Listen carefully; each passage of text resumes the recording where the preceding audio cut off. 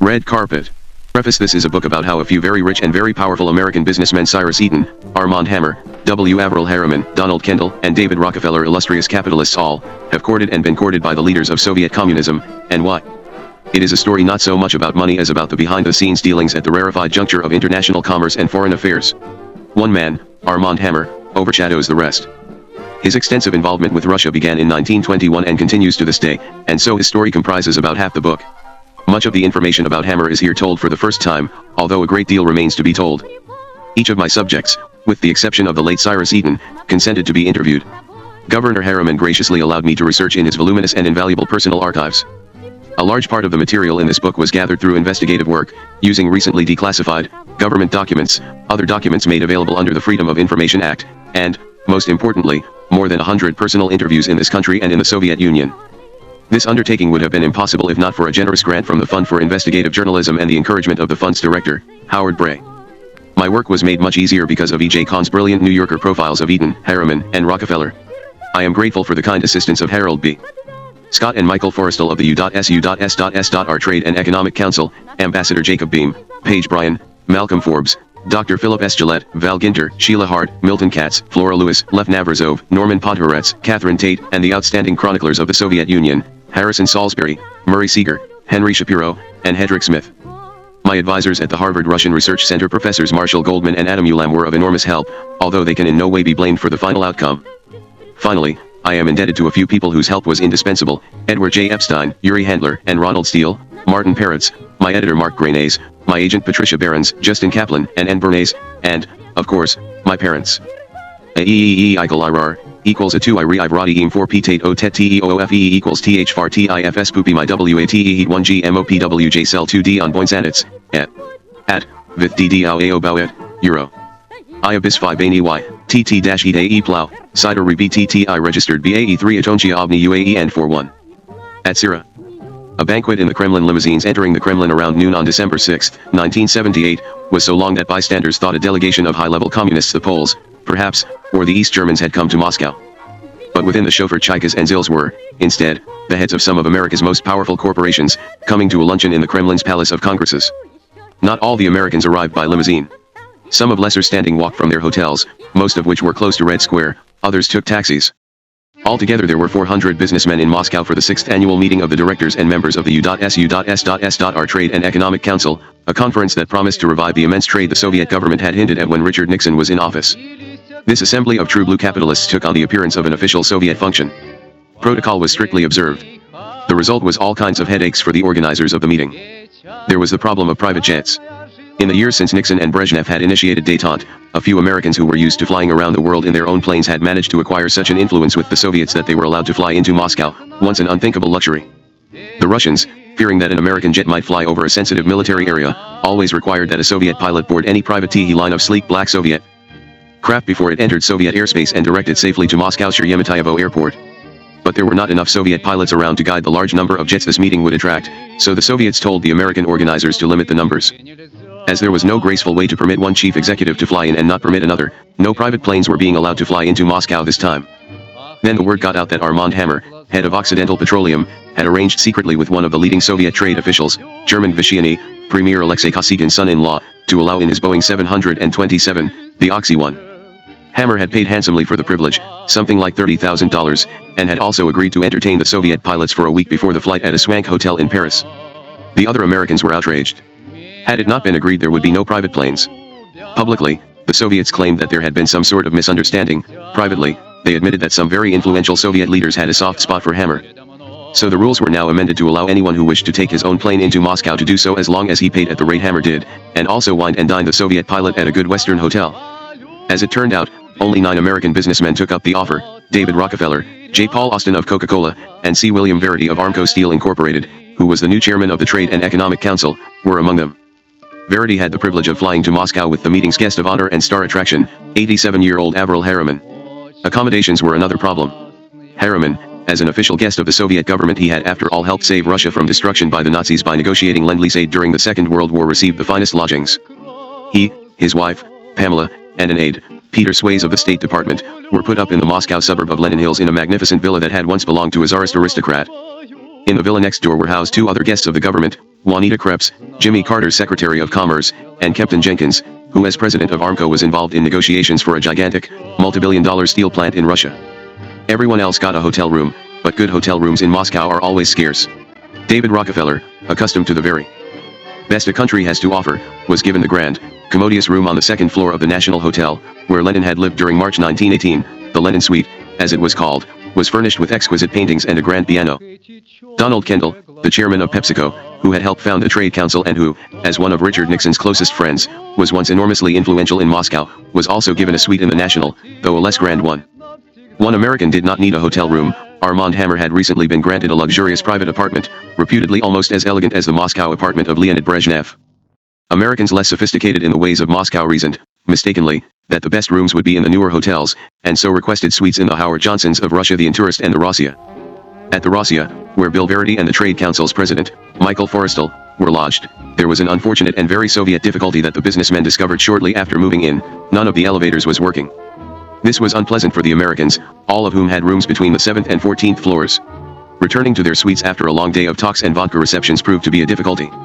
Some had grown accustomed to such problems. Stories were told of Edgar F. Kaiser, the late chairman of Kaiser Industries, who had a regular suite in the Intourist equipped with large stores of frozen and canned food as well as a gallon of liquid plumber for the times when the bathtub got stopped up. And then there was the question of limousines. The ZIL, reserved for the 20 highest Soviet leaders, is a handmade vehicle that resembles an elongated Lincoln Continental, with plush interiors, a burnished black exterior, and gray curtains inside to shield its passengers from the stares of ordinary Soviet citizens. The second echelon limousine, more widely available, is the Chaika, which looks like a Cadillac Fleetwood. 3 ZILs were allocated, one each to the U.S. Secretary of the Treasury Michael Blumenthal, Bill Verity, and Avril Harriman. Rockefeller, Hammer, Kendall, and the other important business chiefs got Chaikas. The limousines entered the Borovitsky Gate of the Kremlin and brought their passengers to the Palace of Congresses, which was normally reserved for such grandiose affairs of state as party congresses. Long tables covered with white cloths were set up with large, beautiful floral arrangements and place settings for 400, each setting included crystal glasses for mineral water, wine, vodka, and cognac. At the head table sat the U.S. Treasury Secretary and the Soviet Deputy Foreign Trade Minister. At their sides were Juanita Krebs, in a white Russian fur hat, Avril Harriman, in a pinstripe suit, and German Vishiani, in an elegant Western tailored suit and a Dior tie.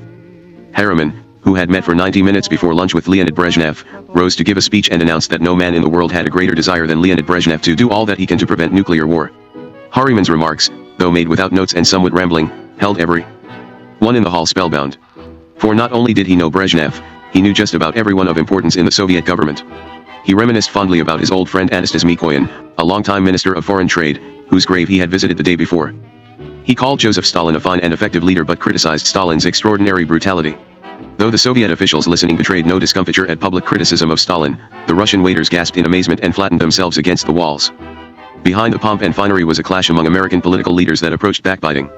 By 1975, in part because of Senator Henry Jackson's successful effort to tie Soviet-American trade to emigration of Soviet Jews, trade had almost halted. When Jimmy Carter became president in 1977, he told business leaders that he wanted to increase trade. The new chairman of the Trade Council, Bill Verity, began to do what he could to hold Carter to his word. One of the first orders of business was to select as the council's president a key Carter supporter, Michael Forrestal. A brilliant New York lawyer, and son of James Forrestal, Harry Truman's Secretary of Defense, Forrestal considered the position with reluctance, for it seemed an unpleasant chore. But Verity persuaded Cyrus Vance to call Forrestal and tell him that by taking the job he would be serving his country. Forrestal and Verity devised a strategy to get Carter and Brezhnev to agree to a list of 28 commercial projects, from steel plants to oil refineries, that American firms wanted to undertake in the Soviet Union. At first Carter, who was preoccupied with the Middle East negotiations at Camp David, refused to meet with them. So in May 1978 they arranged to see Brezhnev, described the plan, and gave him a silver model of a Yankee clipper ship as a symbol of a new era in trade. Brezhnev, teary-eyed, gave them several copies of his autobiography, The Little Land, one of which was for Carter. He also told them he wanted to give a special banquet in the Kremlin for 150 top American businessmen when the Trade Council convened in December. On October 6, Verity and Forrestal saw Carter in the Oval Office. Carter looked more tired and worn out than ever before. The presidency, it seemed, was an enormous strain on him. Nonetheless, he seemed enthusiastic about the proposals, especially the benefits to the United States balance of payments, and phoned Henry Owen of the National Security Council to instruct that all applications for export licenses over 60 days old, which included the 28 projects, should be released. Zbigniew Brzezinski, Carter's national security advisor, had been invited to the meeting but chose instead to remain in his White House basement office. The whole matter struck him as not befitting the participation of a president. When Commerce Secretary Krebs called Carter a few weeks later to ask why she had not yet gotten the export license files from the National Security Council, Carter did not know what she was talking about. A full year before the hostages were seized in Tehran, Jimmy Carter's administration was in disarray. Thus Brzezinski, who was able to take a great deal of power into his hands, had refused to release the files despite the president's orders. And when Treasury Secretary Blumenthal went to Moscow, Brzezinski called him in to brief him on the true state of Soviet affairs, warning him against giving speeches in Moscow filled with rosy predictions and joviality as Blumenthal's predecessors had done. He should instead take a harder line and make the Russians aware that the obstacles to trade were large and possibly insurmountable. Brzezinski even decided he would write Blumenthal's speech. In Moscow, Blumenthal delivered Brzezinski's blisteringly negative speeches and delivered similar messages to the Soviet leadership in person. While the council meetings were in session, Blumenthal received a cable from Brzezinski. The president wishes, the cable read, that Blumenthal proceed to Romania after leaving Moscow and, while in Bucharest, give another speech critical of Soviet policy that would help exploit the divisions between the two communist nations. This was a peculiar command.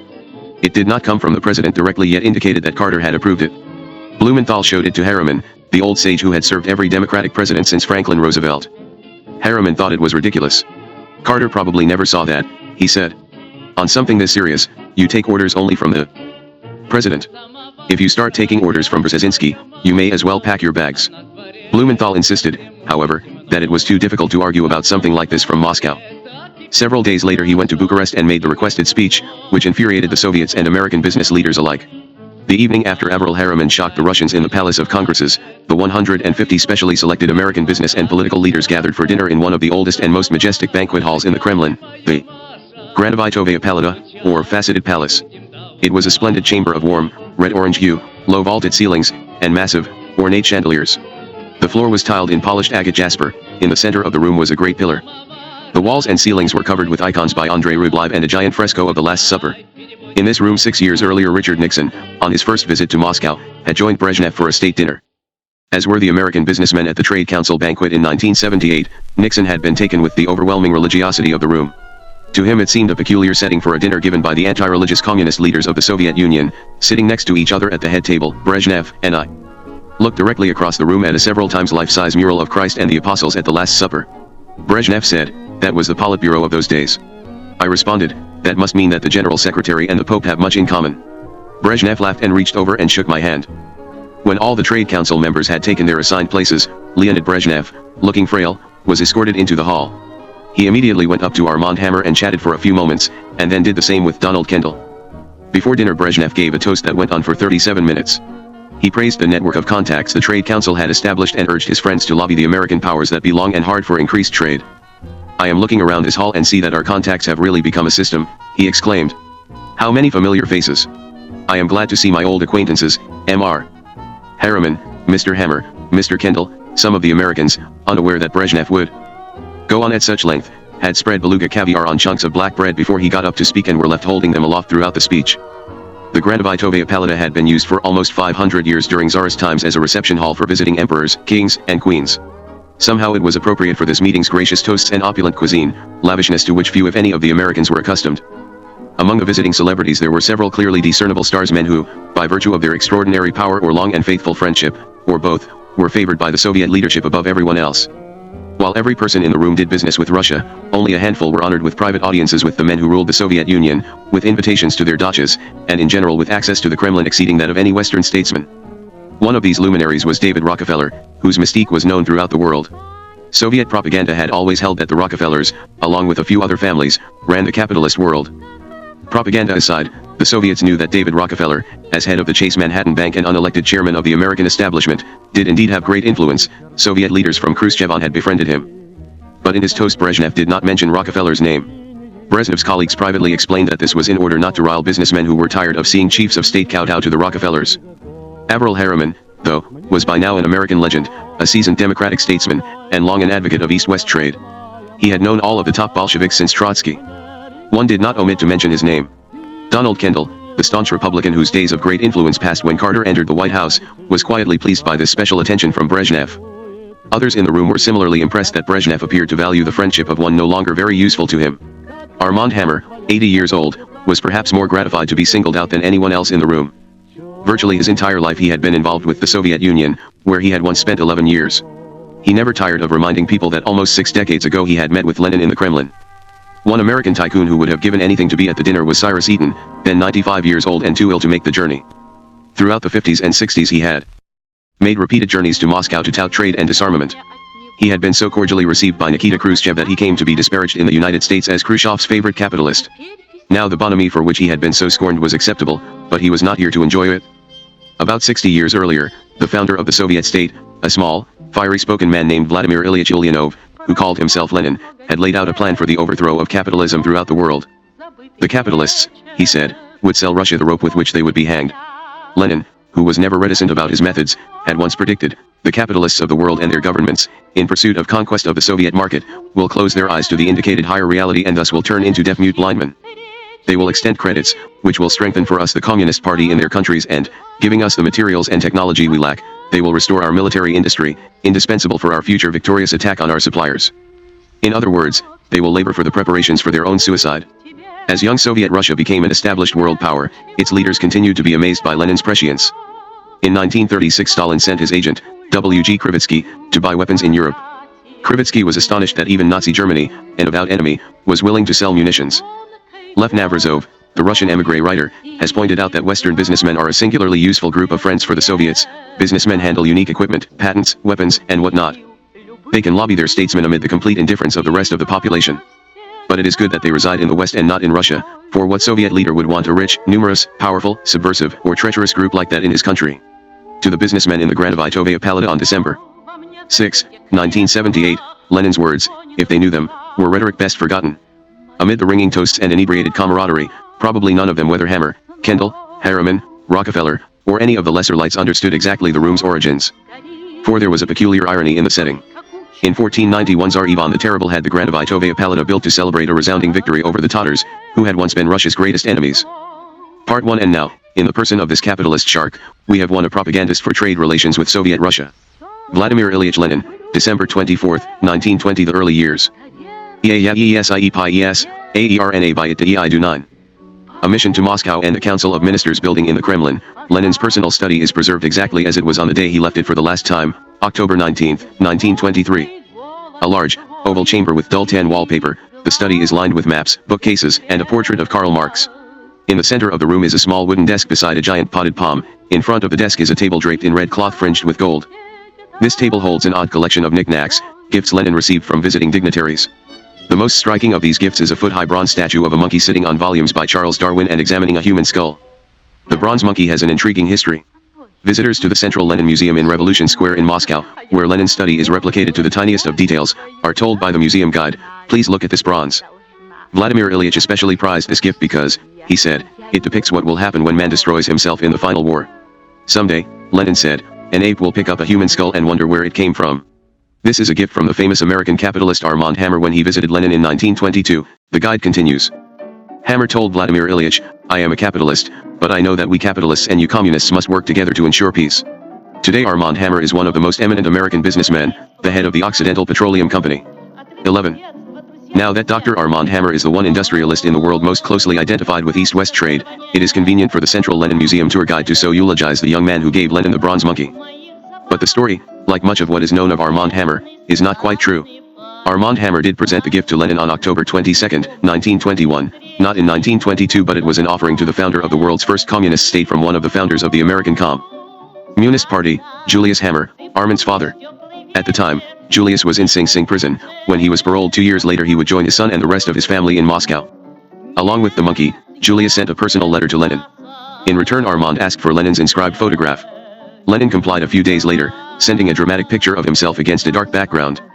It was inscribed in white ink, to Comrade Armand Hammer. The Hammers were a Russian Jewish family from Odessa, merchants in this port city legendary for its aggressive Jewish traders.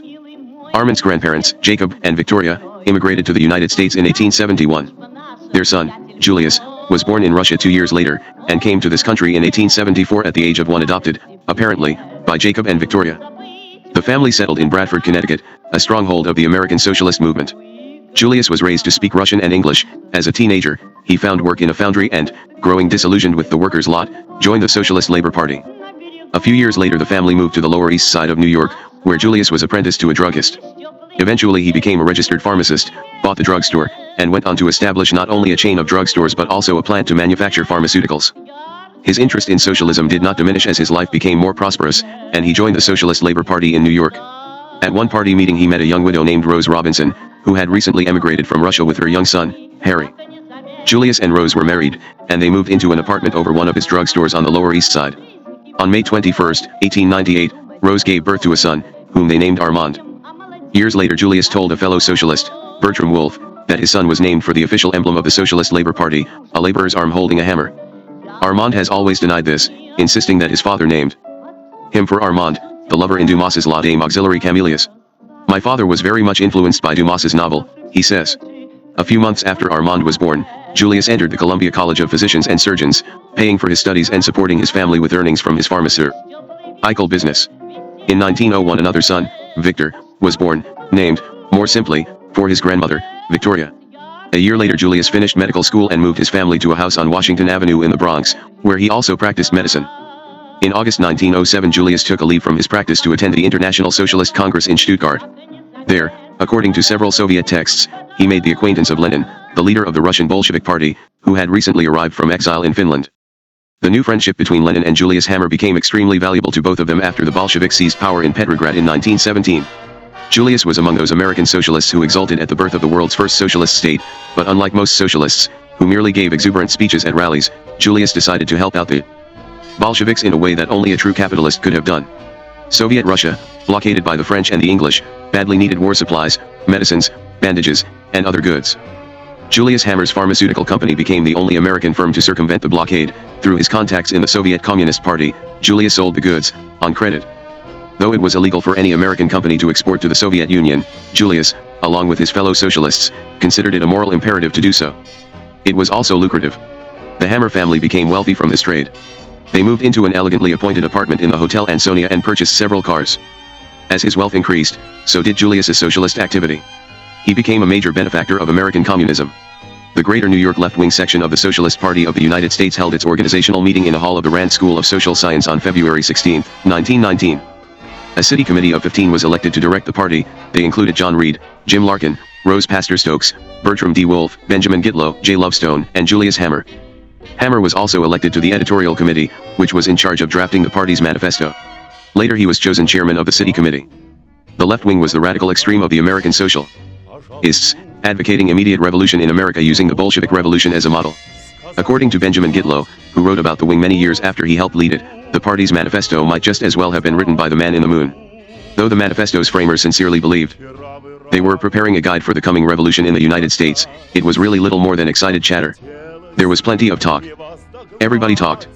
If talk could make a revolution, the left wing would have won in the United States. Another left-winger, Bertram Wolfe, has set down his recollections of Julius Hammer. He remembers him as wealthy, dignified, and strangely silent. He participated actively but said almost nothing. Julius, a swarthy, stocky man with a distinguished black Van Dyke beard, the emblem of a doctor at the time, dressed immaculately in suits of black or dark blue. Though he chaired big meetings, ruling discreetly in favor of the faction he favored at the moment, I never knew him to make a speech, or to lose an appeal against his rulings as chairman of turbulent meetings. Julius' party was controlled and made up largely of Russian Jews like himself. Me seems curious to these ardent revolutionaries were, by and large, not oppressed workers but men of means. Any explanation for this apparent paradox has been offered by Harvard sociologist Nathan Glazer. Despite the relatively good economic position of Jews in the early years of the century, their rapid rise to middle-class status produced certain strains, a sense of discrimination, a feeling of oppression and exploitation, if not its reality. Many of the Russian Jews in the party, who had been hounded from Russia by the Tsar's anti-Semitic pogroms, looked to the Russian Revolution, which had to a large extent been accomplished by Jews, as a triumph of a new, just world order. As founder, president, and principal stockholder of his allied drug and chemical company, Julius profited handsomely from the accession of the Bolsheviks to power. His political convictions had material, as well as psychological rewards. When Leon Trotsky came to the United States briefly in 1917, he met Julius and other leaders of American socialism and came away with a feeling of great revulsion. In high OLIT distaste for the rich, smug socialists he encountered on his visit, to this day I smile as I recall the leaders of American socialism. Successful and semi-successful doctors, lawyers, dentists, engineers, and the like, who divide their precious hours of rest between concerts by European celebrities and the American Socialist Party sneezes. Since they all have automobiles, they are invariably elected to the important committees, commissions, and delegations of the party. And, properly speaking, they are simply variants of Babbitt in Sinclair Lewis's novel, who supplements his commercial activities with dull Sunday meditations on the future of humanity. These people live in small national clans, in which the solidarity of ideas usually serves as a screen for business connections. Each clan has its own leader, usually the most prosperous of the Babbitts.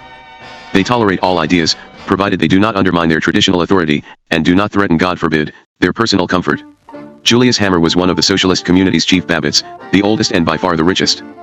J. Lovestone remembers riding around the city, from rally to rally, in Julius's King automobile, thereby enabling Lovestone to address several meetings in one evening, an amazing feat in those days. The United States steadfastly refused to recognize the Soviet Union diplomatically, but in January 1919 the Soviet government, undaunted, named an ambassador to the United States anyway. He was a friend of Julius's, a Russian-born New Yorker with a German surname, Ludwig C.A.K. Martins. Martins had spent time in Tsarist prisons for his radical activities, and had emigrated to the United States in 1916 by way of Germany and Britain.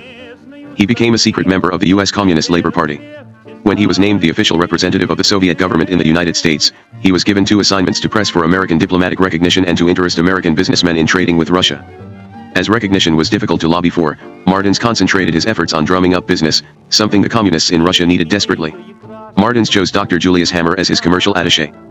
It was a sensible choice, as the businessman the Russians most trusted, Julius had already demonstrated his ability to deliver merchandise. Martins was convinced that Hammer had good connections, and the so-called Soviet Bureau, located in the World Tower building at 110 West 40th Street had been established with money Hammer donated. But things went badly from the start. The State Department rejected Martins's credentials as soon as he presented them. The Soviet Bureau had to exist in a precarious state of quasi-legality, functioning as the purchasing headquarters for a country that the United States had decided did not exist. This state of affairs went on for 1 year, at the end of which the State Department shut down the Bureau and deported Martins. In the meantime, however, Martins and Julius went about their business. As commercial attaché, Julius signed the paychecks of the Bureau's employees, amounts ranging from an average of $35 a week to Martins' salary of $100. Julius also regularly contributed money to keep the Bureau solvent, contributions often as large as $1,000. Most of the Bureau's money, however, came from the Soviet Union, and in peculiar ways. Confiscated Russian jewels were smuggled to the United States and fenced in New York. Several Soviet couriers were caught smuggling diamonds to Martins, and one Russian was arrested on his way to New York with 60 diamonds in the hollow heels of his shoes. Julius also traveled around the country, as far west as San Francisco, in an effort to persuade businessmen that the Soviet Union was a modern-day El Dorado. Most of his efforts, though, were unavailing. American businessmen were terrified of the risks of Soviet confiscation of their merchandise, and the State Department warned businessmen that the United States would not be responsible for anything that happened to them in Russia. Despite the pleadings of the taciturn Dr. Hammer, the Soviet Bureau succeeded only in placing orders for pharmaceutical hammers. As the year went on, Martins and Julius had the misfortune to become involved in party squabbles. A faction of the left wing wanted the Soviet Bureau under the control of the American Party. Martins, who claimed to be taking orders only from Moscow, seemed too independent, a meddler. His function seemed unclear. As Martins' link to the left wing, Martins feared the legal repercussions of becoming officially involved in politics. Julius defended Martins in party arguments and served as his envoy. There was, for instance, a full membership meeting of the left-wing section on April 20, 1919, at which Julius delivered a message sent to the gathering by Martins, who was unable to attend in person, extending his allegiance and support to the left-wing movement. Although quiet and diffident, Hammer was unable to stay aloof when the battle over Martins became bitter. He argued that Martins should be permitted to continue his work without answering to American socialists. At a left-wing executive committee meeting in June, there was a motion that Comrade Hammer be expelled from the left wing. The motion was defeated. America's first and most widespread Red Scare occurred that year, 1919. The New York State Senate formed a commission, known as the Lusk Committee, to investigate domestic communist activities. The committee had been on the trail of the members of the left wing for some time, waiting to catch them openly committing what might be prosecuted as sedition. We existed in a state of semi-legality, Benjamin Gitlow recalled, always expecting to be attacked and arrested. The Soviet Bureau was raided on June 12, 1919, and Martins was forced into hiding. Julius, who helped Martins evade the authorities, took over a larger share of the Bureau's responsibilities. He became director of the medical department, which meant simply that he organized the shipment of medical supplies to Russia. He also assisted another employee of the Bureau, Abraham A. Heller, another wealthy businessman with socialist leanings, in a drive to raise millions of dollars in relief aid for the Soviet Union. Throughout the spring and summer of 1920, Hammer's company made a full-scale effort to purchase supplies from other concerns and ship hundreds of cases of codeine, camphor, gauze, morphine, and quinine to Moscow. But life for Julius became complicated. In July 1919, the wife of a diplomat in the embassy of the Russian Imperial government had come to him for an abortion. Hammer had consented to perform the curettage, although it was illegal. 5 days later the woman died, and Julius was arrested for manslaughter. At the time an epidemic of Spanish influenza plagued the nation, and there were indications that the woman had died of that, not from the abortion itself. Hammer was probably framed. During the long and sensational trial, Tammany Hall, which was determined to put this communist behind bars, bribed at least one of the jurors to find Hammer guilty. There were counter-efforts, presumably supported by the Soviet Bureau, to publish propaganda in New York newspapers favorable to the doctor. Even while his trial dragged on, Hammer continued his involvement in socialist politics. He served on a steering committee to run the first national conference of the left wing in New York during the summer of 1919. In September, at the National Socialist Party convention in Chicago, the left wing was reorganized. Julius, preoccupied with his trial, was unable to attend. John Reed, Ben Gitlow, and Jim Larkin represented the left wing, which, by the end of the convention, had been absorbed into the Communist Labor Party. This new party's headquarters were established at 108 East 12th Street in New York in a house rented and later donated by Dr. Hammer. When over 700 New York police agents, acting on orders from the Lusk Committee, raided the meetings and headquarters of various communist groups throughout the city during the night of November 8, 1919, two of Julius's comrades in the new Communist Labor Party were arrested and charged with criminal anarchy, Ben Gitlow and Jim Larkin. Bail was set at $10,000 each. Julius came to their aid with $20,000 in Liberty bonds. All of this visible socialist activity did little to aid Julius's cause at his politically charged trial.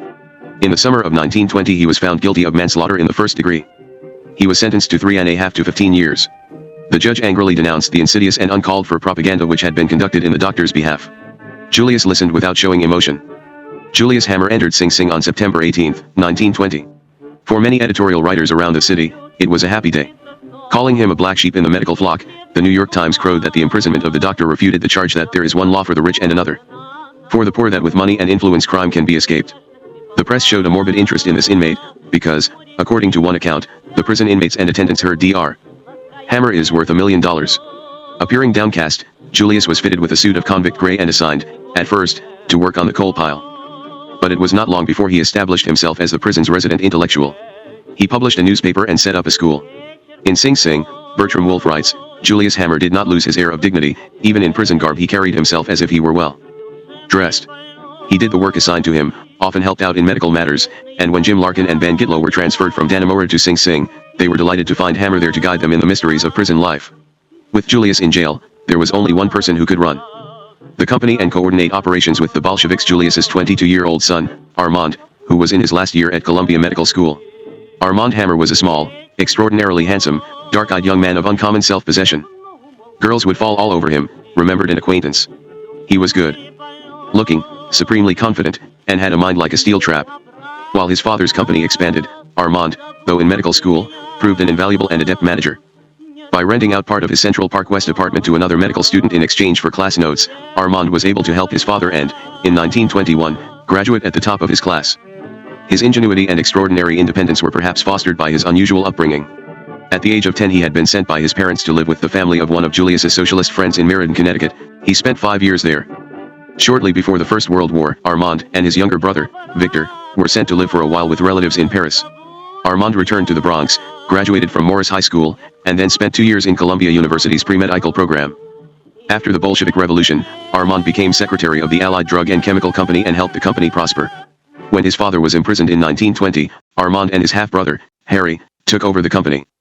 They had periodic consultation sessions with Julius in the visitor's room at Sing Sing. As the burdens of running his father's Soviet business mounted, Armand's new medical training fell by the wayside. Friends of his recount that Armand was disillusioned about medicine as a result of his father's ugly criminal trial. Whether or not that is true, in the summer of 1921, 23-year-old Armand Hammer set off on a business mission to the Soviet Union. All his life Hammer has concealed the reason for his first journey to Russia.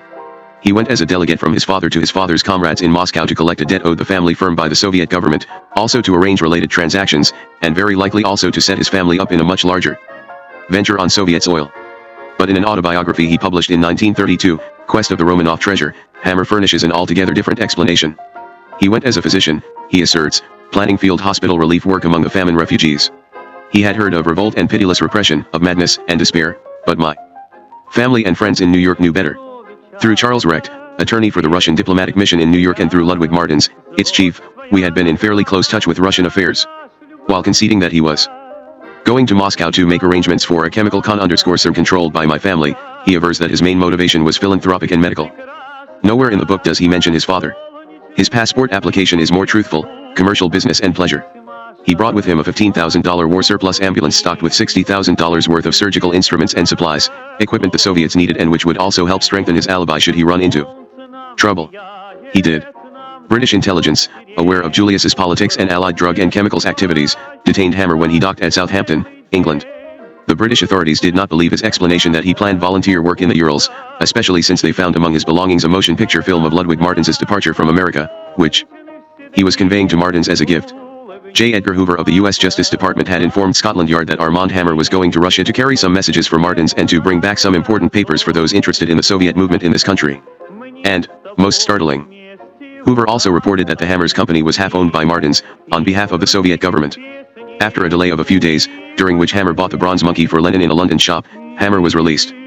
He proceeded to Berlin, where he waited for a Soviet visa that was to be received at the USSR consulate there. On another shopping expedition, he purchased somewhat inappropriately for a famine volunteer a Mercedes-Benz, which he asked the Allied Drug and Chemical Representative for Europe, Boris Michel, to deliver later. Within a few days, Hammer's visa arrived, personally approved by Maxim Litvinov, Deputy Commissar of Foreign Affairs. In Moscow, a powerful group of Soviet officials, all close friends of Julius from the American Socialist Movement, awaited Armand. There was Martens, now a member of the Presidium of the People's Commissariat for Foreign Trade, which was in charge of rebuilding the country's mining industry. There was also Gregory Weinstein, who had been an advisor to Martens and Julius in the Soviet Bureau, and who had been a member of the left wing and an editor of its newspaper, Novy Mir, The New World. Weinstein, who had been deported from the United States in 1920 together with Martens, Emma Goldman, and others, was in charge of the Anglo-American Department of the Commissariat of Foreign Affairs. But the most important contact was Boris Reinstein, a Russian-born Jew who came to the United States in the 1890s, became a pharmacist in Buffalo, New York, and was an active member of the Socialist Labor Party. He had accompanied Julius to the International Socialist Congress in Stuttgart in 1907. In fact, he and Julius were the closest of friends. When, in 1917, Reinstein told his comrades in New York that he was returning to his native Russia to help lead the country, Julius gave a speech at a meeting held in his honor.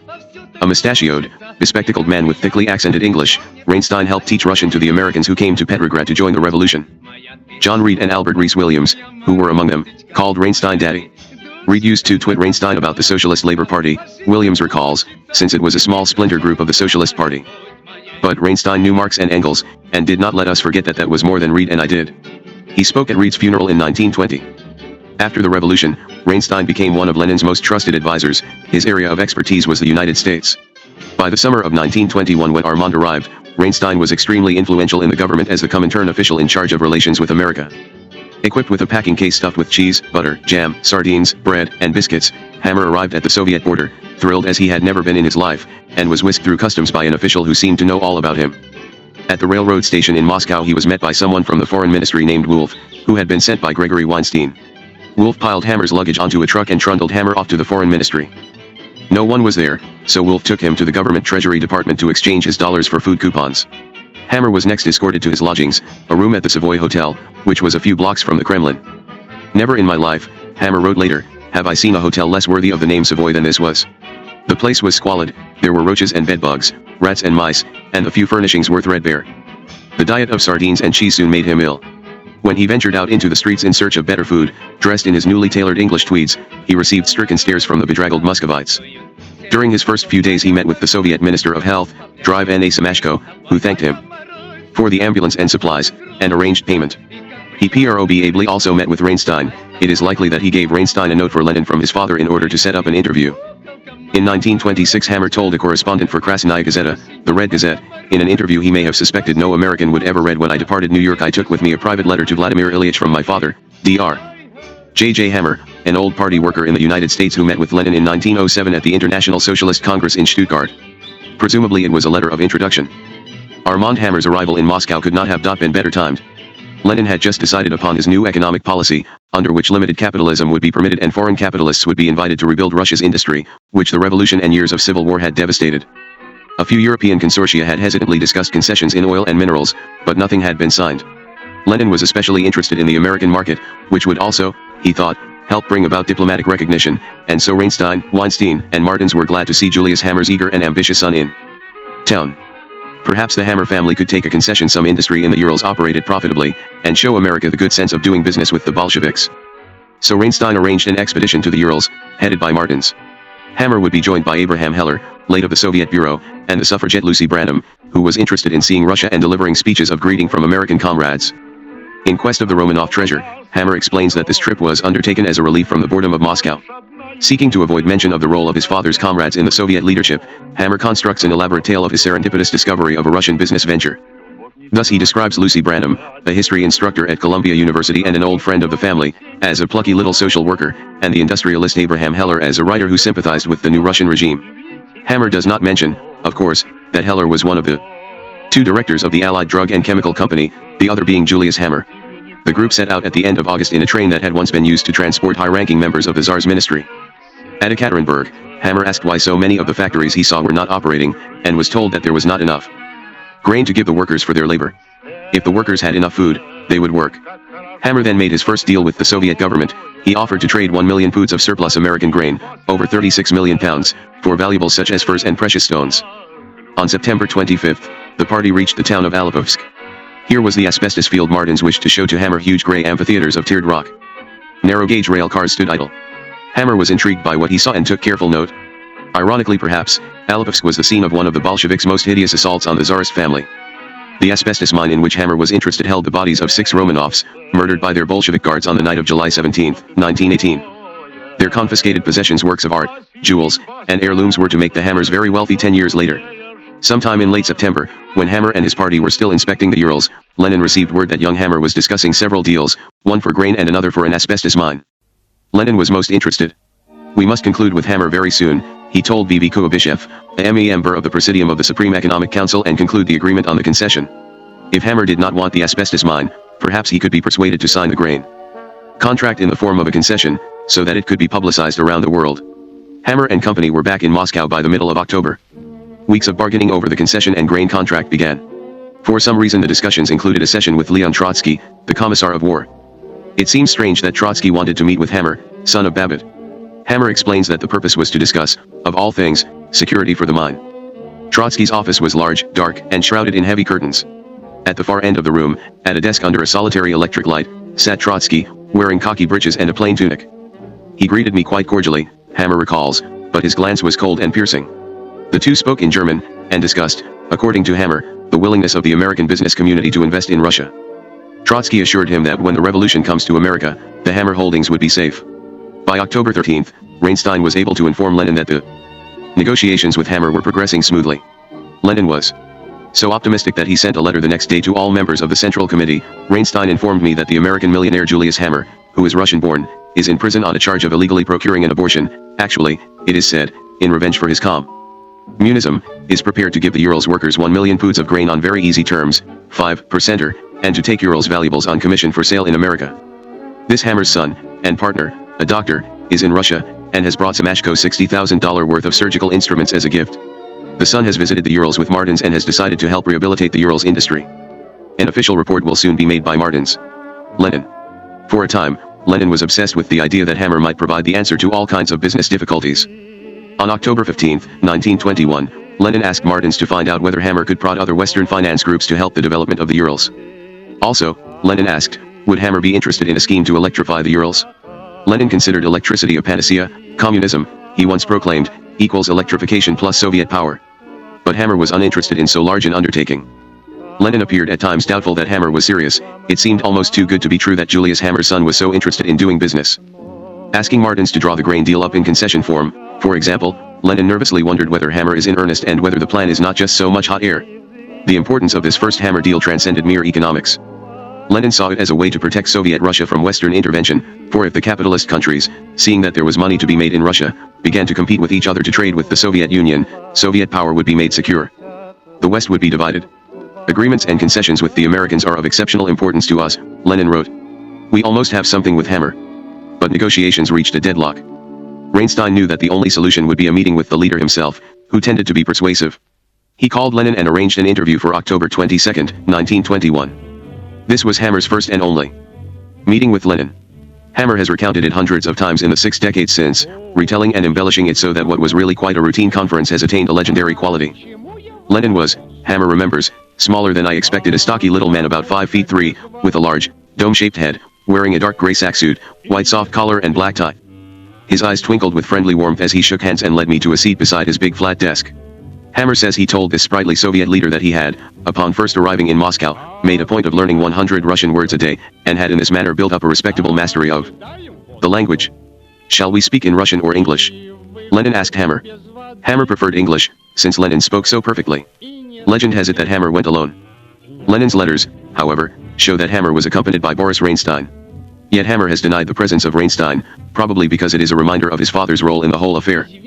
Once, however, Hammer admitted Reinstein's presence but explained that he was Hammer's translator. In The Russian Connection, a 1974 NBC documentary on Hammer's life, Edwin Newman asked Hammer how Lenin knew of him in advance. "Well, he had known, I suppose, before I got to see him," Hammer answered falteringly.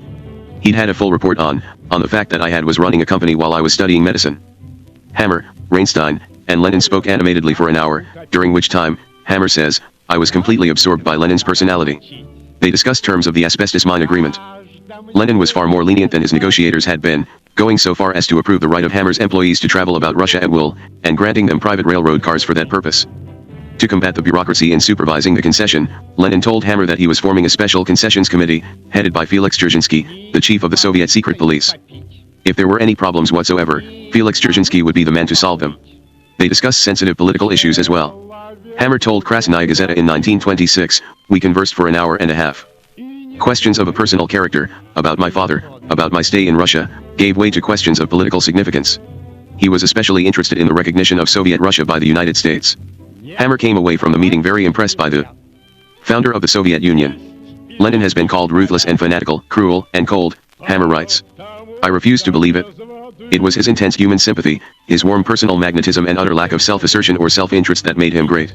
More adulatory words could not be found in a Soviet textbook." Once Lenin had placed his imprimatur upon the Hammer venture, the negotiations proceeded apace.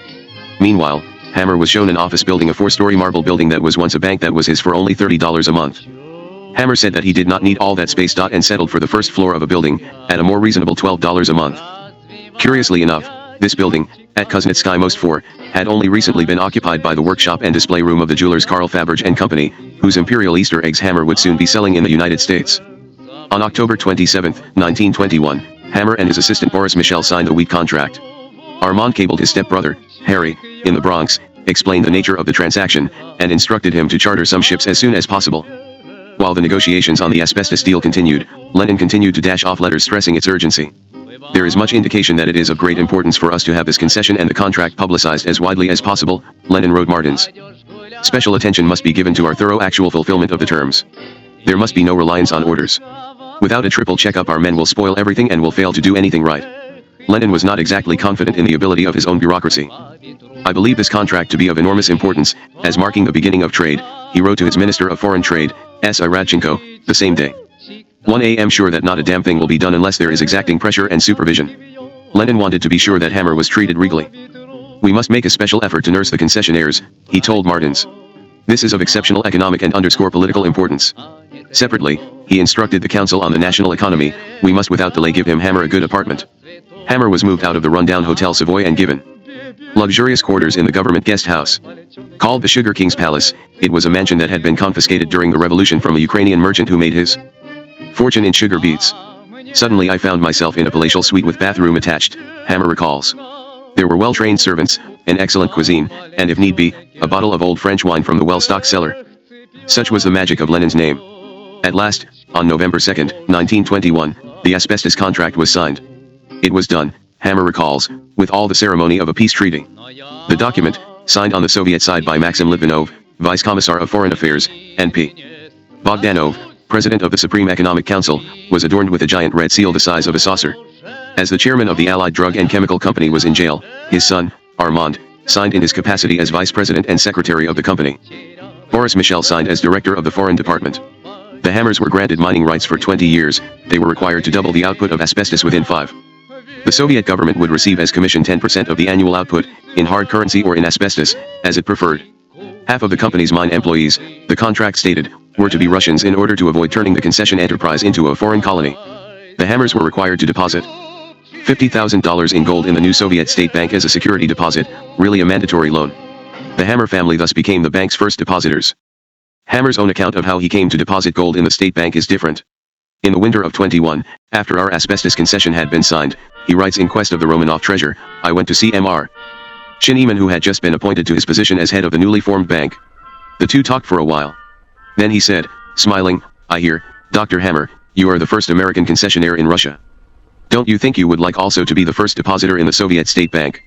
It so happened that I was just beginning to feel the need of Soviet currency, so I produced my letter of credit and opened an account in dollars. I forget how many millions of rubles my first deposit of $5,000 was worth, and received a passbook numbered 1.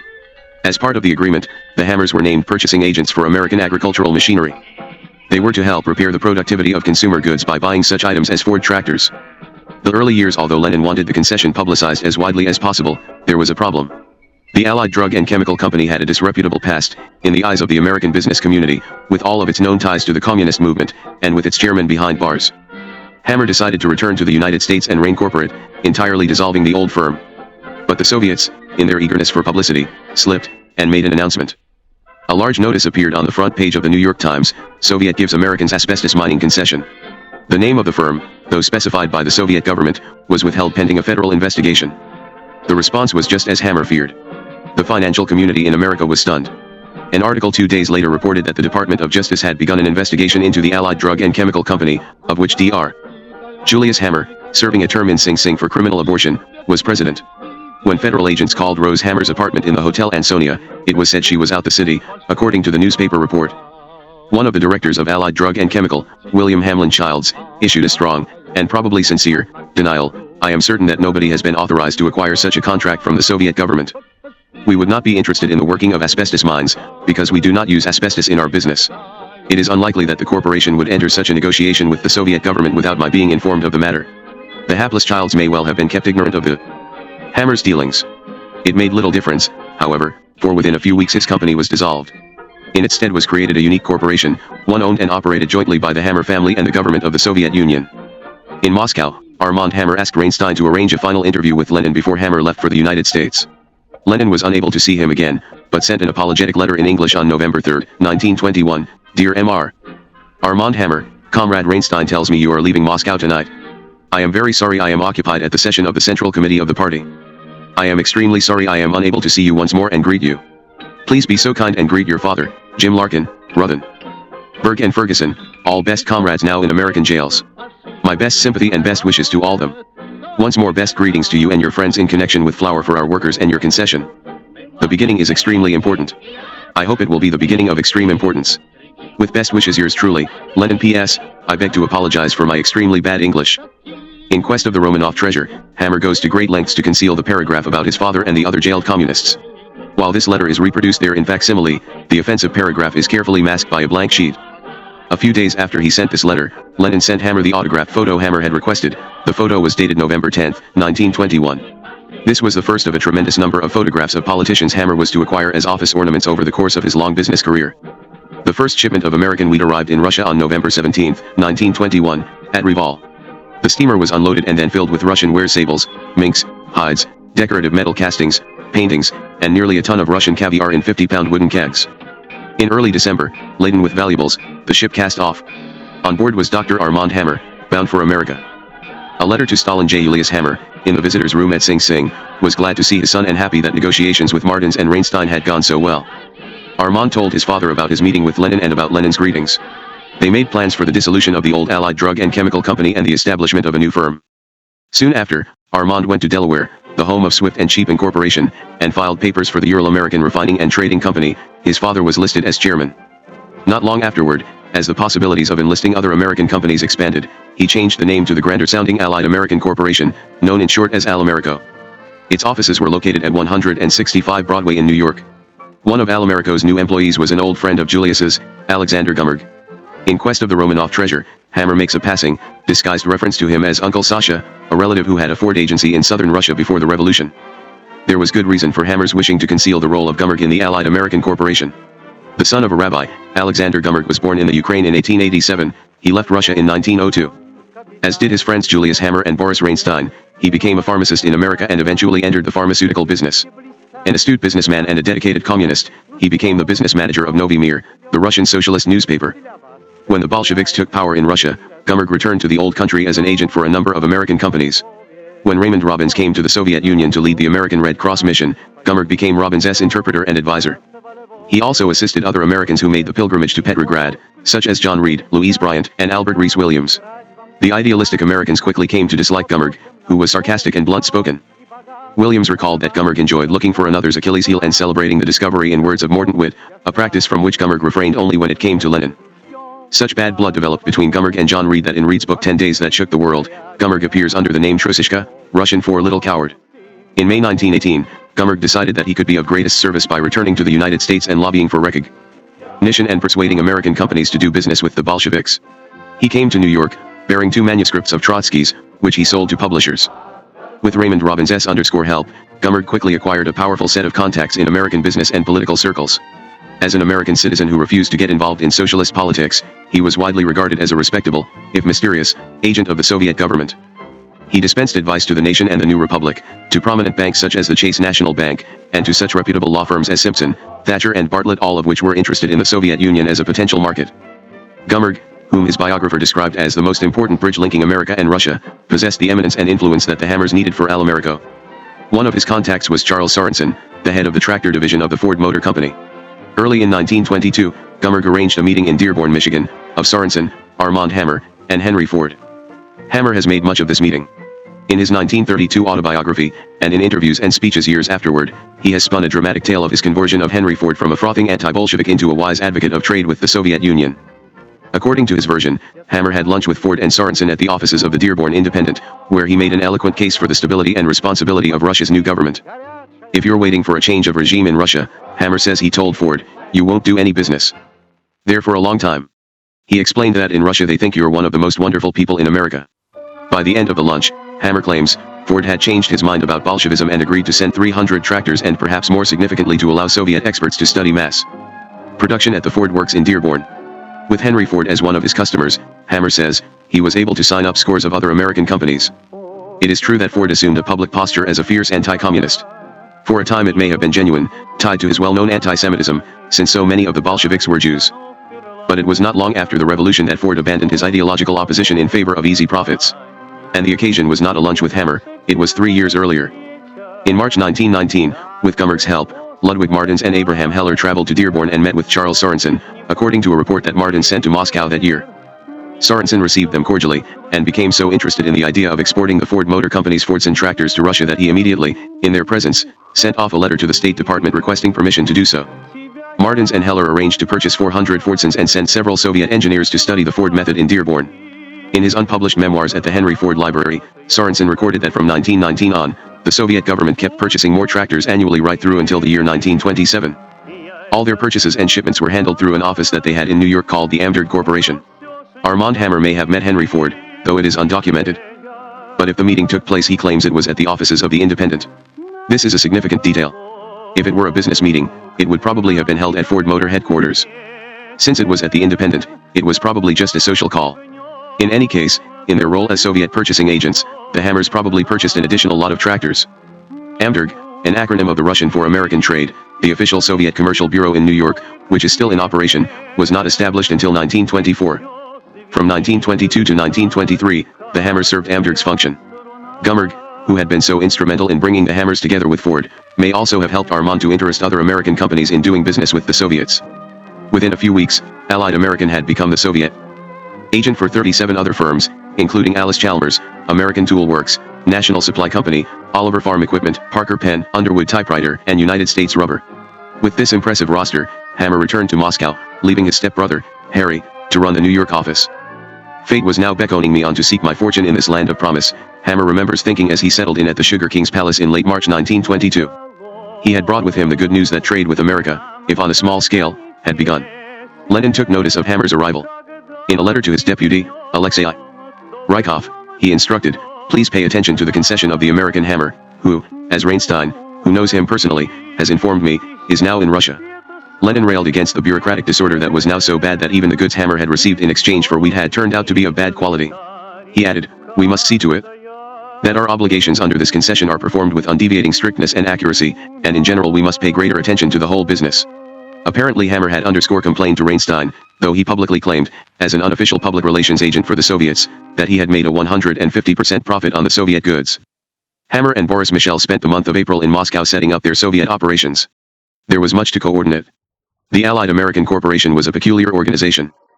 Apart from its chairman's being a convict, The strangest aspect of the company was that in violation of Delaware incorporation laws 2 members of the board of directors were high-ranking officials in the Soviet government. One Soviet account reveals that the management of the company included 2 Soviet directors with the right to protest transactions contrary to the interests of the business. Hammer has always denied this.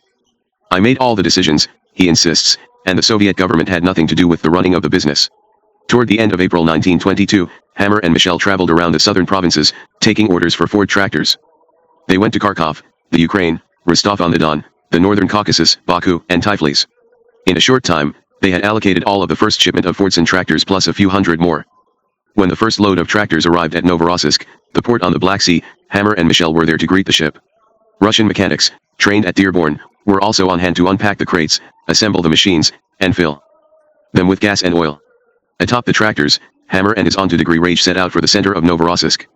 A comical overreaction resulted. The citizens thought they were being invaded by some strange type of American tanks, and the local garrison was called out. When the true nature of the invasion was determined, the welcome turned cordial. The procession continued 100 miles and a few days north along the Don River to the town of Rostov. There Hammer met several local officials who were to rise to the top of the Soviet government during the next few decades. One was a Red Army commander named Kliment Voroshilov, later one of the most powerful and shadowy members of Stalin's Politburo as the chairman of the Presidium of the Supreme Soviet. Another was the province's 28-year-old party secretary, Anastas Mikoyan, who would become the Politburo's most forceful proponent of trade with the West until his death in 1978. 100 miles north of Ekaterinburg, now Sverdlovsk, were the asbestos mines of the Allied American Company. Actually, it was a large hole 1,000 feet in diameter with terraced walls that went about 100 feet below the surface. The operations were abominably inefficient. Everything was done by hand. Chunks of ore were carried on laborers' backs and pounded until the asbestos could be separated. Hammer revolutionized the process with an array of sophisticated equipment: compressed air drills, automatic sawmills, and mechanical rock crushers. He had houses built for the workers, as well as schools and a hospital, and supplied the employees with surplus American military uniforms. With such progress underway, Hammer and Michel returned to Moscow. Lenin, who had begun the long decline in health that ended with his death a year and a half later, welcomed Hammer back to the capital with a warm letter in flawed English. "Excuse me please," he wrote on May 11, 1922, "I have been very ill, now I am much, much better. Many thanks for your present, a very kind letter from American comrades and friends who are in prison." He wished Hammer full success of your first concession. Such success would be of great importance also for trade relations between our Republic and United States. At the same time, Lenin instructed his secretaries to make note of Armand Hammer, and in every way help him on my behalf if he applies. He delivered to Hammer a letter of introduction to Grigory Zinoviev in Petrograd. "I beg you to help the comrade Armand Hammer," Lenin had written. "It is extremely important for us that his first concession should be a full success." Later in the day, he called Petrograd with another message for Zinoviev, in the event that his written message was not received. "Today I wrote a letter of reference to you and your deputy for the American comrade Armand Hammer," Lenin said. "His father is a millionaire and a communist. He is in prison in America. He asks Zinoviev to see that there is no red tape and that reliable comrades should personally keep an eye on the progress." What did Lenin's repeated use of the term comrade mean when referring to Armand Hammer? Lenin did not bandy the title about loosely. Comrade referred to a fellow communist, but since Armand Hammer was not that, in his case it referred to a communist's son who was, in Lenin's eyes, helping communism. It is significant that Lenin gave Comrade Armand Hammer an inscribed photograph. A year earlier, an American businessman named Washington Vanderlip, pretending to be one of the Vanderlips who owned the First National City Bank, saw Lenin to discuss leasing the Kamchatka oil fields. As he left, he asked Lenin for an autographed portrait. Lenin recalls, "I had declined, because when you present a portrait you write, 'To Comrade so-and-so,' and I could not write, 'To Comrade Vanderlip.' I did not know what to write. It would have been illogical to give my photograph to an out-and-out imperialist. This is why no other Western businessman ever received a signed picture of V.I. Lenin." Armand Hammer was not an out-and-out imperialist, he was in Lenin's opinion at least a communist sympathizer. Hammer's position of privilege among the Soviet leaders proved quite handy several times. When a railroad official north of Alipevsk demanded a bribe, Hammer contacted the Special Concessions Committee, and Felix Dzerzhinsky, whom Hammer fondly remembers as that remarkable man, had the official executed. Another time, Hammer had difficulties with an obstinate bureaucrat in Petrograd, and fired off a letter to Reinstein. On May 22, Lenin angrily wrote to Zinoviev, "Today, Reinstein showed me a letter from Armand Hammer, of whom I wrote you, an American, a millionaire's son, one of the first to have taken a concession from us which is highly profitable to us. He says that in spite of my letter, his colleague Michel, the early years mayor's colleague, has bitterly complained about the rudeness and red tape on the part of Becky, who received him in Petrograd. I am going to complain about Becky's behavior to the Central Committee. This is the limit. In spite of my special letter to you and your deputy, they acted to the contrary." Lenin ordered Zinoviev to influence Becky and clear up the matter. One wonders whether the unfortunate Becky was influenced in the same manner as was the railroad official. By now Lenin's health had deteriorated seriously. In 1918 a member of the Social Revolutionary Party had made an attempt on his life and lodged a bullet in him. In April 1922 he decided to undergo surgery for removal of the bullet, which his doctors thought was poisoning his bloodstream. Perhaps as a result of the operation, Lenin suffered a massive stroke on May 26 that left his right side partially paralyzed and temporarily robbed him of the ability to speak. Despite his frail condition, Lenin was especially concerned with seeing that Hammer was given special treatment. 2 days before his stroke he began a letter which he finished one day after the stroke addressed to Joseph Stalin, the general secretary of the party. This last letter he was to write concerning the Hammers was marked urgent and secret. Perhaps sensing he would soon die, Lenin wished to ensure that his successors maintained the personal camaraderie he had established with the Hammer family. The cause of the letter was an apparently reassuring secret report he had received on the Hammers from Boris Reinstein. A footnote to Lenin's letter in a 1965 Soviet edition of his works describes a report of B.I. Reinstein which contained detailed intelligence on Dr. J. Hammer and his son Dr. Armand Hammer and about the firm held by the family, the Allied American Drug and Chemical Company. The contents of this report will of course never be known. Whatever it said, it hardened Lenin. On May 24, he wrote to Comrade Stalin with a request to circulate among all Politburo members, being sure to include Comrade Zinoviev. On the strength of this information from Comrade Reinstein, I am giving both Armand Hammer and B. Michel a special recommendation on my own behalf and request all CC members to give these persons and their enterprise particular support. This is a small path leading to the American business world, and this path should be made use of in every way. If there are any objections, please telephone them to my secretary, Fosheva or Lepshinskia, to enable me to clear up the matter, and take a final decision through the Politburo, before I leave, that is, within the next few days. Lenin. There were no objections, and on June 2, the Politburo Stalin, Trotsky, Zinoviev, Kamina, and the newly elected Rykov and Tomsky unanimously approved Lenin's recommendation. Whatever particular support meant, they accepted it. The Hammer family niche was secure. The SS Majestic sailed into the New York harbor on June 13, 1922. During the voyage, Hammer happened to strike up a conversation with a prominent American businessman during which he excitedly explained his asbestos concession in the Soviet Union. This businessman alerted reporters, who gathered to hear Hammer's tale when the ship docked. Naturally, Hammer made no mention of the special relationship his family had with the Soviet leadership. When I conferred with officials of the government, he told the New York Times, T told them that I was a capitalist, that I was out to make money, but entertained no idea of grabbing their land or their empire. Of course, by denying being an anti-Bolshevik, land-grabbing capitalist, Hammer hoped to divert attention from the true, more suspicious circumstances. Lenin, after all, understood that the Hammers were anything but plundering industrialists. The Allied American Company, he once wrote, is to be distinguished from the usual capitalist companies in that it is well disposed toward the Soviet Union. Hammer continued, they said, in effect, we understand you didn't come here for love. As long as you do not mix in our politics, we will give you our help. Later in June, Hammer gave a private dinner at the Hotel Commodore to interest other businessmen in the type of success he was enjoying. The New York World reported on the enthusiasm Hammer had generated, a rich slice of the prospective trade with Russia which the financial centers of the world have been looking forward to for the last 2 years is within the grasp of American interests. But the State Department was less pleased with the Hammer family's operations. It regarded the burgeoning activities of Allied American with increasing suspicion.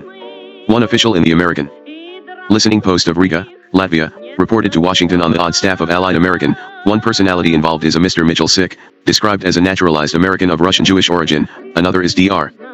Hammer of New York, whose father is a well-known radical and a former friend of Trotsky.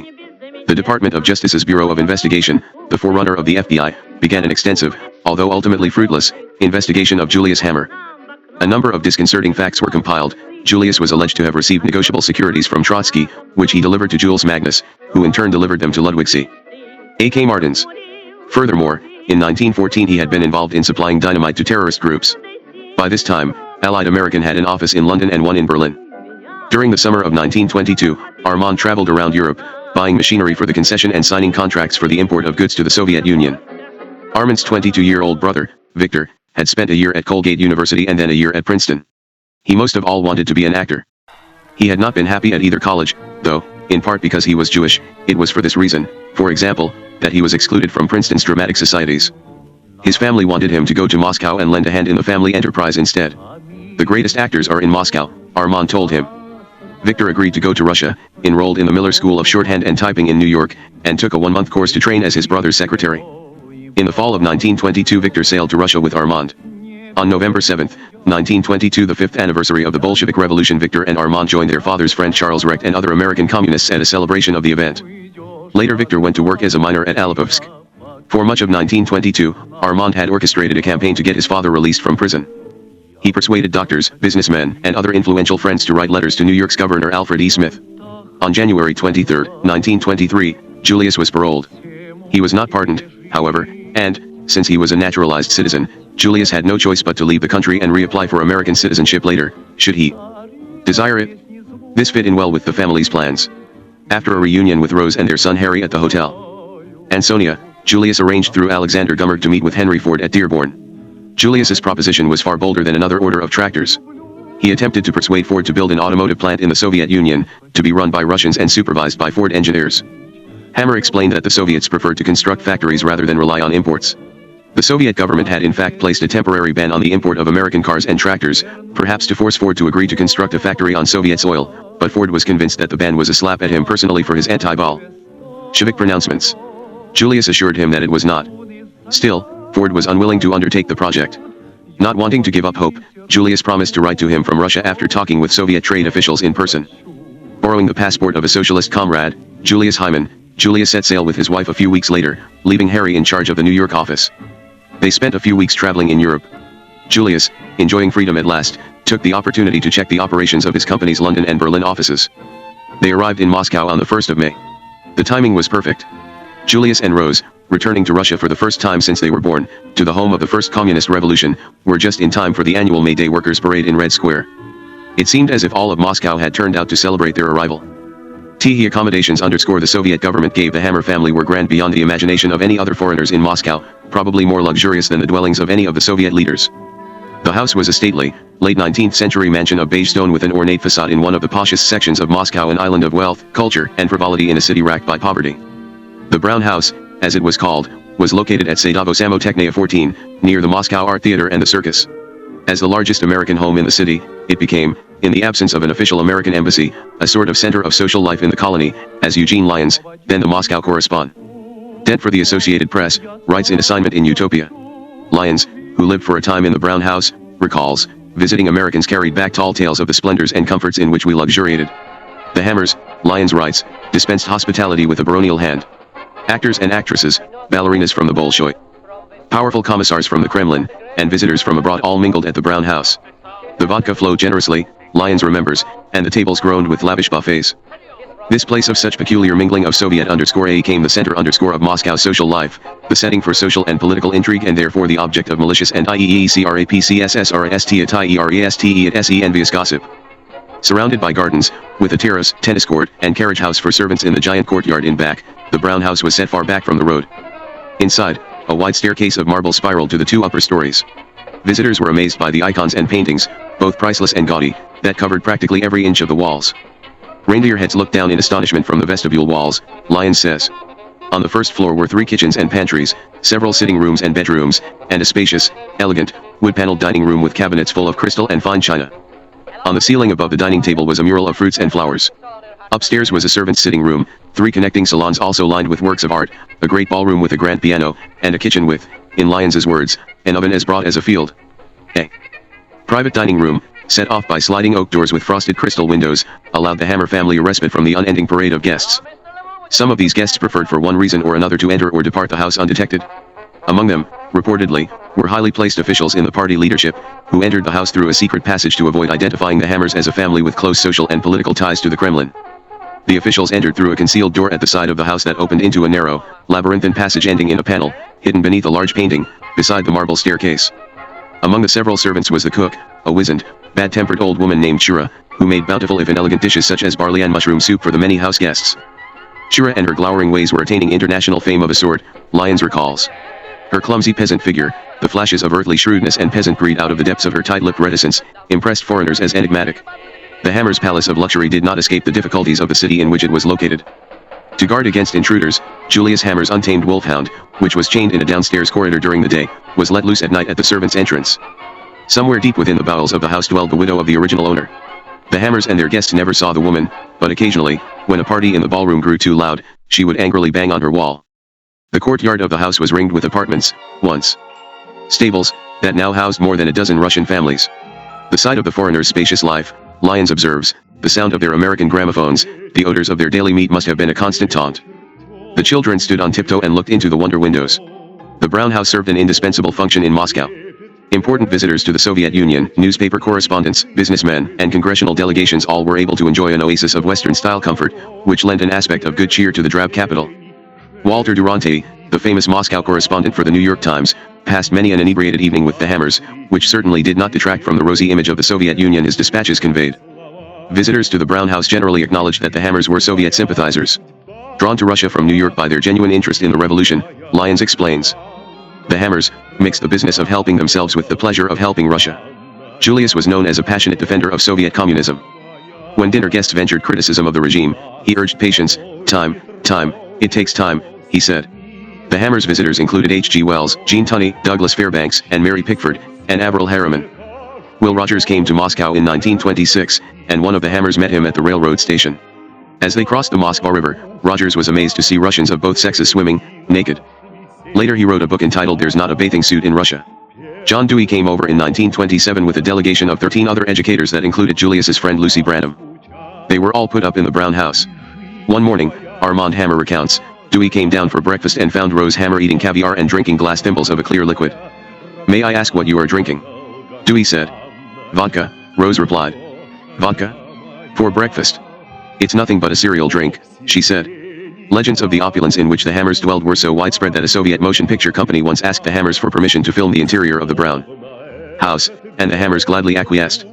Later they were dismayed to learn that the footage was used in a Soviet film depicting the evils of capitalism. Seeking to downplay the importance of his father's political ties, Armand Hammer has always claimed that the Brown House belonged to him and Victor and that his parents came only for occasional visits. This is clearly not true. The poet E. E. Cummings came to Moscow in May 1931 to see for himself what so many of his intellectual friends were hailing so enthusiastically. There was a room available at the Brown House, and Julius allowed him to stay for a few weeks. Cummings recorded his impressions of his month in Soviet Russia in a novel, I Me, which is a masterful portrait of the cruelties and absurdities of Soviet communism and the growing disillusionment of Americans in Moscow. His description of Julius is perceptive, though unkind. Julius appears as a character named Chinesey because of his somewhat Asian-looking Jewish countenance, a regal, even imperious, strangely silent man of uncertain motives. Cummings dismisses Rose, Mrs. M.D., as witless. By the time Cummings visited Moscow, Armand and Victor had already departed the country. Cummings's first impression of Chinesey is one of a huge, dangerous man who deferentially mentor murmurs, in Cummings's Joycean syntax. Cummings is astounded by the Brown House. It is not an apartment, like the residences of every other American in the city. Why, it's a house. Chinesey himself owns this house. Oh my, yes, very rich indeed. Remind me to tell, but public-spirited, very. Everything about Chinesey, especially, as Cummings intimates, the provenance of his wealth is mysterious. When Cummings enters the palatial residence of the Chinesey doctor, he sees Chinesey sitting in a little plushy room between two typical American business gents of the quiet, and how, variety. On second glance, Chinesey seems less imposing, feeble, or merely not as I'd remembered. One evening, the novel continues, Cummings, Chinesey and Mrs. M.D. and Turk, Charles Malamud, a correspondent, go to a restaurant for dinner. Everyone has beer. Cummings overhears an argument between Mrs. M.D. and Turk. The state is queen, Turk tells Mrs. M.D., and you'd be the first to hate that, despite your pretended pro-communism.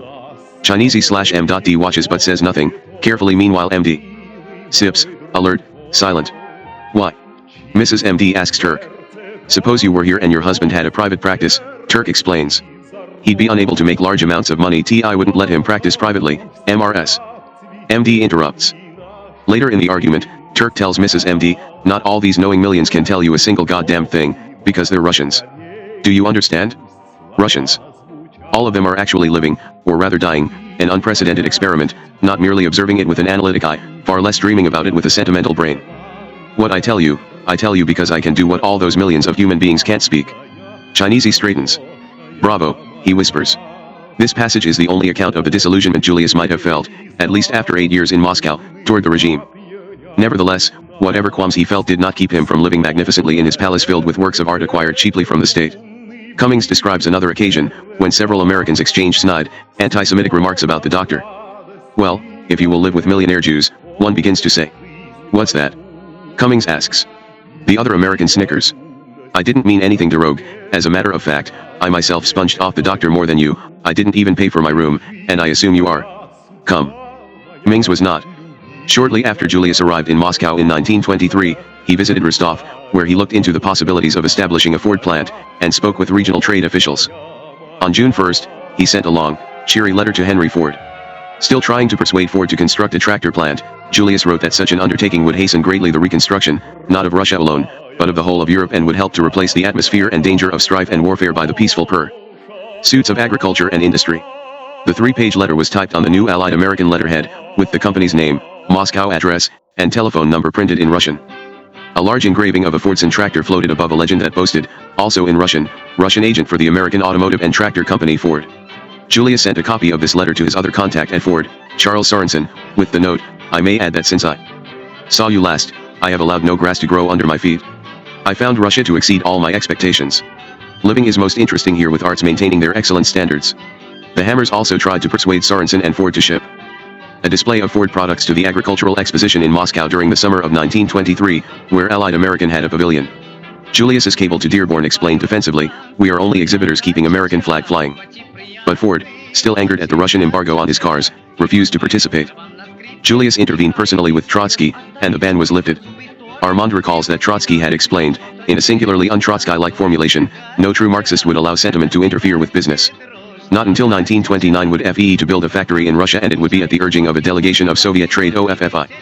The end of 1923, they lost interest in cultivating their contact in Dearborn. "I haven't heard from you for about 6 months and presume that you have probably dropped off the face of the earth," a concerned Charles Sofor. "Why don't you write us once in a while? Have your folks returned from Russia? When do you expect to come to Detroit again? Try and write, you have time." But the Hammers no longer had reason to visit Dearborn or, in fact, to return to the United States, at least for a long while. The Allied American Corporation had become by now the Soviet sole import-export agent for the United States.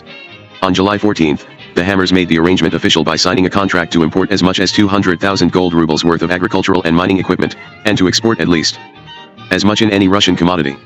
The Soviets would determine all prices and receive 50% of the profits with an additional 10% as commission. The main export was to be asbestos, but a subsidiary firm was also formed that year to put Russian minks, sables, and hides on the American market. This company was Allied for Sales. Armand was its president. As the Hammers' operations expanded, the reaction of the United States government grew divided.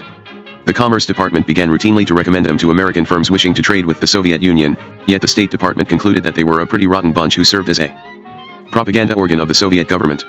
Most of the State Department's conclusions were based on grumblings from Foreign Service officials in Riga who were suspicious of Julius's known sympathy with communism. Some suspicions, though, had a firmer foundation.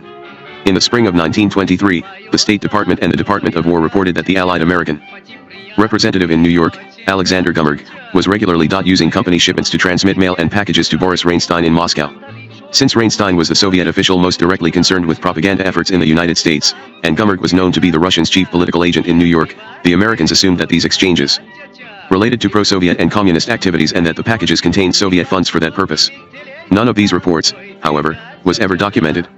In fact, despite such affiancor about the Hammers, Governor Alfred E. Smith pardoned Julius on November 12, 1924, thereby re-American citizenship and allowing him to travel out CIA_at will. CCT. With the assistance of Gummerg, a congressional committee came on a junket to the Soviet Union in the fall of 1923 to see whether Russia was heaven or hell. Congressman James Frere of Wisconsin and Senators Edwin Ladd of North Dakota and William King of Utah spent close to 3 months there, meeting with several top Soviet leaders and dining often at the Brown House. Their official sessions in the Kremlin were augmented by convivial banquets in the Hammers' stately dining room with Russian ballerinas and actors and actresses. The committee returned underscore to the United States unanimously calling for the relations between IAUT was heaven. After more than a year of incapacity, Lenin suffered a final, massive stroke, and died on January 21, 1924. Much of Moscow mourned, for even the most bitter opponents of the regime realized that things could only get worse, and the Hammer family of course attended the funeral. In his 1932 autobiography, Armand extolled Lenin with an explicit comparison to Jesus Christ. Like one before him, he forbade not little children come to him, and rejoiced that they should be happy.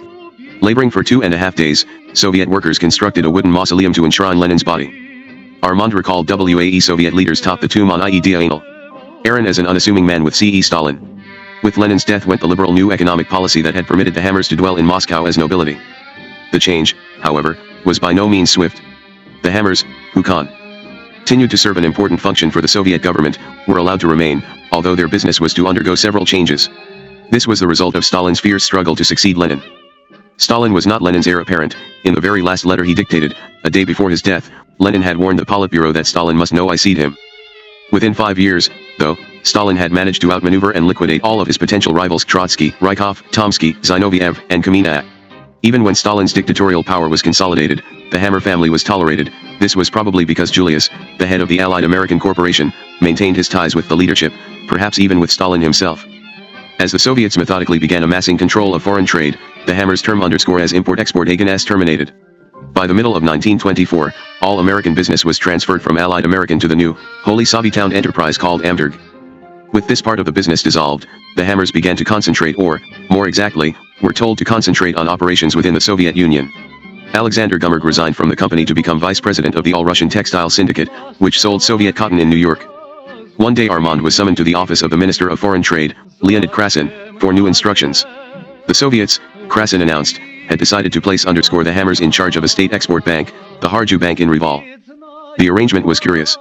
As head of Allied American, Julius was to pay more than $200,000 and thereby become the major shareholder in the bank, whose ostensible purpose was the export of butter. But butter may not have been the real reason. The Harju Bank may have been a surreptitious device for transferring Soviet money abroad, formally in the name of Allied American, to fund Comintern activities. As with so many of the Hammers' business transactions with the Soviet government, the methods of the Harju Bank were cloaked in mystery. One puzzle was how the Hammers had that much money to invest. Reports in the Soviet press made clear that the asbestos concession, far from making the Hammers rich, was faltering as world asbestos prices declined. Much of their money was tied up in the mine, which was producing little income. The ever-suspicious State Department regarded this bank deal with considerable apprehension, because of the close connection between this corporation and the Soviet government. Since the Allied American Corporation could not have financed the undertaking itself in view of its failure to have made any considerable money up to that time from its Russian concessions, State Department officials in Riga concluded in a dispatch to Washington, it seemed clear that the Hammers were somehow using the bank's funds to make profitable financial transactions for the authorities. A few months later, in May 1925, the bank was closed, a victim, the Hammers claimed, of major embezzlement by one of its employees. Their stint as bankers having ended in failure, the Hammers then began a venture that would make them a lot of money: the manufacture of pens and pencils. With his father's approval, and Riasan's neo-urgement, Armand established yet another subsidiary firm, called A. Hammer & Company, incorporated in New York at 3 East 52nd Street but based in Moscow. The agreement with the Soviet government was signed in 1925 and was to run until 1935, and then revert to the Soviets. This was the first significant transfer of technology from the West to the East, though it was decidedly a non-military one. Armand knew nothing about making pens or pencils but knew where to find the experts and equipment. He went to Birmingham, England, where pens were produced, and to Nuremberg, Germany, the bastion of the Faber pencil dynasty. In a series of shrewd maneuvers, Armand lured a number of disgruntled engineers away from their employers. His real coup, though, was obtaining the long-secret Faber process of turning out high-quality pencils. The Soviet government provided Hammer with an abandoned soap factory on the outskirts of Moscow, cottages for the German and English employees, a school, and a restaurant. It was a regular little city, Armand recalled. Within half a year, the Hammers were manufacturing steel fountain pens and graphite pencils, embossed with the name Hammer in Russian. Armand selected as the company's coat of arms an overwhelmingly patriotic image of the upper half of the Statue of Liberty against a background of the American flag. Their trademark was a hammer and an anchor crossed, strongly resembling the two crossed hammers of the Johann Faber symbol, and bearing a slight, coincidental similarity to the hammer and sickle. Their motto was "The pens and pencils of the Hammer factory are always good." The enterprise, especially the Hammer pencils, was a huge success. Pencils had been scarce, and now Soviet stationery stores found it hard to keep Hammer pencils in stock. Older Russians remember going into stores and requesting 2 hammers, please. The present members of the Politburo, including Leonid Brezhnev, L. Hammer pencils. Russians eagerly sought jobs at the Hammer pen and pencil factory. The pay was good and the work offered many Russians a means to conceal their non-Bolshevik backgrounds. A British observer noted, professors, authors, generals, former captains of industry, ex-government officials, and ladies of noble birth, sit side by side at the cutting machines and lead filling machines, at the trimming and painting plants, and in the packing rooms, with humble industrial workers. Their only ambition is to sink their individuality, and to destroy all records of their past, in order that they may keep their jobs. Nevertheless, the government agents and spies are constantly tracing their lineage and former careers, and insisting on their being turned into the streets to make room for the genuine proletariat. By the end of 1924, the Hammers were turning out 51 million pencils and 10 million pens, and a year later were producing 72 million pencils and 95 million pens. Armand Hammer's first personal accomplishment was a hit.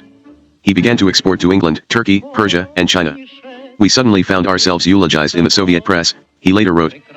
"In 2 years we had turned Russia into an exporter of a manufactured product, which even before the war had been imported for millions of gold rubles. We received daily visits from workers' delegations, student classes in engineering schools, and government commissions. The Hammers even published a booklet that proudly boasts of the virtues of the Hammer pencil. The back cover of the brochure, a copy of which is today in the Lenin Library in Moscow, features a dramatic depiction of an Allied American corporation ship entering a New York harbor illuminated with spotlights.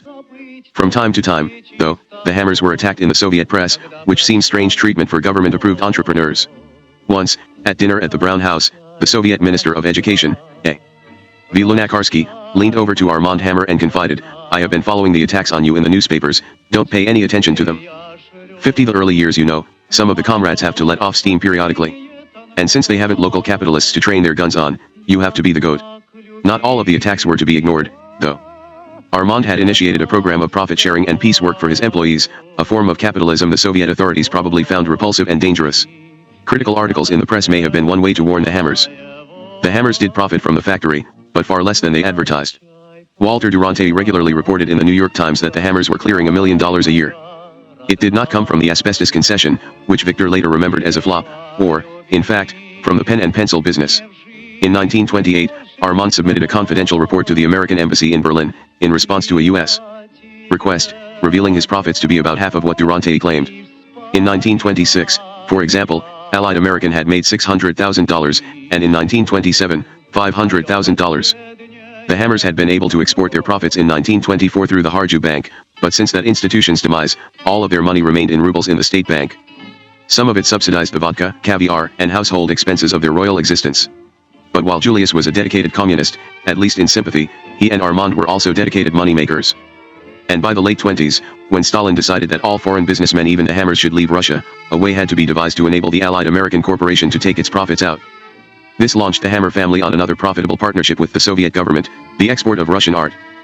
Trotsky and the Yali F were all their revolutionary fervor and Kremlin friends. The Hammers lacked clout where it counted most in the United States. The Soviets needed to interest influential Americans in the economic potential of, and, perhaps more important, the diplomatic recognition of Russia. But most Americans were uninterested. One exception was the financier Bernard Baruch, who entertained a tolerant attitude toward the Bolsheviks. "The Russian people have a right, it seems to me, to set up any form of government they wish," he wrote in 1920. He thought capitalism would be restored to Russia only by means of trade with the West, and for this reason he advocated doing business with Russia, although he did none himself. In 1925 an American journalist introduced Baruch to Leonid Krasin, the Soviet Minister of Foreign Trade, at Versailles. Krasin described at length the Soviet plan for building heavy industry, and offered Baruch whatever concession he chose if he would be willing to give the Soviets advice. Baruch replied that he would be only too glad to help them, even without any reimbursement, if they would simply give up communism. Krasin lost interest in Baruch. Henry Ford's relationship with the Soviets was happier. By the end of the 20s, he had sold them a total of 24,000 tractors and a few thousand touring cars. On May 31, 1929, the Ford Motor Company signed a contract with Amberg to provide plans for an immense factory to produce Model A cars and 51 Model A trucks. Abandon any theory, Ford began to assert at the time, if the success of the job requires it. The Soviet Union deified him in return. "If Lenin is Russia's god today," an American journalist wrote in the Nation's Business at the time, "Ford is its St. Peter." For a time, the word Fordizitsya entered the Russian vocabulary as a synonym for American-style automation. In the late 20s, a Russian couple in the Volga area was married in a cart pulled by a Fordson tractor. Their ceremony exalted Henry Ford and his tractor. But Stalin decanonized Ford in 1934, as soon as Soviet engineers figured out thanks to Ford's technology how to build their own cars, trucks, and tractors. Throughout the 20s, Russia searched for prominent American businessmen to take a Soviet concession and thus act as bellwethers for large-scale Western investment. Only with capitalist help, the Bolsheviks reasoned, would they rebuild Russian industry. Lenin had decreed that the capitalists would build communism, and Stalin concurred. Yet in the middle 20s, when it seemed as if no major Western investor was interested in the Russian market, the Soviets grew desperate. And then, out of the blue, there came an American with a famous name, a fortune, and an industrial empire, who wanted to do business. The Russians were, initially, thrilled. William Averell Harriman was born in 1891, the eldest son of the robber baron Edward Henry Harriman, who created the Union Pacific Railroad and was known, not always with affection, as the Napoleon of American railroads. Theodore Roosevelt more simply called him one of the malefactors of great wealth. E. H. Harriman's fortune was once estimated at $100 million. The 5 Harriman children were raised as true American aristocrats, playing croquet and polo with the Morgans, Vanderbilts, Whitneys, and Rockefellers, all of whom were, like the Harrimans, only first or second generation rich. E. H. Harriman had grandiose schemes for a global transportation network, railroads linking vast shipping empires. Frequently he would take the family on trips around the country in a private Pullman car. One famous Harriman family expedition in 1898 took them to Alaska in typical Harriman style. They set sail from Seattle on a private steamer, accompanied by a staff of 65 that included 2 doctors, 2 photographers, 3 artists, and 25 scientists, among whom was the naturalist John Burroughs. When the party reached the Bering Sea, they briefly entered Russian territory. Years later, during the Second World War, Averell Harriman recounted to Stalin the story of his first visit to Russia when he was 7. Harriman remembered little of it except that no one in his family had a passport. Averell attended private school in New York, and then was sent to Groton. By the time he finished school in 1909, his family had moved into their great estate, Arden House, located on 35,000 acres in the Orange County town of Turners, later renamed Harriman, New York. 600 workers had spent 3 years building Arden House. A few months after moving in, E.H. Harriman died, leaving his entire fortune to his wife in a one-sentence will. In time, the assets and responsibilities of the Harriman empire passed to Avril. That fall, Avril entered Yale College. He was too light for the crew, and so, after 2 months of studying rowing technique at Oxford, became one of the few undergraduates ever to be appointed chief coach. The freshman crew he coached included Dean Acheson. Later Harriman bragged, most of the rest of Washington thinks of Dean Acheson as the Secretary of State under Harry Truman and a great figure of another time. I still think of him as someone I taught rowing to on the freshman crew at Yale. The tall, attractive, dark-haired Harriman was not terribly popular, too rich for the poor men's sons and too driven for the rich. Yet he was elected to Skull and Bones, the undergraduate secret society whose members deemed themselves the 15 men in their class most likely to succeed in life. His classbook entry concerning his future was concise: Harriman will go into railroading. He had no choice. In his senior year he was elected to the Union Pacific Board of Directors. Upon graduation, though a vice president, he went to work on the railroad surveying gang to learn the business. The fact that the son of the railroad's founder was working as a laborer was kept secret until a newspaper reporter, noting that young Harriman is as averse to publicity as a mouse is to a cat, discovered that the 22-year-old heir was working on a handcar along the line of the Union Pacific in Wyoming and Colorado, serving as a section hand in one of the railroads of which he is vice president. Attired in blue overalls, he is mixing with the section men and the ordinary day laborers along the line. Underscore. At noon Harriman's dinner is taken from a tin bucket, and he eats it in company with his fellow laborers. To them he is simply Bill and a cup engineer, who doesn't know much about the business but is learning. In 1915 his father's successor as chairman of the railroad, Rob Erts Lovett, promoted Avril to vice president for purchasing. That same year, he married Kitty Lanier Lawrence, with whom he was to have 2 daughters before they were divorced 14 years later, and his mother deeded Arden House to him. When the Great War came, Harriman was 23, though many men of his age enlisted, he did not. Instead, he built a shipyard near Chester, Pennsylvania, and announced that America's defense effort would be better served by his running the shipyard and producing steel cargo ships than by his serving in the army in Europe. It is said that his eagerness to take on dangerous missions later in life, such as serving as ambassador to the court of St. James's while London was being bombed, was psychological compensation for his decision, which he later regretted, to stay out of the First World War. From shipbuilding he progressed to ship-owning, and set up the American Ship and Commerce Corporation, which owned a fleet of 100 ships. In 1920, at the age of 29, Harriman told B.C. Forbes in an interview in Forbes magazine, that it is as indefensible for a man who has capital not to apply himself diligently to using it in a way that will be of most benefit for the country as it is for a laborer to refuse to work or for a revolutionary to resort to bombs in this country. With this high-minded purpose, he plunged into expanding his financial interests. That year he organized W.A. Harriman & Co., an international investment house. A few years later he and his brother Roland would organize Harriman Brothers & Co., an international banking firm. Both would merge, in 1931, with the century-old Brown Brothers & Co. To form the great private bank, Brown Brothers Harriman & Co. Avril knew that he could not hope to outdo his father in commerce. Perhaps it was for this reason that he entered the world of international business, which would bring him into contact with the statesmen of the day and would eventually propel him into government service when Franklin Roosevelt became president. With his financial empire established in the early 20s, he began visiting Europe twice a year in search of business opportunities. Soon W.A. Harriman & Co. was marketing a $20 million investment in a zinc and coal property in Upper Silesia, Poland, which earned Avril a directorship in a Polish bank. At about the same time, he joined with a Hamburg banking firm, M. Warburg & Company, to purchase Soviet Bill Ehrman firms. The Soviets, he found untrustworthy. It was very anxious to know what the Soviet Union was all about, Harriman recalled. I thought the Russian Revolution would have an influence on world affairs for as long as I lived, and, being a businessman, the only way to get in touch with them was to do business with them.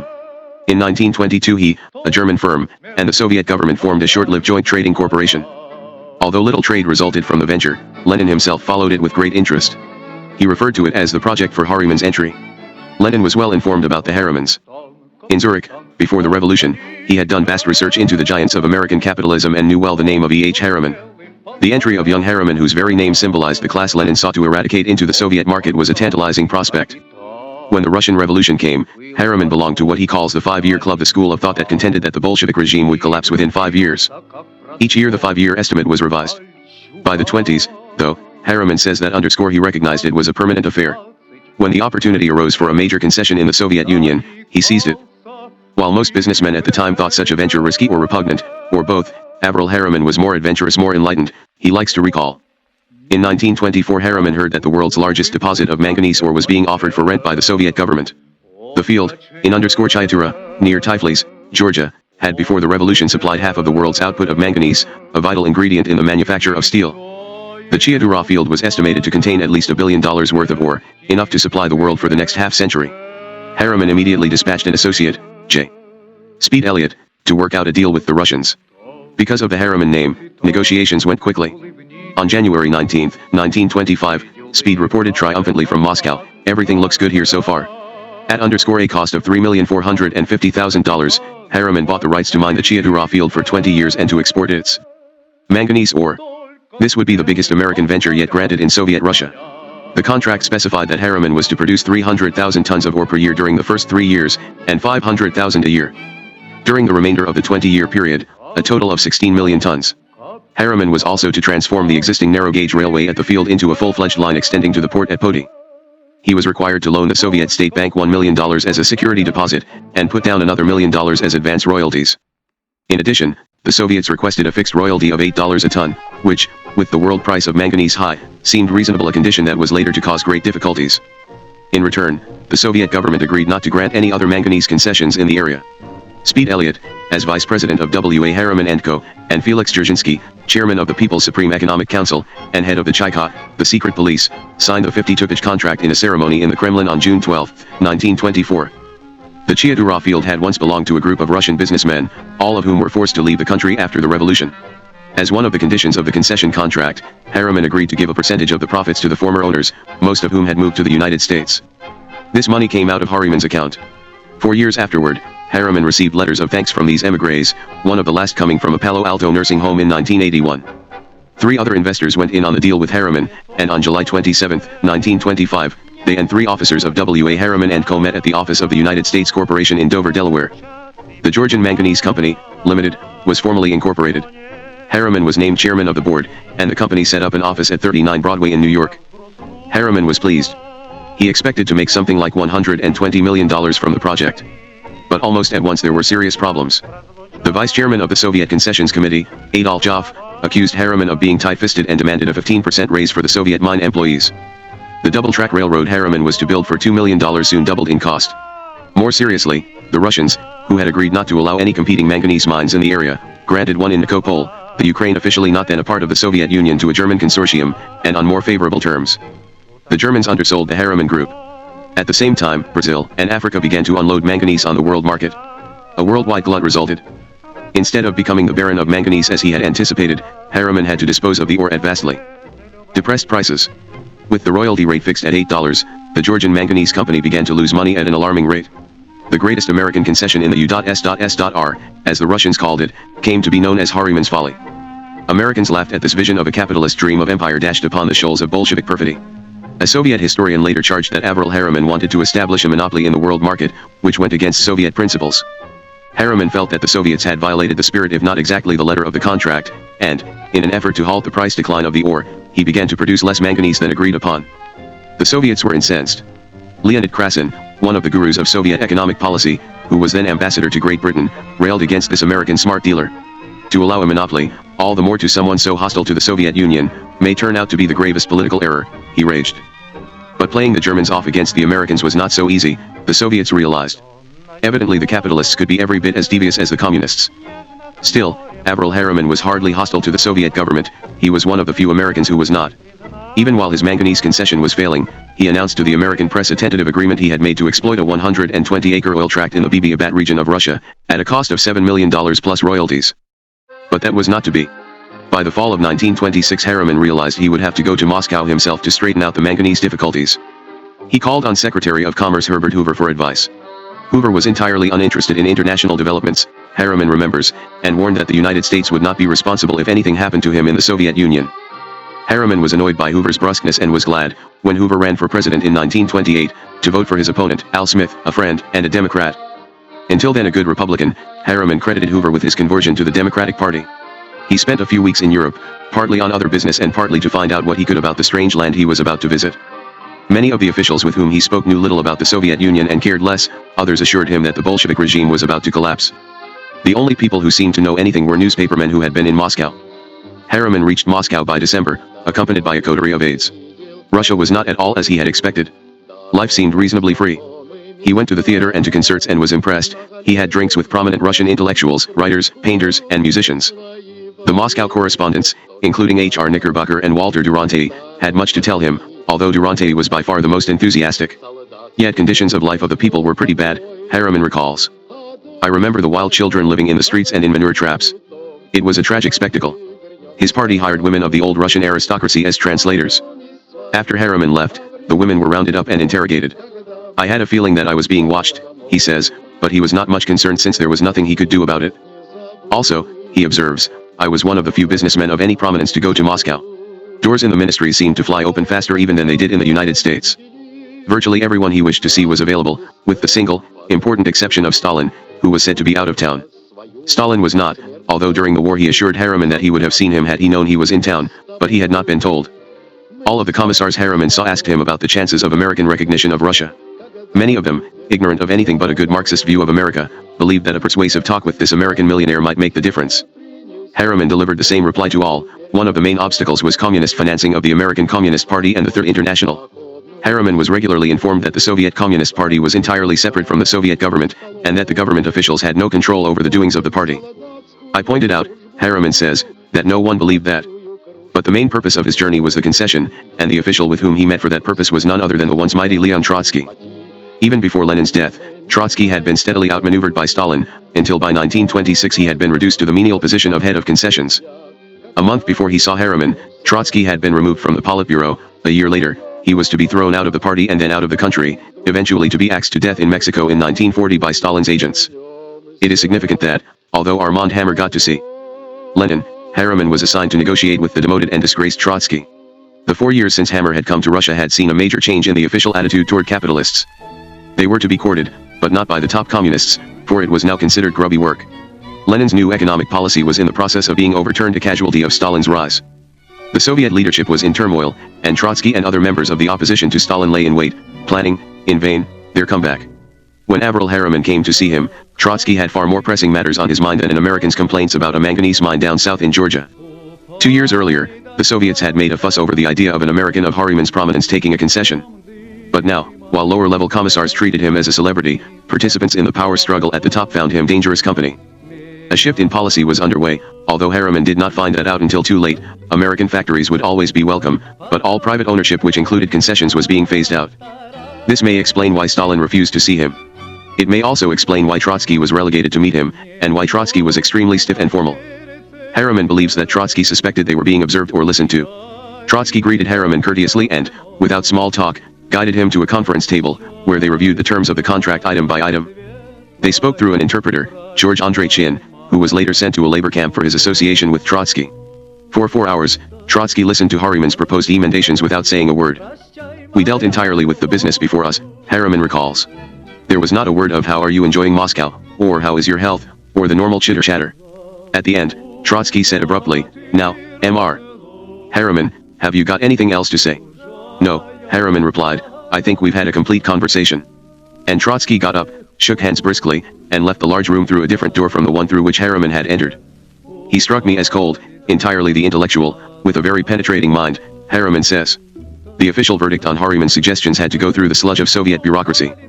An answer would not come for several months. Harriman remained in Moscow for a few more days. While he was there, Leonid Krasin, who had publicly reviled him a few weeks earlier, died in London. His body was brought to Moscow for a state funeral, since he was one of the early heroes of the revolution.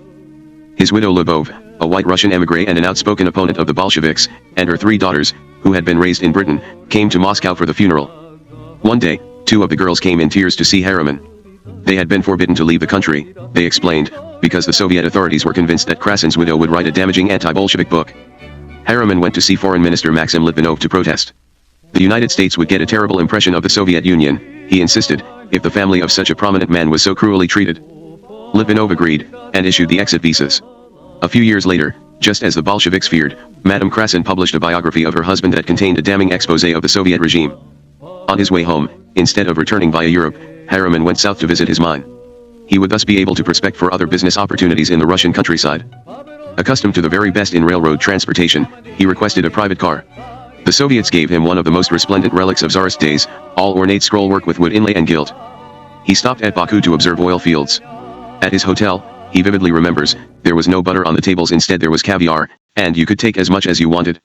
In Tbilisi he spent a day with the American relief team and was taken by the local dignitaries to visit what they called the State Wine Library. Once the cellar of Grand Duke Nicholas. It was stocked with fine old wines of choice French and German vintage, and Napoleon brandy. The tasting session, conducted, as the Soviets like to say, in a warm and friendly atmosphere, lasted for several inebriated hours. When he reached Chiadura, he inspected his mine and spoke with the American engineers there. He tried to meet with the regional commissar to discuss the mine's difficulties, but the man was nowhere to be found. Harriman went to the official's office to track him down, but, as he remembers, the commissar was probably terrified to see me and stayed away. Here, again, was that peculiar reception he met throughout Russia, friendly meetings with anyone not directly involved with the concession business. He left Russia in January 1927, from Poti on the Black Sea, aboard a Danish ore freighter. In Milan he discussed with Italian bankers the financing of a hydroelectric power project. One obstacle to the financing was Mussolini's plan to revalue the lira, so the bankers suggested that Harriman explain this to Mussolini in person. Harriman, who would never miss the chance to meet a world leader, thought this a grand idea, and arranged an appointment.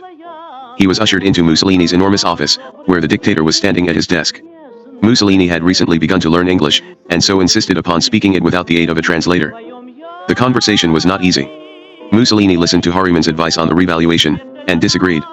When they came around to the subject of the Soviet Union, he explained that while he deplored communism, he was prepared to deal with Russia on a commercial basis, since Italy needed trade with Russia. Mussolini spoke as if to think otherwise were insane. After Milan, Harriman went on to Cannes, where he arranged to meet Winston Churchill for the first time. I wanted an excuse to meet him, Harriman admits, and so talked to him about Russia. Although Harriman attempted to give his impressions of Russia, Churchill did most of the talking. He explained that he was a staunch opponent of the Soviet Union and described his attempts to persuade the British cabinet to lend support to the American intervention in the Soviet Civil War after the revolution.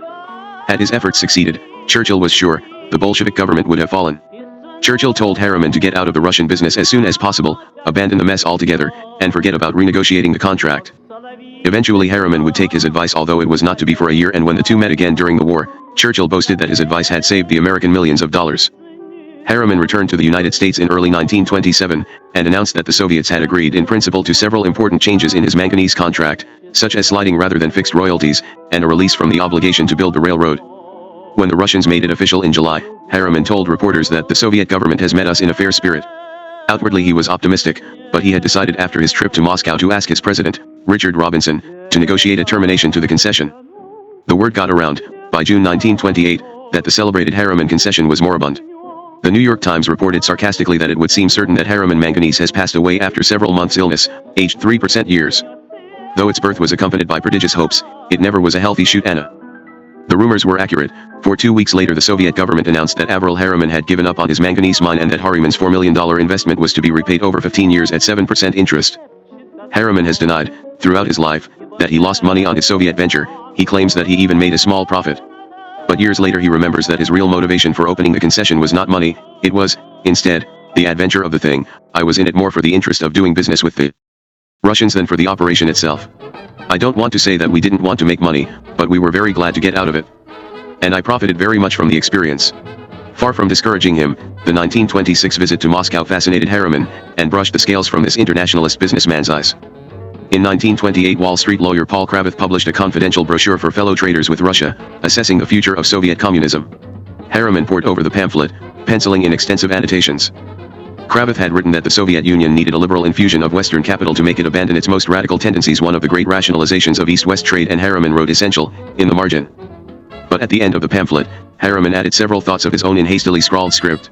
Kravath does not emphasize enough the fanaticism of the communistic believers, he wrote.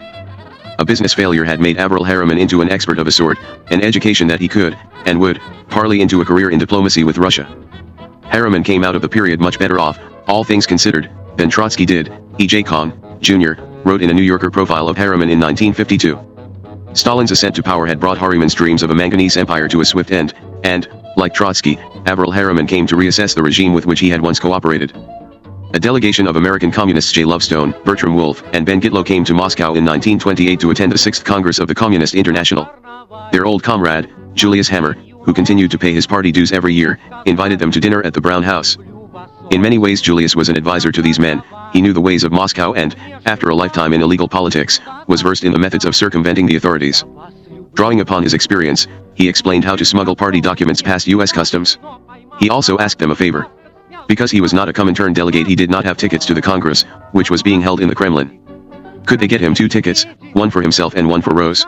Lovestone said he would be delighted to, and arranged it the next day.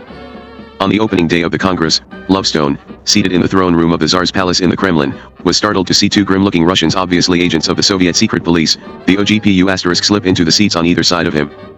One of them asked, "Are you aware that you gave 2 tickets?" The names of the KGB's forerunners are often a point of confusion.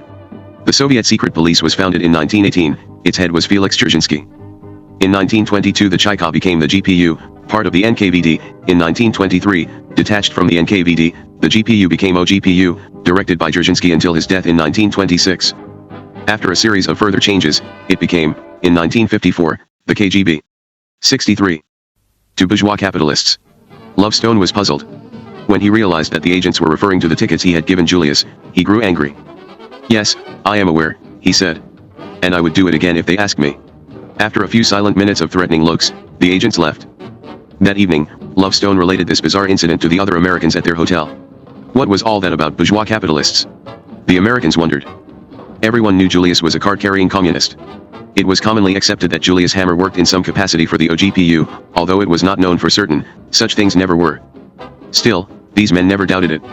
A comrade did not spend 5 years in Moscow socializing with every visiting American of any importance and not keep the OGPU apprised. They concluded that Lovestone's strange encounter was some kind of a charade. Maybe it was the Soviets' way of creating a false image that the Hammer family were good, clean capitalists. If that had really been the OGPU's intention, it hadn't worked. Lovestone, Wolf, and Gitlow remained unconvinced. Yet neither Gitlow's I Confess nor Wolf's A Life in 2 Centuries, both of which discuss the Hammers, mention Julius's suspected connection with Soviet intelligence. In fact, when Gitlow published a second edition of his book in the 40s, he deleted all references to Julius, perhaps hoping to spare him and his family embarrassment in a hostile, anti-communist America. In 1929 an equally strange incident took place, described by both Gitlow and Wolf in their memoirs.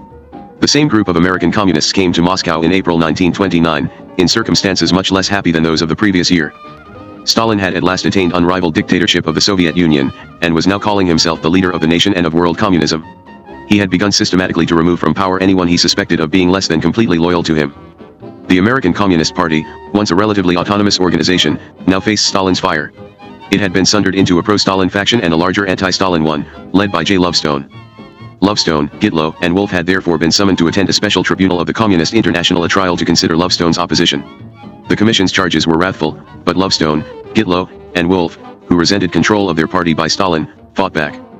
Stalin decided to undercut them entirely by sending an open letter to the members of the American Communist Party on May 11, 1929, appealing to members over the heads of their leaders to select a new leadership that Stalin preferred.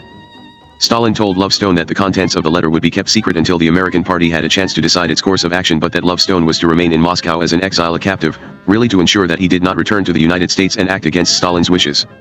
The Americans had never heard of a party member kept hostage in Moscow in order to keep him from doing battle with Stalin, and they were understandably terrified. On May 15, Gitlow and Lovestone paid a visit to the Brown House to see Julius Hammer and ask how they could get back to America. Gitlow, at the same time, wanted to collect Julius's party dues. "He was very glad to see us," Gitlow remembered, "for he had some very startling news to give us concerning the American Party. He told them about Stalin's open letter. We wondered how the news reached Hammer so quickly," Gitlow writes.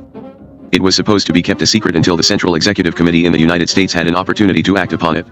Julius supplied the answer without their asking for it. His son Armand had seen Walter Duranty of the New York Times that morning," Gitlow continues. "Duranty informed him that he had been given news of the decision on the American Party with the request to cable it to the United States immediately. He had shown Armand a copy of the cable which he had sent that morning upon Stalin's request.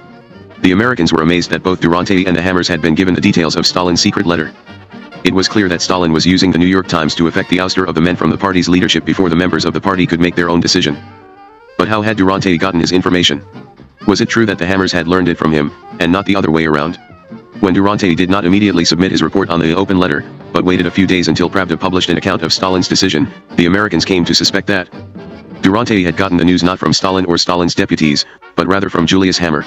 It was all very puzzling and, though the three Americans as usual could not be sure about Julius, they were dismayed at the possibility that he had in effect sided with Stalin against the American Communist Party.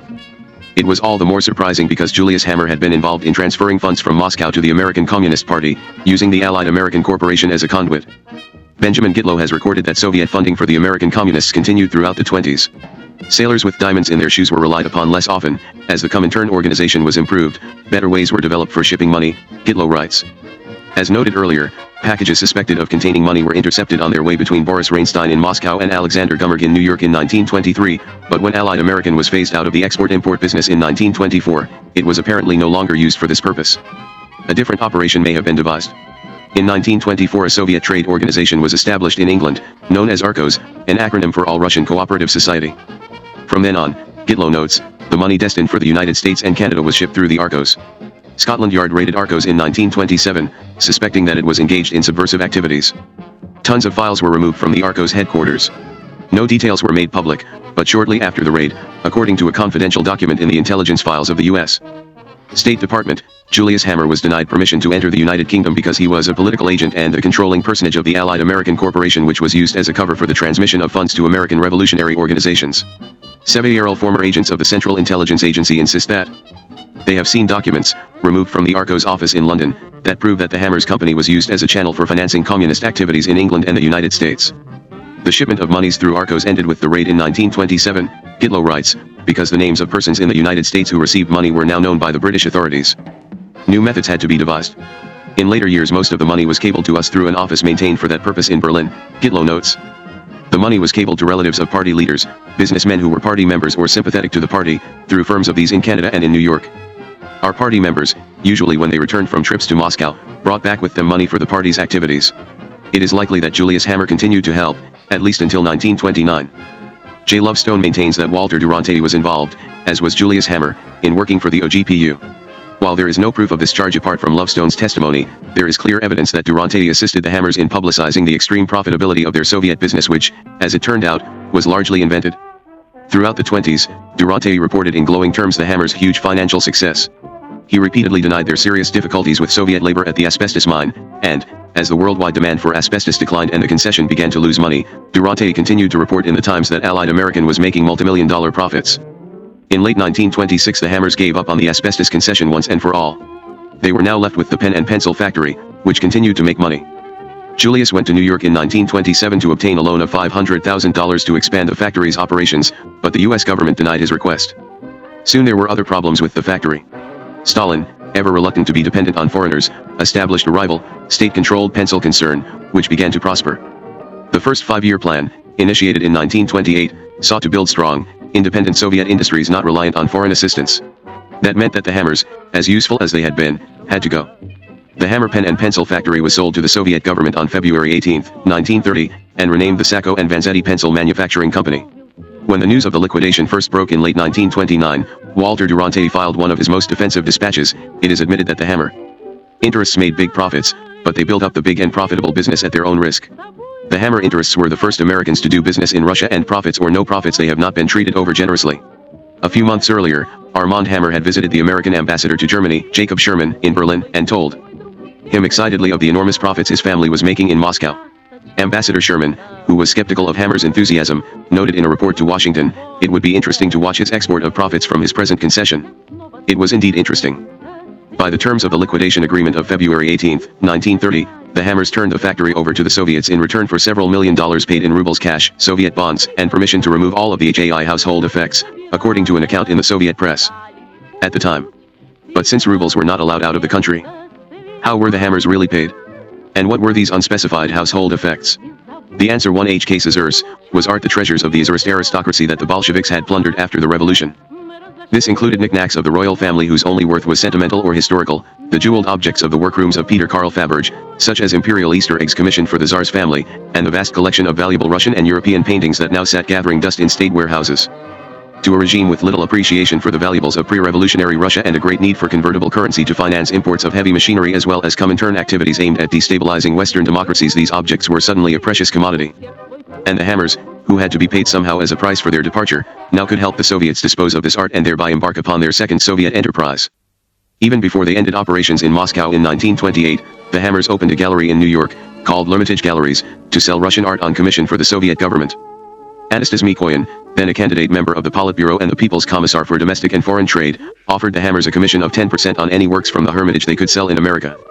Hermitage Galleries, a magnificent establishment at 3 East 52nd Street in New York, became the Soviet Union's first significant outlet for the treasures of the Hermitage. Russian émigrés, realizing that the Bolsheviks had begun to sell invaluable canvases from the Hermitage, were outraged. Late in 1928, the Hammers received a telegram from a syndicate of New York art dealers, among them Joseph Yavin and Bernard Berenson, that was interested in purchasing works from the Hermitage.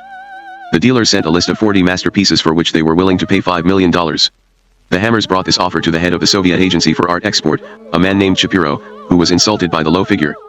"What do they think we are? Children?" Shapiro asked angrily. "Don't they realize we know what is being sold in Paris, London, and New York? If they want to deal with us seriously, let them make serious offers." But the American dealers would not raise their offer. Armand then went to see Mikoyan, who admitted that we do need money but would not settle at such a price. With the liquidation of the asbestos concession and the pen and pencil factory, Hammer explains, his family left Moscow in the early 30s with their personal art collection, which filled the Brown House and also overflowed into several warehouses. The Soviets generously allowed them to take everything with them, asking only a 15% export tax, he says. Hammer further explains that the family was prodded into this enterprise by an American antique dealer named Isak Ho who, frustrated by his inability to export Russian art, offered to make the Hammers partners in his export business. Robert Williams, author of the book Russian Art and American Money, has been unable to find any record of this antique dealer. Regrettably, Sakho himself left no trace except in the memory of the Hammers. Perhaps the Sakho is but an invention to portray the Hammers' decision to go into the art business as an entirely serendipity. 2-1. For it certainly was not. Undoubtedly the Hammers did apply their shrewd business talents to art collecting, but it is unlikely that a hobby that filled several warehouses would have gone unnoticed or even benignly overlooked by the Soviets.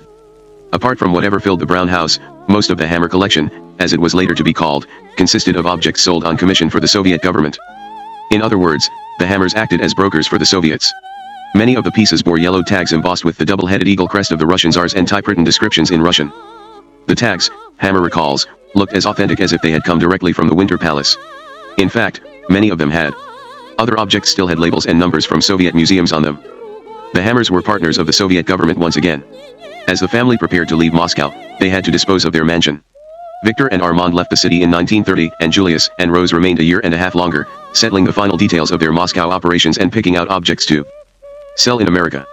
With the family and much of their possessions gone, Julius negotiated the transfer of the premises to the Soviet government in great secrecy, Eugene Lyons recalls. Lyons was suddenly asked to leave the Brown House and move elsewhere. Julius and Rose received, in exchange for the house, a large apartment elsewhere and divers other considerations, Lyons says. Suddenly, the Hammer Mansion was the headquarters the Moscow_IS, a Soviet English language paper. It took nearly as large a staff and 10 times as much noise to produce this amateur 4-page newspaper as it does to get out the New York. The early years Times, recalls Lyons, who was forced to share the house with the newspaper staff before he found an apartment. Both the noise and the staff flowed in turgid streams past our doors and overflowed our thresholds. The Moscow Daily News was a haven of economic refuge for the more literate Americans and Britishers wishing to remain in the Soviet capital. Now the Brown House was lorded over by Michael Borodin, the Soviet Colonel Lawrence of the Chinese Revolution. The spacious comfort had disappeared, no more bourgeois amplitude and quiet and cleanliness, now the broad corridors and marble staircase were slimy with Moscow's mud, now 100 voices outshouted each other and doors banged and strangers dashed into our living room and sleeping room, now the field-like ballroom upstairs was crowded with desks, and Shira's lordly domain turned into a factory kitchen. And the final indignity, the giant bathtub was removed, and the bathroom converted to a lunch counter. The Brown House was not the only reminder of the Hammer family's regal existence in Moscow. There was also a child. Both Armand and Victor married Russian women.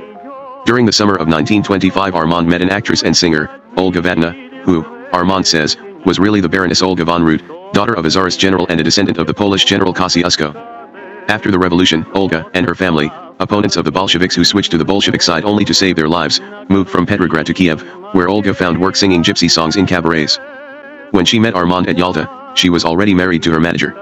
We took a train to Moscow and Olga obtained a divorce, Hammer recounts. It was easy in those days. We were married in a civil ceremony and had a wonderful reception at the Brown House for our families and friends. Years later, Armand reminisced to an acquaintance that Olga was the love of my life. In 1929 they had a son, whom they named Julian, for Julius.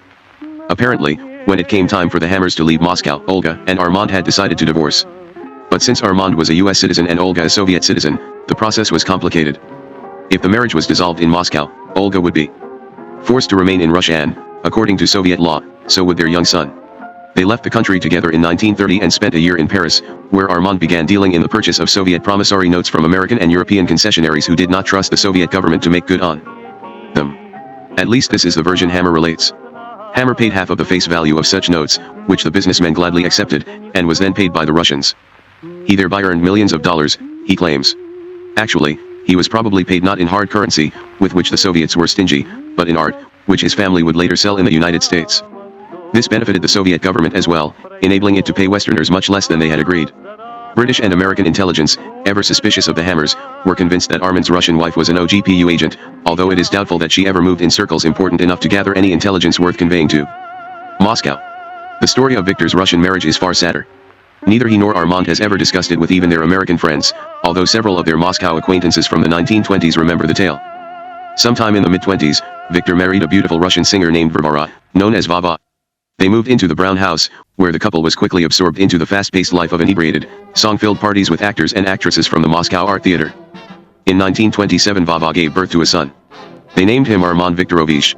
He lived in his own room, with his own servants, like a modern-day voyeur. This idyll was shattered one day in the late 20s, when Victor left Moscow to take care of business in Berlin. When he reached the Soviet-Polish border, he realized that he had forgotten his passport, and returned to the Brown House to retrieve it. There he was shocked to discover Vava in bed with an actor. Furious, Victor would have nothing more to do with his wife. But he was concerned about the fate of his son and realized that if they divorced, Armand Viktorovich would be compelled to remain in Moscow when the Hammer family left. So Vava and their son stayed in the Brown House although Vava and Victor were estranged. As Victor prepared to leave Russia for good, he discovered that Vava refused to leave the country with him as a legal couple so that they could divorce in the United States.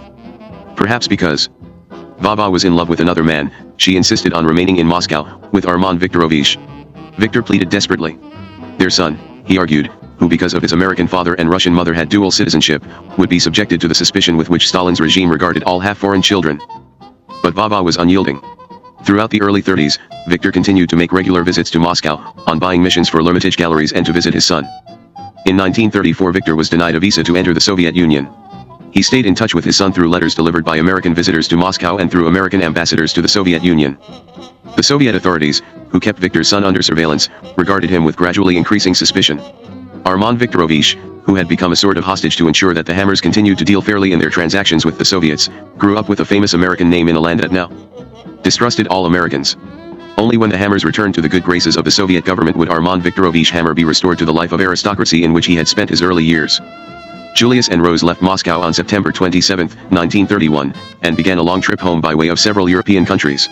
Julius renewed his American passport on October 21, stating that he was still engaged in settling the affairs of the family pencil concession and in purchasing antiques and art objects for the Hermitage galleries, of which he was president and his son Armand vice president and treasurer. In December he tried to enter Britain but was rebuffed because of the findings of the Arcos raid of a few years earlier. He then proceeded to Switzerland. En route, during a stop in Erfurt, Germany, Julius was arrested for the second time in his life. Several German firms, creditors of the Hammers pencil factory, claimed that the Hammers still owed them $106,000 for equipment. Julius refused to pay the debt for the now defunct Allied American Corporation did not have the cash and was thrown in jail. Bail was set at 300,000 marks. The U.S. consul in Berlin attended Hammer's trial and reported in January 1932, "A swindle is involved, and if Hammer got away from Germany, I am afraid the German creditors would have had a hard time getting any money."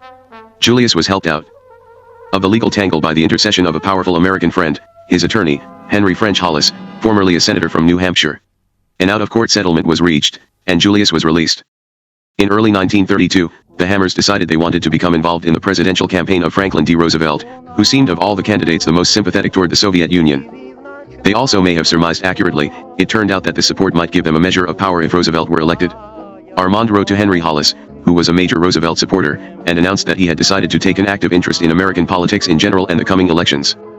In particular, he now wanted to become involved in a worthy political movement, the Roosevelt campaign. Hammer explained that he was helping to raise money from American representatives of French wine and spirits producers, who were most interested in Roosevelt because they believed he would repeal prohibition, as he did.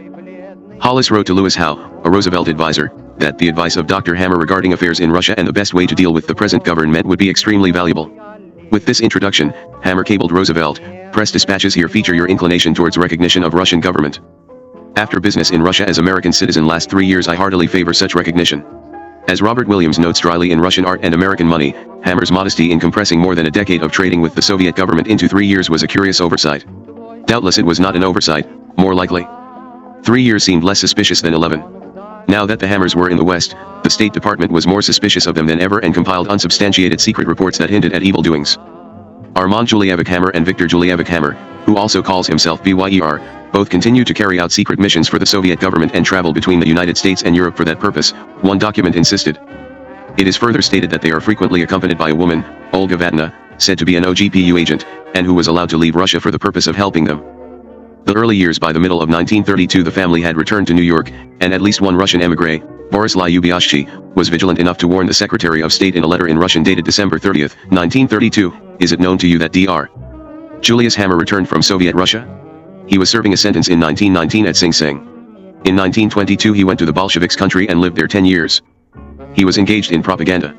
Now he has returned and nobody knows about it at the State Department, but many are interested in his career.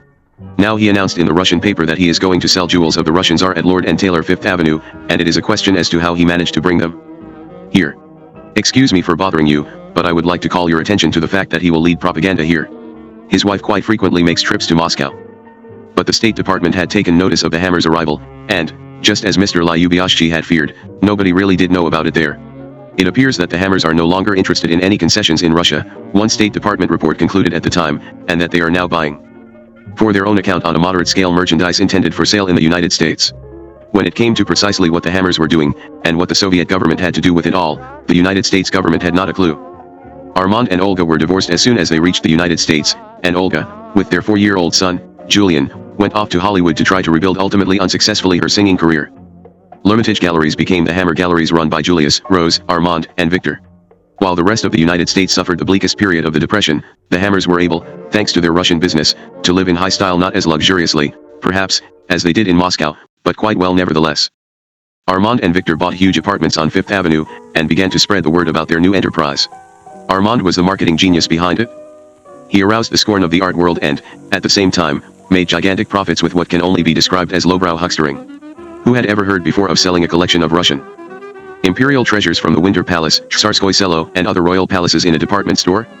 But they were not exactly crown jewels as Armand's brochure advertised. They were, as Robert Williams explains, the debris of Russian hotels, monasteries, shops, and palaces which the Hammers were getting from the Soviet government: brocades, fabrics, priests' vestments, silver, porcelain, glassware, icons, and fabric jewelry. Yet they were indeed sold in department stores. Armand informed the heads of department stores throughout the nation that he had just returned from Russia, where he had acquired a great and valuable collection. Now, because of the failing ruble and my desire to convert my rubles into something tangible, he was interested in disposing of this art. He did not mention that a good portion of what he had to sell came from Soviet warehouses and museums and belonged to the Soviet government, but the mere chance would hardly have cared. It was a special bargain, Hammer told the department store chiefs, 40% off the listed retail selling price, whatever that was. For a long time, there was no response. Then Scruggs Vandervoort and Barney in St. Louis ordered a shipment. The Hammers bought a load of second-hand theatrical trunks and shipped off a few trunkfuls. It was a great success, and Scruggs Vandervoort wanted more. It appeared that, depression or no depression, people could not overlook such a bargain. Valuables and schlock alike were tagged with bargain basement sounding prices such as $19.95, $49.50, or $499. It was a hit. Marshall Field in Chicago allowed the Hammers to set up a display at its Century of Progress exhibition in 1933-34. In time, requests came from department stores in Los Angeles, Cleveland, Detroit, San Francisco, Pittsburgh, Baltimore, Washington, and finally Lord and Taylor in New York. The New Yorker published a profile of Armand Hammer by Jeffrey Hellman, entitled Without Irony: The Innocents Abroad. It described a short, forceful, dark-haired man by the name of Armand Hammer who drives around every day in an old Rolls-Royce, and works so hard that he sometimes falls asleep in his clothes, too exhausted to go to bed. The story related is essentially the one Hammer had just begun to invent and would retell throughout his life. The central role his father played in it all had become but a cameo appearance in the epic of Armand. Armand was responsible for much of this prosperity, for in 1920 his father's far-flung activities were interrupted by a protracted absence. There was no mention of Julius's jail term, involvement in communism, close friends in the Soviet leadership, or leadership in the family businesses, for Hellman reported the tale that all of the Hammer family had agreed to furnish. It was bad business, they probably thought, to call public attention to a political connection that looked unseemly. The late Tsar would undoubtedly be dismayed, Hellman writes, if he could know many of his most intimate possessions, as well as the toys of his children, are now being disposed of by the son of a Russian Jew. The collection was appraised at over $1 million, and received rave reviews in Art Loon. Moreover, Hellman writes, it was recognized as authentic by such indisputable local Romanovs as Grand Duchess Marie and Princess Polchavkavids, who must find it difficult to reconcile themselves to the idea of dinner sets and salt cellars formerly belonging to their brothers and their sisters and their cousins and their aunts now being in the hands of a person who was born and brought up in the Bronx. Many white Russians, moreover, disapprove of Hammer's habit of cutting up church brocades to make handbags, but others, who have met him, regard him as a likable fellow and are not above attending occasional vodka parties that he gives. Only the other night, Prince George of Russia went to Hammer's house for dinner, bringing with him a high dignitary of the Greek Orthodox Church. Hammer won the prince's respect 2 or 3 years ago when he presented him with a silver box formerly belonging to the latter's brother, Grand Duke Constantine. Twice in the profile, Hellman makes gentle digs at Hammer's social background as the son of a Russian Jew and a person who was born and brought up in the Bronx to explain the irony of the Hammer selling the spoils of the Russian aristocracy. The ultimate irony, never specified here, is that the goods, which had been confiscated by the Bolsheviks, were being dispensed, in effect, by agents of the Bolsheviks. The dollar commission paid to the Soviets was used to fund Comintern activities and possibly American communist activities as well. Old Russian aristocrats in emigration, won over with gifts and flattered with dinners, began to flock to the Hammers and to the Hammer galleries. The Palm Beach branch of the gallery was ostensibly managed by Harry, but Harry was such an inept businessman that it was really run by a new acquaintance of the Hammers named Prince Michael. Anytime a Russian emigre needed cash, all he had to do was pay a visit to the Hammers and part with a family heirloom. Not all Euromigres liked what the Hammers were doing, particularly when word got around that some of the goods were imported directly from Soviet state warehouses. The gallery became a target of occasional attacks. In March 1934 a sword that had belonged to Grand Duke Vladimir was stolen. The thieves turned out to be disgruntled emigres. In keeping with this new grand company the Hammers were now keeping in the United States, Armand began to tell people that his family came from the Alsace region of France, not from Odessa. Although Julius remained a party member, he rarely associated with his old comrades. Old friends of the family, who had known them in simpler days, were no longer invited to dinner. Armand's quest of the Romanov treasure was intended more as promotion for the Hammer collection than as autobiography. A slick book of slightly more than 200 pages, it appears to be the work of a ghostwriter. Names of close friends are misspelled and there are serious errors of chronology, although Hammer claims in his introduction that he wrote it himself in only a few weeks. Walter Durante wrote a brief but glowing introduction, lending the account credibility. He guaranteed that Hammer has set down on paper a true and faithful record. Quest received favorable reviews. The New York Times Book Review praised it, noting that it must be reliable because it comes recommended by Walter Durante, who knows his Russia as thoroughly as any foreigner can. Quest featured several stunning black and white photographs of the finest of the Hammer's wares and several crown jewels they were not selling. The book is a clever bit of propaganda, disseminated at a time when American information about actual conditions in the Soviet Union was seriously deficient. Hammer describes a Russia so far removed from reality that one must conclude that he intended either to advertise the Hammer collection or to aid the cause of diplomatic recognition by convincing Americans that the Soviet Union really was utopia, or both. For the Hammers could not have believed in the Russia that Quest presents. By the time they left Moscow, Stalin had begun a bloody drive to force millions of peasants into collective farms. Since the early 20s, the Hammers must have witnessed the evolution of a society ruled by fear. Many of the so-called political pilgrims of the 30s touted Stalinism out of various degrees of ignorance. After more than 10 years in Moscow, Hammer had obviously seen the horrors of Stalin's Russia. But he was not led. Hammer compares Lenin to Christ. He portrays Felix Dzerzhinsky, the ruthless founder of the Soviet secret police, as a remarkable man, and Yosef Vissarionovich Stalin, whom the great Russian poet Joseph Mandelstam had called in a famous verse for which he was executed, the Kremlin mountaineer, / the murderer and peasant slayer, Hammer depicts as unassuming. Most remarkable is Hammer's description of the Bolshevik regime as not a gang of oppressors but rather humane servants of the people's desires. The new regime is, of course, not universally popular. What government is, but it rests upon a much wider and more solid foundation than is generally believed abroad. The Bolsheviks were not a relatively small group who have seized power and hold it through the army and the secret police, Hammer explains. The Soviets have the full and enthusiastic support of over 10 million organized workers who are the most vigorous and energetic element in Russian national life. Hammer's reassuring defense of Soviet Russia seems at times an export version of the Pravda line. There is, too, a psychological element of stability which seems to have been somewhat overlooked by the outer world in its estimate of conditions in Russia. This country has had its revolution, has realized the wildest dreams of the wildest strike leader or labor agitator. The working class has seized power and attempted to put into being the theory of integral communism as a practical system of politics and economics. During all these years the workers have been flattered to think that the power is in their hands. They have no incentive to strike, for that would injure their interests. In short, by a curious paradox, Soviet Russia, the country of revolution, is today the least revolutionary of countries.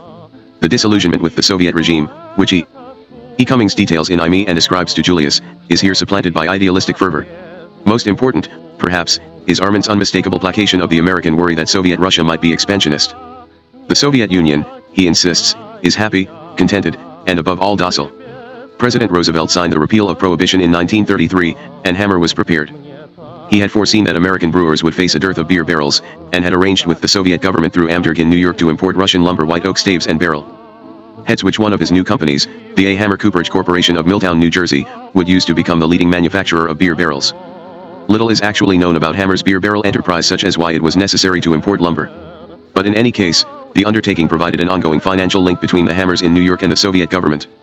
At the same time, the Hammer family continued to expand Hammer galleries. They employed as a buyer a Russian, Alexander Schaefer, whom they had brought with them out of the Soviet Union in 1932. Schaefer bought gold snuff boxes, paintings, silver, and glassware for his own store in Rockefeller Center and for the Hammers as well. It is likely that the Hammers continued to visit Europe throughout the 30s. As late as 1936, Victor made several return trips to the Soviet Union. When he visited Italy, Egypt, and London in 1940, American intelligence officers in London compiled a confidential dossier on him.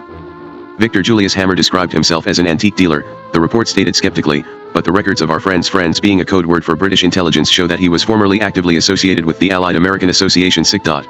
It appeared to many in British and American intelligence that the Hammers' new art venture differed little from their Moscow-based activities. Although Time wrote of Armand Hammer in 1935, in his Manhattan galleries, he makes his final conversion of profits to cash. A brief glance at the Hammers' account books told a different story. The collection the Hammers took out of the Soviet Union in the early 30s was appraised at $1 million, yet by 1940, Hammer says, the Hammer galleries made more than $11 million. Evidently, by far the greatest part of their merchandise was steadily imported from Moscow. The Hammers' connection with the Soviet government continued to prove lucrative. Eanes. A very unusual knowledge. When the publisher William Randolph Hearst ran into hard times and decided to auction off the bulk of his estate in 1940, Armand and Victor Hammer managed to become his agents, offering to apply the sales techniques that had worked so well with their Russian art. They arranged to sell Hearst's possessions at two stores owned by their friends the Gimbels and Saks Fifth Avenue, though the idea of the hoi polloi rummaging through his treasures in Gimbel's basement, as he put it, made Hearst uneasy. Hammer promised to give tone to the sale, though. He published a flossy art magazine, The Complete Collector, that featured articles on the Hearst collection. Hammer wrote the articles himself and even appeared, pseudonymously, as the editor, Brais et Marteau, French for Arm and Hammer. The opening was set for January 27, 1941. Hammer, who regularly contributed to Franklin Roosevelt's campaigns, even attempted to snare Eleanor Roosevelt to cut the ribbon. This exhibition and sale is under my direction and I am intensely interested in it, he wrote to MRS. Roosevelt, not only from a selfish commercial point of view but also because it is an interesting experiment with great social implications, namely a dispersal of what is probably the largest private art collection in the world, to the general public at prices within the reach of all. He promised to donate the proceeds from the sale of the complete collector, at $1 each, to the Infantile Paralysis Fund, in which 80. The president is interested, he reminded her. But Mrs. Roosevelt was uninterested in Hammer's particular brand of socialism and sent her regrets. Undoubtedly the slight wounded Hammer, who was fond of courting the high and mighty. Later he was to brag that he was a confidant and influential advisor to President Roosevelt, the chairman of Macy's, Beardsley Rumell, and Nelson Rockefeller would often fly to Washington on Hammer's private executive Beechcraft, Hammer claimed, where all three would give counsel to the president. But this was not true. The attention of the powerful remained out of Hammer's reach until he was in his 60s. When Roosevelt gave his Jackson Day address in January 1936, attacking businessmen and financiers who opposed his New Deal, Armand fired off a long, proud telegram, "In your heroic struggle for social justice you have the support and thankfulness of all fair-minded intelligent citizens who are not blinded by prejudice or misled by false information. Stop, more power to you." In the summer of 1940, Hammer sent several ice chests, made of white oak imported from the Soviet Union, to MRS. Roosevelt. Before the 1940 election, he paid for a radio dramatization of the achievements of the New Deal in social legislation to be broadcast in New York as campaign advertisements for Roosevelt. He sent a recording of the broadcast to Mrs. Roosevelt, adding, "We all hope that it will help to decide the election in favor of the president." In a letter that Hammer treasured ever afterward, Eleanor thanked him, exclaiming, "What a new delight." Until World War II cut off all Soviet exports, the Hammers continued to make much of their money from such Soviet items as art and barrel staves. It seems strange, therefore, that Hammer assumed a public posture during the summer of 1940 in favor of extending Lend-Lease aid to Britain, for the Soviet Union was at the time allied with Nazi Germany against Britain. Technically, to strengthen England was to oppose the Soviet Union.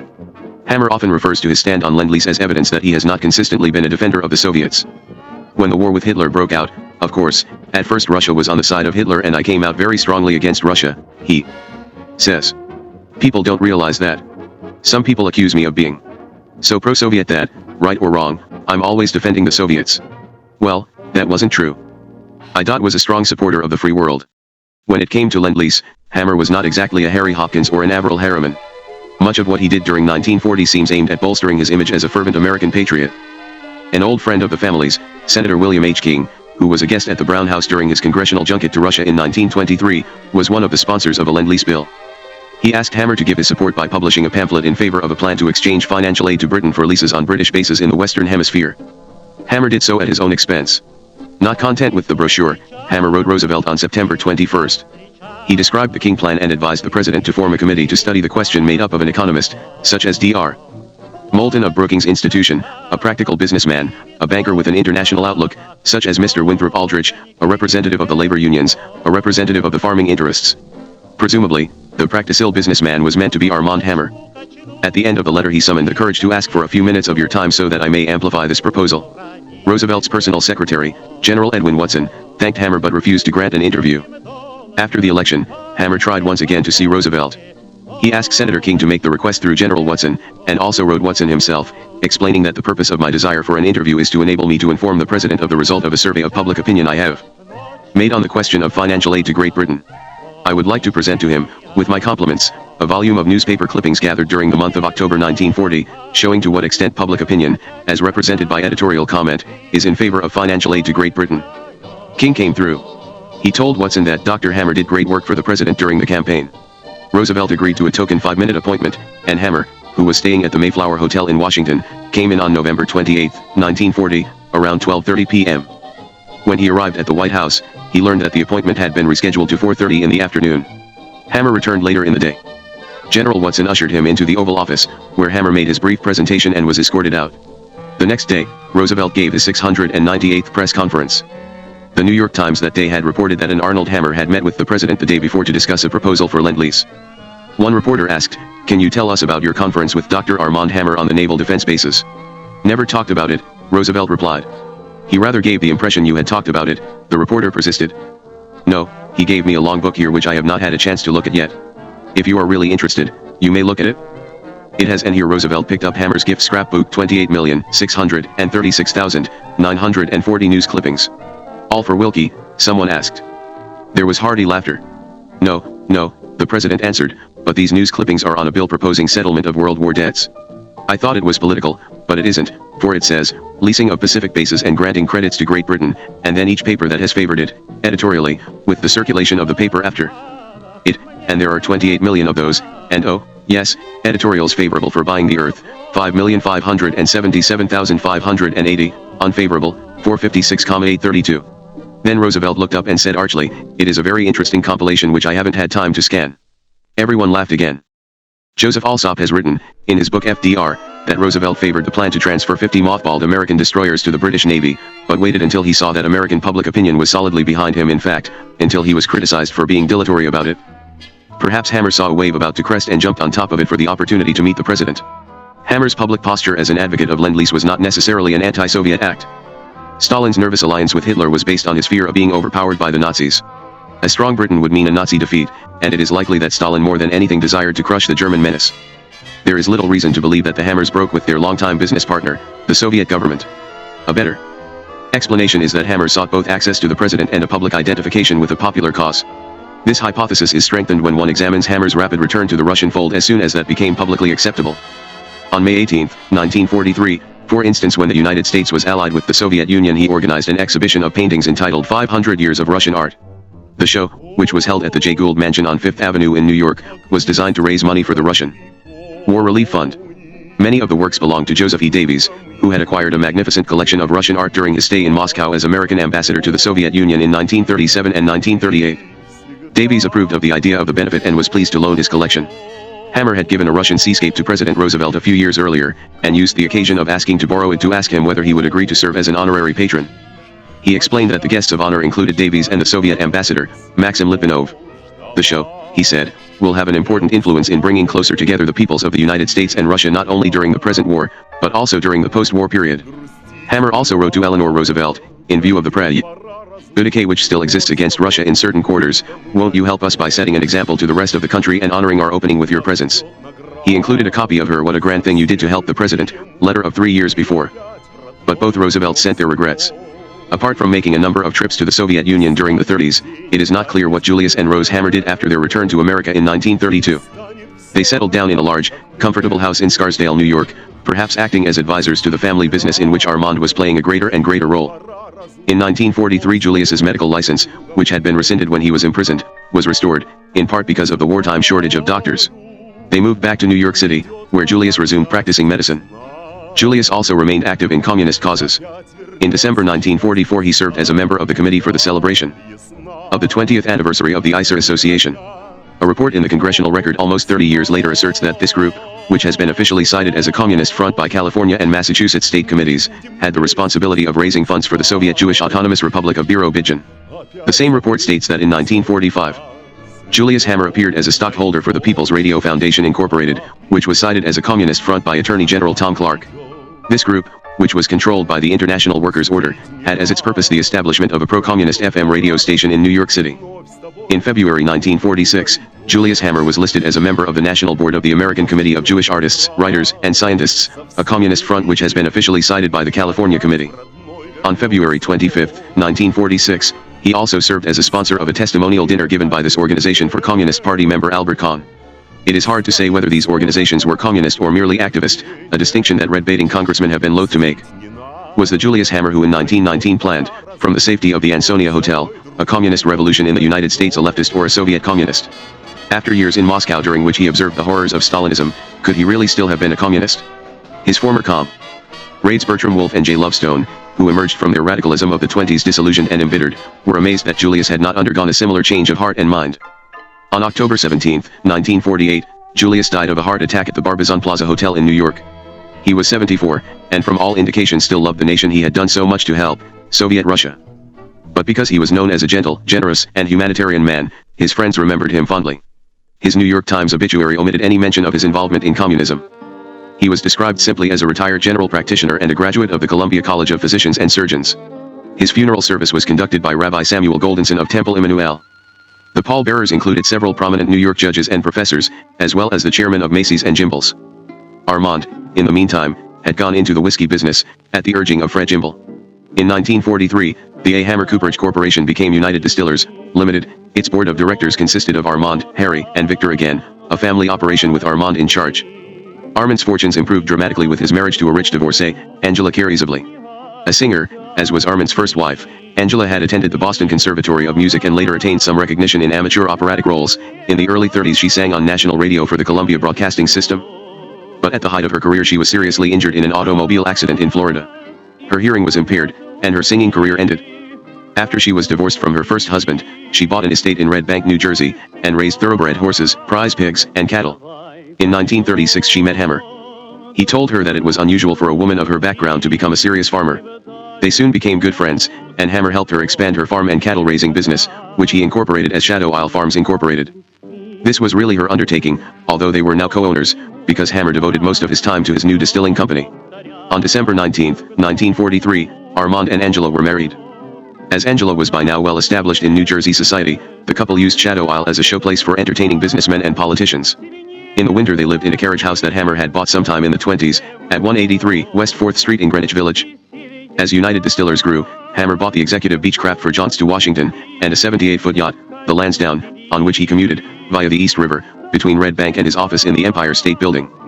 United Distillers, which evidently had no connection with the Soviet Union, the Second World War brought a temporary halt to Hammer's trade with Moscow, began with a distillery in New Hampshire and a molasses importing firm. Because of grain shortages caused by the war, the production of alcohol from grain was prohibited, and so United Distillers produced whiskey from alcohol made from rotten potatoes. They began to bottle bourbon called Old Cooperage. When grain controls ended, the Hammers acquired grain alcohol distilleries in Kentucky and the J.W. Dant Company, producers of higher quality, bonded bourbon. Hammer applied his promotional skills to the sale of Dant bourbon. He sent displays of the bottles, draped in what looked like Romanov jewels, around the country, calling it the crown jewel of Kentucky bourbons. He also reduced its price by a third. Before long, it was one of the biggest selling whiskeys in the country, and Hammer was making a lot of money once again. Armand Hammer was never dragged before the House Un-American Activities Committee, though so many others who had nothing at all to do with Soviet communism were. Perhaps this was because he learned from his father's bitter experience with Tammany Hall the importance of having powerful friends. Already he had begun to translate his wealth into political influence by contributing generously and shrewdly to the campaigns of state and national politicians. His brother Victor was less fortunate. In 1940 Victor had married a young, pretty singer named Irene Wicker, who was famous as the singing lady of the airwaves. The Un-American Activities Committee decided in the early 50s that she had been involved in communist causes, and she was blacklisted. The charges were investigated by the committee several years later.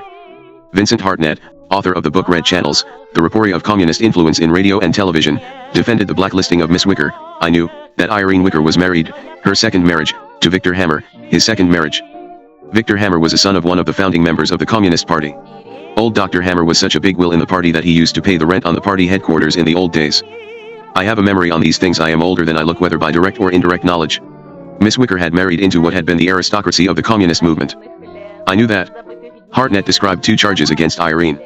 In June 1946, he said, she had lent her apartment, which was also Victor's, for a fundraising gambling party for the Joint Anti-Fascist Refugee Committee, which was, he said, one of the top fundraising arms of the Communist Party. The party had raised $500,000 for the Communist Party, he said. The second charge was that Irene and Victor had taken a whole table at $100 a plate at the Waldorf for a fundraising luncheon for the Joint Anti-Fascist Refugee Committee. I knew this from witnesses, and I had photostatic copies of checks from the gambling party. In 1949, when Sign magazine published information that Irene had been a sponsor of the political campaign of a Communist Party candidate for the New York City Council, Armand Hammer had protested to the magazine that the accusation was false. Victor also complained that Irene was unjustly accused.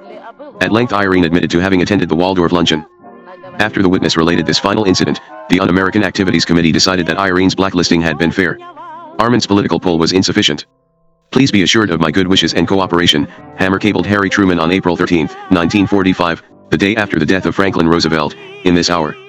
When you are assuming the superhuman burden of leadership of a great country and a great cause. A year later, Hammer found reason to write again.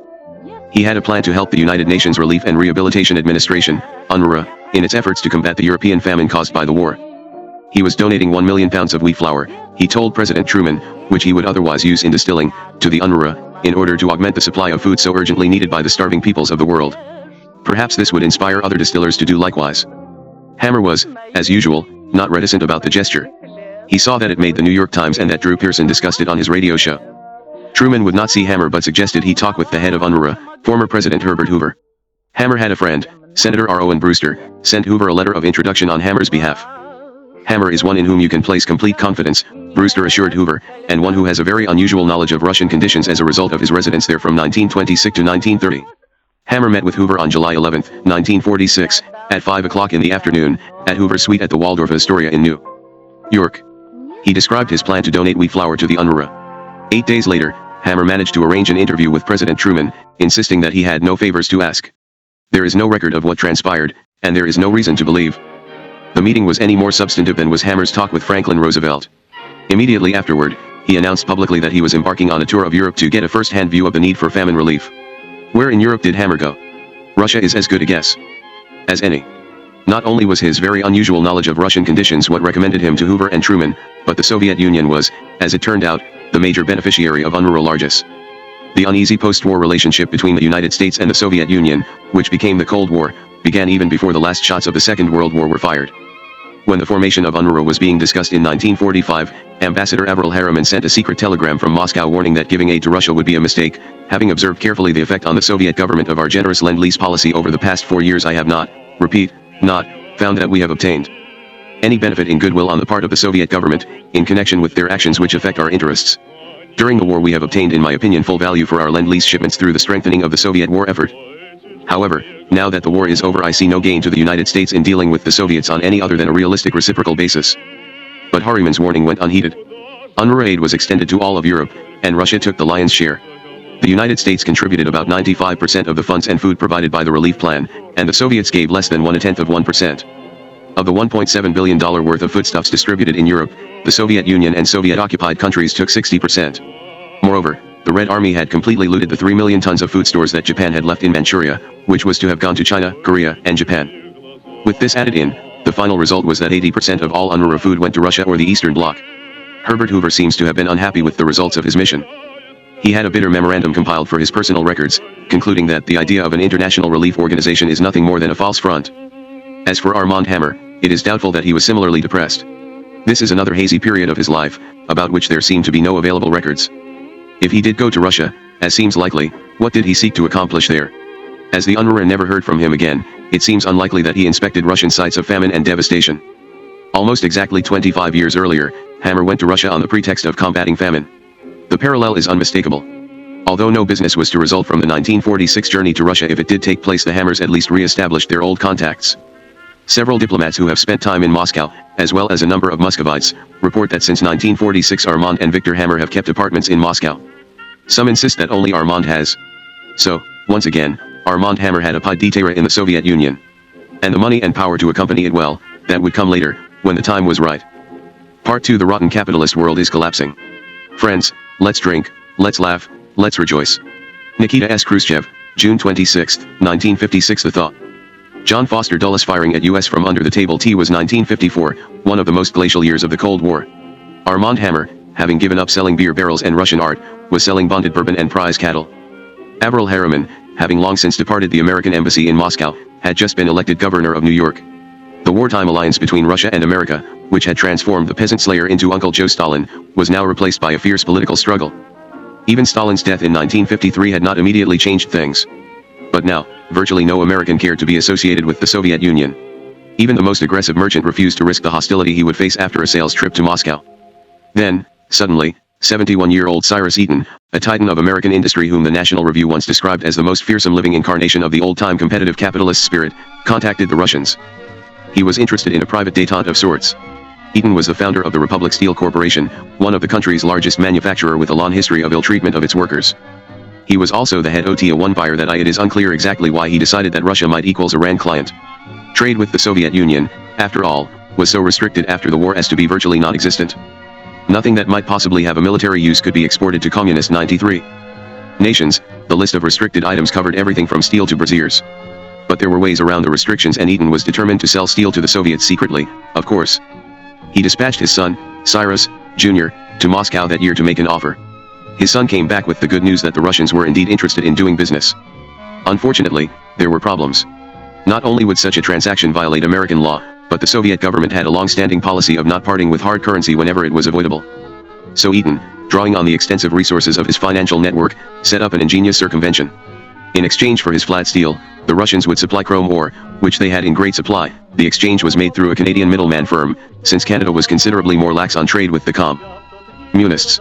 Republic Steel furnished the flat steel. Eaton had sold the company but still maintained large holdings, and Union Carbide, one of Eaton's major clients, received the chrome. Everything was shipped on the Chesapeake and Ohio. Of course, it was all conducted in the strictest secrecy. None of the American companies involved cared to imagine the uproar that might result if the deal came to light. The situation led to some comical moments at which Cyrus and his son could laugh only in private.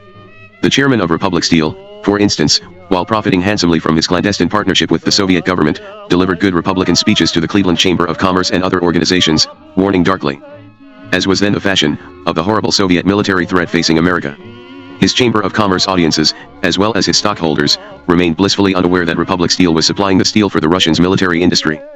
From 1954 on, the Eatons continued to do quiet business with the Soviet Union, on a modest scale. In that year, 1954, a group of Russian farmers came to visit Eaton at his estate outside Cleveland. He entertained them generously, put them all up for several days, and proudly showed them his livestock. A year later, in 1955, Premier Nikita Khrushchev's son-in-law, Alexei Adzubay, the editor of Zvezda, led a group of Soviet journalists on a visit around the United States. The State Department escorted Adzubay's group everywhere and arranged for them to see a football game in Cleveland. But the Russians were uninterested in football. Instead, they wanted to meet with a real, live capitalist, Cyrus Eaton. When the State Department escort called him, Eaton protested that he was not a typical American capitalist. Finding that no other businessman in Cleveland was willing to receive the Soviet delegation, however, he relented. He set off in his limousine to pick up the journalists at their hotel in Cleveland and was dismayed to find a crowd of Americans surrounding the hotel shouting threats and obscenities at the Russians.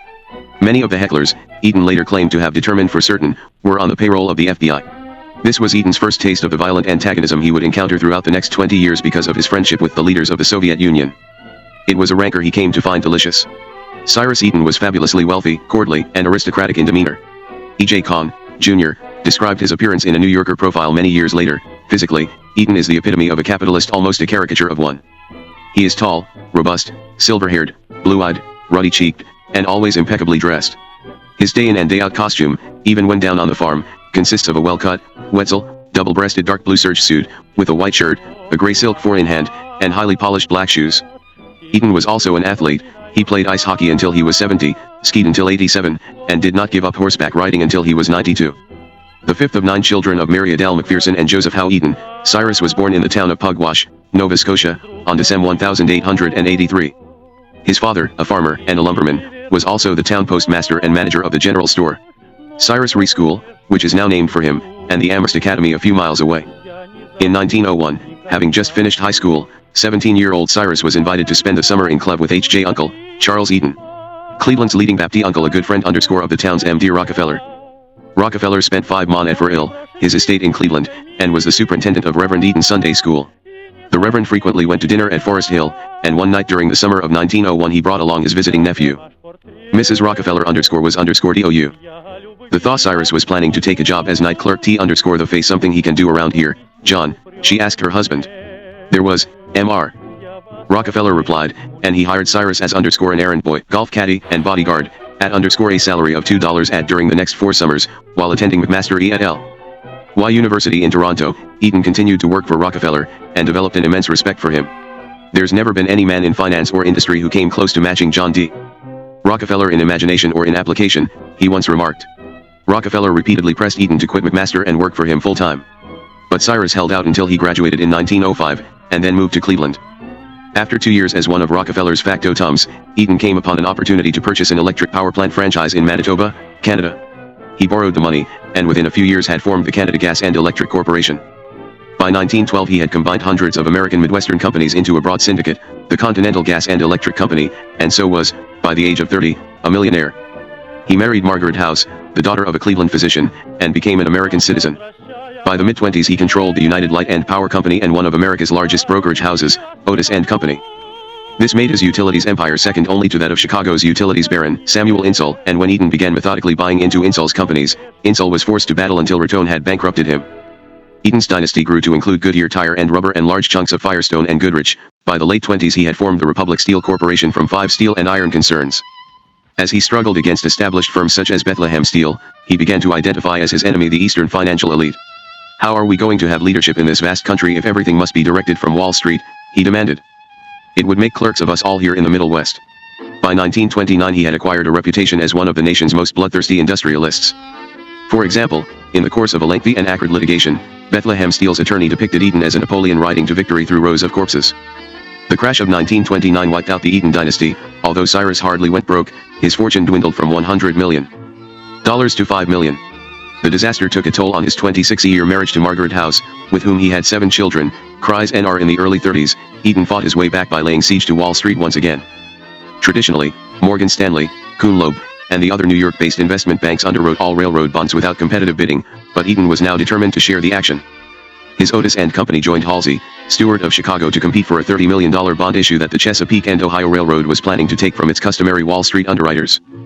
By offering the bond issue at $2 million less than Morgan Stanley and Kuhn Loeb, Eaton's GRO, when the head of the C&O, Robert Young, departed to bid for control of the new York Central Railroad, he sold his C&O stock to Eaton, who then succeeded him as chairman.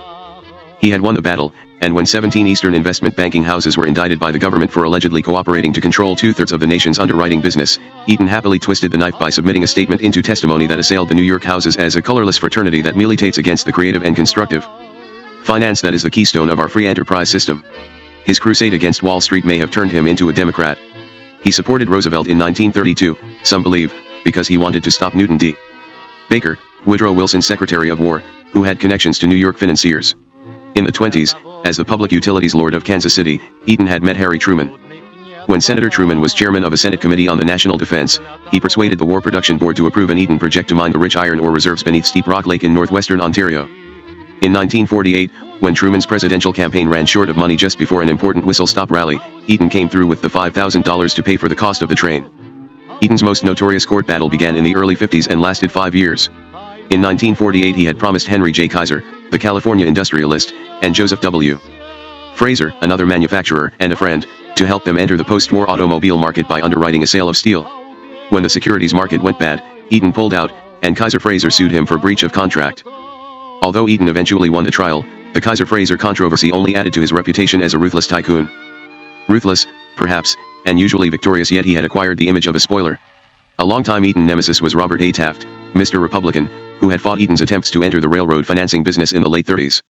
When Taft ran for re-election to the Senate in 1950, Eaton contributed $30,000 to Taft's opponent, Joe Ferguson. Since no individual was allowed to give more than $5,000 to a political campaign, Eaton had his Otis and Company employees contribute some of the money, for which he later reimbursed them. The rest was in the name of John L. Lewis's nonpartisan league. A Senate investigating committee became concerned but finally dropped the matter. Then, when the Taft family attempted to buy the Cincinnati Enquirer, Eaton rushed in to loan the newspaper's employees almost $8 million to keep it from falling into the hands of the Tafts. The Tafts symbolized to him Eastern financial interests, and fighting them, as well as the rest of Wall Street, had become a game for Eaton. By the time he reached his 70s, Eaton could rest on his accomplishments. He lived baronially in his large late 18th century farmhouse on 800 acres near Cleveland that he had purchased in 1912 and named Acadia Farms, after the French name for Nova Scotia. Unlike most gentleman farmers, Eaton was actively interested in the breeding of his cattle. The star of his stable was P.S. Troubadour, an international grand champion bull that once appeared, along with Eaton, on Ed Murrow's person-to-person television show. Eaton knew every tree on his estate by name, and was said to have been able to name all the trees and birds native to North America. He maintained another residence in Upper Blandford, Nova Scotia, a 3,000-acre estate called Deep Cove Farms, where he spent summer and winter vacations. 150 miles south was the ancestral home of Eaton's forebears. It was Pinneo Lodge, a white, 15-room, 150-year-old house on I Northumberland Strait that had belonged to the Eaton family until the mid-19th century, when Cyrus's grandfather gave it up to look for gold unsuccessfully in California. Eaton had always admired the lodge, and when he became rich he bought it. There, he partook of his greatest loves, reading and philosophical discussion. Throughout his life he read works of philosophy voraciously, favoring Darwin, T.H. Huxley, and the other rationalists. As a wealthy and prominent man, he invited university presidents and scholars to spend vacations with him at Pugwash. "I found pleasure in talking to thinkers, for a change," he once recalled. "I would sometimes take them on salmon fishing expeditions, maybe half a dozen college presidents at a clip, casting in the daytime and in the evening discussing the best way of getting people interested in great books." Early in the 1950s he formalized this ritual. Cooperating with the Association of American Colleges, he founded what he called intellectual life conferences, in which academics from around the country were invited to Nova Scotia to play tennis and discuss Plato. The first was held in 1955. About a dozen university professors attended, including British biologists Sir Julian Huxley, Julian Boyd, editor of the Jefferson Papers at Princeton, and Henry Steele Commager, the historian, then at Columbia. They wandered, reported Maclean's magazine, with their heads in the clouds, through a variety of academic pastures. It might have been Eaton's secret commerce with Russia that sparked his interest in Soviet-American relations, but more likely it was the other way around. He later claimed that his interest in the Soviet Union had been indirectly spawned by John D. Rockefeller. He was greatly influenced by Samuel Harper, the head of the Russian department at the University of Chicago, which John Rockefeller founded, and the son of William Rainey Harper, the university's first president. Sam Harper spent half of almost every year of his life in Russia. He was a staunch defender of the Hitler-Stalin Pact of 1939, and wrote a book, The Russia I Believe In, that was published posthumously in 1945. "Sam's enthusiasm for Russian culture and Russian children had a great impact on my life," Eaton once said. By the time of the Second Intellectual Life Conference in 1956, Eaton had decided to take an active public interest in Soviet-American relations, though his business dealings remained a secret to his death. This conference, which focused on the Suez Crisis then brewing, was considerably larger and more international in scope. 11 men from 9 countries gathered at the lodge from August 3 to 11 to play croquet, eat lobster, drink vintage wines, picnic by the sea, swim, sail, and meet for 2 hours. Each morning and 2 hours each evening in the book-lined study of the house, which had recently been renamed Thinker's Lodge. 2 weeks earlier, Nasser had seized the Suez Canal. Now, in the relaxed, even Epicurean atmosphere of Pugwash, intellectuals from Israel and Arab countries and from both communist and non-communist ones discussed the situation without rancor, and, it is also true, without reaching any consensus. Eaton was a multimillionaire who collects thinkers the way other multimillionaires collect yachts, race horses, or rare postage stamps, a journalist observed at the time. The guests were even more colorful than those of the previous year. Apart from the usual collection of dignitaries, there was a representative of Communist China, Dr. Qian Tuansheng, president of the Peking Institute of Politics and Law, who arrived with a Chinese watercolor as a gift for Eaton. And there was a delegate from Russia, Alexander Samarin, a leading Soviet metallurgist who was instrumental in constructing the Russian steel mills in the Urals during the 30s. He came with a large silver samovar, a bottle of vodka, and a tub of the best Russian caviar as house gifts. No explanation was furnished as to why the Soviet representative was a steel expert. One reporter did ask Eaton whether it was not slightly unorthodox for a man of his standing in conservative financial circles to be entertaining a Russian. "I make steel," Eaton replied. "The people of Russia have an idea that many industrialists in the United States are interested in war to create an outlet for steel and munitions. Now I have had an outstanding Russian here with me and he has seen a United States industrialist who hates war and doesn't believe that war ever settles anything." But Samarin hardly had to be convinced of Eaton's good feelings toward Russia, and toward its steel industry. Throughout the United States and Canada, people were intrigued that such a fierce industrial warrior could take an interest in something so high-minded. Padding about the grounds of his estate in baggy gray flannel pants, a blue sport shirt, a blue sweater, and scuffed moccasins, he seemed, as Maclean's marveled, utterly unlike the Cyrus Eaton pictured by newspaper readers, the wily nerveless financier who amassed a great fortune by cold-bloodedly outwitting his opponents in several of the most famous financial struggles of the century. Here, he was a simple, gracious, extremely courteous Nova Scotian, who insisted on shoving garden chairs around for his younger guests so they would be in the cool shade instead of the hot sun. Although 2 communists were in attendance, the Intellectual Life Conference of 1956 did wonders for Eaton's image. Even Cleveland, full of businessmen outmaneuvered by him or envious that he had survived the crash and they had not, came around to thinking well of him. The Cleveland plain dealer described him as the tycoon who looks like a cardinal. In an interview with the newspaper, Eaton prattled unhappily about his favorite authors, the Greek historians Herodotus and Thucydides, the British historians Macaulay, Hume, and Greene, the poets Homer, Shakespeare, Milton, Burns, Shelley, Keats, and Byron, John Dewey, George Santayana, Bertrand Russell. He went on to say that he was beginning to read the works of Karl Marx, to learn of the forces that made it possible for the vast populations of Russia and China to throw away, for the most part, their age-old political and religious beliefs and accept the doctrines of Karl Marx and his disciples. His plain dealer interviewer could not understand the significance of Eaton's new reading list. Even when Radio Moscow broadcast a brief interview with him, in which he urged commerce between the United States and Russia, no one took it to be the least bit anomalous. The New York Times even printed a scant notice of the transmission under the headline, Soviet broadcasts U.S. anti-Red's voice. Now almost 73, the man who had almost everything had begun, though tenuously, to embark upon a second career, the alluring and murky world of international affairs, with an emphasis on the tangled realm of Soviet-American relations. After a toyir dalliance of the mildest sort, he came upon an opportunity he would not pass up. In 1955, Bertrand Russell and Albert Einstein issued a manifesto to the scientists of the world and the general public that called for a conference of men of science of the most divergent political opinions, communist, anti-communist, and neutral, to agree upon the means of limiting the threat of nuclear war. Captivated by the idea, Eaton sent Russell a glowing letter, offering to help finance such a parley. He was not the first to make an offer, though. Aristotle Onassis had written Russell to say that he would help sponsor a scientists' conference if it were held in Monte Carlo. Russell explained this to Eaton, who then made a counter-offer: if it were to take place in Pugwash, he would foot the bill entirely. He added that he was already in the intellectual conference business anyway. Russell accepted Eaton's generous proposal. The Pugwash Conference of Nuclear Scientists was born. The first was scheduled for July 1957. Two of Russell's friends, C.F. Powell of the Wills Physical Laboratory at Bristol, England, and Joseph Rothblatt of the University of London, invited 40 eminent scientists from around the world. 24 accepted. Eaton paid the travel costs of all participants, which totaled $100,000. Only a few could be put up in Thinker's Lodge, so some had to stay in private cars of a Chesapeake and Ohio train that Eaton had brought in. Others were put up in the local inn. The 24 scientists could not comfortably meet in the library of the lodge, so Eaton converted a schoolroom in Pugwash's Masonic Lodge into a conference room by having the desks removed and a triangular trestle table installed. The guests arrived over on the weekend of July 4th and began meeting by the 6th, morning and afternoon, with the evenings free for drinks and dinner. Albert Einstein had died the year before, and Bertrand Russell was too ill to attend, but sent a tape-recorded message. Russell's deputy, C.F. Powell, stood at the head of the conference table at the Masonic Lodge, pencil perched behind his ear, and presided. Eaton stayed away from the sessions. The Russian delegates, all members of the Soviet Academy of Sciences, sat together at all meetings. One was A.M. Kuzin, a biochemist who took to wearing a blue beret and spending much of his time talking with his American opposite, H.J. Muller, a Nobel Prize-winning biologist at Indiana University. Another was the chemist A.V. Topchev, Secretary General of the Academy and the Soviet Union's #2 scientist, who spoke no English. A tall, dark-haired, round-shouldered man in boxy suits, Topchev was able to speak with only one American, the Russian-speaking editor of the Bulletin of the Atomic Scientists, Eugene Rubinovich of the University of Illinois, who conveniently happened to be his opposite. The third member of the Soviet delegation was a distinguished-looking physicist named D.F. Skobeltsyn, who came to be known as the aristocrat of the conference. He spoke eloquent English and French, and several times accidentally referred to Leningrad by its old name of St. Petersburg.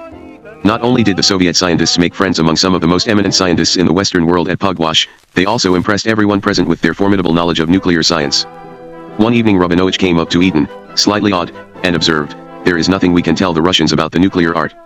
They know as much as we do, and probably more." The Soviet government could not have done more to disturb the smugness of the Western scientific elite.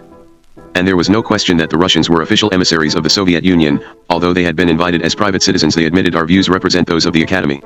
The scientists met in private, on the assumption that public SES science would lead to grandstanding and would hinder candid discussion. Most of the participants were pleased with the conference. "Everyone talks sense," Rubinovich remarked, and if anyone brought a soapbox he left it outside. They issued a statement that all but two Leo Szilard of the University of Chicago and John Stuart Foster of McGill signed. War much of it was vague yet ardent. "We are all convinced that men _774 STD. We are all convinced that man-kind must abolish war or suffer catastrophe," it said. "And the for his arch establishment of tasting peace will mark the opening of a new and triumphant epoch for the whole of mankind." One section of the report concluded that the EM-90 allowed from nuclear tests would dramatically increase the worldwide incidence of LEU, as he wore leukemia, bone cancer, widespread genetic mutations, and that it cannot be disputed that a full-scale nuclear war would be an utter catastrophe. In the competent countries, hundreds of millions of people would be killed outright, by the flash and heat, and by the ionizing radiation produced at the instant of explosion. The report ended with an appeal to all scientists to do all in our power to prevent war. This, it said, we can do by contributing to the task of public enlightenment concerning the great dilemma of our times. On the last evening of the conference, everyone gathered for dinner at Thinkers Lodge. Pledging to work for peace, they raised their glasses at the end of dinner and toasted their sponsor, Cyrus Eaton. Public reaction to the Pugwash conference was almost universally admiring. The Washington Evening Star announced on its editorial page that the Pugwash scientists had demonstrated that war is obsolete. Life featured a photo spread of the now famous meeting, entitled Atomic Age Powwow in Pugwash.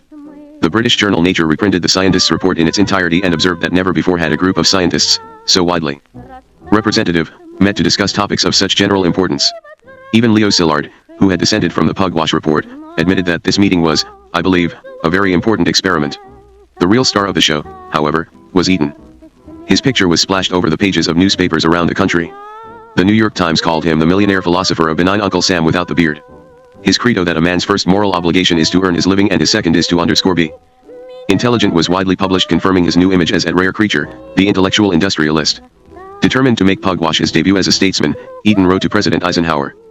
The year before, Eaton had offered him use of the Chesapeake and Ohio's resort hotel, the Greenbrier, in White Sulphur Springs, West Virginia, for Eisenhower's meeting with the President of Mexico and Prime Minister of Canada. Eisenhower accepted, and found the setting luxurious, the staff gracious and Cyrus Eaton present.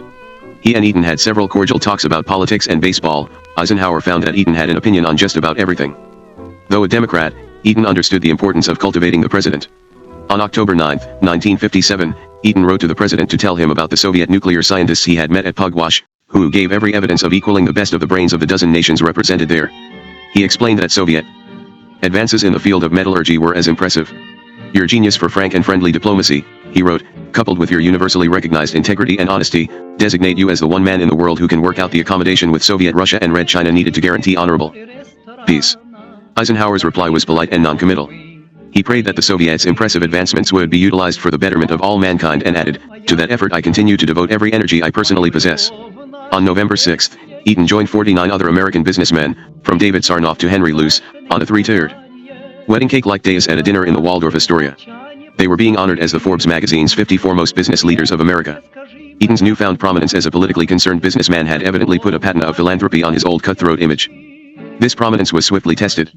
Soon after the Soviet delegation left Pugwash, a decision was made somewhere at the top of the Kremlin hierarchy. Pugwash was quite useful, the Soviets decided. It coincided perfectly with the Politburo-directed Soviet peace movement then underway. What if Pugwash were expanded enormously, say, into a worldwide conference, initiated by Russia? The propaganda value would be incalculable.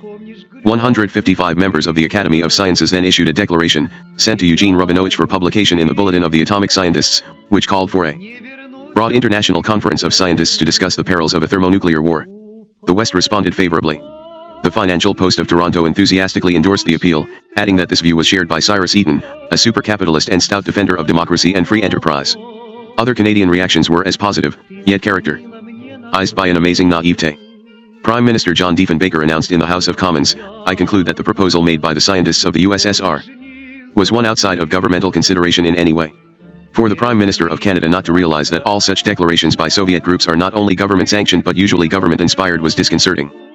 Even the New York Herald Tribune, a staunchly conservative paper, called the appeal a Soviet hand of friendship.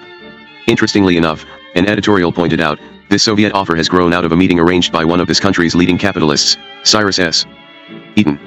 The Herald Tribune published, below the editorial, an article by Eaton entitled, Let's Meet the Soviets Halfway. He wrote, I take the declaration of these 155 top scientists seriously. I think that any man who refuses to respond to that appeal is lacking in wisdom and not serving the best interest of the United States. I think the more contact we have between people of the two nations, the quicker we'll realize that we are all human, with weaknesses, with limitations, and that for better or for worse we had better agree not to annihilate each other. Either we'll live together or we'll perish together. This elicited a few angry letters, but most responses were positive. If given a chance, one reader said, millions of Americans would support Eaton's statesmanship as opposed to Dulles puerile brinkmanship. Another wrote, let's have more articles by Cyrus Eaton and other sane men. Eaton's career as a sort of $a-year ambassador at large was underway. But Eaton had now become a renegade, capitalism's prodigal son. A reporter asked him in early December why he defended communists. He retorted, no one can accuse me of being a communist, but the time is short, and our politicians need some good advice and need it quickly. He was not slow with the advice. At a banquet at Philadelphia's Union League, he announced that the Cold War was largely America's doing. For 106th year after the Second World War, the United States kept the details of the atomic bomb a secret. In Montreal in February 1958, Eden told 800 members of the Canadian club that John Foster Dulles, who just 6 months earlier he had gently mocked as an able lawyer, was a self-appointed Soviet hate-monger, still making a career of stirring up enmity between the Western and Eastern worlds. He called for Dulles's removal. Not long afterward, Eden had Soviet Ambassador Mikhail Menshikov and his wife for a weekend at Acadia Farms. Clevelanders grumbled. One did not keep such company and avoid criticism. Then, literally overnight, Eden plunged himself into national controversy. In an ABC television interview with Mike Wallace on Sunday evening, May 4, 1958, he declared, "I always worry when I see a nation feel that it is coming to greatness through the activities of its policemen." He proceeded to launch into a devastating attack on American policies. The FBI is just one of the scores of agencies in the United States engaged in investigating, in snooping, in informing, in creeping up on people. I am just as sure as I am alive that one of these days there will be an enormous reaction against this in the United States. We can't destroy communism. It's there to stay. And to imagine that they could convert us to communism is just silly. No one in the world would be more unhappy under communism than I, because I am dedicated to the other principle. There were no communists in the United States to speak of, he went on, except in the mind of those on the payroll of the FBI. If you were to take the police forces of the cities and of the counties and of the state and governmental agencies and add them up, Hitler in his prime, through the Gestapo, never had any such spy organization as we have in this country today. We're certainly worse in that respect than the Russians. The House Un-American Activities Committee was furious. Never before had it been attacked with such virulence on national television, and especially by one of the most famous businessmen in the country. 3 days later, at an anti-communist rally at Hunter College in New York, one of the committee's members lashed out. Eden, he charged, had made a tremendous contribution to the Soviet cause. The committee demanded that ABC television grant equal time, and a few days later its staff director, Richard Arens, aired a vehement rebuttal. He said that Eden's remarks were typical of a campaign of vilification which the communist conspiracy is promoting in the United States against our security agencies and will accelerate in the future by its devious devices to weaken our internal defenses.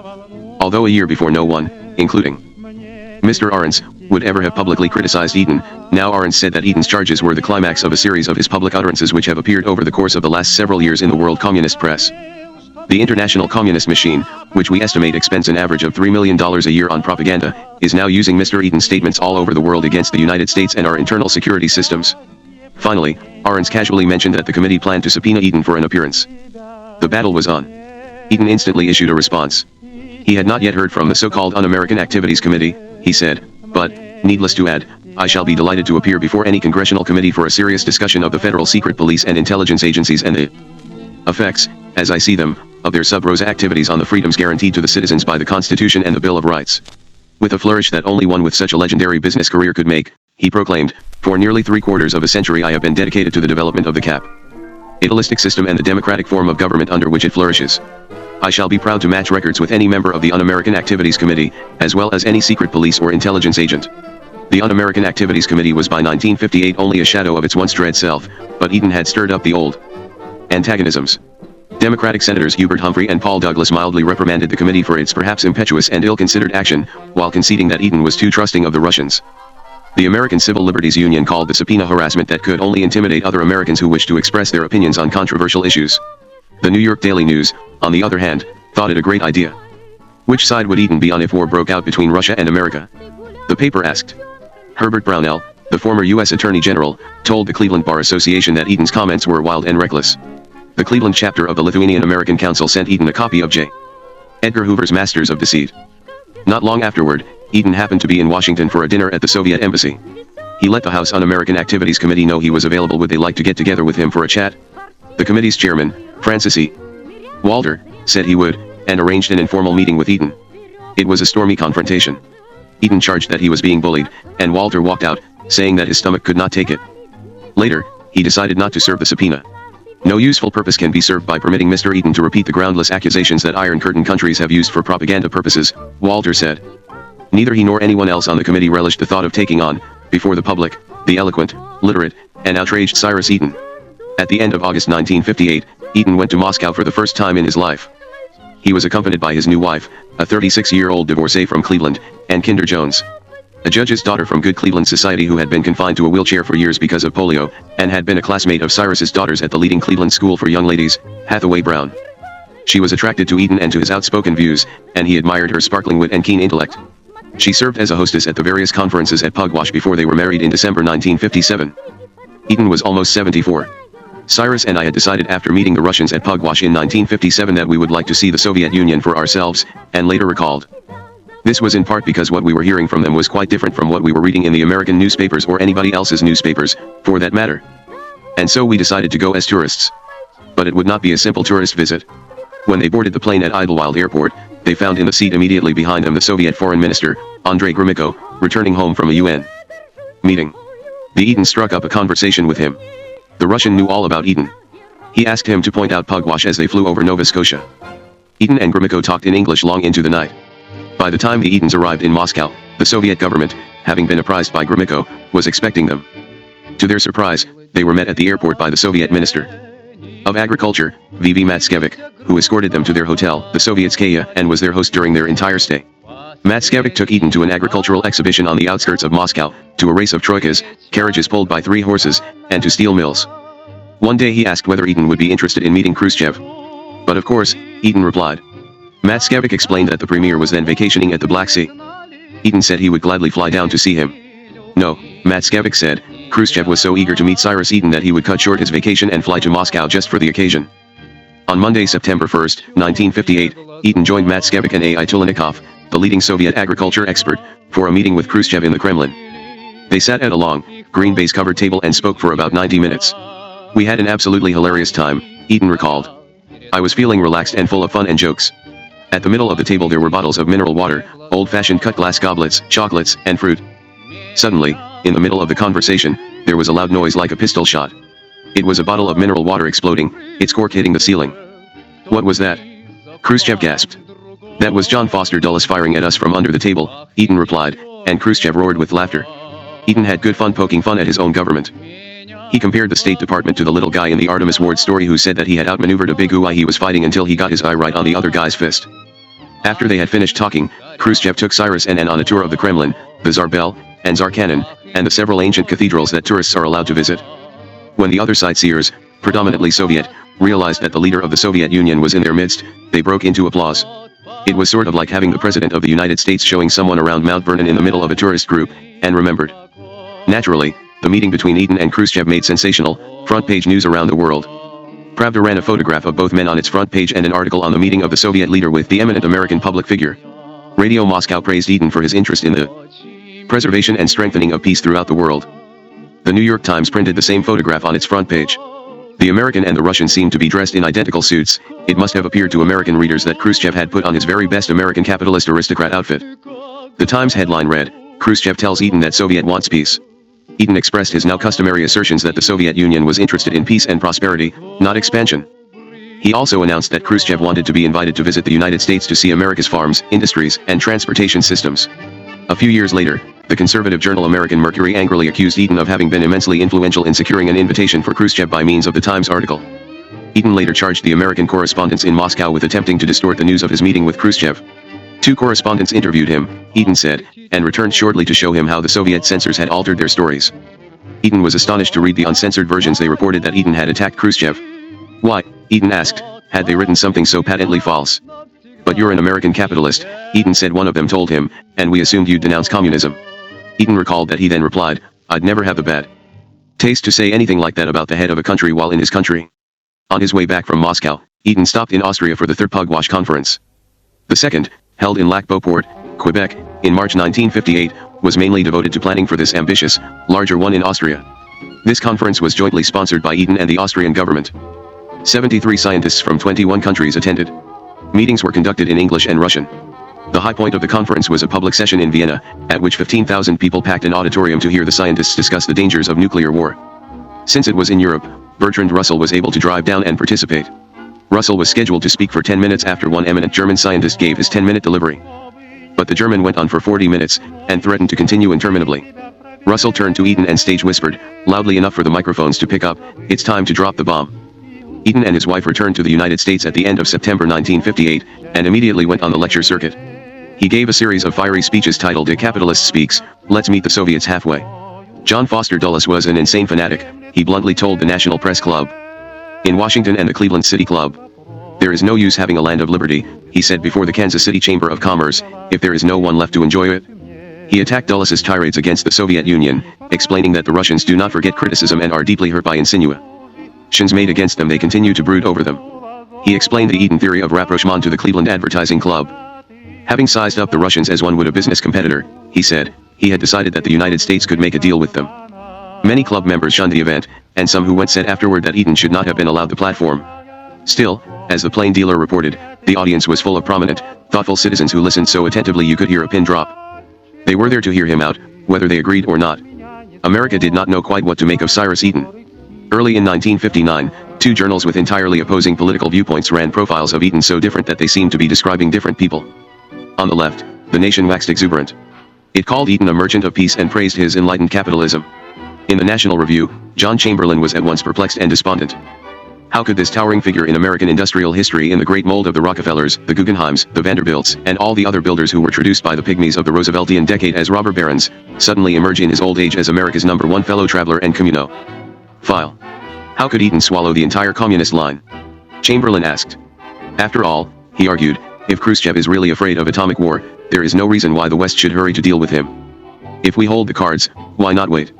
He could only conclude that Eaton's pronouncements arose out of profound ignorance or tremendous vanity. Father, forgive them, Chamberlain wrote of Eaton and his ilk, for they know not what they do. At the end of December 1958, on his 75th birthday, Eaton received from his new friend Nikita Khrushchev 3 matched white stallions, a 2-wheeled carriage, and a sleigh. The only authentic troika in the United States. It was accompanied by a Russian trainer and a veterinarian, who spent a week at Acadia Farms instructing the Eaton's employees in handling the horses. No sooner had Eaton gotten the hang of driving the troika than a Soviet guest arrived at the farm for a ride and a visit. Soviet Deputy Premier Anastas Mikoyan. On January 7th, he joined the Eatons for a troika ride. The Russian trainer drove, Cyrus and got into the carriage seats, and Mikoyan clung to the side on a narrow running board as the horses galloped along at 20 miles an hour. Mr. Mikoyan is the bravest man I ever heard of, and marveled. This feat marked the beginning of Mikoyan's 10-day campaign across the country to pave the way for the as yet unannounced visit of Nikita Khrushchev in the fall. The Eaton estate was the natural place to launch the tour. Mikoyan knew he could count on an enthusiastic reception. Always the good host, Eaton gave a lunch in Mikoyan's honor at the very proper, Republican, Union Club in Cleveland. The crowd that gathered outside the club was less than hospitable. They spat, hurled rocks and rotten eggs at Mikoyan's car, and chanted, Mikoyan murderer. Inside, Mikoyan told a polite audience of SAS, that he was interested in placing the biggest order for steel in the history of the world, which would not, he assured them, be used for military purposes, and for which he was prepared to pay in advance in hard cash. A number of steel industrialists made offers. Mikoyan told Eaton that it was the happiest day of his life. But when Mikoyan reached Washington and tried to persuade the newly appointed Secretary of Commerce, Louis Strauss, to grant export permits, he was rebuffed. Mikoyan tried to assuage Strauss with a gift of vodka and caviar, but Strauss gave him, in exchange, a copy of George Washington's farewell address, which warns that national morality cannot prevail in exclusion of religious principle. We won't do business with you, Strauss told him, because you don't believe in God. It was an inflamed equals remark and, as Eaton remarked when Mikoyan's tea, hardly tactful, to say the least. Mikoyan appreciated Eaton's sympathy all the more after this rebuff, and probably also his steel, successfully conveyed through Canada. He proclaimed that Eaton had become more popular in our country than any capitalist has ever been before. This is not a normal capitalist. Oh, and the same trip, out of nostalgia more than anything else, Mikoyan paid a visit on another old friend, Avril Harriman. The two had known each other since the days of the Second World War, when Mikoyan was one of the Soviet officials in charge of receiving the trucks, tanks, and weapons Harriman was transferring. Now, in January 1959, Harriman was a political non-entity. Having been defeated just a few months earlier for re-election as governor of New York by Nelson Rockefeller, he sat in his elegant East Side townhouse, the walls of which were covered with Cézannes, Rousseaus, Matisses, and Picassos, and did nothing. For the first time in his long career in government, he was out of a job. The partners at his bank, Brown Brothers Harriman, trembled that the old man might, for lack of anything else to do, come back and try to take charge. It was as if the earth had opened and swallowed him up, Harriman's friend Daniel Patrick Moynihan observes. The Bronx County Democratic Party wouldn't give him a free seat at their annual dinner. A Shenango County leader wouldn't have had him to breakfast. He was finished. Moynihan called another friend of Harriman's, Michael Forrestal, and suggested they have dinner to discuss what the ex-governor could do now. Forrestal had been raised by Harriman after his father's suicide. He and Moynihan were worried about their old boss. They wondered what sort of job, just a little job with a little office so he could fuss around, suggested Moynihan they could find for him that had something to do with Russia. For if Avril Harriman was identified with anything, he was identified with the Soviet Union. He fancied himself the one American the Soviets trusted. He had after all invested in Soviet manganese mines when practically no one else of any standing was investing. More important, he had negotiated Lend-Lease aid to Russia during Stalin's desperate days after the German invasion in 1941. After that he had been Roosevelt's all-important ambassador to Moscow when it was of utmost importance that the two powers work together. "I've seen Stalin more than any other foreigner has, you know," he once bragged with almost childlike pride. C. L. Sulzberger of the New York Times once asked him who he thought was the greatest of all great men of their time, and Harriman without hesitation answered Stalin. He insisted that Stalin was as powerful a leader as Churchill and Roosevelt, and more able. After his defeat in 1958, Harriman preferred to be addressed as governor. It was the only elected office he ever had or would hold, but without question the most exciting time of his life was his wartime service in Moscow. His fascination with Russia came partly from nostalgia for those days and partly from the curious fascination that only the richest men can feel for the regime that holds them at once in disrepute and admiration. A lot of people had thought he would make a poor ambassador to Moscow. Bernard Baruch thought he was nothing more than a spoiled rich man's son, and Harold Ickes agreed. But the Americans misunderstood the Soviets. Stalin once turned to Harriman in the middle of a tough negotiating session and made a reference to the Harriman-Manganese concession. "Well, we know you are our friend," Stalin said, "because you came to us at a time of need and were ready to cooperate with us." During the war, Russians regarded Harriman with a measure of awe. George Kennan, who served under him in the American embassy in Moscow, writes, a touch enviously, in his memoirs that a Russian woman once remarked, "They look at him and they say to themselves, 'There goes a man.'" Russia's adoration for Harriman abruptly vanished in 1945, when Harriman decided that Stalin was seeking to plunder Europe, and that American journalists, who were still in the habit of praising America's wartime partner, should be warned. At the first session of the United Nations in San Francisco, Harriman held an off-the-record press conference. He told reporters that Russia was now striving for a world communist dictatorship. "Our objectives and the Kremlin's objectives," he said, "are irreconcilable." A few of the journalists were outraged by Harriman's warlike talk, which they considered inappropriate for someone who was at the time ambassador to the Soviet Union. Two of them got up, announced that they would not listen to this warmonger anymore, and left the room. One was the newscaster Raymond Graham Swing, who came to Harriman a year later and apologized. The other was Walter Lippmann, and he never apologized to anyone, Harriman recalls. From then on, Stalin disliked Harriman. When Harriman was named to head the Marshall Plan in Europe, the Soviets were outraged. He was now one of their great enemies, an integral part of anti-American propaganda. Cartoons in the Soviet satire magazine, Crocodile, began to portray him as a symbol of evil. Venal capitalism drawings of his face resembled Al Capone's, with a large gray fedora, a menacing scowl, and a fist-clenching dollar bills. One Soviet journal of opinion published an acerbic profile of him in 1951 entitled Avril Harriman Warmonger. Now an influential assistant to President Truman, Harriman was cast as a singularly unsavory character, when this man, with a foppishness unsuited to his age and a haughty and dour visage, appears at the White House, the presidential flunkies hastily fling open all doors before him, while approaching officials quickly get out of his way, beaming the sweetest smiles. Apparently, however, he does not even notice them. He passes by indifferently without even a flicker of his eyelids, which are usually half closed. It cannot be said that he scorns people. That is not the right word. People simply do not exist for him. The whole world serves in his eyes merely as a God-given background for him, himself, William Averell Harriman, and for the narrow circles of his partners in big business, the magnates of Wall Street. The article, only one of many similar ones that began appearing in the Soviet press especially after 1950, went on to discuss Harriman's unshakable belief in his absolute superiority over those about him and in his mission to rule and to decide the fate of the world.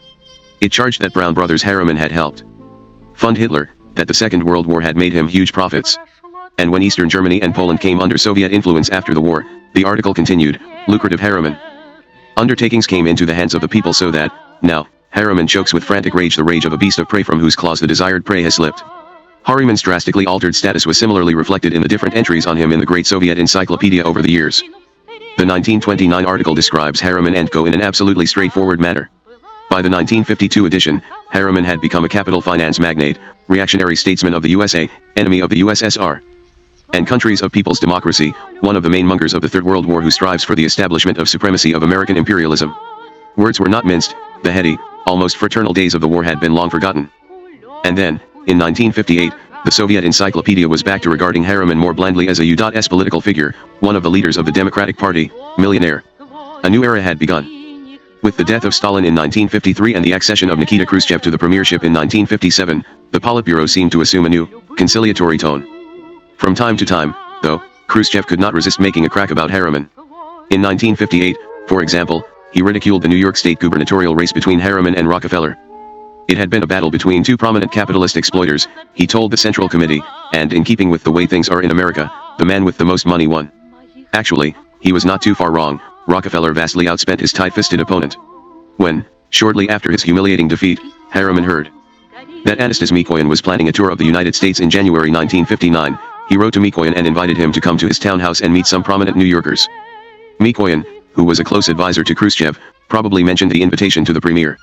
With a democratic victory in 1960 likely, it made good sense, they might have reasoned, to establish good rapport with Harriman, who was not only extremely wealthy but also probably had good contacts in the Democratic Party.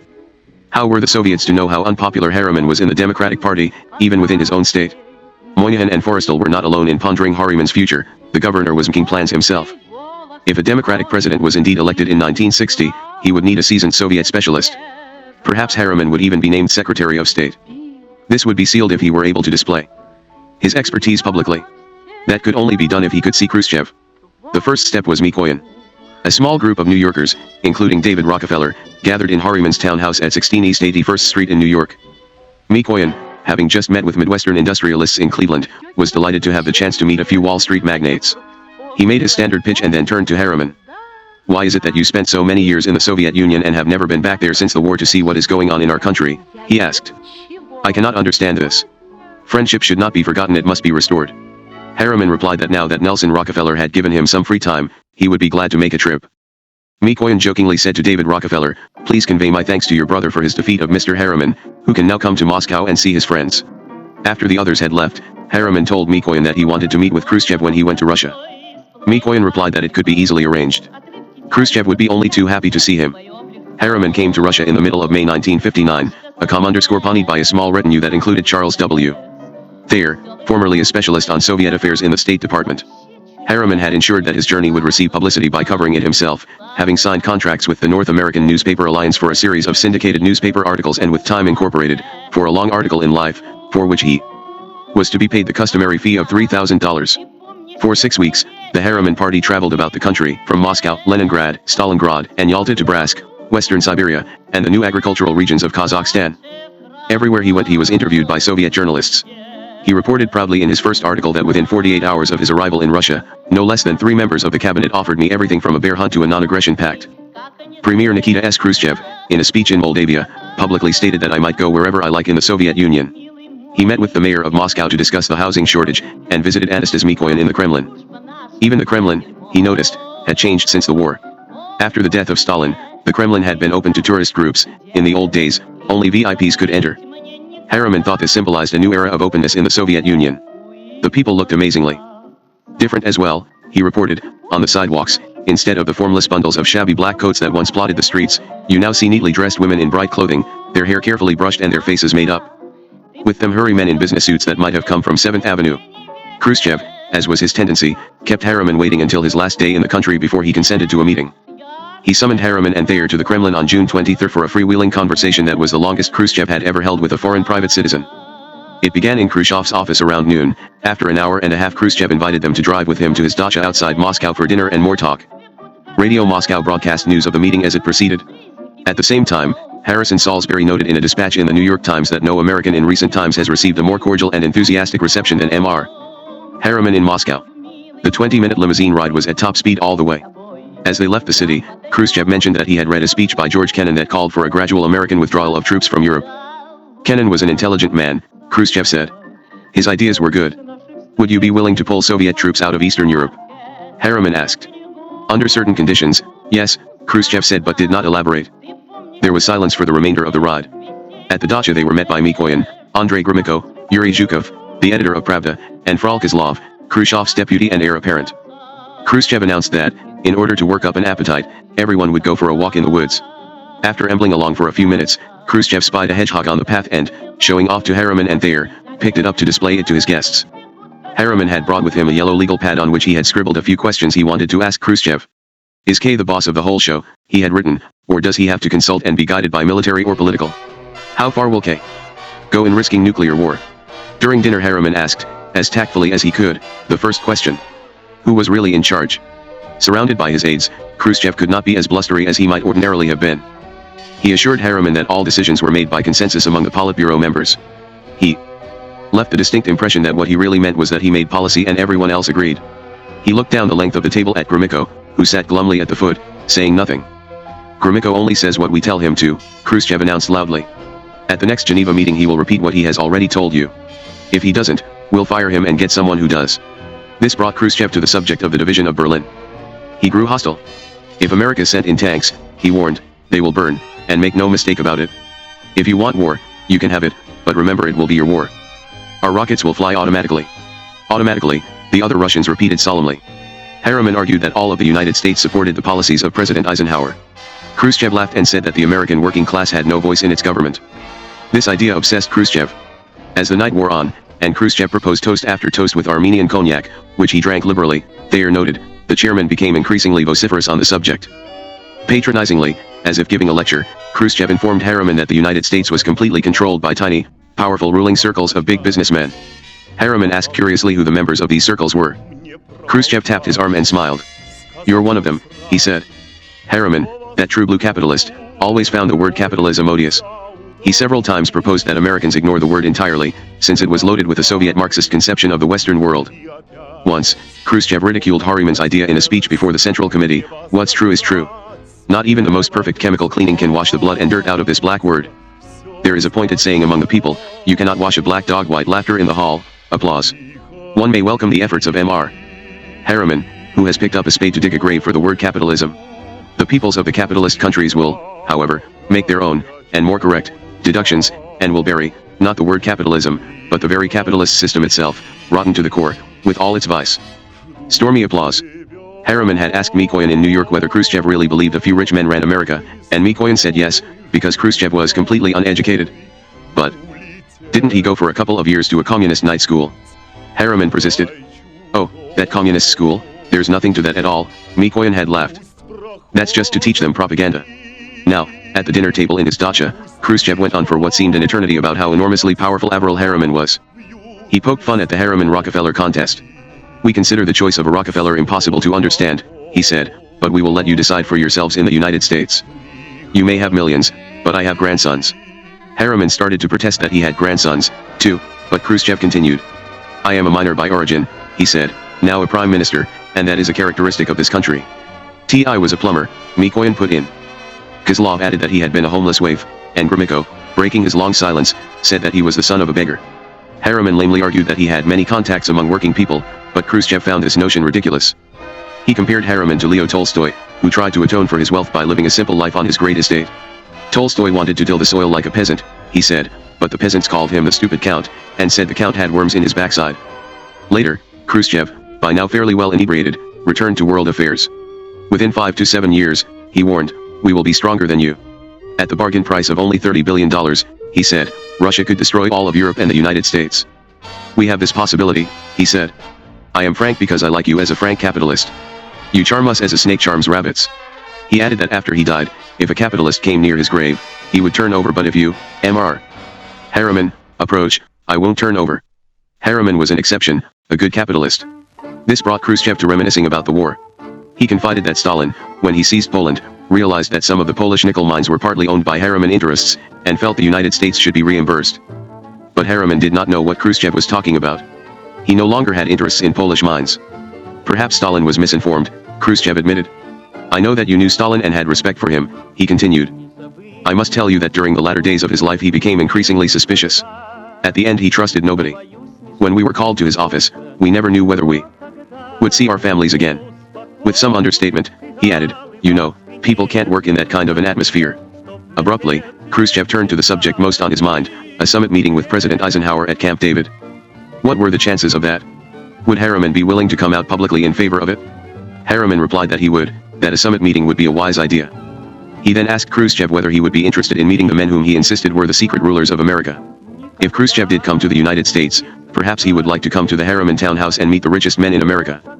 Khrushchev said he would most definitely be interested provided Eisenhower invited him to visit. It seemed as though this party would never break up. Already it was getting late, and the Russians around the table were seriously drunk. Whenever Harriman would stand up to leave, Khrushchev would order him to sit down, and then propose another toast. Once, Khrushchev looked hurt. Why do you leave now? He asked. Well, we can't keep you up too late, Harriman said in his best diplomatic manner. Oh, this is the early part of the evening, Khrushchev said airily, and gestured for him to sit. The evening hasn't hardly started. A while later, when Harriman again tried to escape, Khrushchev became stern. Our working day is over, and we are ready to spend all night talking with you, he said. Harriman began to feel desperate. There was no civil way he could escape these besotted heads of world communism without insulting their hospitality. Finally, As Harriman later recalled, "I'd had enough. I couldn't take it anymore. 10 hours was enough." He would be firm. At 10:30, he announced he was exhausted, and he and Thayer got up and walked to the door. Khrushchev would have none of it, and beat the Americans to the door, blocked their exit, and continued to talk, standing up, for another 15 minutes. Harriman and Thayer were relieved when at last Khrushchev said goodnight. He told them he would announce to the Soviet press only that the conversation had taken place in a warm and friendly atmosphere. But he had one request: "Please," he asked, "do not tell anyone about his having picked up the hedgehog in the woods earlier in the evening." Hedge hogs, he said, had a peculiar, embarrassing connotation in Russia. He did not explain, and the remark remained a mystery. Harriman was unsure how to report to the American press on this bizarre encounter. How could he explain Khrushchev's alternately jovial and menacing remarks without mentioning the endless round of cognac toasts? How much should he make public? He and Thayer decided to send a report of the real nature of the evening to the State Department, through the American embassy in Moscow. 2 days later, Harriman called a news conference for the Moscow correspondents of the American papers. He explained that Khrushchev, though unyielding on the question of Berlin, had expressed his continued and firm desire for better Soviet-United States relations. He also urged that Khrushchev be invited to tour the United States. "Increased knowledge and information will help," he said. "Mystery normally encourages misunderstanding and suspicion." But Harriman's conciliatory talk was too much for some hardliners in the State Department who had read the report of the Khrushchev meeting. Someone apparently leaked a distorted version of Thayer's notes, with an emphasis on Khrushchev's more bellicose pronouncements. 2 top-notch journalists, Joseph Alsop, then a syndicated columnist, and Harry Schwartz of the New York Times, were given the account. On July 3, Alsop revealed Khrushchev's crude threats about Berlin, couched in a brutal tone and unprintable language. "The inner circle of the American government," he wrote, "has been shaken and alarmed by the Hitler-like interview." In the Times, Schwartz quoted an unnamed source who said, "Khrushchev was very rough in his talks with Harriman." Time Incorporated was upset about the leak, and suspected Harriman of having supplied the information himself. They angrily demanded an additional 1,000 words for the Life article as recompense. Harriman protested that he was not the source, and they dropped their demand. In his Life article, though, Harriman was now forced to be more blunt. In fact, he changed his version of the interview from the one he had told in Moscow to one of dismay. It was entitled, "My Alarming Interview with Khrushchev." The headnote called it the full story of Khrushchev and his bullying demands. Nikita Khrushchev cannot have been pleased with the article. Alongside the article was a photograph of the premier holding the hedgehog aloft. Harriman told of Khrushchev's blunt and brutal language and forceful and provocative talk. Khrushchev spoke with angry emphasis, asked contemptuously, retorted contemptuously, became heated, asked hotly, said sarcastically, and so on. Harriman even added ominously that Khrushchev might well overplay his hand. The only solution, Harriman averred, was to invite Khrushchev to visit the United States and correct his terrifying misconceptions. Eisenhower did invite Khrushchev that summer, perhaps in part because of the calls from Harriman and Eaton and others, perhaps not. Khrushchev then told Harriman he would be pleased to meet the ruling circles at his house. This was to be the best thing that happened that year to Harriman. A visit by Khrushchev would be, as David Halberstam observes in The Best and the Brightest, a marvelous piece of wampum to barter with a new president. A year later, Harriman was to employ the wampum energy. Cali. On November 12, 1960, Harriman wrote to John F. Kennedy in Palm Beach to report on a talk he had had in New York with Alexander Korniashuk, a member of the Soviet Central Committee who was, he assured the president-elect, quite close to Khrushchev. Korniashuk told him that Khrushchev was ANX. He is to make a fresh start. "I would like to have an opportunity to talk with you about our relations with the Soviet Union," Harriman concluded. "I would be glad to come to Palm Beach for a brief chat, if that would suit your convenience." 3 days later Harriman sent another letter to Palm Beach. The Soviet ambassador, Mikhail Menshikov, had asked him to the Soviet embassy, he wrote, to relay a message Khrushchev wanted to give to Kennedy. Khrushchev sought disarmament and an improvement in relations. "This message is intriguing in that it was obviously written by Khrushchev himself," Harriman told Kennedy. "During the war I found out I couldn't get anywhere on matters of importance without getting to Stalin himself." Undoubtedly the same situation exists today with Khrushchev. The implication was unmistakable, only Harriman had the necessary access to the Soviet leader. Within 6 days, Harriman sent along another message from Khrushchev. Now the premier wanted Kennedy to permit Harriman to talk over these matters unofficially as a representative of the incoming Democratic administration. It would be still bet. 124 The thoughter, Khrushchev had written, if Mr. Harriman were authorized to state the views of President Kennedy himself on any particular issue. Harriman reported that he had told the Soviets that I felt sure that President-elect Kennedy would not authorize anyone to have talks until he had assumed office. I explained that it was not customary for our President-elect to take any substantive positions during the interval between the election and inauguration. The first step in international affairs would be the appointment of the Secretary of State. Kennedy got the hint and responded brusquely. He thanked Harriman for the messages and added, I hope to have the chance to see you sometime soon. Eventually Kennedy gave Harriman the embarrassingly minor post of roving ambassador. The new president and his aides did not hold great affection for the old man. They ridiculed his vanity. Harriman was so vain that he refused to wear a hearing aid although he was quite deaf. Once Kennedy asked Harriman his opinion about some aspect of Soviet policy and Harriman answered, yes. Kennedy finally had to ask Forrestal to persuade Harriman to get a hearing aid. Harriman wanted to be Secretary of State, but he accepted Kennedy's offer with hardly a whimper. Kennedy would give him dirty little jobs, one diplomat recalled, which Harriman would snatch up. He'd pack his bags and go off to the Far East or wherever. Besides vanity, Harriman had a reputation as a meddler, which his correspondence on Khrushchev did not help. Avril has to be the bride at every wedding and the corpse at every funeral, an acquaintance once said. On Thursday, September 17, 1959, Nikita Khrushchev, who was staying at Blair House in Washington, awoke early and boarded a special Pennsylvania Railroad train at Washington's Union Station at 8:20 a.m. He reached New York at 12:05. A half hour later, New York's Mayor Robert F. Wagner gave a luncheon in his honor at the Waldorf Astoria. At 5:30 in the afternoon, Khrushchev and his party, which included his son-in-law Alexei Adzubay, his interpreter Oleg Troyanovsky, and a few others, arrived at Harriman's residence. 27 extremely well-to-do men were assembled in the large, handsome library on the second floor. Its walls were covered with splendid paintings, a large Picasso hung over the fireplace. Positioned about the room were busts of Franklin Roosevelt, Dwight Eisenhower, and Benjamin Franklin. How these men had come to be invited is a story in itself. A few weeks earlier, Harriman had called his friend John J. McCloy, chairman of Chase Manhattan, of the Council on Foreign Relations, and, some said, of the establishment itself, and asked him to send a list of 12 of his business friends. McCloy furnished a list that included 2 Rockefellers, David and John III. Harriman apparently decided that David had seen enough of Khrushchev and scratched his name off. Harriman settled on a list of 30 odd people, all of whom possessed or controlled assets of over $100 million, and grouped them into categories: general business, finance, fabrics, metals, and foundations. He asked a secretary to determine the total wealth these men represented. The sum was $38.9 billion. Among the guests invited were General David Sarnoff of RCA, Philip Moseley of the Council on Foreign Relations, Herbert H.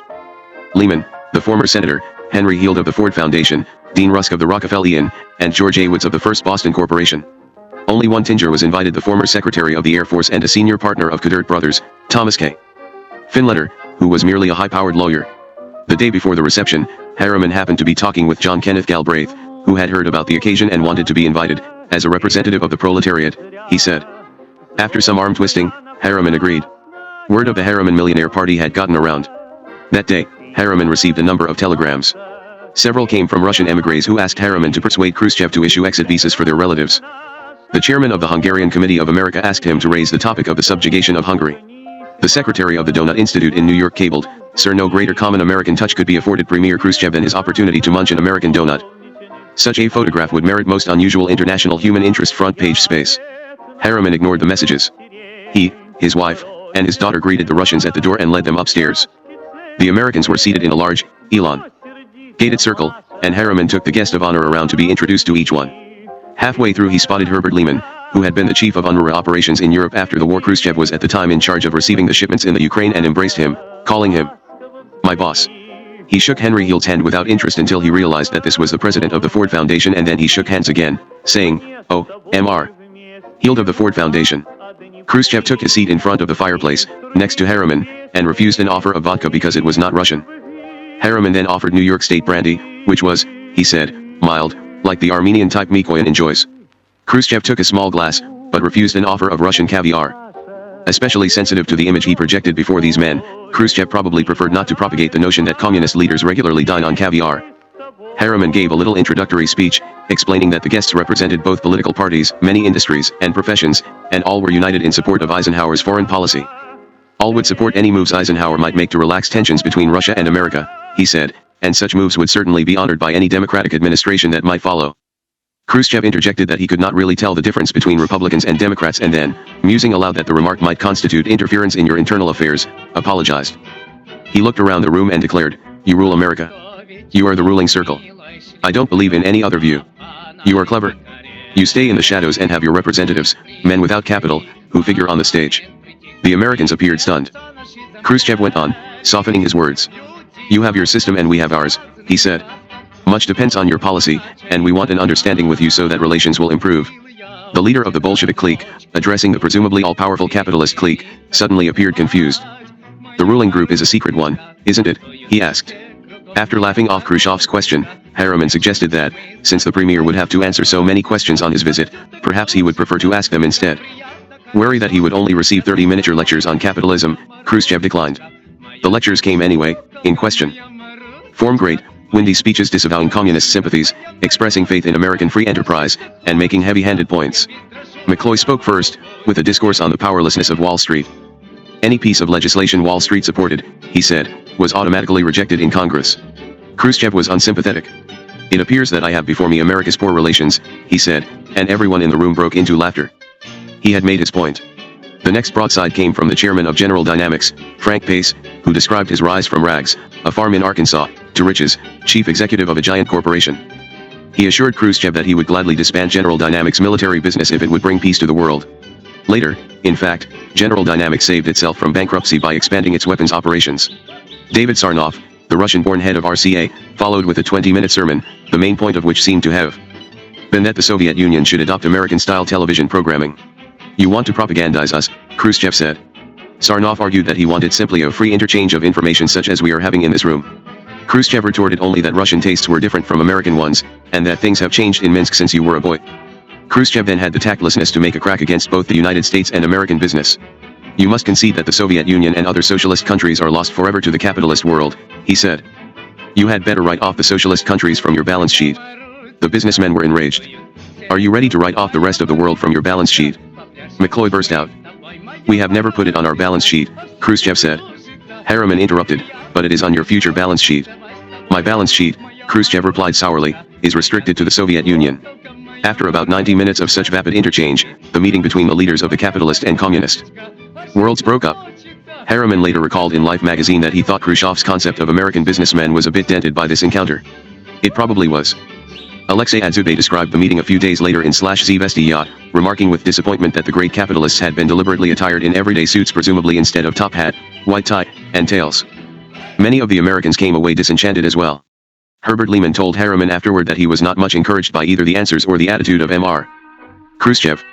Another businessman present anonymously supplied the Central Intelligence Agency with a personality sketch of Khrushchev that was garnered from the Harriman cocktail party. He found the premier very tired, less alert than usual, and repeatedly fumbling for words. But the two ringers, Galbraith and Finletter, were more impressed. As they walked out of the meeting, avoiding the crowd of newsmen and photographers, Finletter asked, "Do you have any doubt as to who was the smartest man in there tonight?" Nikita Khrushchev returned to the Waldorf Astoria that evening for a dinner sponsored by the Economic Club of New York. The atmosphere was even more hostile than at the Harriman reception. Henry Cabot Lodge, Khrushchev's official escort, read him a stern lesson on capitalism. Hecklers from time to time shouted Khrushchev down. When the outcries grew too loud, Khrushchev threatened to leave. At one point, the 2,000 dinner guests in the grand ballroom rose spontaneously, placed hands across their chests, and sang, with defiant patriotic fervor, the Star-Spangled Banner. Sitting on the dais, Harriman doodled on his blue rag paper program throughout Khrushchev's speech. On the back he sketched communism in large block letters, on the front a passable rendering of a horse, and inside the front cover a phrase Khrushchev seemed to utter almost all the time, ruling circles. In the course of his largely genial talk, Khrushchev revealed that he had offered Avril Harriman, when he came to visit in June, the post of economic advisor to the Soviet government. He explained that Harriman, now unemployed, might find the perquisites tempting, a good salary and a nice dacha not far from Moscow. Khrushchev then looked around at the Economic Club members and their guests and announced that the offer stood for anyone in the audience who wanted to lend his hand at building socialism. The pay would be just as good as in the United States. Interested parties should, he said, just give him a call at his suite at the Waldorf. The capitalists roared with laughter.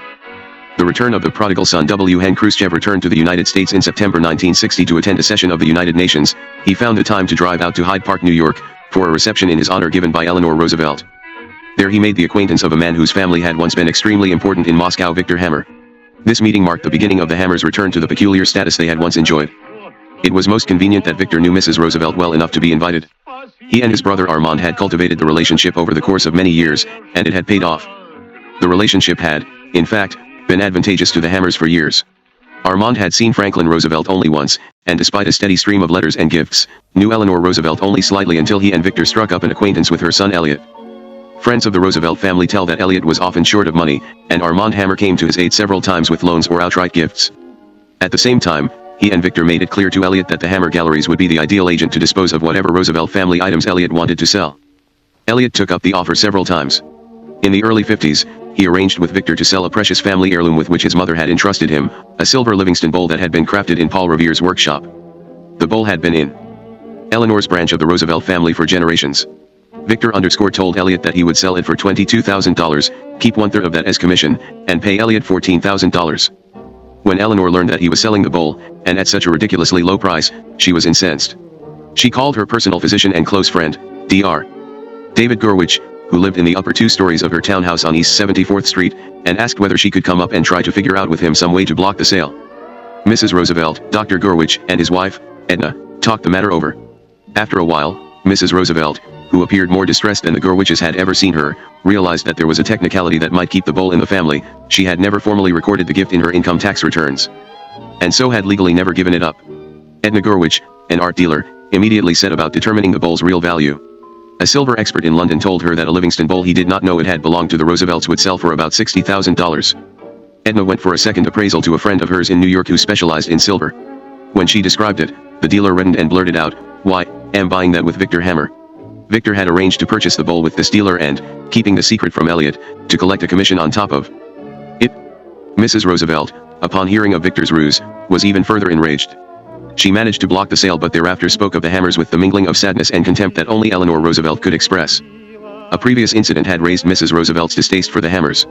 In 1952 she had gone on a trip to Europe and granted Elliot power of attorney in her absence. She returned to find that Elliot had sold the Hammers her ancestral home on Campobello Island in Canada for the grand sum of $7,000. She was shocked, but since the deal had been signed, she resigned herself to the loss. The house had been bequeathed to Eleanor by her side of the family, and it had enormous sentimental value to her. There she and Franklin had spent their honeymoon. There, in the icy waters, Franklin had been stricken with polio, and there she had often found retreat after her husband's death. She found giving it up at any cost, and especially for $7,000, a devastating thought. Several years later she decided she wanted to visit Campobello once more, and the Hammers gladly consented. When she arrived, she was appalled to see that the Hammers had turned it into a shoddy tourist trap. They were now charging admission and selling such souvenirs as sugar bowls and creamers emblazoned with a picture of the homestead and the legend, "The home of Precy Dent and Mrs. Franklin D. Roosevelt at Campobello." Not only had the house been preserved exactly as she had left it, but it was now full of trophies from Franklin's past that the Hammer brothers had scrounged, things like the rowing oars from his Harvard days. Every single item in the house was labeled with tags that read, "Collection of President and Mrs. Franklin D. Roosevelt." Eleanor walked about the house, stunned, lifting up corners of carpets and looking at the backs of chairs and sofas, all of which bore the odious tags.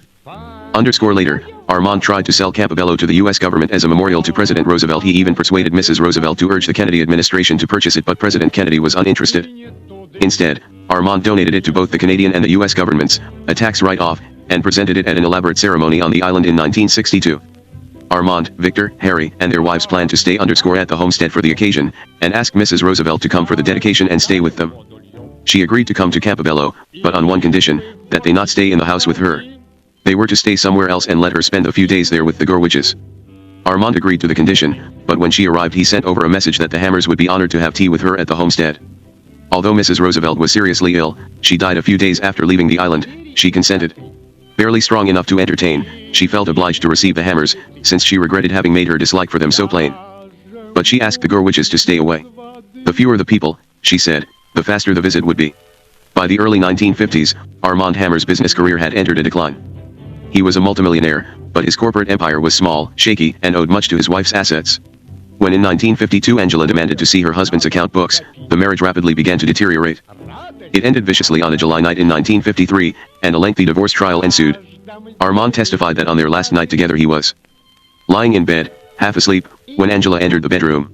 He awoke in time, he said, to see his wife standing over him with a lit cigarette, muttering that she was going to burn his eyes out. The next morning, Armand further charged, Angela accused him of having had improper relations with his employee's wife, and the two began to quarrel. She slapped his face, knocking his eyeglasses to the floor. Armand left their home in Red Bank, New Jersey, and moved into his Greenwich Village townhouse. Although Armand has always maintained that he is a Unitarian, his wife apparently considered him Jewish. He charged that Angela had repeatedly called him a dirty Jew, a damn Jew, and a double-crossing Jew. Once, Hammer claimed, she said, "It is too bad Hitler didn't take care of all the Jews." Angela said that her husband had had so many affairs with other women that she was known as the Madam of Shadow Isle. Armand charged that these and other wild accusations, and his wife's alcoholism, had so humiliated him that he had become highly nervous, and suffered from sleeplessness and anxiety to such a degree as to require medical attention and sedation. Angela's sister claimed that Armand could never have suffered physical illness as a result of his wife's conduct. "He is a man of boundless energy, possessed of an iron will and strong determination," she said, "and is not one whose mental and physical condition can be easily affected by other persons." The sister recalled that once she had been with them aboard their yacht, when suddenly she heard Angela scream. "I saw that she had been assaulted. Her eyes were blackened and her nose and face were injured. When I asked her what happened, she told me that Armand Hammer had attacked her because she had recently chided him about his undue attention to one of the female guests at a social function. Another time, there was a violent quarrel over a little black book, Hammer's book of secret addresses and phone numbers connected with his business dealings, that Hammer accused his wife of stealing. Angela alleged that in an effort to force the return of the book, Armand brandished a metal pipe and threatened to beat her brains out. In her affidavit, Angela told that her husband had warned her not to sue him for divorce, and that if she did, Armand was prepared to use all of his wealth and all of his power and influence to ruin and destroy me. She depicted him as devious. My husband possesses a cold and calculating brain. He is a master of psychological warfare. His 9 years in Russia, at a time when that country was in a post-revolutionary state, replete with purgings and liquidations, together with his medical training, causes him no pain to see the suffering of others. This has been adequately illustrated to me by the hard, cruel manner in which he dealt with people in the year or two before he left me. In many conversations intimate to us, my husband would boast about the way he handled people and organizations who sought in any way to block him in his desires. Angela sued her husband for $10 million, which she claimed were profits derived from her estate and livestock. But Armand insisted that he was worth no more than $2 million. My husband is a man of tremendous personal wealth, she challenged, and even I have no personal knowledge of the magnitude of his fortune, his vast holdings, his security interests, and all of his other resources and the value thereof. Armand's wealth was a major issue. By the time of the trial in 1955, he had sold all of the distillery operations for more than $6 million and sold all his cattle at auction. But he submitted copies of his income tax returns for the years 1949 to 1952, which showed an income of no more than $25,000 a year. Dun & Bradstreet was asked to assess his fortune and could only determine vaguely that Dr. Armand Hammer is reported to be a man of substantial personal means. Hammer engaged some of the most expensive legal counsel in the country, including Louis Nizar, and he was able to see that Angela received a meager alimony settlement. Yet Angela was able to strike at her husband in one way that hurt deeply. She knew that he valued perhaps more than anything his handwritten letters from Lenin, now fragile and yellow with age. She hid them, and he was unable to force her to return them. Angela died on March 15, 1965, perhaps the Lenin letters were passed on to heirs. Hammer offered Angela's lawyers substantial rewards if they could track them down, but to this day the letters have not been found. With United Distillers sold, Hammer moved from his office in the Empire State Building to the mezzanine of the Hammer Galleries on West 57th Street. He had failed as an entrepreneur, and he was humiliated and exhausted from a long and public divorce trial.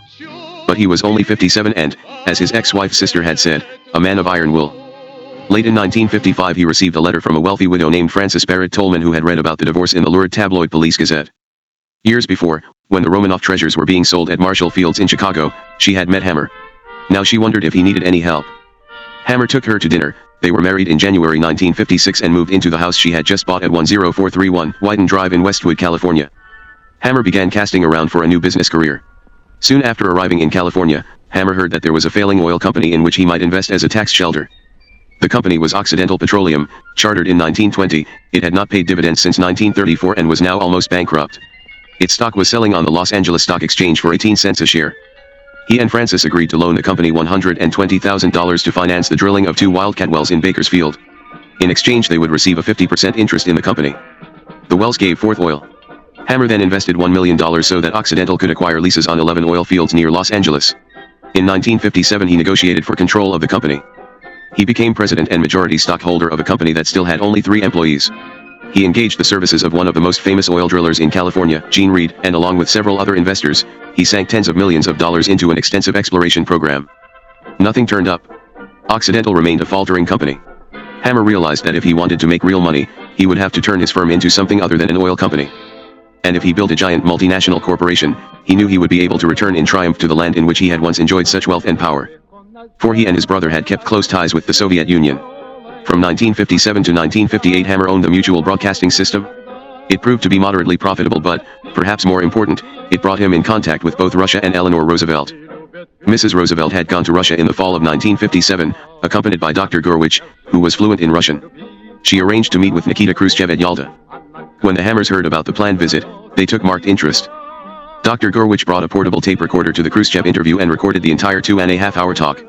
He also translated Khrushchev's Russian, while Anna Lavrova, who had served as Franklin's interpreter at Yalta 12 years earlier, translated Eleanor's English into Russian for the premiere. When they returned, Gurwitch was contacted by Hammer, who wanted a copy of the recording to broadcast on MB's radio. "Make sure he pays you for it, MRS." Roosevelt told Gurwitch. Hammer offered $500 for the use of the recording and agreed to pay an additional sum if Gurwitch would re-record parts of his English translation that were inaudible. Gurwitch took time from his medical practice to help prepare the interview. The studio sessions ran late into the night. When he had finished, Hammer refused to pay anything more than the $500 he had offered. Gurwitch, angered, told Hammer that they had made an oral agreement just as I do when I take on patients without contract or any other to do. Hammer again refused to pay anything more. When Mrs. Roosevelt heard about it several months later, she sent Hammer an angry letter that fairly oozed indignation. I believe that you would not like to have made an arrangement which you did not fulfill, she wrote. I am sure this has been an oversight on your part. Hammer responded that because of my deep respect for you and my appreciation of your many kindnesses to me and to my family, I will be glad to send Dr. Gurwitch an additional check for $100 if you feel that this is the right thing to do. Mrs. Roosevelt rejected this paltry sum, with the implication that he owed a good deal more. Later in 1958, the Internal Revenue Service sued Hammer for $750,000 in back taxes that it claimed he owed from income received from the sale of United Distillers. Armand needed a prestigious character witness for the trial, and asked Mrs. Roosevelt, who was the most famous person he knew. She told him pointedly that she would not testify until he paid Dr. Gurwitch, which he did. In return, Mrs. Roosevelt testified on his behalf in generous terms. Not only do I admire him for his great service to our country in the late war, she said, but my husband, the president, esteemed him greatly. The government reduced its demands. Mrs. Roosevelt was nonplussed when, in June 1958, she received a peculiar call from Victor Hammer. He had an unusual favor to ask.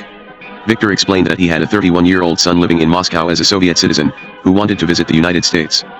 But he would only be granted permission by the Soviet authorities if he was invited by someone like Eleanor Roosevelt, whom the Soviets held in high esteem. Would she be willing to write a letter of invitation? On June 26, 1958, she wrote to Armand Viktorovich Hammer at his apartment on Krasnaya Presna in Moscow, "Your father tells me that you would like to visit this country and I want to invite you to come and stay with me. It would be the greatest pleasure to have you visit me, and I think you would find the memorial to my husband interesting and well worth seeing." Victor had the letter translated into Russian, certified by the Soviet embassy in Washington, and had a copy sent to Nikita Khrushchev. Armand Viktorovich's life had changed markedly since his early years as a child of American royalty in the Brown House in the late 1920s. Because he had an American father and thereby dual citizenship, he recalls, he was regarded with suspicion in the Russia of Stalin's time. His world of wealth had been shattered when the rest of the Hammers left Moscow, and he and his mother were reduced to the standard of living of ordinary Soviet citizens. T lived my life as if under a microscope, he says, and I was considered a second-class citizen. It is difficult to understand why he should have been treated poorly while his father, uncle, and grandparents were doing business with the Soviet Union, for the Hammers were among the Soviet government's few links to the capitalist world. But this is the story that Armand Viktorovich tells, and it is confirmed by Russian émigrés now living in the United States who knew him. Victor continued to support his son by sending over fur coats and other items that could be sold. They were conveyed by ambassadors and other diplomats, as well as friendly newspaper correspondents. Armand Viktorovich entered the Institute of Foreign Languages in Moscow in 1949 as a student in Spanish, while receiving a monthly stipend from his American father of $700, by Moscow standards a princely sum. Handsome, fun-loving, and gentle, he acquired a reputation as a gilded youth. He liked to smash cars, in imitation of the daredevils in American movies whom he and his friends admired. Fellow students recall hearing rumors that Armand Viktorovich was a child of the famous Hammer family that made pencils and had once lived in Moscow like landed gentry. One acquaintance remembers asking him once why he had lived through the purges of the 30s when anyone with even the remotest affiliation with foreigners was executed. "With all of your American relatives," the friend asked, "why were you spared?" Armand Viktorovich seemed not to want to discuss it. "Oh, they knew about it," he said simply. It was all right. For some reason, he had entered the institute at the unusually advanced age of 22, while most other entering students were 18. There were rumors that he had spent 4 years in a labor camp during the war because of his uncle Armand's support of Lend-Lease. This theory is supported by high-level executives of Occidental Petroleum, perhaps to emphasize that Hammer had once broken away from the Soviet Union. Russian friends of Armand Viktorovich's point out that he wore dentures even at that early age. The gossip at the institute held that he had lost his teeth in the camps. But Armand Viktorovich denies that he was imprisoned. Upon graduation in 1953, he was assigned, like most of the institute's graduates, to live and teach somewhere outside of Moscow. He chose a region as far from Moscow as there was, Kyrgyzstan, in Central Asia. There he taught in both a Russian and a Kyrgyz national school and became a prominent citizen. A woman with whom he had studied at the institute had fallen in love with him and joined him there. They were married, built a house, and bought a car. In 1956, Nikita Khrushchev delivered his now famous secret speech to the 20th Party Congress, denouncing the errors of Stalin, though omitting to mention the many errors with which he had himself been closely associated, and a limited thaw in the Soviet political climate began. Armand Viktorovich and his wife returned to Moscow, where he got a job as an editor for a technical journal of automatic vending machines, and his wife gave birth to a girl. Victor Hammer was overjoyed at becoming a grandfather, and he threw a party for his son and daughter-in-law in July 1956 at the Savoy Hotel in Moscow, the same hotel in which Armand had spent his first days in Moscow in 1921. If reports that Victor has had an apartment in Moscow since the war are true, this was certainly not his first meeting with his son since 1934. He made plans for his son to visit the United States. A letter from Eleanor Roosevelt, he surmised, would do it. But it did not. There was no response to MRS. Roosevelt's letter. Armand Viktorovich remained in his small apartment in one of Moscow's working-class districts while his father tried to find another way to bring him to America. The opportunity came in 1960, when Khrushchev traveled to New York. A year before, the Russian leader had been received in the United States with politeness if not always hospitality. Now he was met everywhere with open hostility. He welcomed the chance to see Mrs. Roosevelt again and enjoy the lavish luncheon she had prepared for him and his party on October 6th. The State Department, however, disapproved of the jaunt to Hyde Park and saw to it that it was as uncomfortable as possible. They would not let Mrs. Roosevelt know how many to expect for lunch, and they scheduled an appearance at the United Nations in the early afternoon so that the premier would not be able to enjoy MRS. Roosevelt's buffet. Khrushchev placed a floral wreath on FDR's grave that bore the inscription, "To the outstanding statesman of the United States of America, the great champion of progress and peace among peoples," and stood by the graveside for a few minutes in solemn silence. After leading Khrushchev through the library, Mrs. Roosevelt brought him and the others to her cottage for an exchange of champagne toasts. She proposed a toast of friendship between the two nations. Khrushchev accepted it and, noticing a champagne glass in his wife's hands, remarked, "They call me a dictator. You see how little power I have? I told my wife not to drink any alcohol and in front of me she takes champagne." Victor Hammer had pressed MRS. Roosevelt for an invitation to this affair, which she extended. He would not have missed it for anything, for he hoped to ask Khrushchev a favor. After the round of toasts, Mrs. Roosevelt brought Victor up to the premier and said, "I would like to introduce Victor Hammer." They shook hands. The name meant nothing to Khrushchev. Victor gave him a small jade key ring and said in Russian, "Do you remember Hammer pencils?" "Of course," Khrushchev replied. "Well, that's me. I'm one of those Hammers." He rapidly explained that he had a son in Russia named Armand Hammer who very much wanted to see the United States. "You may remember that Mrs. Roosevelt sent you a letter inviting him," he said. Khrushchev said he had never seen such a letter and that if Hammer wanted his son to visit it could be arranged. He walked over to the nearest telephone, picked it up, and asked to be connected to Ambassador Menshikov in Washington. When Menshikov got on the line, Khrushchev barked an order for a visa to be issued without delay for Armand Viktorovich Hammer. Then he slammed down the receiver. Victor thanked him profusely. After Khrushchev went on to talk to others, Victor slipped away and entered Mrs. Roosevelt's private study, believing that he was unnoticed although, out of his view, Edna Gurwitch was lying on the couch resting. He dialed a long-distance telephone number and asked for New York Post columnist Leonard Lyons. Victor described Khrushchev's visit to Hyde Park, with a special emphasis on Khrushchev's conversation with both MRS. Roosevelt and Victor Hammer. Lyons's column, in the Lyons' Den, featured the item that evening. From then on, Victor realized, he and his brother were going to be known as special friends of the Soviet leader. Within 2 days, Armand Viktorovich received permission to leave Russia for a brief visit to the United States. He could leave any time until October 16, 1960. But the American embassy refused to grant him a visitor's visa, Armand Viktorovich says, because of the tensions that had arisen after the American U-2 spy plane was shot down over Russia on May 1. The United States would not permit Soviet citizens to visit. Instead, it would grant a permanent, emigration visa. Armand Viktorovich would be allowed to come to the United States only if he planned to take up residence here. The days remaining on his Soviet visa slipped by, and the Americans were still intractable. Finally, on October 16, the embassy relented. It was too late, however, the Soviet visa had expired. But Armand Viktorovich went to the Ministry of Foreign Affairs, explained the situation, and they agreed to extend his visa. In a few days, Armand Viktorovich, who had recently divorced his wife, left Moscow for Copenhagen and then Idlewild Airport in New York. He was met by his father and, as he recalls, a tremendous crowd of my father's friends. "It was the most exciting day of my life," he says. After so many years of hearing about my father's country, to set foot on American soil was an enormous thrill. Victor took his son to his large and expensively furnished Fifth Avenue apartment, and treated him to an extravagant whirl around the city dinner at the 21 Club, flashy parties, and Broadway plays. Armand Viktorovich was awestruck by America. At tea at Mrs. Roosevelt's, Victor boasted enthusiastically about the upper-crust New York life he had shown his son. "How can you compare this to Moscow?" Victor asked. At length he confided to Mrs. Roosevelt that he was trying to persuade his son to defect simply to remain in the United States. Armand Viktorovich admits that he considered defecting and that both his mother and Victor urged him to stay in New York. But he maintains that life in the United States did not appeal to him. "I was born in Russia. My heart is in Russia, I am a Russian. Whenever I am in America I feel uncomfortable, and you cannot live like that. And I am not a commerçant, a businessman." He told a friend in Moscow that living in the United States was an exertion he found unpleasant. "In America you have to work in order to get by," he said, "and in Russia you can live without working at all." He came back from New York with a new American car and an expensive set of dentures his father had bought for him, as well as stories of how aggressive Americans all seemed to be. This type of pushy and ungenerous American alien to his nature was symbolized, he said, by his uncle Armand, whom he had come to dislike. He regaled his Russian friends with tales of Armand Hammer. Once, he said, Armand was trying to persuade Victor and him to go out somewhere in New York. It was a Sunday. But Armand Viktorovich did not feel like going out, and said, "Oh, no, I'll go tomorrow instead." Armand was angry. "We have to go today," he said. "On weekends the subway fare is half price." Here was a man with millions of dollars, Armand Viktorovich would say, who was stinting on a few pennies. He could not understand that kind of mentality. No, he said, he did not want to live in the United States. Indeed, his life in Moscow noticeably improved after his visit to America. Suddenly he had elegant American clothes and a new car, along with the fancy new teeth. He began to live as only a Russian can who has direct access to the West.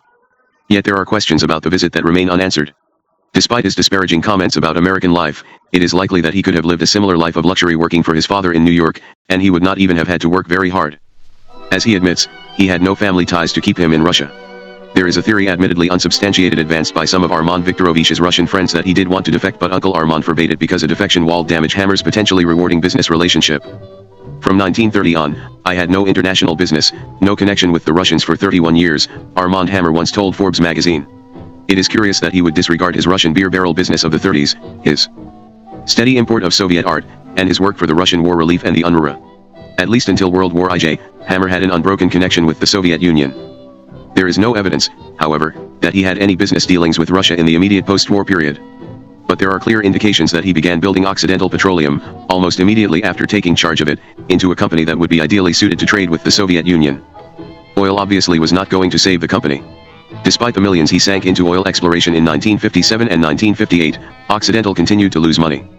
In 1959 its net loss was $684,897, which Hammer blamed in the annual report on a drop in the demand for crude oil. He informed his stockholders that the company was engaged in an effort to decrease the extent of its reliance on its oil wells by prospecting for natural gas. The same explanation was furnished in 1960, when the loss was $127,459. At last, in 1961, Occidental discovered gas in the San Joaquin Valley, east of San Francisco. Several major oil companies, including Texaco and Standard Oil of California, had abandoned the field, but Hammer's engineer, Gene Reed, was convinced that there was gas to be found, and he was proved right. It turned out to be the second largest gas field in California. Oxy, as the company was called on the stock exchange, stock shot up to $15 a share, and the firm was finally in the black. Hammer signed a contract to supply gas to Los Angeles' major energy company, Pacific Gas and Electric. Natural gas, however, was then a minor source of energy. But it was used to produce ammonia, which in turn makes fertilizer. In short order Occidental acquired several major fertilizer companies. Suddenly it was a major producer and exporter of fertilizers. Russia, with 1/6 of the world's land, much of it barren, a dismal climate, and millions of mouths to feed, desperately needed fertilizer. The Soviet leadership was making fevered attempts to reduce the country's dependence on imported grain. Hammer, who followed events in Russia closely, knew this well. The year 1961 seemed to herald a new era in Soviet-American relations.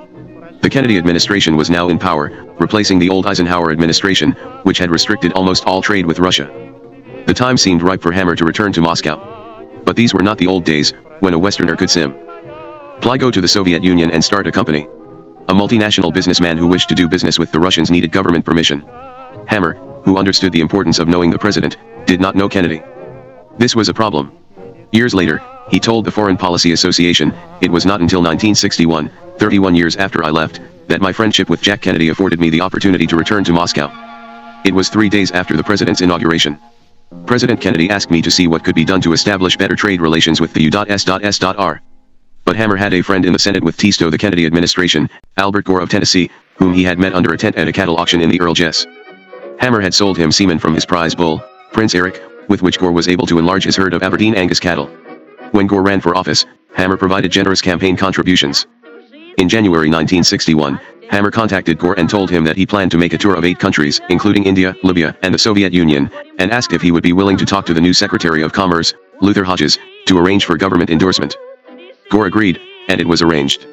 Not exactly a presidential imprimatur, but close enough for his purposes. Hammer also secured several letters of introduction to the Soviet leaders. One was from Gore to Mikoyan, dated January 27, 1961. Perhaps you may recall that Dr. Hammer was in business in the Soviet Union from 1921 to 1930, Gore wrote. At my suggestion, Dr. Hammer is going to inquire into the opportunities for increased peaceful trade between our two countries. Victor Hammer asked Eleanor Roosevelt to send a letter on his brother's behalf to Khrushchev. He prepared a suggested draft to which she could simply sign her name. She agreed to send a letter, but made a few emendations emphasizing her son's esteem for Hammer rather than her own. When Hammer arrived in Rome in early February, he found Mrs. Roosevelt's letter awaiting him at the Grand Hotel. He wrote to thank her warmly, "I shall be very glad if I can be of some help to our government," remembering President Kennedy's words that we should ask what we can do to help our government and not what our government can do to help us. Traveling as a tourist without Francis, Hammer arrived in Moscow and on February 14 met with several ministers of foreign trade, including V. M. Vinogradov and M. N. Gribkov. He did little more than to acquaint them with my previous experiences in the Soviet Union. The next day, Mikoyan sent a car to take Hammer to the Ministry of Foreign Affairs. There they spoke for an hour and a half in Russian. Hammer later said that he had brushed up on his Russian by seeing Russian movies in New York. It was a nice meeting, Hammer later told the New Yorker. He got kind of sentimental. Hammer reported that they discussed Soviet repayment of the Lend-Lease debt to the United States, which was then estimated at $11 billion, and spoke about whether Soviet crab meat was produced by slave labor. Mikoyan told Hammer that he had just placed a large order for steel with the Swedish and Italian governments because the United States refused to permit the sale of steel to Russia. Mikoyan and Hammer agreed that the Soviets should loan a group of paintings from the Hermitage in Leningrad to the National Gallery in Washington. Hammer suggested that Eleanor Roosevelt should be appointed chairman of a committee to supervise the undertaking, in order to make it strictly non-commercial and non-political, and that proceeds from admission should go to the Eleanor Roosevelt Cancer Foundation. Unfortunately, Mrs. Roosevelt did not take to the idea. When Victor had dinner with her a few weeks later to discuss it, she demurred, explaining that her association with the United Nations, she was then a delegate to the UN General Assembly, precluded a political undertaking. Copyright on February 17, 2 days after the meeting with Mikoyan, Hammer received notice that Khrushchev would see him. He arrived at the Kremlin at 6 o'clock in the evening for a talk that lasted 2 hours and 5 minutes. Hammer proudly noted that he was the first American to meet with Khrushchev after Kennedy's inauguration. They were joined by Anatoly Dobrinin, then the chief of the American Countries Division of the Ministry of Foreign Affairs and later ambassador to the United States. The conversation was conducted entirely in Russian, Hammer claims. A photographer snapped a picture of Hammer and Khrushchev shaking hands. Hammer, in a natty dark suit, appears to be laughing heartily, while Khrushchev, only slightly shorter though considerably wider, is smiling broadly. Later, Khrushchev gave Hammer a copy of the photograph, which he inscribed, "To M.R. Hammer, the first concessionaire who talked to Lenin." As Hammer has repeatedly pointed out, Khrushchev never met Lenin. The only record of the talk is a 5-page memorandum that Hammer assembled from my best recollection, assisted by rough longhand notes, and later sent to the President, M.R.S. Roosevelt, Albert Gore, and Luther Hodges. It is far from complete, of course. For example, Hammer does not record exactly how he described his past association with Russia to Khrushchev. They discussed a wide range of subjects, mostly political, although Khrushchev did express his admiration for Hammer's success in breeding cattle. Good food, and especially steak, was important to Khrushchev. The premier rhapsodized about the first steak he had seen on his visit to America. "It was so large," he said, "I thought it was for 3 people." He was envious. "Unless Russia can bring its steak up to American size and quality," Hammer recalls Khrushchev said, "communism is sure to fail." Hammer explained to the New Yorker a year later, "He sounded to me more like a capitalist than a communist." Khrushchev boasted about Soviet accomplishments. They had produced from natural gas, he said, an alcohol so pure that it can be used for drinking. He insisted that Soviet steel production was quickly outpacing American. "If some people in the US think that by not trading with us they can crush us," he warned, "they are mistaken." The premier mentioned the U-2 incident of 1960, in which an American spy plane was down deep in Russian territory, and after which Khrushchev had cancelled the Paris summit meeting with Eisenhower. "I tried to give Mr. Eisenhower an opportunity to apologize," he said, "but when he refused I would not speak to him in Paris." Mr. Kennedy said, during the campaign, that he would have apologized. This shows that he is an honorable and clever man. However, the matter is now forgotten and we do not require an apology. After more talk of politics and, though Hammer did not record it, probably of business, Khrushchev invited Hammer to return in the summer, to which Hammer gladly consented. At the end of the talk, Khrushchev presented Hammer with an engraved gold automatic pencil, "In return for what you have done in establishing the first pencil factory in the U.S.S.R." The pencil was adorned with a portrait of the Kremlin and a red star that contained a small red ruby. Hammer then mentioned that he had tried to visit his old pencil factory, but an tourist would not allow it. "Could the premier do anything?" he asked. Khrushchev told Dobrinin to arrange it at once. In exchange for the automatic pencil, Hammer gave Khrushchev a copy of Quest of the Romanov Treasure. He apologized for the title, which made the book sound like the story of an American's exploitation of Russia. He claimed that the publisher had chosen the title. Khrushchev complimented Hammer on the book, saying it showed considerable understanding and farsightedness. As they parted, they wished each other mir I druzhba, peace and friendship. At 9:30 that evening, a Soviet limousine picked up Hammer at his hotel and took him to the Sacco and Vanzetti pencil factory. "It was just as it was when I left it," Hammer later remarked. The snow was falling on the factory, falling on the schoolhouse, the recreation hall. It was the most romantic setting you can ever imagine. He noticed that most of the equipment in the factory was the same that he had brought from Germany over 30 years before. Hammer was taken on a tour and then honored with a champagne, vodka, and caviar reception in the boardroom. A few of the old employees were still there, including an old woman who tactlessly pointed out that he had so aged that he was practically unrecognizable. It was just like a prodigal son coming home, Hammer recalled. Back at the hotel, Hammer was met by reporters from Moscow News, the English-language newspaper that the Soviet government publishes for foreign visitors. Since they already knew about my visit, I felt obliged to speak to them, Hammer cautiously reported in his memo, although I was careful to point out that I was in the USSR. As a tourist and in no official capacity whatsoever. Hammer was extremely defensive about this trip, evidently worried that information about his lengthy involvement with the Soviet government would be dragged out. When the New Yorker did a talk of the town piece on him in 1962, Hammer recounted that Mikoyan had asked him, "What have you been doing since 1930, when you sold your pencil factory?" If anyone in the Soviet Union would have known the full extent of the Hammer's dealings with Russia throughout the 30s, it would have been Mikoyan. In the same interview, Hammer proudly produced a clipping from Pravda that reported on a speech by Khrushchev that mentioned Hammer. When I received this American, Khrushchev is quoted in the article as saying, he asked permission to visit the factory and look it over. He left satisfied with the factory, and several of the old workers remembered Hammer and said, "See how our former boss is pleased." Laughter in the hall. Understandably, Hammer omitted the remainder of the clipping, dated June 30, 1962. Old-timers remember, Khrushchev continued, that the Soviet authorities decided to lease land. Now everyone sees where our leader V.I. Lenin led the country and the party. Tumultuous applause. The party correctly understood Lenin, it followed Lenin. The measure which our government took under Lenin's initiative yielded good results, it contributed to the success of socialism in our country. Was the new economic policy a retreat? Now it is clear to all that it was an attack by socialism on capitalism. This would not have made good press for Hammer in the United States. Eleanor Roosevelt was once asked whether Nikita Khrushchev would meet with her when he came to America in 1959. "He has no interest in me whatsoever," she responded. "I have no power. That gentleman likes power." She was partly wrong, she did have political influence in the United States, and Khrushchev, who appreciated that, did meet with her. But her main point was correct, Khrushchev preferred powerful friends. Hammer knew this, and so, immediately upon returning to the United States, he set about obtaining an appointment with the president. At first he attempted to arrange it through Senator Gore. On February 25 Gore called Kennedy's personal secretary, Evelyn Lincoln, and reported that a personal friend of his had just returned from Russia, where he had had a 2-hour visit with Khrushchev. He asked whether Kennedy would see this friend. But Kennedy would not. On March 6 Hammer sent the president a telegram, "One have just returned from a private trip to the USSR to find out if anything could be done to improve trade relations in peaceful goods made at the suggestion of Senator Albert Gore and at the request of Secretary Hodges, who thought I could be of help to our government because of my 9 years experience doing business successfully as an American in the USSR."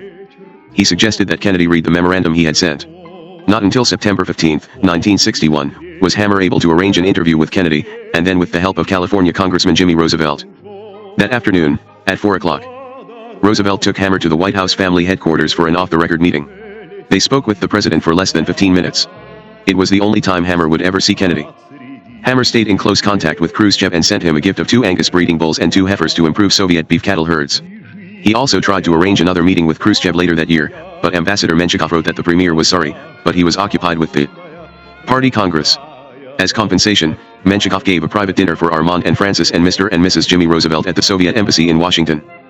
Although Hammer may have returned to Moscow the next year, not until 2 years later was the real substance of Hammer's February 1961 talk with Khrushchev revealed. They had made plans for a $1 billion deal to build fertilizer plants in Russia 40 years after Hammer's similar business meeting with Lenin. Throughout the early 60s Hammer was engaged in turning Occidental Petroleum, its name notwithstanding, into a gigantic fertilizer conglomerate. On July 1, 1963, he acquired the Best Fertilizer Company of California, which produced nitrogen fertilizers from ammonia and superphosphoric acid, one of the most effective fertilizers ever invented out of phosphate ore.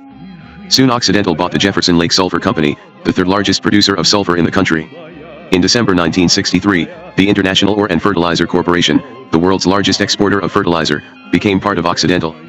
Known as Interor, it distributed to 59 countries such chemical fertilizers as ammonia, phosphoric acid, and anhydrous sodium sulfate. With this production and distribution network established, Hammer acquired several giant phosphate tracts in northern Florida.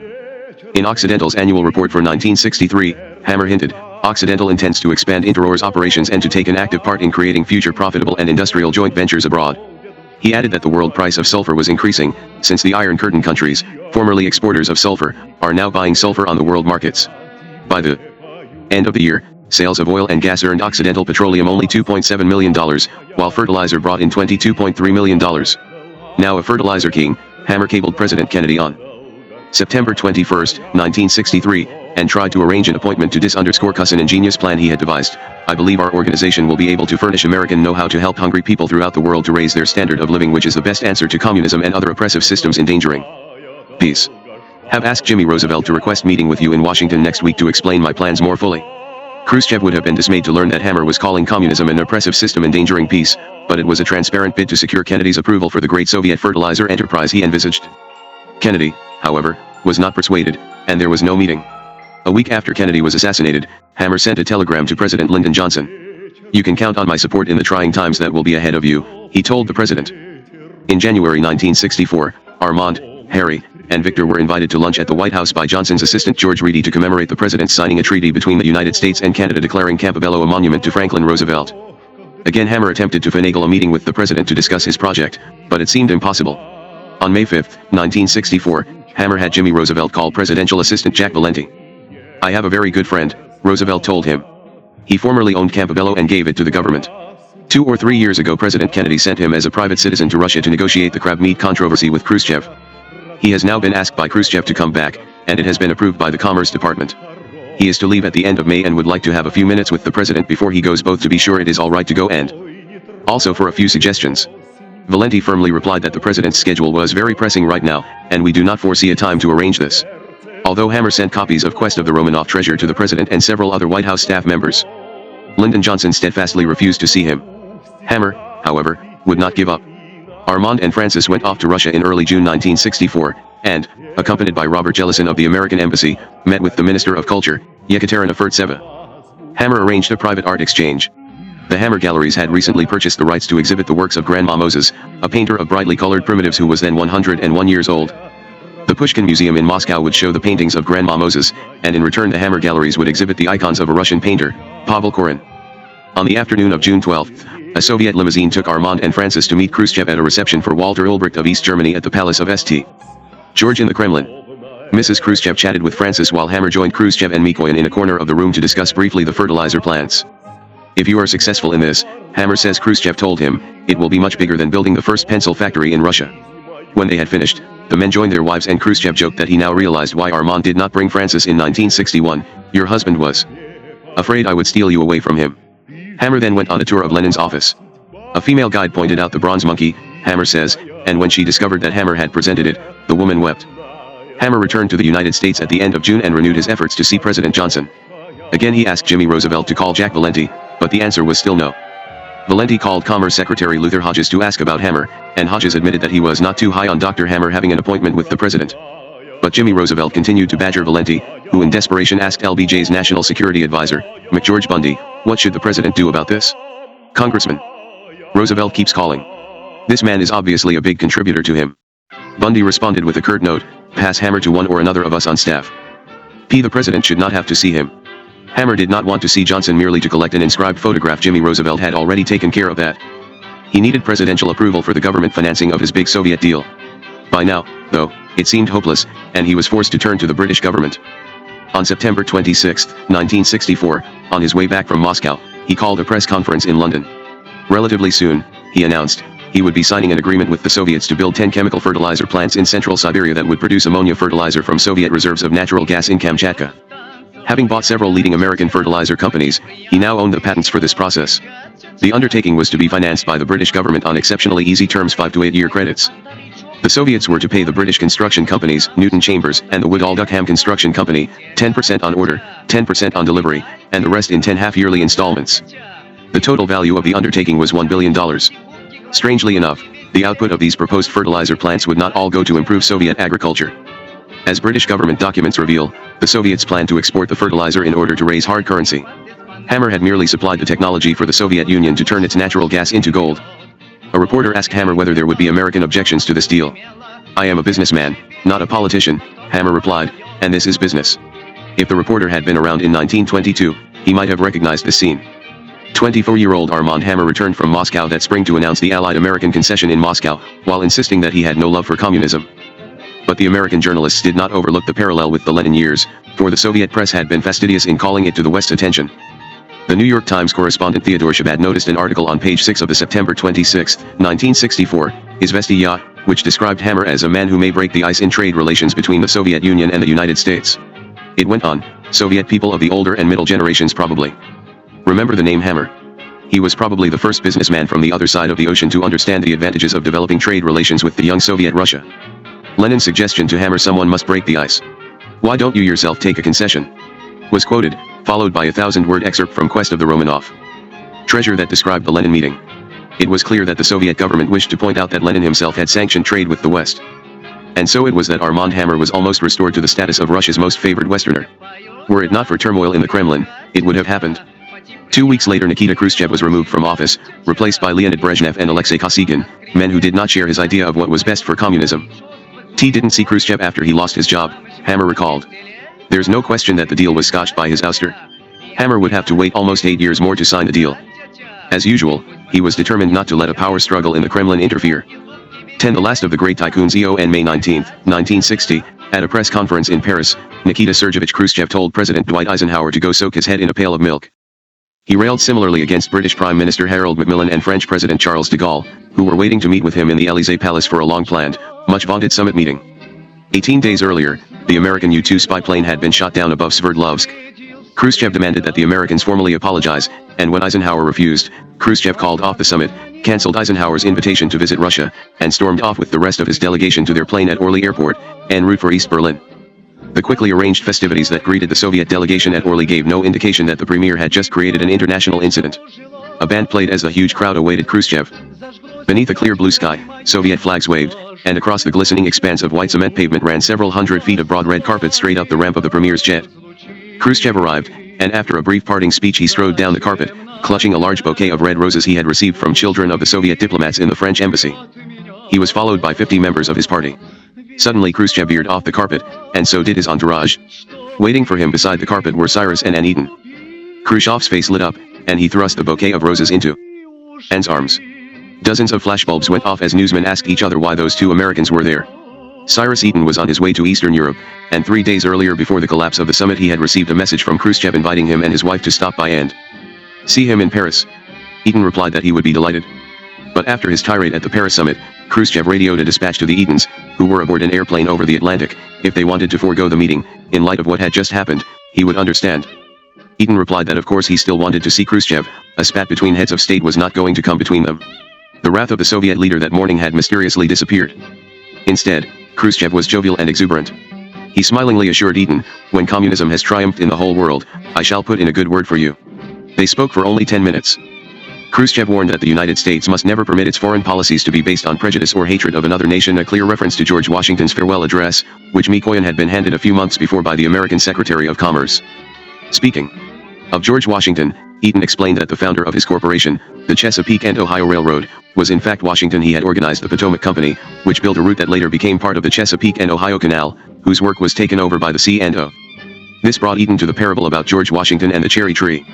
Eden made the point that Eisenhower, 33 presidencies after Washington, had told a lie by at first denying American responsibility for the U-2 incident. Had Cyrus Eden been just any American, this airport rendezvous would have been dismissed as merely bad form. But Eden was a rich, powerful businessman with an immense empire. This amicable meeting immediately after Khrushchev had wrecked the summit rankled a good many Americans. As Eden visited Czechoslovakia, Hungary, Poland, and East Germany, he was attacked in the United States as never before. Senator Thomas J. Dodd of Connecticut proposed that he be prosecuted under the Logan Act, a 160-year-old law, never invoked, which forbids attempts by private American citizens to influence foreign policy. I believe this man is violating the law, Dodd said in the Senate. I think the Attorney General ought to prosecute. Eden, he insisted, was a materialistic, meddlesome, evil old 99 man. Another senator, Bort B. Hickenlooper of Iowa, took the floor to agree. Eden's strange aberrations, he said, showed how far the tolerance of the American people can go in the field of freedom of speech. The Cleveland Plain Dealer called Eden's action brazenly unpatriotic. After Eden's loud pronouncements and unseemly trysts with Soviet leaders of the past few years, the airport rendezvous seemed outrageous.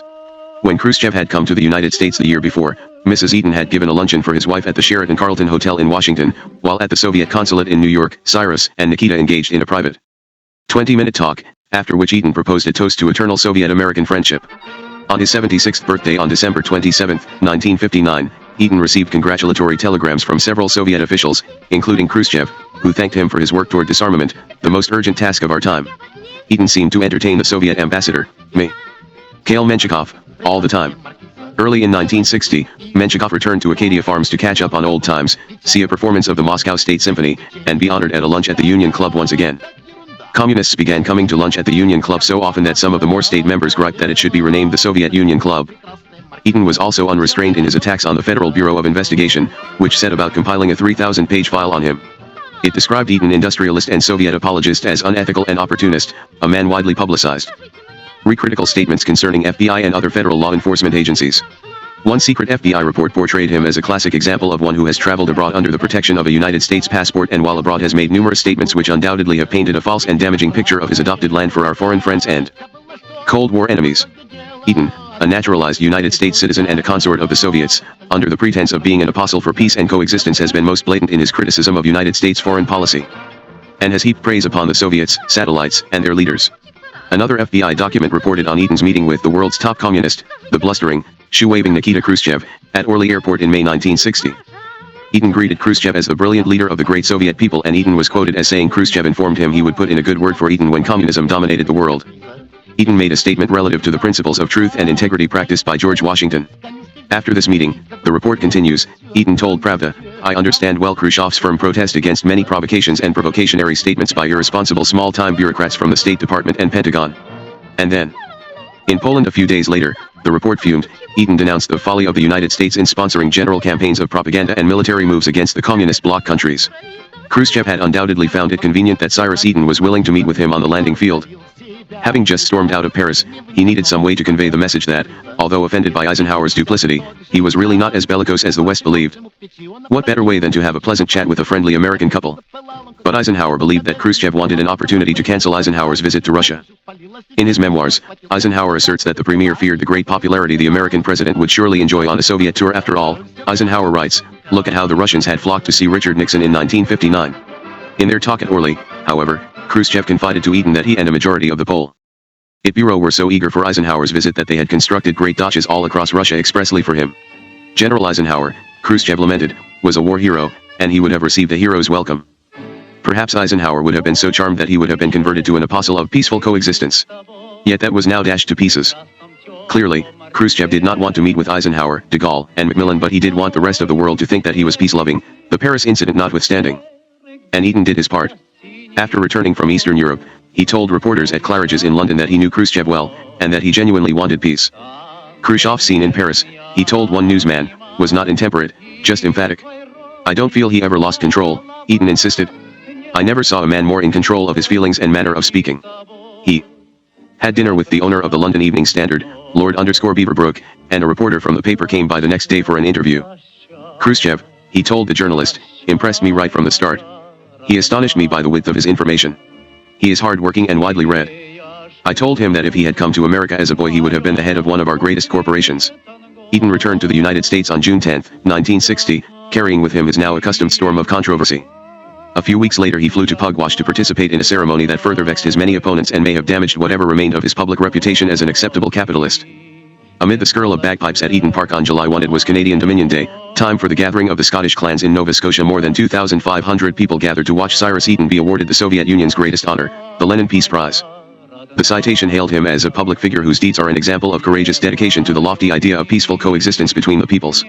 3 Russians were on hand to make the award: Dmitry Skobeltsyn, the courtly physicist of the Pugwash conferences, Mikhail Menshikov, the Soviet ambassador to the United States, and Amos Aspe, a Rutayunian, Soviet ambassador to Canada.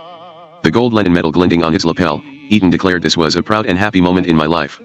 For the world's leading communist state to so honor an acknowledged apostle of capitalism from the U.S.A., he said, was a hopeful omen for brighter days ahead." He proceeded to attack American foreign policy. Honored with the Lenin Peace Prize, scoffed the American Mercury. At last, it said, Eaton, that obedient and docile stooge of the Kremlin hooligans, had received his symbolical 30 pieces of silver from the Kremlin thugs. It was official, Cyrus Eaton was Khrushchev's favorite capitalist. The FBI noted in his file that a confidential source had learned 2 years earlier that Eaton was then attempting to obtain official recognition in the form of an award from the Soviet Union for his contribution to world peace and understanding. According to the FBI source, Eaton, in lobbying for the prize, told the Soviets that it would greatly strengthen his influence, especially in Canada. When Khrushchev came to New York in September 1960, the only Americans on hand to meet his ship were the Eatons. Since the collapse of the Paris summit, official U.S. policy was to give Khrushchev the cold shoulder, but Eaton was as usual the renegade. Khrushchev attempted to secure permission from the State Department to visit Acadia Farms but was rebuffed. Instead, Eaton gave a lunch in his honor at the Hotel Biltmore in New York. Eaton was a Biltmore director. Khrushchev rose to toast my good old friend and added, for the benefit of the hundreds of businessmen at the lunch, just as I have no intention of converting Mr. Eaton to the communist faith, so, I hope, Mr. Eaton would not waste his time trying to turn me into a supporter of the capitalist point of view. The crowd outside carried signs that read Cyrus Eaton is a traitor. Eaton was convinced that this and other demonstrations against him were organized and paid for by our own government. It's humiliating that this great country has to stoop to that kind of conduct. The Social Register retaliated against his untoward kindness to the leader of the Soviet Union by expunging his name from their list. Even the pugwash scientists turned against him. In October 1960, Eugene Rubinovich's Bulletin of the Atomic Scientists published notice of the upcoming pugwash conference in Moscow in December, and thanked Eaton for his generosity, but noted that as Mr. Eaton has come to play an increasingly active and controversial role in political affairs, the scientists felt that his exclusive support of their conferences may place them in the wrong light. Eaton would be welcome at the Moscow conference, the bulletin continued, but not as a sole sponsor. The pugwash scientists had fired their patron. This declaration, however, was largely fluff. Eaton did not reduce the amount of his contribution. The conferences had grown so large that other groups, chiefly the American Academy of Arts and Sciences, had assumed most of the financing. Hurt but undaunted, Eaton took the scientists up on the offer and went to Moscow on the 1st of December. Although most Americans assumed that he went all the time, it was only his second visit to the Soviet Union. Eaton was an official guest of the state. He and N were met at Sheremetyevo Airport by two Soviet officials, Minister V.V. Matskevich, and Yuri Zhukov, the editor of Pravda and chairman of the State Committee for Cultural Relations with Foreign Countries, and three leading pugwash participants, Sir Robert Watson Watt, A.V. Topchev, and Dmitry Skobeltsyn, who also chaired the committee that decided on the Lenin Prizes. Mrs. Eaton and I are happy to visit Moscow again, Eaton said at the welcoming ceremony. We have many good friends here whom we wish to see again. Among his friends were Andrei Gromyko, whom he met in the Kremlin, Zhukov, who gave a luncheon in his honor, and Frol R. Kozlov, secretary of the Central Committee. Mrs. Khrushchev gave a tea party in their honor, and Mrs. Eaton presented her with a Raggedy Ann doll for the Khrushchev's new grandchild. Khrushchev was ill and could not see Eaton, but he nevertheless ordered Eaton's photograph to appear on the front page of Pravda for 2 days in a row, an unprecedented accolade. The first photograph, on December 1st, showed a pleased Eaton holding his hat and looking heavenward. Moscow cordially welcomed as a dear friend the indefatigable American champion of peace and friendship between the peoples of the USSR and the U.S.A., the accompanying article said, the most distinguished public figure in the United States. A lot of people decided that Eaton was a crackpot. Some came to this conclusion after the Mike Wallace interview in 1958, some not until he received the Lenin Peace Prize in 1960. He lambasted J. Edgar Hoover at a time when one did not do so publicly, and called John Foster Dulles an insane fanatic when a Forbes business leader of America would do so only privately. Yet he was rich and well connected, and so people tended to pay attention to him. Unlike the Social Register, Cleveland's Union Club, for example, never threatened to revoke his membership, for he was the member who would from time to time bring by friends like the Duke of Windsor. The Duke had a beautiful voice and charming manners, Eaton once said, and he got along famously with the business people I invited to meet him. From 1960 on, though, much of America came to consider Eaton eccentric. This change is demonstrated in the long and copious correspondence he conducted with the eminent journalist Walter Lippmann, whose thinking Eaton tried, and failed, to influence. Shortly after the 1957 Pugwash Conference, Eaton sent Lippmann a confidential letter with information he had just learned about the great expansion of Russian industry. He asked whether the two might get together. I should be only too happy to talk with you, Lippmann responded. In fact, it would give me great pleasure to be able to meet with you. This set Eaton off on a flurry of letters to Lippmann, always enclosing one newspaper clipping or another on or about himself. It was as if to say that not all of his press was bad. Some letters concerned John Foster Dulles. I may be wrong, he wrote on April 17, 1958, but it seems to me that Mr. Dulles visualizes himself as setting the stage for Armageddon rather than earnestly trying to work out an agreement that will enable East and West to live on the same planet in peace. Another time he declared simply, he is misplaced as Secretary of State. Lippmann noted at the top of Eaton's letter, no answer. In April 1960, Eaton pressed Lippmann on the importance of coming to an understanding with the Soviet Union, a proud and powerful country. Lippmann did not reply. A few months later, Eaton sent a copy of a letter he had mass-mailed to newspaper editors around the country. If you were Khrushchev, it asked, what would you say in your address to the General Assembly of the United Nations? Put yourself in Khrushchev's place, realize that every word you utter will be suspiciously seized upon, and twisted and distorted. In the United States, again, Lippmann gave no response. At the end of September 1960, after his lunch for Khrushchev at the Biltmore, Eaton sent Lippmann a long, angry letter concerning the heckling he always seemed to receive. Much of it, he said, was obviously financed by someone with ample funds, reputedly Uncle Sam. Lippmann had his assistant note at the top of the letter, perhaps for the record, W.L. did not read this letter and said he did not want to see it. When, a week later, another Eaton missive came in, Lippmann ordered, don't bother to open it. He would have nothing more to do with Eaton, and eventually the letters came to a halt. When John Kennedy came into office, Eaton sent him a letter of felicitation. Impressed by Kennedy's new President's Council on Physical Fitness, Eaton sent clippings on the fitness and all-around enthusiasm of socialist youth. He urged Kennedy to see at first hand their zest for living. angered by State Department statements on the Soviet Union. And Eaton complained to the president. Kennedy's assistant, Kenneth O'Donnell, sent her a letter on to state for a routine response, cautioning, "I presume this is the MRS. Cyrus Eaton, and the reply we make will most likely be published." The Eaton's letters to Kennedy all received courteous, bland responses, although as time went on they were answered by staffers further and further down in the White House hierarchy. Exa. Zionali, a baffled White House staffer would scribble across the top of an Eaton letter, "Who is this character?" At the same time, the White House received dozens of letters from indignant Americans, labeling the Eatons as traitors and demanding that they be put out of the country. In general, it was considered politically dangerous to be associated with Eaton. But not everyone felt this way.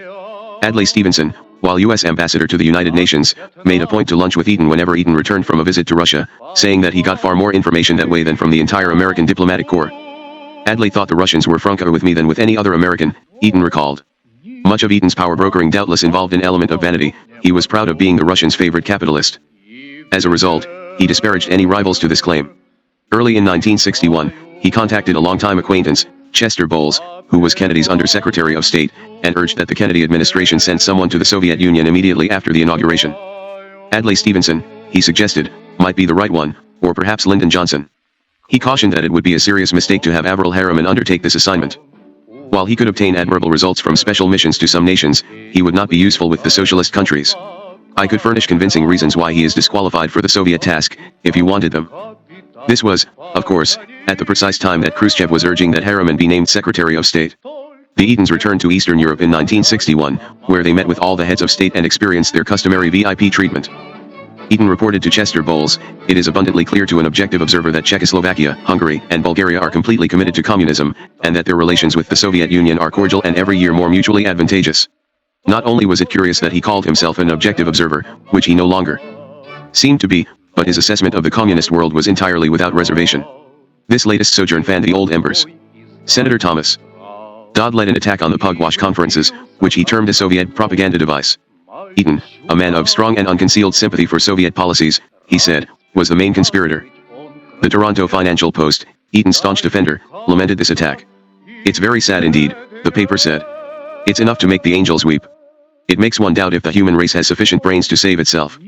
Still, Dodd's opinion was widely shared. Warren Weaver of the Rockefeller Foundation once reminisced, "I have been invited to every one of the Pugwash conferences since the first one, and I have never gone to one and I never will go to one. I was convinced that this was going to be an odd lot of people, and this has turned out to be a very odd lot of people."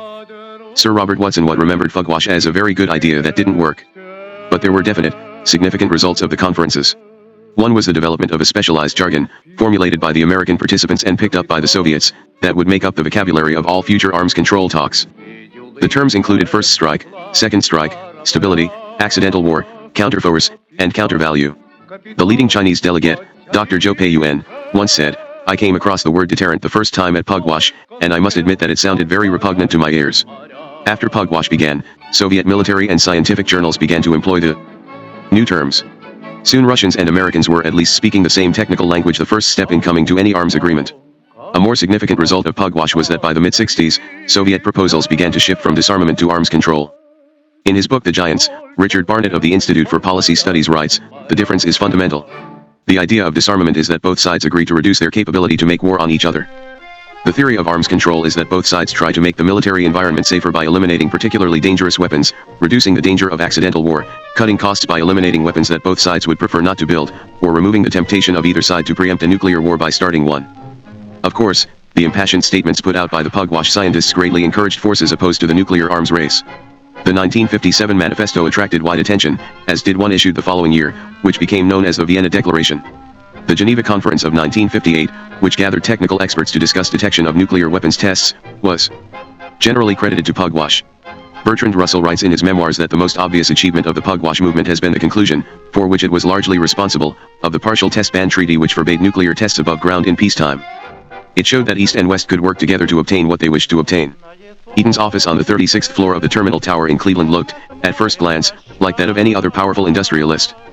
A closer inspection revealed adornments only Eaton would display. On the walls hung framed covers of such magazines as Forbes and Fortune, but alongside them hung covers of the New Republic and Soviet Union. Above the fireplace was a landscape presented by Nikita Khrushchev. In fact, all of the paintings in the room were gifts of communist leaders. Inside the front door of his house at Acadia Farms was mounted the stuffed head of a boar that Khrushchev himself had shot. In 1962, Pageant magazine listed the 10 most controversial people in America. Cyrus Eaton was number 8. First was Jimmy Hoffa, although the Cleveland plain dealer insisted that Eaton should be first instead. For surviving the Depression financially, unlike many of his colleagues, Eaton was already widely disliked in Cleveland. When he became visibly identified with Khrushchev, this dislike turned to hatred. Angry Clevelanders, many of them refugees from Eastern Europe, expressed their disapproval by dumping garbage on the lawns of Acadia farms. So much would occasionally accumulate that Eaton had to call in garbage trucks to make extra pickups. A friend of theirs, the writer Kay Halley, remembers having lunch with Eaton at a club in Washington and overhearing acquaintances remark a bit too loud, "Look at Kay Halley with Cyrus Eaton, that communist." And Eaton, once a Cleveland socialite, was somewhat estranged after she adopted her husband's political views. "I suppose VE had more communists to dinner than any other woman in the Western Hemisphere," she once said. This is not to say that the Eatons were exactly social outcasts. People would criticize them, make fun of them, and say they'd have nothing to do with them, a friend in Cleveland recalled, but no one ever turned down an invitation to the Eatons. Their dinners were always lavish and fascinating. But only the Soviets remained steadfast friends. When Andrei Gromyko wanted some political advice in October 1961, he invited 2 Americans to the Soviet UN mission, Eaton and Bernard Baruch, the park bench sage. No one thought anything of Baruch's remark that he and Gromyko were old friends. Eaton returned to Moscow at the age of 80 in February 1964, for his 5th and last meeting with Nikita Khrushchev. He and N were met at the airport by Foreign Trade Minister Nikolai Spitalichev.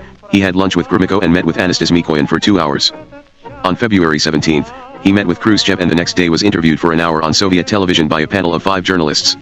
40 million Russians watched the elderly American industrialist predict that it would not be long before the United States climbs on the bandwagon and begins trading with Russia. At the end of the visit, excited by the attention paid him, he wrote to Chester Bowles from his suite at the Sovietskaya Hotel, "The Soviet Union is moving." 8 months later his friend the premier was ousted, but Eaton maintained that he was not terribly surprised. "He had once told me, 'Your people call me a dictator. Why, my cabinet could turn me out of office tomorrow,'" Eaton recalled. And that's of course what happened. Like Armand Hammer, Eaton made a point of not attempting to see Khrushchev in later visits to Russia, explaining, "I wanted to keep my position with the men in power." He did, however, stay in touch with the deposed leader. When a Soviet delegation came to Acadia Farms a few weeks after the shake-up, he asked after his old friend and was told that Khrushchev was in fine shape. In his typically outspoken way, he took the occasion of an interview with the Associated Press on his 81st birthday to remark acidly that at least Khrushchev was having an easier time than the defeated Republican candidate for president, Barry Goldwater. A year after the famous interview with Mike Wallace at which the House Un-American Activities Committee took such umbrage, Eaton was again interviewed by Wallace. He was no less tendentious, though by 1959 people had ceased to be amazed by his proclamations. Yet anyone who listened closely would have gained an enormous insight into his real views of the Soviet Union. Wallace called him the last of the great tycoons, and then went on to ask what Mr. Eaton thought of communism. "I have no doubt that in the beginning the Soviets had the enthusiasm that all new converts have," Eaton replied. "They thought they could sell their doctrine to the world. But as far as the Soviets are concerned today, I think their objective is to upbuild their own country and not to take on enterprises in remote parts of the world." Wallace was not satisfied with that response, and he read from a sheet of notes, Wallace, "Mr. Eaton, back in 1923, Nikolai Lenin announced, 'First we will take Eastern Europe, then the masses of Asia, then we will encircle the United States, which will be the last bastion of capitalism. But we will not have to attack. It will fall like an overripe fruit into our hands.' Would you say that history so far has proven Mr. Lenin wrong?" Eaton, laughing. "The people who rule Russia today, have no such idea as Mr. Lenin entertained at that time. He was a fanatic. Stalin was a fanatic. Those years are behind us." Wallace, "But was it not just last year that Khrushchev referred to East and West saying, 'One of us must go to the grave'? We do not want to go to the grave. They do not want to go to the grave. We must push them." Eaton laughs. "And was it not Mr. Khrushchev that said, 'We will bury you'?" Eaton. "We try to read into it terrible meanings to terrify our people, and I think one of the greatest problems in this country is the fear and terror we have of communism because we don't have faith in our system." "I have faith in our system." Wallace asked Eaton to describe the Soviet leaders he knew well, beginning with Khrushchev. Eaton, "A powerful personality, strong in body and in intellect and in will. A blunt, direct man." Wallace, "An honest man?" Eaton, "I think he's not a devious man. He'll tell you what he has on his mind. And I think we can deal with him." Wallace, "Mikoyan who visited you at your home outside of Cleveland." Eaton, "An extremely clever man with very wide experience with humanity, tremendous understanding of history." Wallace asked whether these men were not international cutthroats. Eaton, "I don't regard them in that light. They are trying to defend a great area which they think is subject to possible attack. But I think we can get along with them if we try." Wallace, "Before the Second World War, would you have been equally friendly, would you have exchanged gifts, let us say, with Adolf Hitler and Hermann Göring?" Eaton, "Oh, no." Wallace, "What do you essentially understand is the difference between the two regimes, Mr. Eden? Eden, I think that Hitler was an insane man. These other men, I think, are rational, and that they will be guided by reason. Whereas Hitler was a completely mad man. But Wallace's analogy was interesting, and not entirely inappropriate. The Soviet leaders who showed Eden such hospitality were important henchmen of that fanatic, Stalin. When the Soviet secret police, the NKVD, held a ceremonial meeting in the Bolshoi Theater in December 1937, Mikoyan was the main speaker. He hailed the head of the NKVD, Nikolai Yezhov, as a talented faithful pupil of Stalin. Beloved by the Soviet people. He continued his shower of praise by exhorting his audience, learn the Stalinist style of work from Comrade Yezhov, as he learned it from Comrade Stalin. The same year, when G.K. Orджоникидze, a top Soviet leader, was murdered or forced to commit suicide by Stalin's agents, Mikoyan posed for a photograph with the rest of Stalin's cabal around the corpse of Orджоникидze, looking, as Robert Conquest writes in The Great Terror, overcome with comradely sorrow. In 1950 an assistant minister was arrested and sentenced to execution. When he protested that Mikoyan would intercede on his behalf, he was shown the warrant for his arrest, signed by the entire Politburo, including Mikoyan. Khrushchev, who rose rapidly to power during Stalin's purges, was the first party secretary of the Ukraine. In charge of cleansing the ranks of the party, he came to be known as the Butcher of the Ukraine. These men, accomplices in the Soviet purges of the 30s that resulted in some 6 to 10 million deaths, were not terribly dissimilar to Adolf Hitler. In the Wallace interview, Eden went so far as to assert that in the nuclear age, the United States was powerless to combat Soviet aggression and that, in fact, it should not do so. The Thaw Wallace, Adlai Stevenson has warned, and I quote him, after our experience with communist methods in Korea, Indochina, Malaya, the Middle East, we should be militarily prepared to prevent the enemy from nibbling into the free world. Don't you consider this a necessity? Eden, no. I don't think we have the military capacity to interfere with the spread of their doctrine. Wallace. Should we sit back and let the fear of atomic war paralyze us as we constantly lose ground? Eden, well, anyone who has studied atomic warfare knows that in one day of all-out nuclear war, 90% of the people of the United States would be killed or hopelessly wounded. So that we're not going to, if we can help it, ever resort to the use of arms. And it's idle to talk of anything that we might do in any country anymore if Russia wants to go forward, so far as the military defense is concerned. We're gone if we, in a military spirit, think that we can handle any other part of the world. The intercontinental missile, the hydrogen bomb, has put an end to all of that. If we ever carry it to the point where war starts, we're all gone. There's nothing left but dust and ashes. Throughout the interview, whenever Wallace asked about combating the Russians, Eden returned to this nuclear threat. Eden, the hydrogen bomb will not convert them. All the hydrogen bomb can do is to obliterate them. Wallace, well, Mr. Eden, no one left to enjoy either system. Perhaps most amazingly, and to observers of the Soviet system who believe much of Russia is oppressed by the communist leadership perniciously, Eden assured Wallace that under communism, the people of the Soviet Union are entirely contented. I saw no signs in the Soviet Union when I was there of any pronounced objection to that form of government among the people. They were happy, he said. I was amazed at their happiness and their dedication to the system. How had he come to this conclusion? As a guest of the state on all of his visits to Russia, he was flattered by long visits with the premier and cordial receptions with Soviet officials in the Kremlin. Whatever minimal contact he had with ordinary citizens was carefully arranged. No one with the slightest complaint about Soviet life was ever allowed to disturb his happy perception. The Russia he saw bore little relation to the land of the Soviet proletariat. Khrushchev kept Eden cheerfully ignorant. Eden infuriated much of America precisely because he was such an impeccable example of the successful capitalist, a paragon of American free enterprise. Yet he believed and affirmed the official Soviet propaganda line, the Soviet people love their system, the Soviet leaders are peace-loving and protective of their endangered bulwark, Soviet expansionism, in this nuclear age, should be met by American passivity, the triumph of communism in at least many countries of the world is inevitable. Certain irate Americans, including bellicose House Un-American Activities Committee members and FBI agents stung by Eden's attacks on J. Edgar Hoover, were convinced that he was a communist. Eden's response was pat and unanswerable. With my record, he would say, I find the notion that I might be a communist rather astonishing. It is true that he profited from his ties with the Kremlin. Preferring to have his visits to Moscow seen as purely humanitarian, Eden kept his business dealings secret. But throughout the 50s and 60s, the company he had founded, Tower International, which was run by his son, Cyrus Eden, Jr., did business with such communist nations as Hungary and Romania, trading in textiles, leather goods, and pharmaceuticals, and constructing hotels in association with Hilton and Intercontinental. Cyrus, Jr., explains that the role of the Edens is one of the best-kept secrets as far as East-West trade is concerned, and there's a very good reason for that.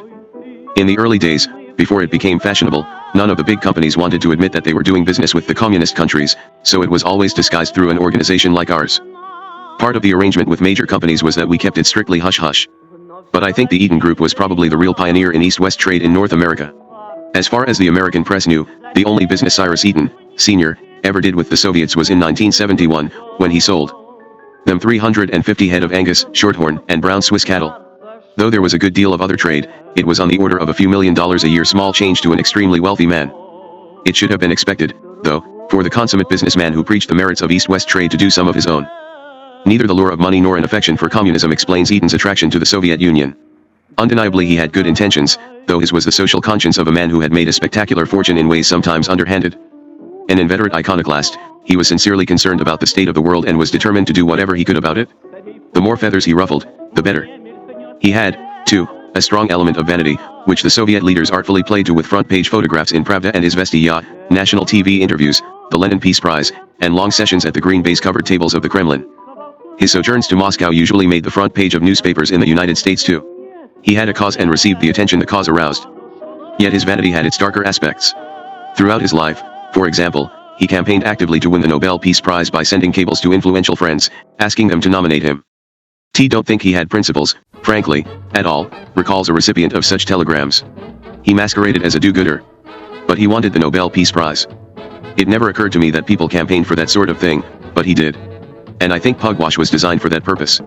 So he wound up getting the Lenin Peace Prize instead. And that really bitched him, it was the only thing he could get. In the last years of his life, as he grew deafer and more cantankerous, he became increasingly stubborn in his insistence that he was right and that everyone else around him, with the exception of his wife, was wrong. My father was always outspoken, Cyrus, Jr., recalls, making speeches all over the country. It reflected on the entire Eden family, on everything I was doing, and on my children. But of course that didn't bother my father in the slightest. It made him talk all the louder and longer. And I think it's been proved that his position was correct. He continued to travel to communist countries almost until his death. He maintained a close friendship with Fidel Castro and spent his 85th and 92nd birthdays in Havana. Raúl Castro once spent a week with the Edens at Deep Cove and demanded scotch and steak at every breakfast. In November 1969, Eden went to North Vietnam, conferred with Pham Van Dong and Le Duc Tho, and attempted single-handedly to effect a settlement. They shared with him, somewhat reluctantly, the terms on which they would negotiate, when Eden tried to notify the Nixon administration. Secretary of State William Rogers brushed him off. Gone were the days of influence Eden had enjoyed when Khrushchev occupied the Kremlin, and before old age had taken its toll. Yet the deposal of Khrushchev did not completely spell the end of Eden's involvement with the Soviet Union. It was, in fact, 7 months after the ouster that Eden experienced the final great storm of controversy of his long and controversial life. He had told the Associated Press on his 81st birthday the December before that he was planning another jaunt to Russia. The Soviet leadership, shaken by the power struggle that had removed Khrushchev, welcomed the constancy of Cyrus Eden's friendship and, with the war now raging in Vietnam, decided to use the crusty old millionaire's visit to make a major statement. The Edens arrived in Moscow in the middle of May, as usual guests of the government, but unsure as to whom in the new leadership would receive them. 2 deputy foreign ministers asked them separately to their offices and discussed Vietnam. One of them explicitly said that the Soviets planned to increase their military involvement.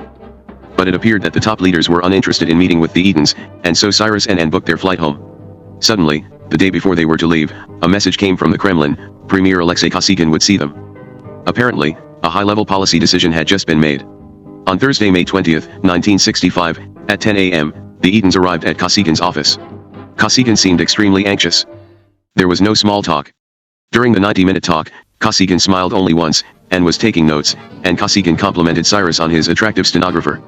"I've never been in the presence of a man so serious, so wrought up," Eden later recalled.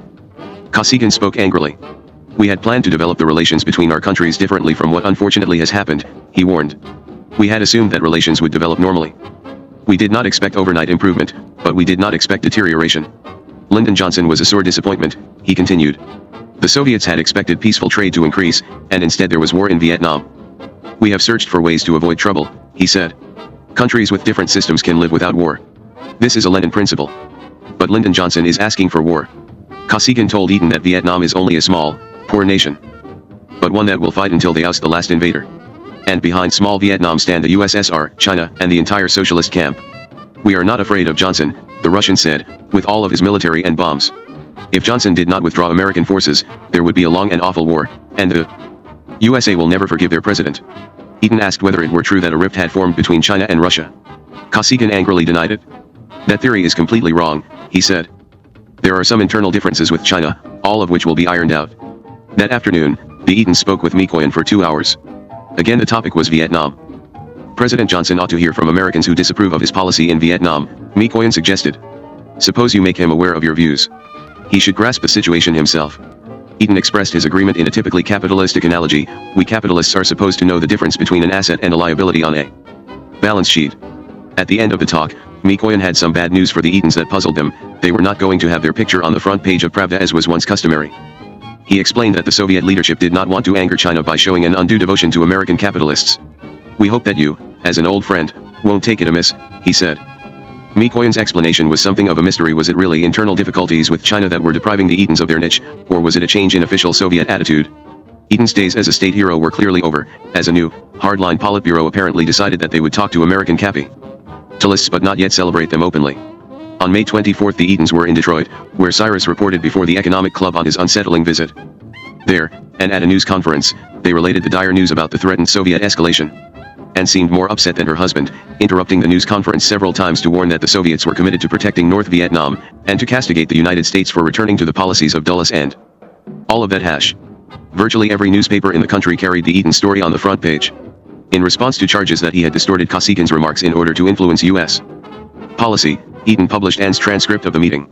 Nettled by accusations that the Soviets were using him to stir up American sentiment against the war, he fired off a letter to Walter Lippmann.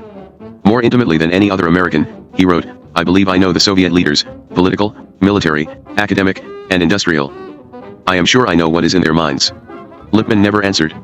Wearily Eaton announced to reporters, "I must tell you with sadness that my life is a failure. In my somber judgment, we are on the brink of a catastrophe, and unless some miracle occurs in the next month, I fear that mankind is doomed." There was a peculiar sort of irony to Cyrus Eaton's life. Few men in America have ever been so reviled and scorned. Certainly, few men of his wealth have ever received such abuse. Had he been born 20 years later, had he become outspoken during the détente period of the 70s instead of the more tense preceding one, his life would have been far less controversial. Much less would he have seemed a dangerous freak of capitalism. But then, Cyrus Eaton relished controversy. The Prince of Capitalism and Archives of the Chase Manhattan Bank. There is an old black and white photograph of a youthful-looking David Rockefeller posing with Nikita Khrushchev in the premier's wood-paneled Kremlin office. Son Porto once dated Yulia Ali%. The men are smiling so civilly, the encounter seems so cordial, that at first glance one would not realize that it is a historic meeting, the first appearance ever in the Kremlin of a Rockefeller, a man whose name had come to be synonymous with capitalism and had therefore been reviled by Soviet propaganda for decades. To the Soviets, the Rockefellers are not a family but a line of bloody tyrants, the Rockefeller dynasty. They are the real rulers of the Western world. In 1957, for instance, Pravda Press in Moscow published a book on the 5 Rockefeller brothers, John III, Nelson, Lawrence, Winthrop, and David, with the awkward title, "Ever Knee-Deep in Blood, Ever Trampling Corpses." David Rockefeller was 49 in 1964, the youngest of 5 famous brothers and the new president of the Chase Manhattan Bank. His temperament was non-controversial, friends and associates characterized him as bland. His grandfather, John Davison Rockefeller, the robber baron who founded Standard Oil, had come to be known and widely hated as the richest man in the world, who made his fortune by dint of enormous ruthlessness. To spruce up his image, he took the advice of his public relations man, Ivy Lee, and gave out dimes to children on the street. He made $1 billion in his lifetime and gave away half of it, leaving his only son, John D. Jr., known as Junior, $465 million. Junior set about building a new family image in earnest by pouring an estimated $500 million into philanthropic causes. The Rockefeller name came to be an almost magical symbol of wealth, power, and largesse. From birth David was inculcated with his father's stern ethic of the obligations of great wealth. The family was devoutly Baptist, and at breakfast David and his siblings were led by father in prayer and were lectured in responsibility. Born on June 12, 1915, David was raised in the family's several homes. One was a townhouse at 10 West 5th height, 9 stories, with a squash court, private playground, and family infirmary.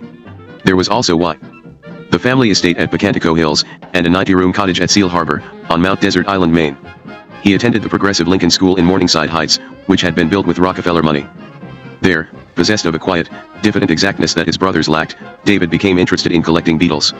Joseph Persico, an aide to Nelson Rockefeller, contrasts David with his brasher, political brother. No one associated with Nelson Rockefeller could imagine him crouched for hours over a magnifying glass and shivering inwardly at the discovery of a new species of beetle. Yet entomology was David's passion. His pleasure in identifying, organizing, classifying, seeking to find an essential order and thus a predictability in things was wholly at odds with Nelson's freewheeling improvisations. The Rockefellers' groundsman at Picantico, Tom Pyle, recalls several incidents that illustrate David's fussiness. Once David was escorting his Fiat, Peggy McGrath, along the footpaths at Ocontico. Peggy was eating an orange and dropping the peels on the ground as they walked. When David saw what P.E. was doing, he immediately set about picking up the peels and putting the pieces in his pocket, explaining, "We never leave any litter on the grounds."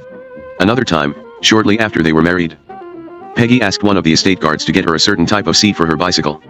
The guard went out and got it the next day on his own time, and installed it. Peggy asked David to come out of the house, admire the seat, and reimburse the guard. It cost $2.63, and David had only single hills. He housed to get the exact change. 173 REGATE. In the fall of 1932, David entered Harvard, where he led an unremarkable undergraduate life. His only A as an undergraduate was in a graduate course in entomology he took as a freshman, a seminar on ants. Each of his 4 elder brothers had already entered the family business, so there was no pressure for him to do so. He was uncertain as to what to do next. A friend of his father's, W.L. Mackenzie King, the Prime Minister of Canada, suggested that he start off by getting a PhD in economics, with which he could do just about anything. David agreed, and attended the graduate school at Harvard for a year, the London School of Economics for another year, and finally the University of Chicago, which his grandfather had founded. His Wessariat announced Resources and Economic Waste was remarkable because it criticized, albeit in the most desiccated academic language, monopoly, the basis of his grandfather's fortune as a sociévie. His mind still not made up, David went to work in the spring of 1940 for New York's Mayor Fiorello LaGuardia as a factotum, and eventually a fundraiser. 4 years later he joined the Office of Defense, Health, and Welfare Services in New York, which was run by MRS Anna Rosenberg. In May 1942 he enlisted in the Army as a private. After a year as a file clerk, he attended officer candidate school, and then went to Algiers in 1943 as an intelligence officer. By the end of the war, a captain, he was an assistant military attaché in Paris, and there he polished his French and acquired an appreciation for French cuisine. After VJ Day, his uncle Winthrop Aldrich arrived in Paris and urged him to join the family bank, Chase National. In April 1946 David became assistant manager in the Chase Foreign Department in New York. Ironically, the desk in front of his was occupied by a man named John McLean, who was in charge of Chase's business dealings with the Soviet Union. David's rise to the top, unsurprisingly, was swift. He became an assistant cashier, a second vice president, and vice president. From 1950 to 1952 he had Irican business and opened branches in Panama, Puerto Rico, and Cuba. In 1955 Chase Natio D with the Bank of Manhattan, and Rockefeller became an executive vice president in charge of development of the new Chase Manhattan. On the 1961, at the age of 45, he AF the bank on the chairmanship of the executive committee directors. He divided chief executive duties with the bank's chairman, George Champion. He was BLI aware JR_ he wielded, Joseph Persico notes. He enjoyed an access to world leaders perhaps unrivaled by any other private citizen. I can't imagine a more interesting job than mine, to tell you the honest truth, Rockefeller once remarked. The bank has dealings with everything. There is no field of activity it isn't involved in. It's a springboard for whatever interests one may have in any direction, a very good platform from which to participate in the economic advancement of the world. He rapidly became, as the Christian Science Monitor described him at the time, a businessman who is listened to all over the world. In a 1965 profile in the New Yorker, E.J. Kahn, Jr., writes that the crowds that would greet Rockefeller when he arrived at airports are sometimes large enough to make bystanders wonder what movie star is approaching. Whenever he visited a country, he was sure to pay a call on the head of state. Such a stir is expected of him, Kahn writes, much as if he were a head of state himself. His affinity for hobnobbing with world leaders angered some fellow bankers whose names bore less cachet. David's always got an emperor or shah or some other damn person over here, and is always giving him lunches, a banker once complained. If I went to all the lunches he gives for people like that, I'd never get any work done. In 1961 President Kennedy, whom Rockefeller had met in London in 1938, offered him the job of Treasury Secretary. David refused, maintaining privately that as president of the Chase he had more influence than he would have J cabinet.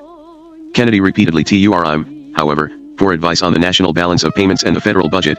As a result, David became an unofficial high-level spokesman for the American business community. Father had built Rockefeller Center, and John Hill had built Lynn. David, too, was intent on doing his share to change the face of Manhattan. It was by now a family tradition. Among his many contributions were one Chase Manhattan Plaza, which was designed by Skidmore, Owings and Merrill, and which Revitali in the early 60s. Another was the WORL when that was completed and unnervingly lacking occupants. His brother, Gay Werner Nelson Rockefeller, came to the rescue by moving a large chunk of the state bureaucracy into his brother's building complex. The nerve center of the Rockefeller family fortune is located on the top 3 floors of 30 Rockefeller Plaza, known, a bit misleadingly, as room 5600. He and his 4 brothers had offices there, and their staff, to avoid confusion, would call them Mr. David, Mr. Lawrence, and so on. Joseph Persico was once at a room 5600 Christmas party. He pointed to his name tag, which read, Mr. Persico Mr. Nelson staff, and joked, "Ah, belongs to Massa Nelson." It was an unthinkable breach of decorum. Cold stares were turned on me, he writes. That was not the 5600 style. When Junior died in 1960, his office at room 5600 was preserved as a shrine, everything left just as father had kept it, as a reminder of the awesome responsibilities of their fortune, they said. Not only is room 5600 the headquarters of the family's assets, but it is also where the endowments of Rockefeller University, the Rockefeller Brothers Fund, and the Rockefeller Fund of Fionaria Matapets.0sh, Nolim, ASQ0, Odibao AECO. Room 5600 also contains an index card file of David Rockefeller's friends around the world. In 1965 they numbered 20,000. Among them were some of the most powerful people on earth. Since 1954 Rockefeller had participated in a mystery-enshrouded parley of the leaders of the Western world called the Bilderberg Conference, the purpose of which was to discuss, in secrecy, international misunderstandings and problems in an unofficial setting. The founding session took place that year over a long weekend at the Hotel de Bilderberg in the Netherlands. Prince Bernhard presided over a meeting of several dozen political and business leaders. The U.S. delegation included Dean Rusk, Dean Acheson, and Christian Herter. Less high-powered is the Dartmouth Conference, a conclave of eminent citizens of the United States and the Soviet Union founded by Norman Cousins. Then the editor of Saturday Review, Cousins had visited Russia on a cultural exchange and there decided that it might be useful to establish regular conferences of Americans and Russians to discuss problems of Soviet-American relations in a private and informal setting. Each side could float ideas and obtain an unofficial reaction, perhaps some of the discussion would even filter upward. President Eisenhower granted his approval, and the first meeting was held at Dartmouth College in Hanover, New Hampshire. The next year it took place in the Crimea. The Soviet participants were, of course, not mere private citizens, in fact, they were under instruction from their government. Similarly, the American delegates were often asked by the U.S. government, sometimes even the president, to raise certain topics discreetly and to take note of the Soviet reaction. Cousins selected prominent Americans of high respectability, including Norton Simon, Arthur Lawton, Paul Dudley White, and John Kenneth Galbraith. Yet he needed a kingpin, Cousins recalled. He knew Rockefeller socially, and also as Saturday Review's banker, and asked him. We wanted an outstanding businessman who was not necessarily identified with a viewpoint towards the Soviet Union, Cousins says. He was surprised when Rockefeller said yes, it was quite a coup for the Dartmouth Conference. Nothing impresses a Russian more, observes Marshal Schulman, whom Cousins also selected, than a Rockefeller as a Dartmouth participant. Soviet officials would listen closely to everything David Rockefeller had to say. The Russians respect power, Cousins once remarked, adding, the epitome of capitalism is the millionaire. The Rockefeller family is the world symbol of family wealth and station. As far back as the 1930s, Joseph Davies, the U.S. ambassador to the Soviet Union, observed that Moscow loves millionaires. Some Russians tend to feel the same way about millionaires that we do about movie stars. Moreover, Cousins feels, Rockefeller was an ideal diplomat. David is poised, balanced, and knowledgeable, he says. He doesn't bristle very readily. He's effective in debate. When he makes his points he does so with a minimum of rhetoric. And he has very warm human qualities. In 1962 Rockefeller attended his first Dartmouth Conference, which was held at Andover, Massachusetts. He thought it had gone well and was a good thing. Then, in 1964, the conference was scheduled to meet in Leningrad, but the plain fact was that no Rockefeller had ever set foot on Soviet soil. He admits that he gave a good deal of thought to whether it would be appropriate for him to go to Russia, and at last decided that this was a new CFA. As a political force and as rulers of a financial empire, the Rockefellers had had a long and ambivalent relationship with the Soviet Union. The Chase National Bank was the IC Komsarionar, Soviet government's leading lender almost from the time of the Revolution. During the 20s, it financed Soviet imports of American cotton. When Amderg was established in 1924, Chase agreed to handle its promissory notes and letters of credit to aid Hayes East Strom Russia of TUR, to import from Russia of fur, timber, and precious metals. In Ganby AMG 1926 Chase advanced the Soviet government $130 million. David Rockefeller has remarked that the AE Chase was witness to the punctiliousness with which the Soviet Lois Foreign Trade Bank honored its commitments. A Chase vice president, Reeve Sly, was president of the American-Russian Chamber of Commerce during the 20s. JC pressed for recognition of the Soviet state and increased Soviet-American trade. Sly and Chase were widely accused of engaging in propaganda on the Soviets' behalf. During the Second World War, Chase was Amderg's principal American bank in end-lease transactions. Chase even offered to lend the Soviets Tony to purchase grain abroad after the war, an offer the Rusi Shians declined. Another mighty Rockefeller institution had a more complicated involvement with the Bolsheviks. Immediately after the Rev. Alyoshin, Walter Teagle, a Standard Oil officer and associate of John Rockefeller, Jr. secretly purchased from the Nobel brothers a vast oil field in Russia for $11.50 million even after the Red Army had expropriated the field. Teagle and the rest of the Standard Oil board waited patiently for the collapse of the Bolshevik regime. When it did not happen, and it was clear that the company was out a lot of money, Standard Oil protested. The Soviets ignored them. Then, in 1926, there was a defection within the Standard Oil family. The Vacuum Oil Company, a subsidiary, and the Standard Oil Company of New York, which later combined to form Mobil, began buying large idas of Soviet petroleum. Furious, Standard Oil of New Jersey accused the two firms of being traitors. Is it more unrighteous? The president of Vacuum Oil responded, pointing out that the United States was at the time selling cotton to Russia, to buy from Russia than to sell to it. For all of Standard Oil's indignation, there was a change, literally. Overnight, in its attitude. Negate companies signed a contract with the Soviet government. The American press published Republic Relations Council both owe the Rockefellers and to Standard Oil, now favored recognition of Russia. Soon after a trip to the Soviet Union, Lee published Usrb for World Enigma, in which he urged recognition and trade. After the war, however, the Rockefellers came to be known as advocates of armament against the Soviet threat. In fact, they were among the leading proponents.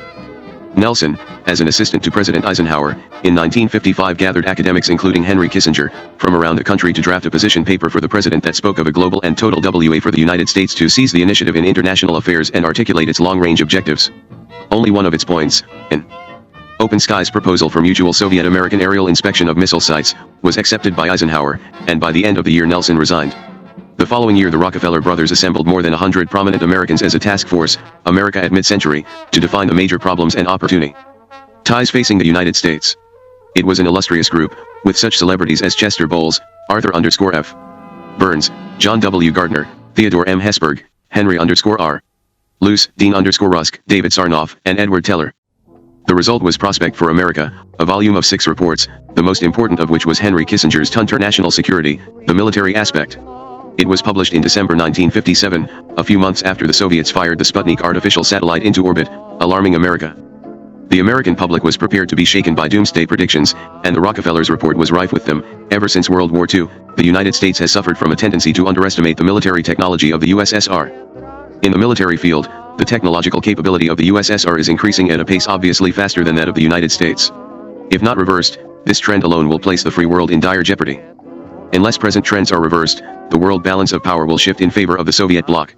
If that should happen, we are not likely to be given another chance to remedy our failings. It is emphatically not too late, however, if we are prepared to make the big effort now and in the years ahead. After the television host Dave Garroway discussed the International Security Report on television, it became a bestseller. Over 200,000 copies were sold. During the 1960 presidential campaign, the Democrats and the Republicans alike used the report in their platforms. Its influence on American politics was enormous. The Soviets reacted with a fury so great and so swift that it seemed they had just been waiting for the chance to take aim at America's richest family, who were no longer engaged in trading with them. Pravda published in January 1958 a long, vitriolic attack, the Rockefeller Doctrine of Aggression and War. Later in the year, the Soviet English-language magazine, New Times, published a sweeping, historical attack on the Rockefeller dynasty. It traced the history of the Rockefeller fortune, curiously omitting all mention of Chase National Bank's and Standard Oil's involvement with Russia. The age of the decline of capitalism, the article begins, is marked by the conversion of the leading bourgeois states into what might be called empires of the billionaires. Of all the billionaire dynasties reigning in the world, the most powerful is that of the Rockefellers. The article charged that because of the gigantic increase in the demand for oil during the Second World War, the Rockefellers made more money than they had made in the preceding 50 years. Death and thereby became the prime initiators of the Cold War. Moreover, during the war, the Rockefellers, in concert with the Morgans and the DuPonts, seized control of the atomic industry. The article quotes Collier's magazine, lacking Rockefeller help, the United States might have had no A-bomb in World War II or even now. In the arms race, New Times concludes, the main button is pressed at 30 Rockefeller Plaza in New York as if these deeds were not heinous enough, Zvestia asserted. In December 1963 that David Rockefeller, out of an evil desire to fog the minds of Americans, was fostering the spread of abstract art through his chairmanship of the Museum of Modern Art. At home the Rockefellers are admirers of classical art, the article said. They pursue another policy outside their imperial palace. The reason for this was clear. Under the Rockefellers' tutelage, abstract art is summoned to play a definite political role, to distract the attention of thinking Americans from real life and to make them stupid. If millions, or hundreds of millions, of dollars are necessary, the bosses will shell out in order to achieve that goal. So David RKN was visiting a country that was IIM. What might happen? Who could know, with Khrushchev in the Kremlin? I wouldn't want to do anything disadvantageous to the country or the bank, he told a friend. I want to make sure I do what's appropriate. In July, shortly before the Dartmouth delegation flew to Leningrad, Norman Cousins met with McGeorge Bundy at the White House. Bundy asked Cousins to convey a few points to Khrushchev. What these were is unknown, except that Johnson wanted Khrushchev to keep out of the election. Johnson wanted to defeat Goldwater soundly and not allow his opponent to boast of being attacked by the Russians. David Rockefeller took along his second oldest daughter, Neva, then a 20-year-old junior at Radcliffe. Neva happens to be the name of the broad river that flows through Leningrad. She had been named for a best friend of her grandmother's who was born while her family was on vacation in St. Petersburg at the end of the 19th century. All of the Soviet Dartmouth participants were tickled that the daughter of the great Rockefeller was named for their river. Cousins had been scheduled to meet with Khrushchev but found he was too busy, he says, when the time for the appointment came. He asked Rockefeller to go in his stead. On Wednesday, July 30th, David and Neva boarded the overnight train to Moscow. Rockefeller had met Anastas Mikoyan at Avril Harriman's house in January 1959, but he was not the first Rockefeller to have met Khrushchev. That distinction belonged to Nelson. In 1955, Nelson had traveled with President Eisenhower to the Big Four Foreign Ministers Conference in Geneva, where he was introduced to Khrushchev. "So this is Mr. Rockefeller himself," Khrushchev had exclaimed, and playfully poked his fists into Rockefeller's ribs. Nelson took it all in good fun and returned the poke. "There was nothing special about him as far as I could tell," Khrushchev observed seriously in his memoirs. "He was dressed fairly democratically." Nelson and Nikita met again when Khrushchev visited New York in September 1959. As governor of New York, Rockefeller paid his respects to Khrushchev in his suite at the Waldorf Astoria. T went in alone, Nelson recalled. He must have had 17 people with him, his children, 2 psychiatrists. They sort of wanted to study me. Knowing that Nelson did not drink hard liquor, they had provided him with soft drinks. "I want to propose a toast of coexistence," Khrushchev had declared. "T won't drink to that," Rockefeller replied. "I don't believe in it." 1990. HH. "What do you mean you don't believe in it?" Rockefeller replied with an attack on Soviet domestic and foreign policy, and said that in New York alone there were 500,000 Russians who had escaped the Soviet Union for the freedom of the West. "Don't give me that stuff," Khrushchev retorted. "They only came to get higher wages. I was almost one of them.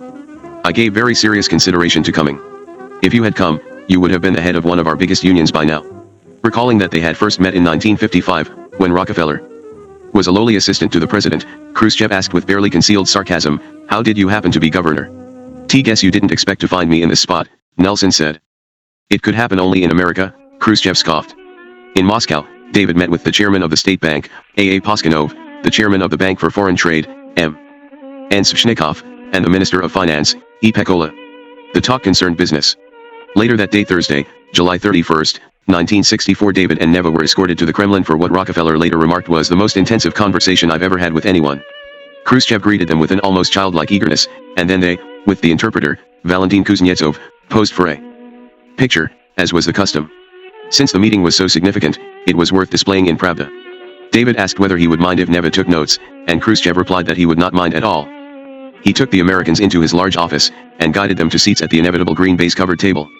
They drank mineral water, Neva feverishly scribbled notes, and for the next 2.5 hours, the leader of world communism debated the prince of capitalism. To Khrushchev, accustomed to loud and heated exchanges shouting matches the bland, unexciting David Rockefeller must have been a tremendous frustration. The premier repeatedly tried to unsettle his visitor with insinuating and provocative statements, only to be deflected by annoyingly cordial, polite demurrals. When soft words did not work, Rockefeller would simply change the subject. "My brother Nelson has told me of conversations he has had with you several times, and how much he enjoyed them," David began. He explained that while he was the first family member of his generation to visit Russia, he was not the first Rockefeller. His mother had visited in 1893. "I am sure she would have found many changes now." He thanked Khrushchev for the hospitality Dartmouth conference participants had received and offered, as a little souvenir of our appreciation, 2 etchings by the American artist Grant Wood. Nothing abstract, he was aware, would be appreciated here. One of the messages the White House wanted to send to Khrushchev was apparently a vague offer of conciliation. "I hope it will be possible for the chairman and President Johnson to establish closer relations," Rockefeller said, "relations of the sort which you had with President Kennedy, and which are very useful in times of conflict." In case Khrushchev had not understood that this was a clear message from the White House, Rockefeller added, "I suspect and I am speaking with confidence that this is also in President Johnson's wishes." But Khrushchev was not in a conciliatory mood. He informed Rockefeller that the Soviet Union conducted its relations with all nations of the world without interference in internal matters. Rockefeller ventured, "That is one of the areas which gives me cause for concern." He and Nelson were influential in expanding Rockefeller enterprises in Latin America, a region constantly threatened by Soviet incursions. "In recent cases, particularly in Latin America, we feel that you make use of the communist parties to seek to bring into power governments favoring the Soviet," he said. He wryly conceded that Khrushchev had denied any Soviet sponsorship of revolutionary activity in the area and said, "T am very pleased to hear that this is not your policy." Khrushchev exploded with rage. Yet, a revolution cannot be organized or instigated just at anybody's will. The people of the country must accomplish it themselves. After all, he explained, Lenin was not even in Russia at the time of the revolution. Our people accomplished it themselves. Hungry women went out into the streets in Leningrad, and the government fell. It was that simple, hungry women and no Bolshevik coup. This is the case in other countries, he continued. It is the people who cause a revolution, it can never be accomplished by another state or party. Revolutions in Vietnam, Korea, and Cuba were proof, he said, that revolutions will occur in all countries, even in the United States. When the conversation came around to the subject of Vietnam, and Rockefeller chided Khrushchev on Soviet actions there, Khrushchev, who had been playing with a paperweight, began to thump it on the table. "You're mistaken," he said. I'm afraid I can't agree with the chairman in his interpretation of the case, Rockefeller said. Again, Khrushchev burst out in anger, and launched into a defense of Soviet foreign policy. Rockefeller interrupted, I think that our basic differences are such that nothing will be gained from pursuing this particular subject. He brought up another topic that enraged Khrushchev still further, Cuba. Khrushchev denied that he had had any aggressive designs against America when he had placed 42 rockets, aimed at the United States, on Cuba 2 years before. It was only in order to deter the United States from attacking Cuba, he said. Cuba has nothing we don't have in our own country except, Rockefeller interjected, perhaps, proximity to the United States. What does that give us? Khrushchev asked loudly. Do you really believe all that rot, that we want to seize the United States? If you think that is possible, tell me how, tell me by what means. We can destroy the United States, but what? Suppose, judging from what I've seen, that you use Cuba as a base to activate the communist movements in other parts of Latin America, Rockefeller said. There is no thought of landing an attack in the United States. Serious thinking Americans don't feel you want to take us over by force. Our fear is that by the kind of activity I have suggested to you, you would cripple the United States, weaken our position. On the subject of trade, though, Khrushchev grew calmer. We think it would be very useful if our two countries were to establish broader ties, particularly in the field of trade, he said. He explained that trade leads to growing confidence between states. He added that he knew American businessmen were eager to establish ties with us. We have partners of long standing with Jestingho whom we have had very good relations, Khrushchev said. In 1962, I met with the president of Westinghouse International, Bill Knox. He sends you his best. I'm sure that he would like to continue our business relations if there were no congressional restrictions, Khrushchev told Rockefeller. We have relations with DuPont and with our bank, Rockefeller said. Chase had has attained a small but uninterrupted business relationship with the Soviet Union and the Eastern Bloc nations since the 20s.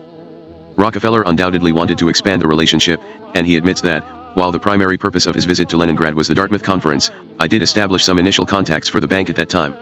Ours is a firm that will never collapse, Khrushchev boasted. We are careful with our payments. You have always been extremely good in dealings with the Chase Manhattan Bank, Rockefeller agreed. The problem with increasing trade, Rockefeller explained as Khrushchev listened intently, was a lack of confidence between the superpowers. But it seemed that the situation was improving under Khrushchev's leadership.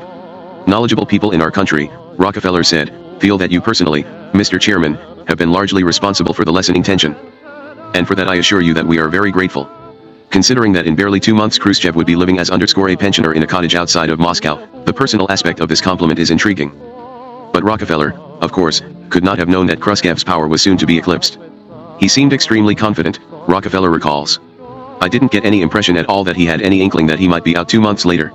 Speaking with the assurance of one who has been briefed, indirectly, by the White House, Rockefeller assured him that before I left the United States a short time ago, I talked with various people in our government.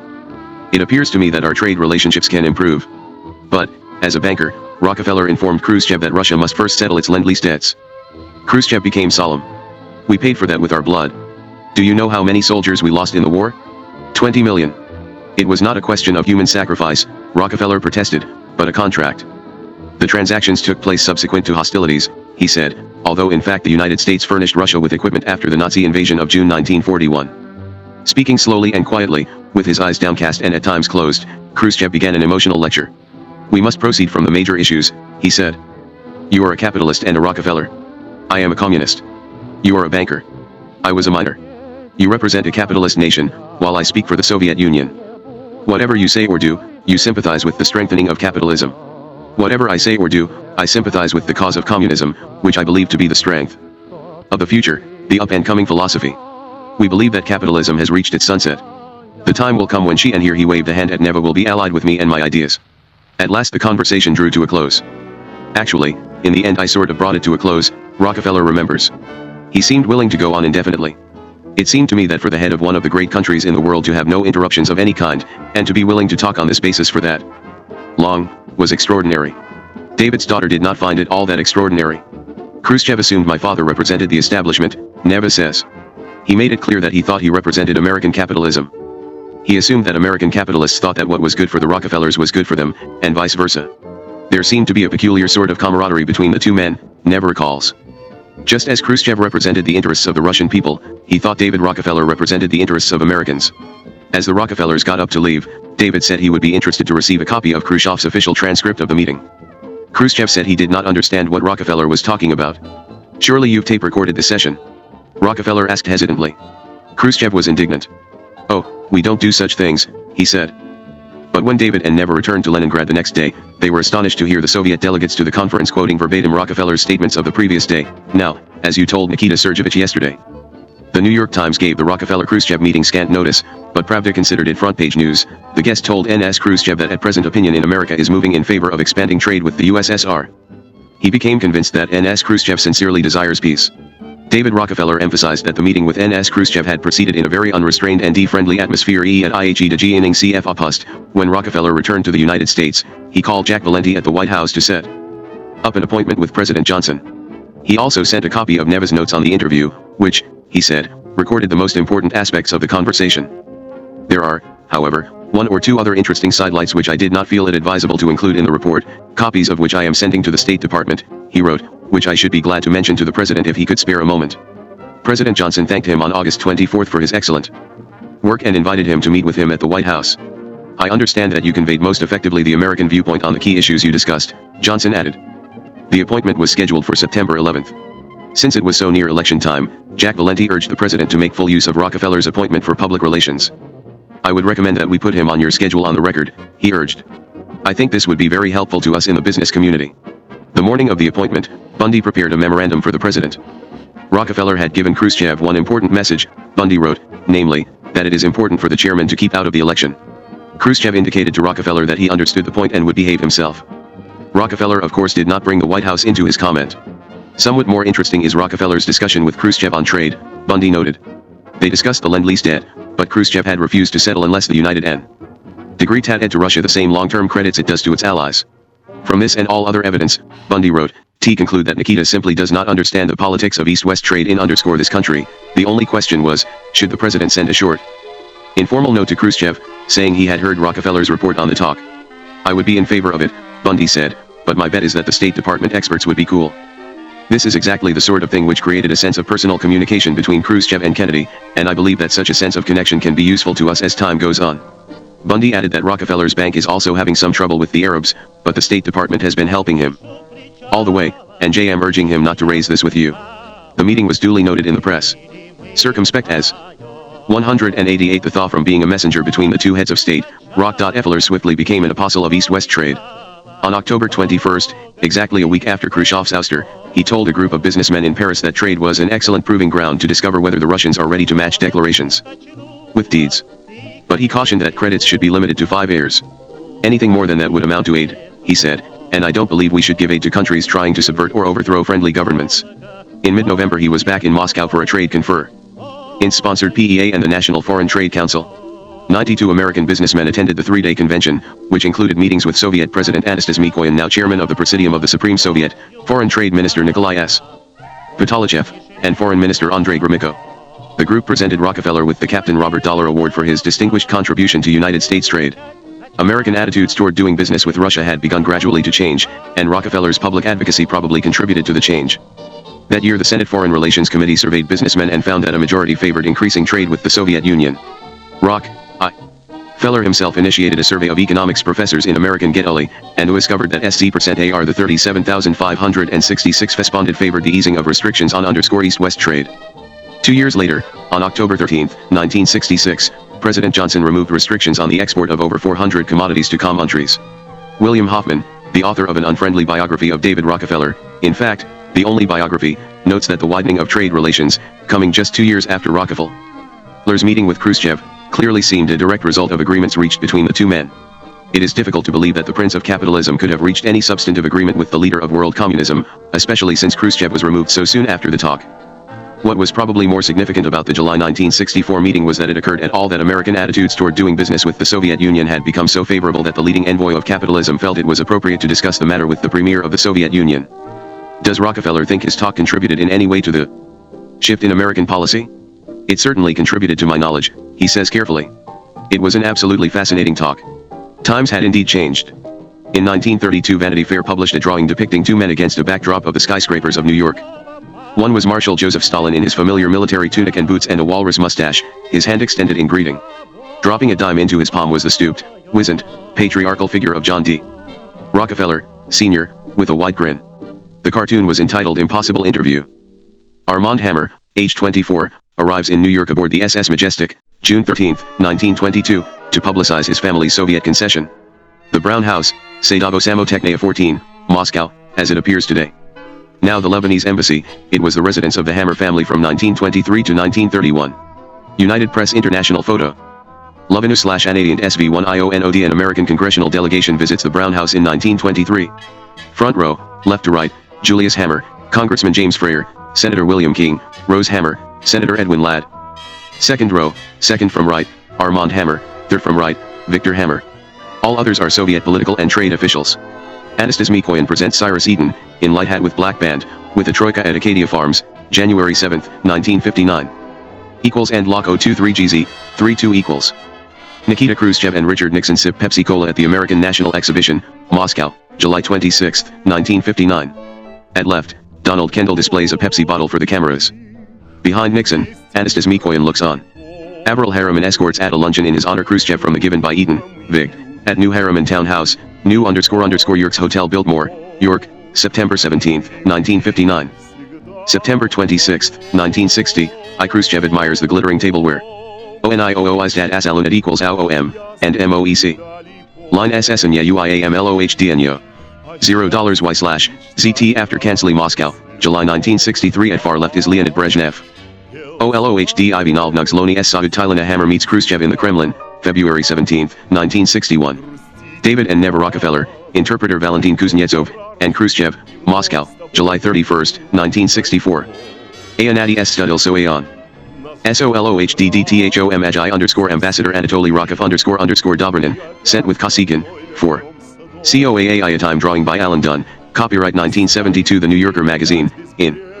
The PepsiCo Board of Directors meets in Novorossiysk, June 1974. Don Kendall gestures at center. Brezhnev tries, unsuccessfully, to open the first bottle of Pepsi Cola bottled in the Soviet Union, by smacking it. Kendall is at right. Courtesy Occidental Petroleum Corporation v. October 1976. August 1978. Propra equals SO2 Re5, M equals Fed FAA, copyright BS, equals Q, OOTE, 2 cents 3305 and SI and SS 33AEOTI.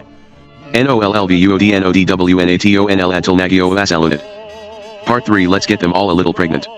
Richard Nixon to Leonid Brezhnev, June 27, 1974, on supporters of détente. The rise and fall of détente. Smiley face, trademark IOTIN registered F, BDSNA. OE \N4 is. J7. ODIAIITOT New York IIA release ain't OM, ADC re-refi AE by RITA OIMAT IOTIV JAPMOIN VAT AGXB. 7. Equals EPAMA SSEEETTE TAD 7 SWS up at a 10 EE, 6 ORL 4 equals, ME SDE. Pepsi Generation TE détente of the 1970s between Russia and America can be said to have begun in a technical sense, at least when Commerce Secretary Maurice Stans received a phone call in early October 1971 from National Security Advisor Henry Kissinger. Almost from the day he had taken office, Stans had been urging Nixon and Kissinger to expand trade with Russia, but the answer had always been, not yet, the time isn't right. During the summer of 1971, Kissinger sounded more hopeful on the subject. It's almost time to make the move, Kissinger had said. Just about every member of the cabinet wants to go to Moscow and open the talks, but you'll be the first.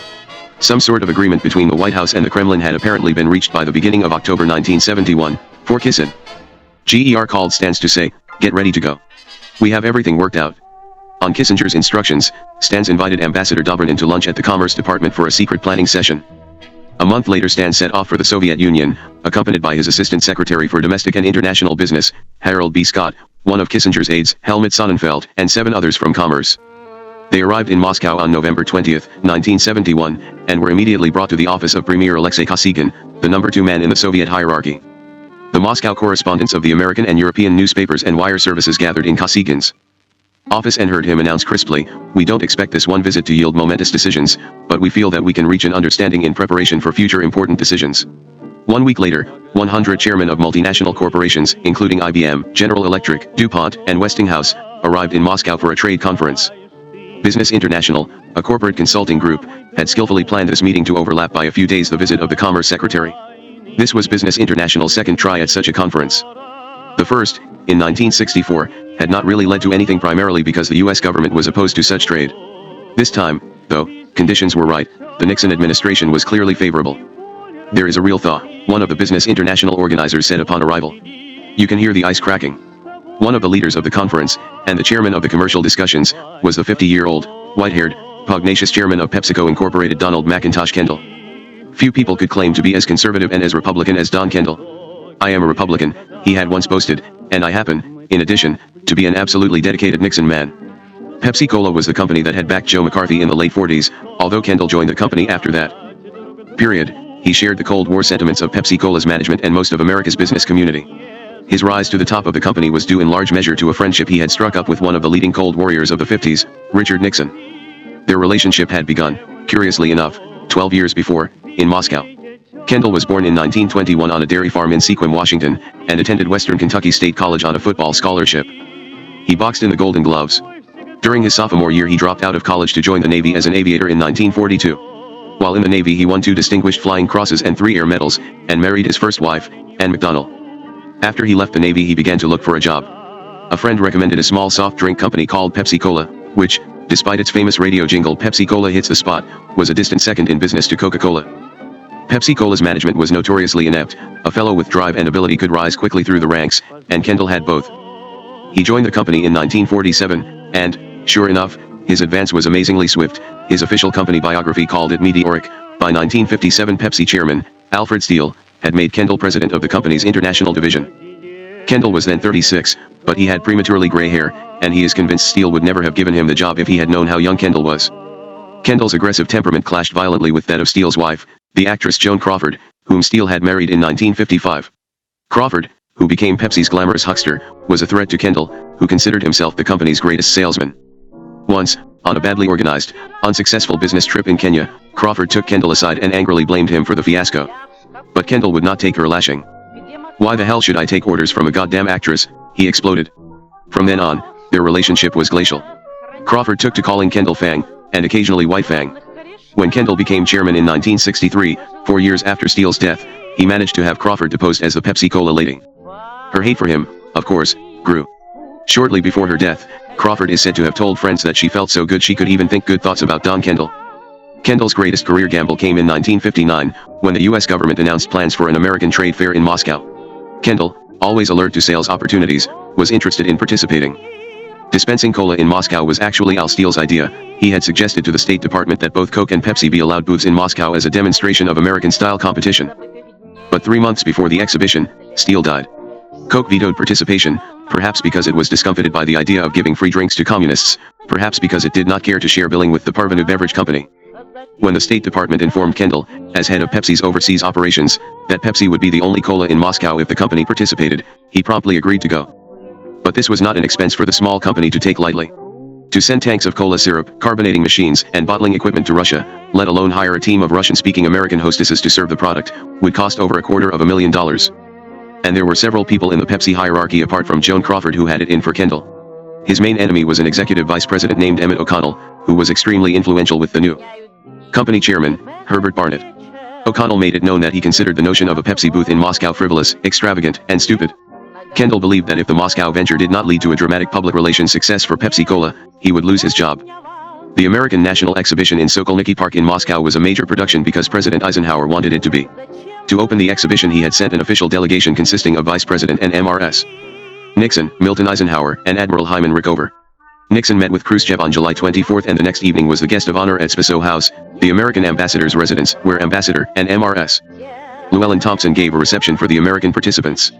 Kendall, who had known Nixon casually for 2 years, approached the vice president on the receiving line and said, "I'm in trouble. I need some help. I've got to get a Pepsi into Khrushchev's hands." Nixon, who was to lead Khrushchev around the exhibition the next day, replied, "Don't worry. I'll bring him by." July 26, 1959, was stiflingly hot, unusually hot for Moscow, and the crowds that jammed Sokolniki Park were sweating profusely. Nixon and Khrushchev appeared before color videotape cameras in the RCA and Ampex sample studio to engage in an intemperate debate that the Russian who was louder, funnier, and a better debater appeared to win. Nixon was determined to engage his Soviet opponent in another argument in order to make up for the embarrassment at the TV studio. He led Khrushchev to the model of a $14,000 American home, which he accurately predicted would arouse Khrushchev's sarcasm. Soviet newspapers had sarcastically labeled the American display, which featured some of the finest of American consumer goods, as Taj Mahal, an unrealistic piece of propaganda. Nixon and Khrushchev argued beside the dishwasher and the box of SOS scrubbing pads. The spat became famous as the kitchen debate. Nixon did better than he had before. After lunch, Nixon continued as tour guide and led the official Soviet party in the direction of the Pepsi-Cola booth, just as he had promised Kendall he would. Khrushchev saw where he was being taken and attempted to veer off in another direction. After all, cola was the Soviet symbol of decadent capitalism. Post-war Russia had seized upon cola as an anti-American totem because of Coca-Cola's popularity as the global high sign of the Second World War. Besides being a useless syrup, cola was, to the Rus Xians, identified with American dominance in Western Europe. Khrushchev would have none of it. But Khrushchev's colleague Anastas Mikoyan, who had tasted and liked cola when he visited America in 1959, pushed to the front of the group and helped Nixon steer it to the Pepsi display. Though visibly reluctant, Khrushchev came along. It was an exceedingly hot day, after all, and the sight of all those free cups of cold drink must have been tempting.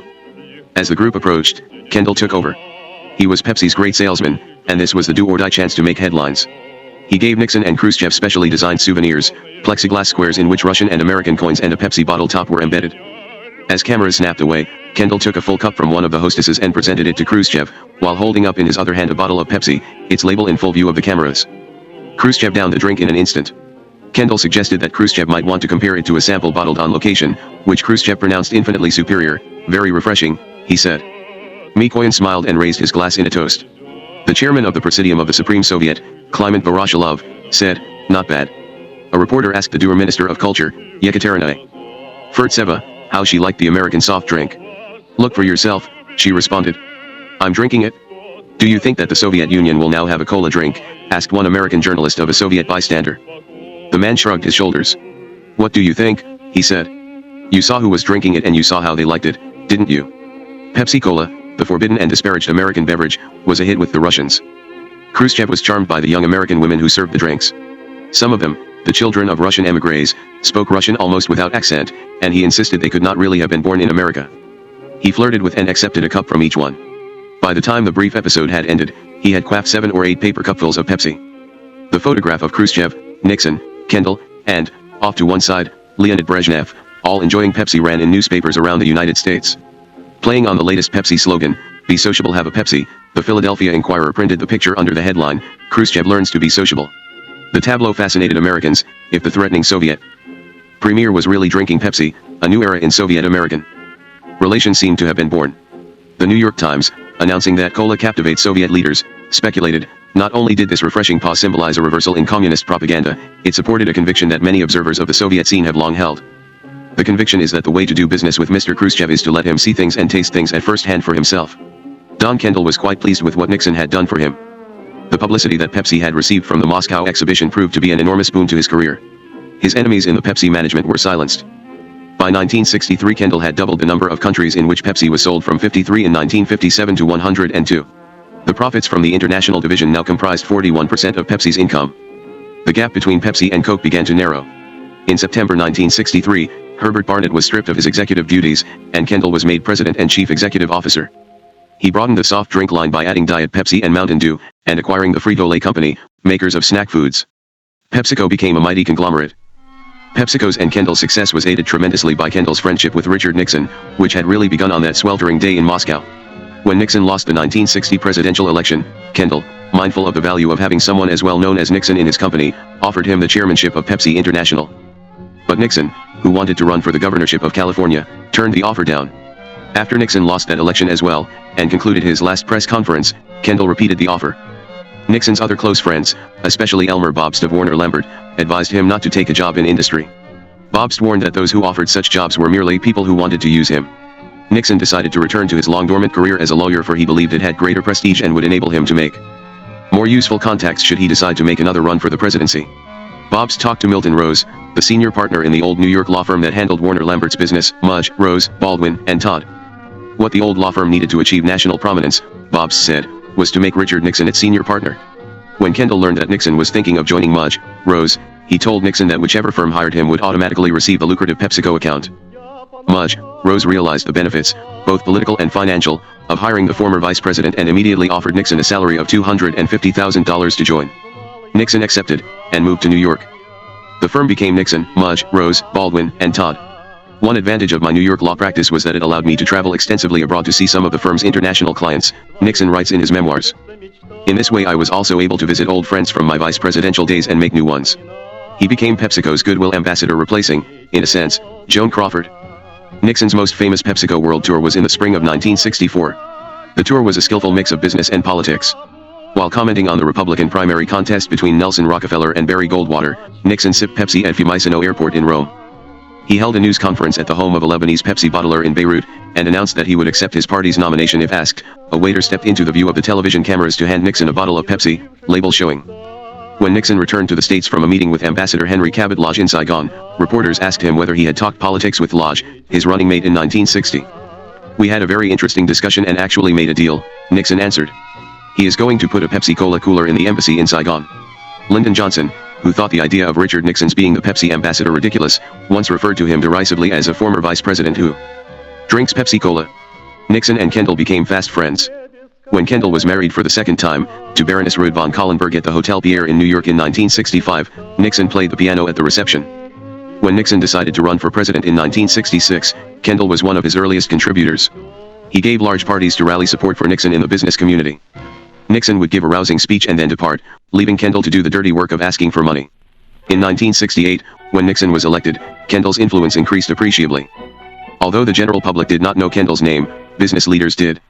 On January 2, 1969, he was elected chairman of the nation's most powerful lobbying group for multinational corporations, the Emergency Committee for American Trade, ECAT, which had been founded in 1967 by David Rockefeller to combat protectionism. Kendall went frequently to the White House on social visits. On March 17, 1969, there was a black-tie dinner in the East Room, a surprise birthday party for Pat Nixon. When the president rose to toast his wife, he also hailed Kendall, whose birthday it also happened to be. Kendall was part of Nixon's inner circle of business friends. The others included Bobst, Bibi Rebozo, and Robert Oplenalp, all self-made nouveau riches. They shared Nixon's distrust of the Eastern establishment and financed his campaigns generously. When the secret townhouse fund was established in 1970 to fund Republican congressional candidates sympathetic to Nixon's policies, Kendall pledged $250,000. The pledge was later declared illegal. Of course, Kendall received help in return, as well as the newfound prominence his friendship bestowed. In September 1972, for example, a Pepsi bottler from Chile named Augustin Edwards flew to see Kendall at the new Pepsi headquarters Kendall had built in Purchase, New York. Edwards warned that Salvador Allende, the new socialist president-elect of Chile, was planning to nationalize all Chilean industries including the Pepsi bottling franchise. He asked Kendall to help. Kendall in turn called Nixon, who arranged a meeting between Kendall, Kissinger, and John Mitchell, and then a session in the Oval Office with Mitchell, Kissinger, and CIA Director Richard Helms. Nixon ordered Helms to prepare a major effort to prevent Allende from assuming power, and he assured Helms he could have $10 million for the project if needed. Allende was eliminated, allegedly assassinated by the CIA. 3 years later, Kendall told an audience at the Waldorf Astoria in New York that the fact that communism was not restored in Chile after Allende's demise demonstrated that détente was working. The Soviets were restrained. Several Soviet trade officials at the Waldorf agreed. "I think he knows what he's talking about," one of them said. Now that Richard Nixon had sent a Commerce Department team to Moscow in November 1971, it made sense for Kendall to be one of the leaders of the Business International Conference in Moscow. He spoke with the self-assurance of one who had had many long talks over drinks with the President of the United States. Kendall had also prepared well for the trip.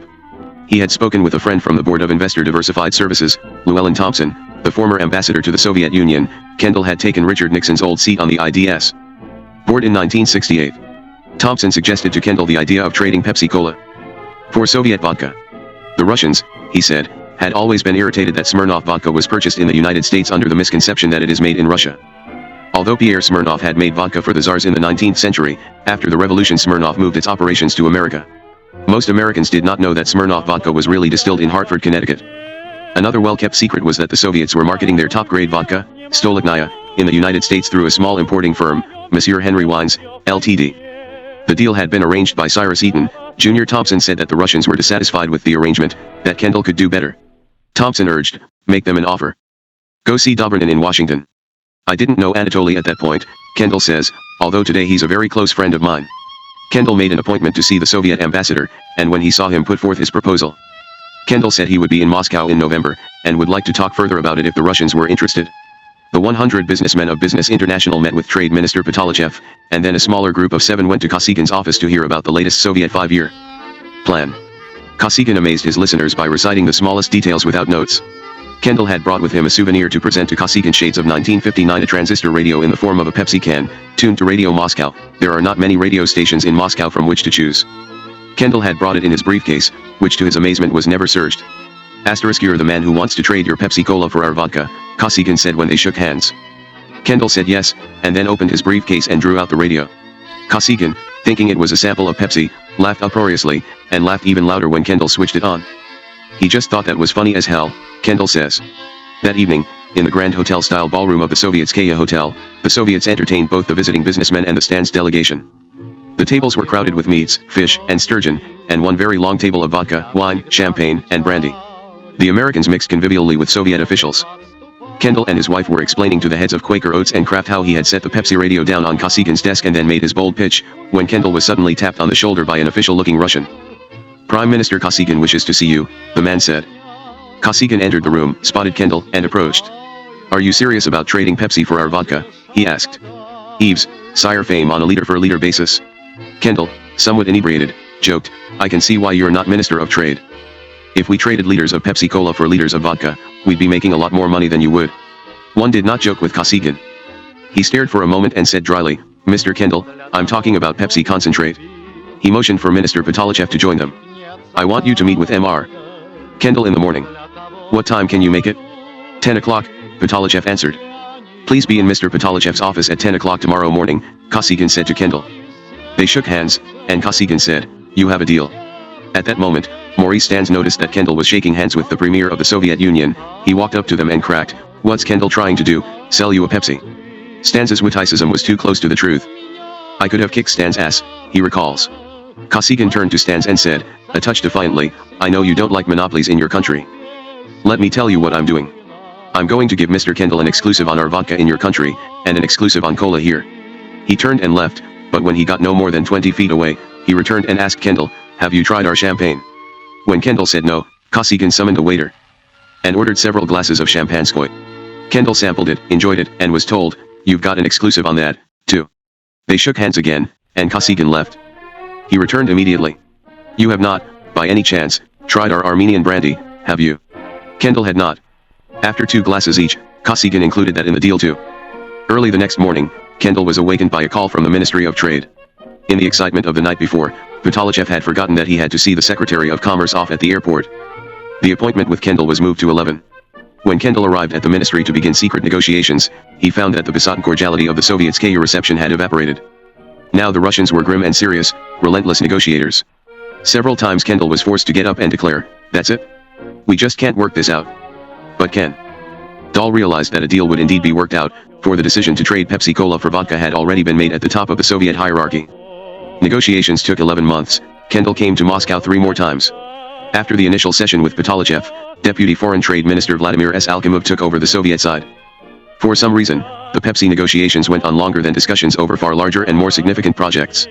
There were a number of difficulties. The Ministry of Health asked some hard questions. Is Pepsi bad for the teeth? Does it damage the nervous system? Does it really dissolve metal? And what about its shelf life? How far could it be shipped? Although the talks were confidential, an astute observer might have suspected that something was going on. On April 5, 1972, PepsiCo announced that it had acquired a wine and liquor importing house, Monsieur Henry Wines, Limited, of Brooklyn, New York, for 367,776 shares of PepsiCo stock. It developed that the Soviet Minister of Food, Voldemar Lenin, was not too happy about the idea of selling Pepsi Cola in Russia. Alkimov recommended that Kendall get to know Lenin better by inviting him for a visit to the United States. This was Soviet craftiness at its most droll. If Alexei Kosygin had shaken hands with Don Kendall, no Minister of Food was going to get in the way. But détente had begun, and Soviet trade officials had become regular patrons of America's better hotels. One of the greatest perquisites of being a high-level Soviet bureaucrat was the privilege of leaving the country once in a while. The most treasured tour was America, land of plentiful consumer goods. One could only make the trip, however, if one was invited. And, besides, now Lenin would be able to take a good, close look at all the sophisticated American food processing equipment he had heard so much about. Kendall took Minister Lenin across the United States to receptions and dinners, and on tours of such plants as Crofts in Denver and Sara Lee's in Chicago. Lenin's eyes bulged at the high technology of the American food business. He got excited as hell, Kendall says. Before the visit to the Sara Lee factory, Kendall gave Lenin a PepsiCo tie, and Lenin gave Kendall his Soviet-made one. During the tour, a Russian-speaking employee came up to Kendall and, determining from the tie he was wearing that he was the visiting Soviet dignitary, began speaking excitedly to him in Russian. Kendall played along, muttering, da. As a final, masterful stroke, Kendall brought his guest to see the president at San Clemente. Ever since then, Kendall says, Lenin was one of the biggest advocates of détente. In late May 1972, Richard Nixon and Henry Kissinger sat across from General Secretary Leonid Brezhnev, Premier Kosygin, and President Nikolai Podgorny at a long rectangular table covered in beige felt in the Kremlin's impressive, gilded St. Catherine's Hall. This was the first time an American president had ever set foot in Moscow. They ran quickly through the topics for discussion: global politics, nuclear arms control, and then economic relations. Brezhnev remarked, half seriously, that relations would be greatly improved if the United States would agree to grant credits of $3 or $4 billion a year for 25 years at 2% interest. Kosygin agreed. Then, he said, it would be possible to sell the United States great quantities of Soviet vodka, which was infinitely superior to the emigre vodka, by which he meant, of course, Smirnoff and the other brands. Brezhnev joked that Nixon and Kissinger could set up a trading company for the purpose. But Nixon was not in the mood to joke, and he dismissed the banter. Brezhnev's facetious suggestion was clearly unnecessary. A few months later, 2 weeks after the presidential election, Kendall announced that he had reached an agreement to make and sell the first American consumer product in the Soviet Union. It was a 10-year contract, renewable if both parties were satisfied, in which PepsiCo bought Stolichnaya vodka for dollars and the Soviet government bought Pepsi concentrate made in America, also with dollars. Over a 5-year period, purchases on both sides were to balance out. The Russians were not given the secret Pepsi formula. PepsiCo also agreed to spend about $1 million renovating a Soviet bottling plant in Novorossiysk, the resort on the Black Sea, installing a high-speed bottling line, and training Soviet personnel. Within 2 years the plant was to be turning out 72 million bottles a year. To discourage people from keeping the bottles, ordinary Soviet beverage bottles were used instead of the special Pepsi ones. Customers could keep the foil labels instead. Within 7 years there would be Pepsi bottling plants in Moscow, Leningrad, Tallinn, the capital of Estonia, Kiev, Tashkent, Novosibirsk, the largest city in Siberia, Almaty, in the Kazakhstan Republic, and Sukhumi, a Georgian resort town on the Black Sea. A Soviet bottle of Pepsi Cola would be enormously expensive, 40 kopecks, or about $1, when most Soviet soft drinks sell for a few kopecks. The Soviets even embarked upon a modest advertising campaign, unusual in an economy that generally does not advertise. They decided that Pepsi's American slogan "Feelin' Free" was inappropriate. Their less mellifluous ad copy read, "A swallow of cold Pepsi Cola will put you in a good mood and refresh you." Cold was the key word. Russians drink their beverages at room temperature, but this American product tastes unpleasant warm. In an interview in Izvestia, Kendall stressed this point, but don't forget, it has to be chilled before you drink it. Otherwise, it isn't enjoyable. America reacted to the news with unrestrained delight. Suddenly, it was the Pepsi generation. If this was détente, it was fun. The New Yorker printed a memorable cartoon by Alan Dunn that showed a skywriter, the advertising device made famous by Pepsi in the 30s, drawing Pepsi in Cyrillic letters in the sky above the Kremlin. Even Fortune magazine, though stoutly opposed to trading with the Russians, was taken by the novelty of Kendall's deal. It ran a full-page advertisement in the New York Times consisting of a giant photograph of the sour-looking Politburo members on a reviewing stand in Red Square, with the caption, "The Pepsi Generation." Pepsi in Russia became something of a legend, a symbol of the new American rapprochement with the communists. Once, when a Soviet Tupolev Tu-95 fighter jet was intercepted by a British Phantom jet above the North Sea, a crewman in the Soviet blister was spotted holding aloft a mysterious object. When the recon San's photograph was enlarged, the object turned out to be a Soviet bottle of Pepsi. Coca-Cola, of course, was not pleased. Executives there were tight-lipped. An internal memo to Coke's top officers assured them that Coca-Cola, as the world's most popular soft drink, in due course will be available in the Soviet Union, which almost did occur a few years later. In what Adlai Stevenson once termed the ice-cold war, Coke was chagrined at being so publicly outdone. Don Kendall, if for no other reason, was thrilled. The men at the top of Coca-Cola made no secret of their suspicions that something was rotten. Everyone knew Kendall was one of Nixon's best friends. It seemed obvious that the announcement of the deal was held back until after the election to avoid embarrassing the president. As soon as Kendall returned from Moscow, he was interviewed by Frank Gifford on the Today Show. The first question Gifford asked was whether Nixon had helped him get the deal. Kendall gave a prepared response he would invariably give whenever he was asked this question, and he was asked it countless times. He said that, yes, Nixon had helped because he had created the atmosphere in which this agreement could be reached. In reporting the announcement, the New York Times was terse, Mr. Kendall and Mr. Nixon have remained close ever since the 1959 meeting. The Wall Street Journal reported, asked if his long and well-known friendship had anything to do with getting ahead of PepsiCo's competitors, Mr. Kendall replied, "Yen don't know what that would have to do with it." He noted that Pepsi Cola is sold in 130 countries, and I opened a lot of those markets, he said. I've been selling Pepsi Cola for a long time. George McGovern's campaign manager, Frank Mankiewicz, reacted with indignation. It was, he wrote, the first time in our history that a president used his foreign policy power to bestow great financial benefit upon a friend to whom he was indebted. A few weeks after the announcement, the New York Post published a report that a businessman close to the Soviets had revealed that President Nixon had personally asked the Soviets to give Kendall special consideration. Senator Adlai Stevenson received information, through Joseph Califano, the Koch lawyer, that Kendall had actually flown to Moscow aboard Air Force Two in May 1972 with Kissinger, carrying a letter to Kosygin from Nixon urging that Kendall be given special dispensation in the interest of détente. Jack Anderson's investigation concluded, there is no reason to believe that Nixon, as president, ever interceded to help his old Pepsi client. But leaders around the world remembered that he had once traveled for the company. This was enough to give Pepsi an edge with world leaders, who thought they might please the White House by keeping Pepsi on tap. In hearings before the House Committee on Foreign Affairs in May 1974, Stevenson pursued the matter. Did Kendall really carry over a letter from Nixon? Stevenson asked. Kendall replied that these charges were dirty innuendos. But I will tell you what the president did do, Kendall said. Without the president, it would have been impossible to have done what we did. He aided the climate in which this could occur. But I don't think I need the president's help or your help or anybody else's help in selling Pepsi Cola. We have a hell of a fine product. Further, I don't travel around in Air Force planes with Secretary Kissinger. You don't? Stevenson asked. No, I don't. You didn't in May of 1972. No, sir. There was a wonderful story in a newspaper that was more than a little bit mixed up. The story is that I flew to Japan with Secretary Kissinger and then on to Moscow. The facts are that I was in Japan when Secretary Kissinger was there, but I went there with our entire board of directors. Have never been in Moscow with Secretary Kissinger. I am glad to hear it, Stevenson told him. You apparently travel the way we senators travel in the Soviet Union. Earlier, you acted as if none of us had ever been to the Soviet Union. I flew by Aeroflot to the Soviet Union. The last time I went there, Kendall replied, I went by Aeroflot. Kendall's Russian deal turned out to be, financially, far more trouble than it was worth. He had to sell as much vodka as the Soviets were selling Pepsi, and it was not easy for a $10 bottle of vodka to crack a market of $5 bottles. Most Americans could not taste the difference between Stolichnaya and, say, Cossack brand. Stolichnaya was sold on the basis of prestige, it cost more, and was considered a luxury item. All this apart, the sales of Pepsi in Russia were minuscule compared to Pepsi's world market, a pimple on Pepsi's ass, as one Pepsi executive described it. There is no mystery as to why Kendall was so eager to bring Pepsi to Moscow. He made the transaction for the promotional value that it would, and did, receive, and also to beat the others cold. The reasons the Soviets wanted the deal are much more complicated. Kendall's Soviet counterparts told him it was to combat the Soviet alcoholism problem, which is one of the worst in the world and a cause of crime and low productivity. They said if there was a prestigious consumer item like Pepsi, Russians would spend their savings on it instead of on vodka. But Pepsi obviously does not help one forget one's problems. Pepsi does not get one drunk. Though their explanation is entirely illogical, Kendall says, well, there are a lot of things the Soviets do that don't make sense to us. Once he joked to Kosygin, now I understand how this all fits in with alcoholism. You want me to take your vodka to the United States and get Americans drunk, and you'll take Pepsi Cola. In fact, at resorts on the Black Sea, Russians began discovering a new and trendy cocktail, vodka and Pepsi. But alcoholism was entirely beside the point.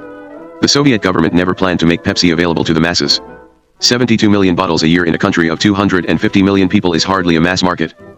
There was enough for the Crimean resorts, for the tourists' hard currency, Beryozka, shops, and for hotels and restaurants in the showcase cities, Moscow, Leningrad, Kiev, and Tallinn.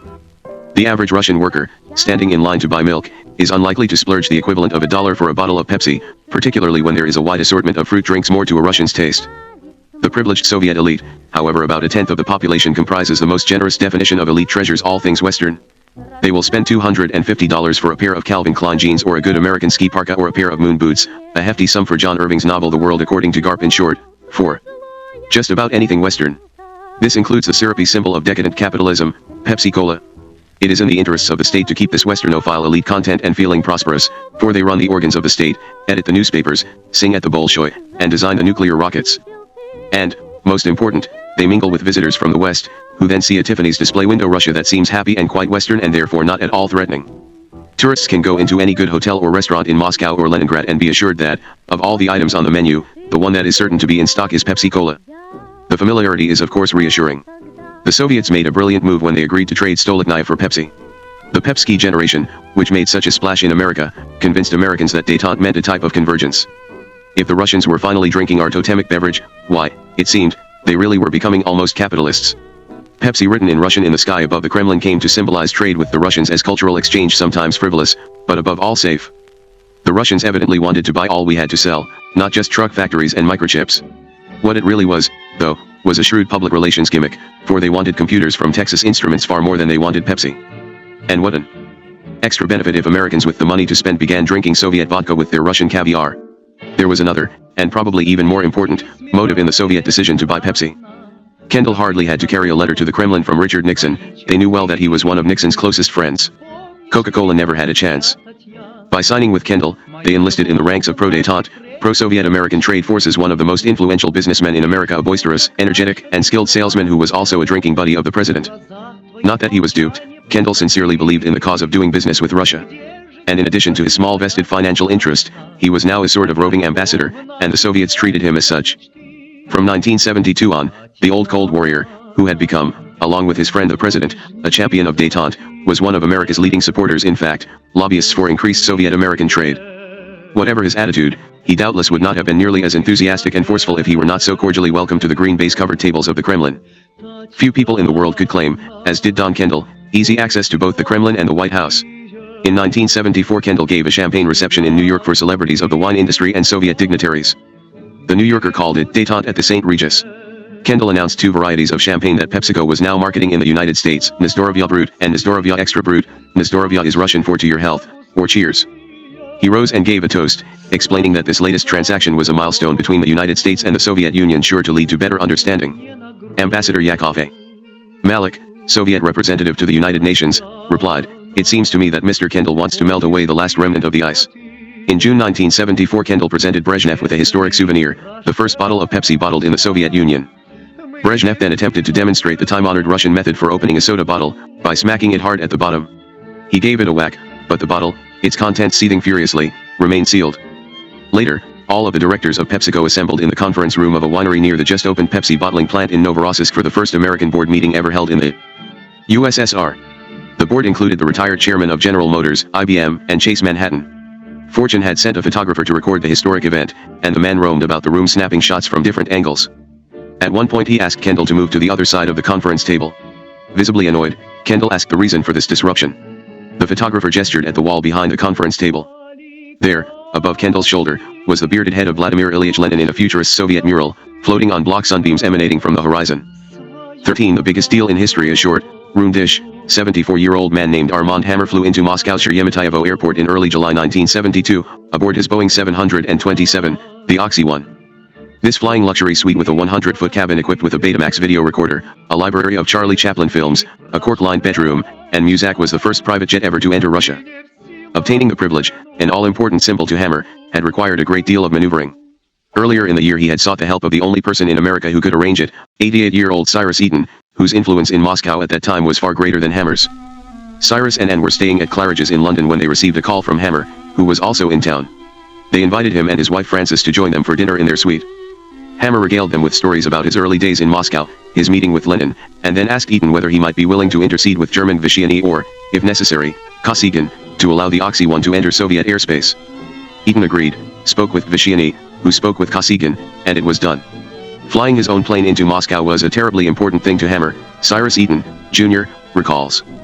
4 SUC symbols, like visits to the Oval Suffice or trade missions ostensibly undertaken at the behest of President Kennedy, were part of Hammer's ingenious self-promotion. The glory of a statesman magnate, which for him meant being, as he was later to brag, the Russians' favorite capitalist, still eluded him in 1972 even though he was a very rich man as a result of a decade of shrewd dealings. On his 1961 Kennedy mission, Hammer made a side trip to Libya, where oil had recently been discovered. Occidental Petroleum, despite its name, still had very little petroleum, and Hammer was determined to enter the Libyan market, which was then dominated by the so-called Seven Sisters, the companies we now know as BP, Exxon, Gulf, Mobil, Shell, SoCal, and Texaco. 5 years later, when the Lib-ARR oil concession were being negotiated, Hammer submitted a generous bid wrapped in a rib bone of the Libyan colors, red, green, and black. In February 1966 he was awarded 2 concessions, totaling 2,000 square. This extraordinary old walnut of a man, writes Anthony Sampson in The Seven Sisters, had a combination of imagination and ruthlessness that made him in some ways more disrupting to the sisters than any other independent oil company. Evidence submitted by a New York investment firm, Allen & Company, which Hammer cut out of the deal, in a 7-year lawsuit a few years later revealed that more than $8 million, several percentage points of Oxy's Libyan profits were placed in Swiss bank accounts belonging to at least 2 Libyan officials. The testimony also quote-end that in September 1964 Hammer met at Claridge's for 2 days with a managing partner of Allen & Company, a European middleman, a prominent Libyan businessman, and a notorious international swindler and Nazi collaborator who called himself in. This group agreed FO help. Hammer obtained the Libyan oil fields for $200,000. A few months later Occidental struck oil in Libya, and 1 year later hit one of the largest deposits of oil in the world. Hammer hired the giant, secretive construction company, the Bechtel Corporation, based in San Narits to build a pipeline from the ST-147 million. Bechtel, a privately held IEEE would, if publicly owned, rank about 25th in the Fortune 500. Few unnatural forces have altered the face of this planet more than the Bechtel Corporation, notes Mark Dowie in a 1978 profile of the company in the magazine Mother Jones. Founded in 1898 by an immigrant mule skinner named Warren Bechtel, it eventually grew so large that in 1931 it headed the consortium of companies named to build the Hoover Dam. In 1933 Warren Bechtel died in the Soviet Union while inspecting the gigantic hydroelectric dam at Magnitogorsk. "We will build anything, anywhere, anytime," Stephen Bechtel, Sr. Warren's son, the successor to the dynasty, and one of the richest men in America has said. It was for a good reason that Hammer hired Bechtel, a firm with extremely close ties to the Central Intelligence Agency. When America's relations with Libya became difficult in the late 60s, Dowie writes, Occidental even arranged for Bechtel to conduit payments to Libyan officials so that it could continue working in the country. Dowie also reports that at least 2 CIA agents operated in Libya undercover as Bechtel managers. When the pipeline was dedicated, moreover, Hammer tried to persuade Lyndon Johnson to send a telegram of congratulations, but Under Secretary of State Eugene Rostow told the president it would be a bad idea. Now that Libyan oil was flowing through the Occidental pipeline to Europe, Oxy stock shot up, and, with the stock, Hammer acquired several 100 million tons of phosphates, as well as Island Creek Coal and the Hooker Chemical Company. On September 1, 1969, Colonel Muammar el-Gaddafi seized power and demanded of the 21 foreign oil companies in Libya an extra 40 cents a barrel. He conferred with each company individually. The Seven Sisters steadfastly refused to comply, so Gaddafi struck at the company most dependent on Libyan oil, Occidental Petroleum. He ordered Oxy to cut its production from 680,000 to 500,000 barrels a day. It was a strategic pressure tactic, and it had its intended effect. Hammer told the head of Exxon, Kenneth Jameson, that he would give in to Gaddafi's demands unless Exxon supplied oil to Occidental at cost. Jameson said he would agree to sell oil at the normal third-party cost, but would not go lower than that. Hammer then flew to Egypt and asked President Nasser to intercede with Gaddafi. Nasser did so, but with no result. There were also reports that Hammer used Bechtel's connections to offer to underwrite a CIA coup to unseat Gaddafi. And there is evidence that Hammer may have turned to Moscow in 1970 to seek Soviet help in pressuring Gaddafi. According to a 1981 article in the New York Times Magazine, the Central Intelligence Agency became concerned with these negotiations when routine interceptions of the secret communications between Moscow and the Soviet embassy in Tripoli suddenly showed a quantum leap in volume that coincided with turns in the oil negotiations.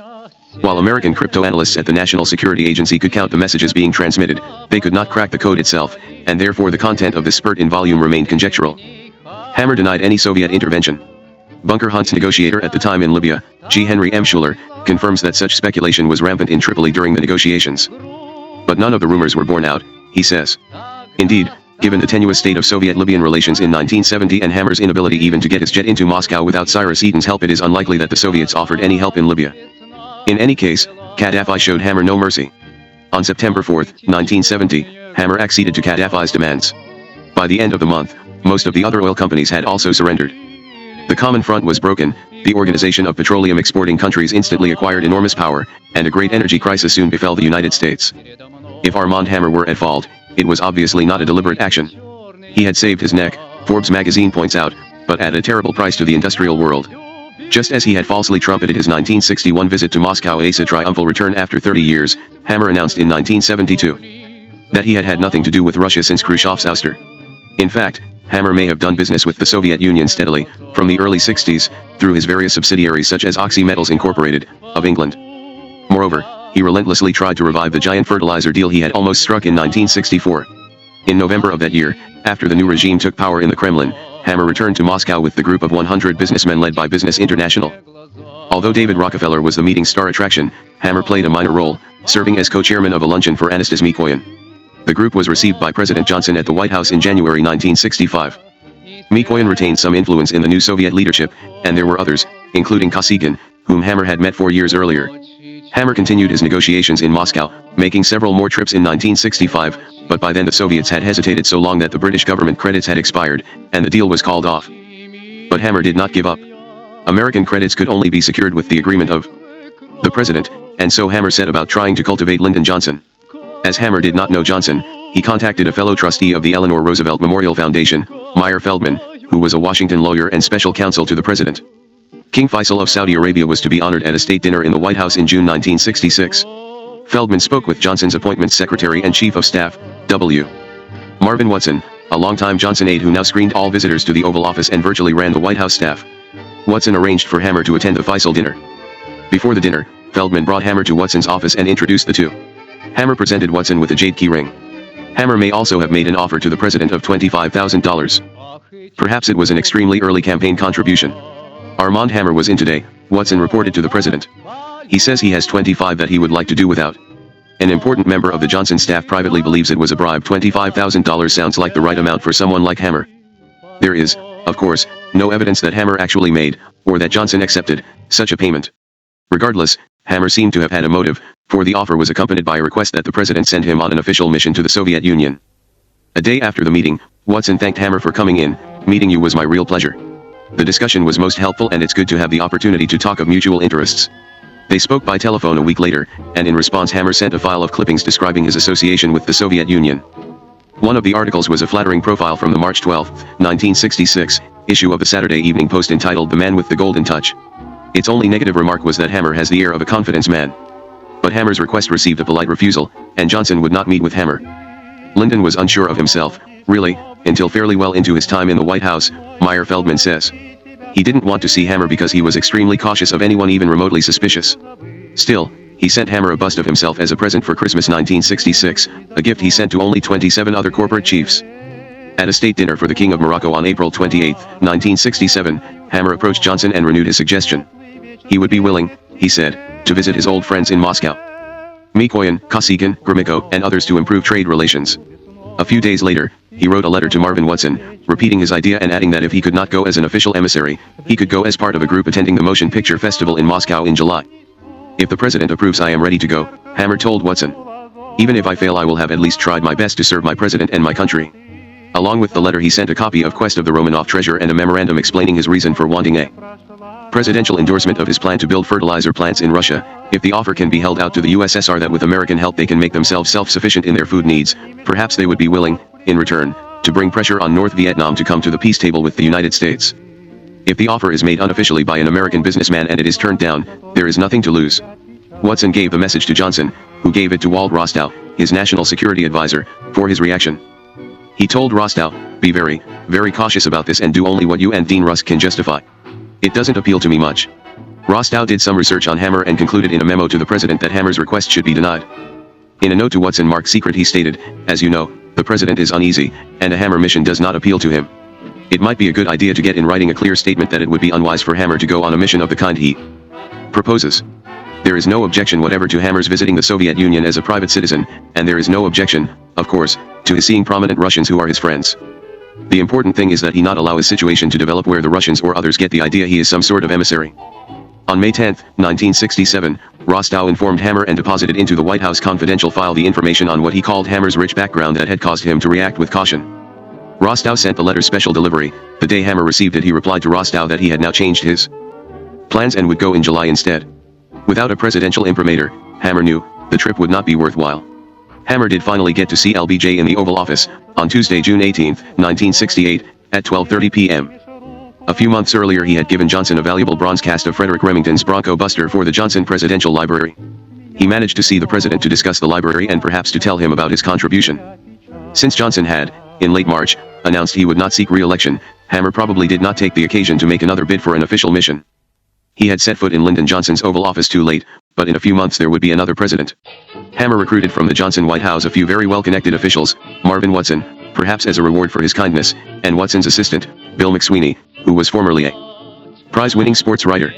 Both were placed in Hammer's lobbying division, Occidental International, in Washington. Watson was named the president. He was succeeded not long afterward by McSweeney. Hammer also hired as his chief of security a former Air Force counterintelligence agent named Charles Sither, who was the head of LBJ's White House Secret Service detail. After acquiring Island Creek Coal in January 1968, Hammer named his old friend from the Kennedy days, Albert Gore, as its president. When Occidental bought Hooker Chemical that year, Hammer employed Meyer Feldman as his attorney in the acquisition. Hooker, a major producer of fertilizers and agricultural and industrial chemicals, enlarged Hammer's fertilizer empire still more. Between 1966 and 1968, Congress and the President began to lift restrictions on East-West trade. Hammer evidently decided it was the right time to make one last decisive attempt to strike the mammoth deal with Moscow for which he had been striving for most of his life.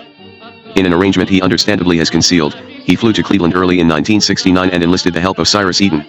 The ostensible reason was to buy the Eaton's West Kentucky Coal Company. In the course of the negotiations, Hammer told Cyrus and Cyrus, Jr., about his adventures in Russia in the 1920s and praised the elder Eaton generously for his role in Soviet-American relations.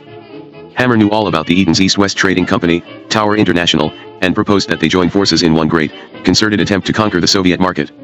With Hammer's entrepreneurial ability and the esteemed, in Russia, Eaton name, they would all make a lot of money. He continued his discussions with Cyrus, Jr., in the Tower International offices in Cleveland. One problem he was facing, Hammer said, was to convince the executives of some of his subsidiary firms of the merits of doing business with Russia. He persuaded Cyrus, Jr., to take a few high-level executives of Oxy Metals and Hooker Chemical on a tour of Eastern Europe. Young Cyrus told Hammer of a few of his father's pet projects, marketing Soviet natural gas, building a trade center in Moscow, and so on. Hammer thought the ideas were fantastic and arranged to buy a 55% interest in Tower International. The Eatons were now formally his employees, and over the course of the next few years they jointly planned these enormous undertakings.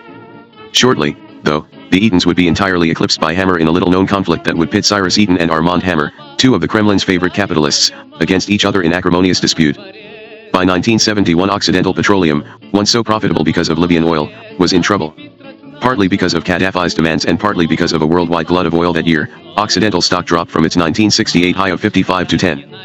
A stock analyst concluded, "It looks like Hammer is presiding over a disaster." In the third quarter of 1971, Occidental reported the largest loss in its history, $13.5 million. In the midst of this losing season, Hammer sent the executive vice president of Occidental International, Tim Babcock, to attend the Business International Conference in Moscow in November 1971.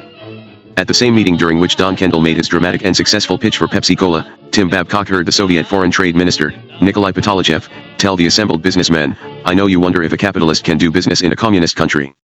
I'll put it to you this way. One of your richest men is Armand Hammer. When I was a little boy in the 1920s I learned my mathematics using a pencil bearing the imprint hammer. I would wear it to the nub and then turn it in for another." Of course, his listeners did not need to be persuaded to do business, since they had already paid their way to Moscow in search of profit. But Patolichev's nostalgic anecdote hinted at what very few others knew, that Armand Hammer was fast at work on an array of deals, each of which was bigger than any other corporate chief would dare think of suggesting to his board. Besides his alliance with the Eatons, Hammer had hired an unlikely collection of unusually skilled experts. One was Samuel Pisar, the international lawyer and survivor of the Nazi concentration camps who had gotten his start in East-West trade as a negotiator for the Eaton Group. The Kennedy administration had named him to a task force on foreign economic policy, which recommended, of all things, that Kennedy lift the ban on Soviet crab meat. Hammer knew the problem well. And in 1970 Pisar had written a landmark book, Coexistence and Commerce, which urged Soviet-American trade. Another of Hammer's new associates was Sergeant Shriver, who, as U.S. ambassador to France, had become interested in Soviet trade by talking with German Visciani. Shriver, also a lawyer, was a friend of one of the most enigmatic entrepreneurs ever to enter the field of East-West trade, David Carr, whom Hammer had hired in late 1971. Born in Brooklyn of Russian Jewish parents, Carr worked at various jobs before entering the world of high finance: Fuller Brush man, reporter for the New York Daily Mirror, investigator for the Council Against Nazi Propaganda, penny a-line writer for the communist newspaper The Daily Worker, and assistant to columnist Drew Pearson. By the late 1950s, he had become an expert in fighting corporate takeovers. When Occidental Petroleum underwent financial difficulties in 1971, Hammer hired Carr to fight any takeover attempts. Shriver and Carr paved the way in Moscow for Hammer's arrival in the summer of 1972. Hammer knew who to see to make the trip worthwhile, Shriver recalls, but we organized it. Carr went further in claiming credit for Hammer's successes. He later said he had told Hammer, "You're always talking about your old friend Lenin. Let's go to the Soviet Union and make a deal." He even bragged that he was responsible for dragging Armand kicking and screaming to the U.S.S.R. Actually, Carr was well aware of how long Armand Hammer had been planning his return. In the middle of July 1972, 2 months after the Nixon-Brezhnev summit, Hammer flew with his retinue to Moscow, stopping only in Copenhagen to pick up the requisite Russian crew, the same one that had navigated Richard Nixon's Air Force One. Then followed 5 days of meetings with the heads of 18 ministries. Much of what Hammer has said about this trip is pure myth. For example, he announced to the press that he had simply flown into Moscow, made a whirlwind tour of the Soviet bureaucracy, and ended up, after 5 days, with a preliminary protocol covering a host of projects. Since he had probably already decided to cut out the Eatons, he never mentioned that many of the agreements he initialed were not only arranged but actually inspired by the two Cyruses. Another tale concerned his manner of negotiating with Soviet officials. Concealing his almost yearly visits to Moscow since the early 60s, Hammer said that at the right moment in a meeting with the chief Soviet planners he drew from his pocket a yellowed, handwritten note, Lenin's 1922 letter wishing him success. On his first concession, which would be of great importance also for trade relations between our republic and United States. This gesture, Hammer said, brought the Soviets to tears. This could never have happened, of course. The Lenin letters had been stolen by his second wife. During the talks, the Soviet officials told Hammer they would require about $180 million in credits from the United States. Hammer assured them the credits would be forthcoming, that he had spoken with President Nixon, and that Nixon had said he would authorize such a loan. But the Russians did not believe Hammer. Moscow, during the summer of 1972, was crowded with American businessmen, many of whom knew Nixon personally. Vladimir Alkamuev, the head of the State Bank, called one of them. We have a problem in our negotiations with Armand Hammer, Alkimov explained. Are you friendly enough with President Nixon to ask him a question? When the businessman replied that he was, Alkimov continued, then I wonder whether you could ask him this. Dr. Hammer tells us that he met with Nixon at the White House before he came here, and Nixon agreed to supply certain credits. Frankly, we don't know whether to believe Hammer. Do you think you could ask the president, when you return to Washington, if he really made such a promise? The American agreed, and when he got to Washington he called the White House. Mr. President, he said. Alkimov wants to know if you told Armand Hammer you would grant credits for the deal he's working out in Moscow. Who's Armand Hammer? Nixon asked. On July 18, 1972, Hammer arrived in London and called a press conference. The air was charged, because there had already been several intentional leaks by Oxy officials. Radio Free Europe had reported that Occidental Petroleum was about to sign an agreement to develop Soviet oil and gas fields, the largest deal in the history of Soviet-American trade. An Occidental spokesman in London would only say that at the press conference Hammer would announce something truly major. The Soviet government had a compelling reason to have Hammer make the announcement that day. It had just suffered a profound setback in the Middle East. President Anwar el-Sadat had just expelled Soviet military advisors from Egypt that morning. The Soviets probably wanted to offset the humiliation of the Egyptian expulsion by publicizing a significant breakthrough in Soviet-American economic cooperation. Hammer was suitably exuberant. In 51 years of dealing with the Soviet government, Hammer told reporters, I have never found the grounds more favorable for the rapid expansion of East-West trade than exists at present. He listed vast planned transactions in which Occidental would supply the Russians with patents and scientific and technological know-how in 5 fields. In exchange for Soviet commodities such as oil, gas, nickel, chrome, and chemicals. Oxy was also going to design and contract for the construction of Holiday Inn-type hotels in Russia. Hammer would not reveal the total value of the deals because, he said, the Soviets had asked him not to. The figure of $3 billion had, however, been leaked to newsmen, and when he was asked if it was accurate, he refused to deny it. I wonder where they got that from, he said simply. The effect of this electrifying announcement was just as Hammer had expected. Occidental Petroleum was, that day, the most active issue traded on the New York Stock Exchange. Its stock price gained almost 3 points. Within 3 days, 8 million shares of Oxy stock had been traded. The influx of orders was so great that trading had to be halted several times to keep the paperwork under control. At one point, over 2 million shares of Oxy changed hands in only 2 hours. Wall Street had rarely seen a stock transformed so rapidly from a loser into a hot property. 2 days after the announcement, on July 20th, Nixon's new Secretary of Commerce, Peter Peterson, arrived in Moscow with a trade delegation. The first question he was asked at a news conference was what he thought about the Oxy deal. Peterson responded that it was trumped up, it was by no means a deal but merely an understanding to cooperate in exploring a variety of deals. Occidental stock immediately dropped. In Washington that day, Hammer met with Nixon at the White House. He had requested an appointment to discuss his Soviet ventures, and with the political importance of the matter, he had gotten one at once. Times were clearly different. No longer did he have to send pleading letters to the White House and rely on the help of go-betweens. For once, his grand schemes were in harmony with official government policy. It also helped that he was a major contributor to Nixon's re-election campaign, more generous, as would soon be revealed, than even insiders knew. Within a few weeks, Hammer's secret negotiations with the Soviet government to build a colossal natural gas pipeline were going along so smoothly that he decided to shed the Eatons, who were no longer necessary. This took both father and son by surprise. In April, Cyrus, Sr., had proudly told a Chesapeake and Ohio shareholders meeting, "It will be a memorable day in my life when the New York Daily News, our newspaper of largest circulation and the most vigorous denouncer of communism, uses power produced by Soviet natural gas to run its presses. I will also be delighted when the cold warriors of Washington cook their breakfast by natural gas brought in from the Soviet Union." At the end of August, Hammer called Cyrus, Jr., and asked him to fly out to Los Angeles for a meeting. Eaton arrived at Hammer's house and saw that Hammer was accompanied by the president of Occidental and 2 company lawyers. "I think it would be better if we went our separate ways," Hammer said. "I think we should dissolve our relationship." Eaton had no choice but to buy back Hammer's shares of Tower International. Later, an Occidental executive told Cyrus, Jr., that Hammer suspected Eaton was working for 2 rival bosses, his father and Hammer, and that he was supplying his father with information on reserves of Siberian natural gas with the intention of breaking away and forming a separate, wholly Eaton-owned venture. Although Cyrus, Jr., flatly denies any such plans, this was at least the accusation against him that Hammer privately made. "I'd rather smile about it," Eaton says. "That's how he operates, and it's probably how that type of person has to operate in this world." But Cyrus Eaton, Sr., was furious. He had heard a devastating bit of information about Hammer a few months back, and now he was determined to make it public. It concerned, of course, a major Soviet deal. By late October 1972, the Soviet natural gas project in which the Eatons had hoped to participate was taking shape without them. On September 13, 1972, Hammer met with Kosygin and afterward announced that the Soviets had granted Occidental Petroleum permission to open a Moscow office and that he and Kosygin had discussed plans to construct a $70 million trade center in Moscow.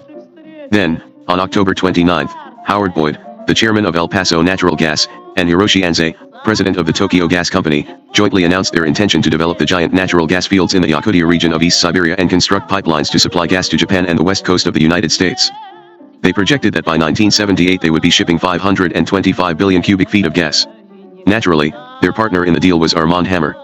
A number of American and Japanese firms had competed to exploit the gas fields, but Hammer had convinced the Boyd/Anzai group that they would not be selected unless he was in on it. Boyd was once asked why he decided to work with Hammer. "We needed Hammer," he said, "because he's the only man who can get through to the Soviets." "How do you know that's true?" He told us. As soon as the gas agreement was announced, Cyrus Eaton, a generous supporter of George McGovern, flew to Washington and met with Robert Strauss, head of the Democratic National Committee. Something was suspicious about Hammer's latest project, Eaton said. It involved President Nixon. The Democrats were eager to publicize as much information as possible on Nixon's financial improprieties. Stories were already being unearthed about the alleged shakedown of big business by Maurice Stans of the Committee for the Re-election of the President. Strauss was interested in what Eaton had to say, and he called a reporter he knew in Washington. There were two groups of energy companies bidding for two separate, giant Soviet natural gas projects, Strauss said, because they needed Nixon's support. They were contributing huge, secret sums of money to his campaign treasury. Strauss suggested the newsman see Cyrus Eaton, who was staying at the Statler Hilton. Eaton welcomed the reporter cordially and, with a gleam in his eye, related the details. Without explaining his early involvement in the Soviet gas projects, he said that there were two consortia trying to buy the president's favor. One, called North Star, consisted of Tenneco, Texas Eastern Transmission, and Brown and Root. North Star wanted to bring gas from Murmansk to Boston, New York, Baltimore, and Savannah, and the group had hired as attorneys two friends of the president's, Herb Brownell of Lord Day and Lord. Brownell had been Eisenhower's attorney general, and John Connally, then head of Democrats for Nixon. The other consortium, the Yakutsk Group, sought to bring gas from Vladivostok to Los Angeles with the help of the Japanese. This group consisted of El Paso Natural Gas, the San Francisco-based Bank of America, the Tokyo Gas Corporation, and Occidental Petroleum. Maurice Stans was well aware, Eaton said, that all of these companies wanted presidential approval, and Stans had insisted on substantial gifts from all of them. Eaton continued, with particular relish, that Armand Hammer had given Stans a big pile of money, a secret campaign contribution, which was flown to Washington just hours before the new campaign financing law, which required full disclosure of contributors, went into effect on April 7. Eaton had accomplished his purpose. The journalist published the information on the proposed gas venture, while omitting the charges of campaign abuses, for which Eaton was unable to supply documentation, and furnished the information to Congress when the Senate Watergate Committee was formed in February 1973. The Senate committee asked Hammer how much he had contributed to Nixon's campaign, and Hammer claimed $46,000. He did not mention an additional $54,000 he had given in cash just before April 7 because, he says, he thought it had not been received. Stans had never sent a receipt. In fact, Stans did not receive the $54,000 until after April 7, and therefore the contribution was illegal. The Watergate special prosecutor knew this. He accused Hammer of lying to the Senate, and brought the matter before a grand jury for an indictment. Hammer's aide-de-camp Tim Babcock, who had channeled the money, testified before the grand jury that he had received the money after April 7.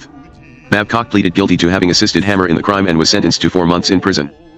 Later, another Oxy executive, Marvin Woodson, was found guilty of arranging for the delivery of false documents to hide his boss's contributions and was fined $500. Hammer then sent the grand jury a letter in which he pleaded guilty but argued his innocence. "Did my intention to make the payment before April 7 become confused with the actual deed?" he wrote. "In the hectic life I lead, with problems of global scope often engaging me day and night, this matter could conceivably have been overlooked." But federal court Chief Judge William Jones rejected this letter, entered a not guilty plea for him, and ordered him to stand trial in Washington. In addition to his regular lawyer, Louis Nizar, Hammer had engaged the prominent Washington attorney Edward Bennett Williams, who he thought would have the influence to counteract the fervor of the Washington court. Eventually, Williams, who insisted on total control over Hammer's defense, came into conflict with Nizar and another of Hammer's attorneys, Arthur Groman, and resigned. Believing that the outcome of a California trial might be more favorable, Nizar and Groman began an effort to have the trial moved. When the court rejected the charge of bias, the lawyers argued that Hammer had a heart condition so serious that his life would be endangered if he were away from Los Angeles for any length of time. They produced testimony from several leading cardiologists to support the claim, and the trial was consequently moved to Los Angeles. Hammer then attempted to enter a plea from his hospital bed at the Cedars of Lebanon Hospital in Los Angeles, insisting that a courtroom appearance would jeopardize his health, but the judge refused to allow it. Was the heart condition genuine? Louis Nizar writes that Hammer had a family history of cardiovascular weakness, and this condition was now aggravated by the stress of the trial. Meyer Feldman, who assisted Nizar, recalls seeing Hammer in bed looking haggard, just terrible. "I know it seemed awfully strange," Feldman says, "but he looked like he was about to die. If this condition had really come upon him suddenly, Hammer used it to maximum effect." On March 4, 1976, he was wheeled into the Los Angeles courtroom in a green canvas-backed wheelchair, wired to heart monitoring devices. Several doctors accompanied him in case there was an emergency. His face pale and his hands trembling, he pleaded guilty. "Your Honor, this is the first time I've been charged with a criminal offense," he said. "I greatly regret my actions. All my life I have tried to lead a useful life, and I trust, in the time that may be allowed me, Your Honor will give me the opportunity to be a useful member of society." Hammer was found guilty of a misdemeanor, and his sentence was light, a fine of $3,000 and 1 year's probation. If the dramatic courtroom appearance had been designed to save him from a prison sentence, it had worked. Later Hammer claimed that he felt no remorse. "As far as I was concerned," he told John Calloway in a television interview in 1981, "it wasn't any worse than getting a ticket for speeding. Misdemeanors are also given for traffic violations. But the newspapers made a big thing out of this thing, as you know. How had he gotten into this legal tangle?" At the end of March 1972, he had lunch with Maurice Stans in Washington to discuss his contribution to the Nixon campaign. Hammer says he offered $50,000. But Stans knew that Hammer wanted presidential approval for his various Russian deals, especially the natural gas proposal, and may have pressured him for that reason. "Dr. Hammer, $50,000 is not enough," Hammer says Stans told him. "All of your friends in California, Firestone and Justin Dart and others, belong to the $100,000 club. We expect you to give us $100,000. Hammer does not say whether Stans mentioned the gas project. Hammer wanted to join the club but had brought with him only $50,000 cash stuffed in a suitcase. The new campaign financing law was to go into effect in a week, after which time no anonymous contributions could be made. Considering the sensitivity of his Soviet deals, Hammer obviously did not want it to look as if he had in any way bribed the president. Louis Nizar, however, argues that Hammer sought anonymity to avoid pressure from the Democrats for an equivalent sum, since Hammer was a Democrat. So on April 3, Hammer claims, he went to his personal vault at Occidental and drew out $54,000 in cash, which he immediately gave to Tim Babcock to take to Washington. He says Babcock did not transfer the funds on time, but instead held onto them for several months. In other words, he had made the questionable donation on time, but Babcock was responsible for missing the deadline. Babcock denied this. Hammer defended his claim that he had given the cash to Babcock on time by insisting that he had told Nixon, during his July 20, 1972, appointment, Mr. President, I am glad to tell you that I am a member of the $100,000 club. The Watergate special prosecutor listened to the tape of the conversation, which was not among those the White House had released, and confirmed Hammer's story. While this did not quite prove that he had made the contribution before April 7, it does at least appear to demonstrate that Hammer attempted to make use of his contribution to enlist Nixon's support. Within a few weeks of the trial, Hammer miraculously recovered from his heart ailment. In early July 1976, he was once again aboard his private jet, flying around the world and making deals. The sudden malady that had kept him out of jail had just as suddenly and mysteriously vanished. The medical reports confirmed what the doctors considered an impossible recovery, Nizar recalls. They were astounded. Understandably, laymen and readers of his continued exploits became skeptical of the prior prognosis, particularly in the midst of a criminal proceeding. Nizar ascribes the startling recovery to the lifting of stress with the conclusion of the trial. But Hammer's reputation was damaged. The makers of Arm & Hammer Baking Soda, the Church and Dwight Company, began to tire of being mistakenly associated with Armand Hammer. Besieged with angry letters after Hammer's trial, they publicly disavowed any relationship with Hammer. "We get letters asking why we're in trouble in the California courts," a Church and Dwight spokesman said. "Some people link Armand Hammer with our brand name, and there's absolutely no connection." 14. Karl Marx Square. F.A. Muscovite had gotten up very early on the morning of Monday, May 21, 1973, and walked through the empty, cobbled expanse of Red Square. He might have beheld a historical sight. David Rockefeller, accompanied only by an aide, was standing before Lenin's tomb. At a discreet distance were several KGB agents, acting as Rockefeller's security guard. Rockefeller and his assistant Peter Bakstansky, the Chase Manhattan Director of Public Relations, were there because they did not trust the rooms at the Hotel Metropole, where they were staying. Dignitaries' hotel rooms in Moscow were always bugged anyway, but David Rockefeller's probably had someone listening around the clock. Bakstansky, who had been in Moscow for 10 days already, had come by David's suite early in the morning, as they had arranged, to prepare answers to questions Rockefeller could expect later that day at the press conference he had called. The occasion was the opening of the Chase Manhattan representative office in Moscow, the first American bank in the Soviet Union in over 50 years and Chase's first Moscow office ever. The press conference, American style, it was billed, meaning that questions were allowed, was also the first of its kind in the Soviet Union. Some of the questions would be tough, Rockefeller figured, because loaning money to the communists was still controversial.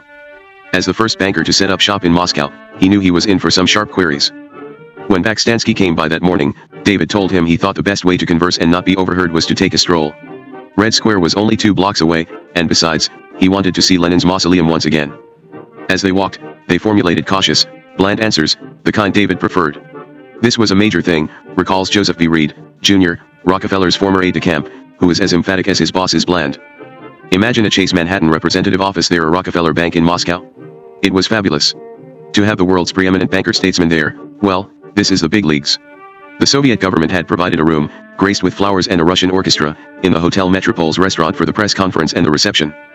Murray Seeger of the Los Angeles Times remembers it as the greatest spread the Russians had ever seen. There was real caviar. Some of these official types had never seen anything like it.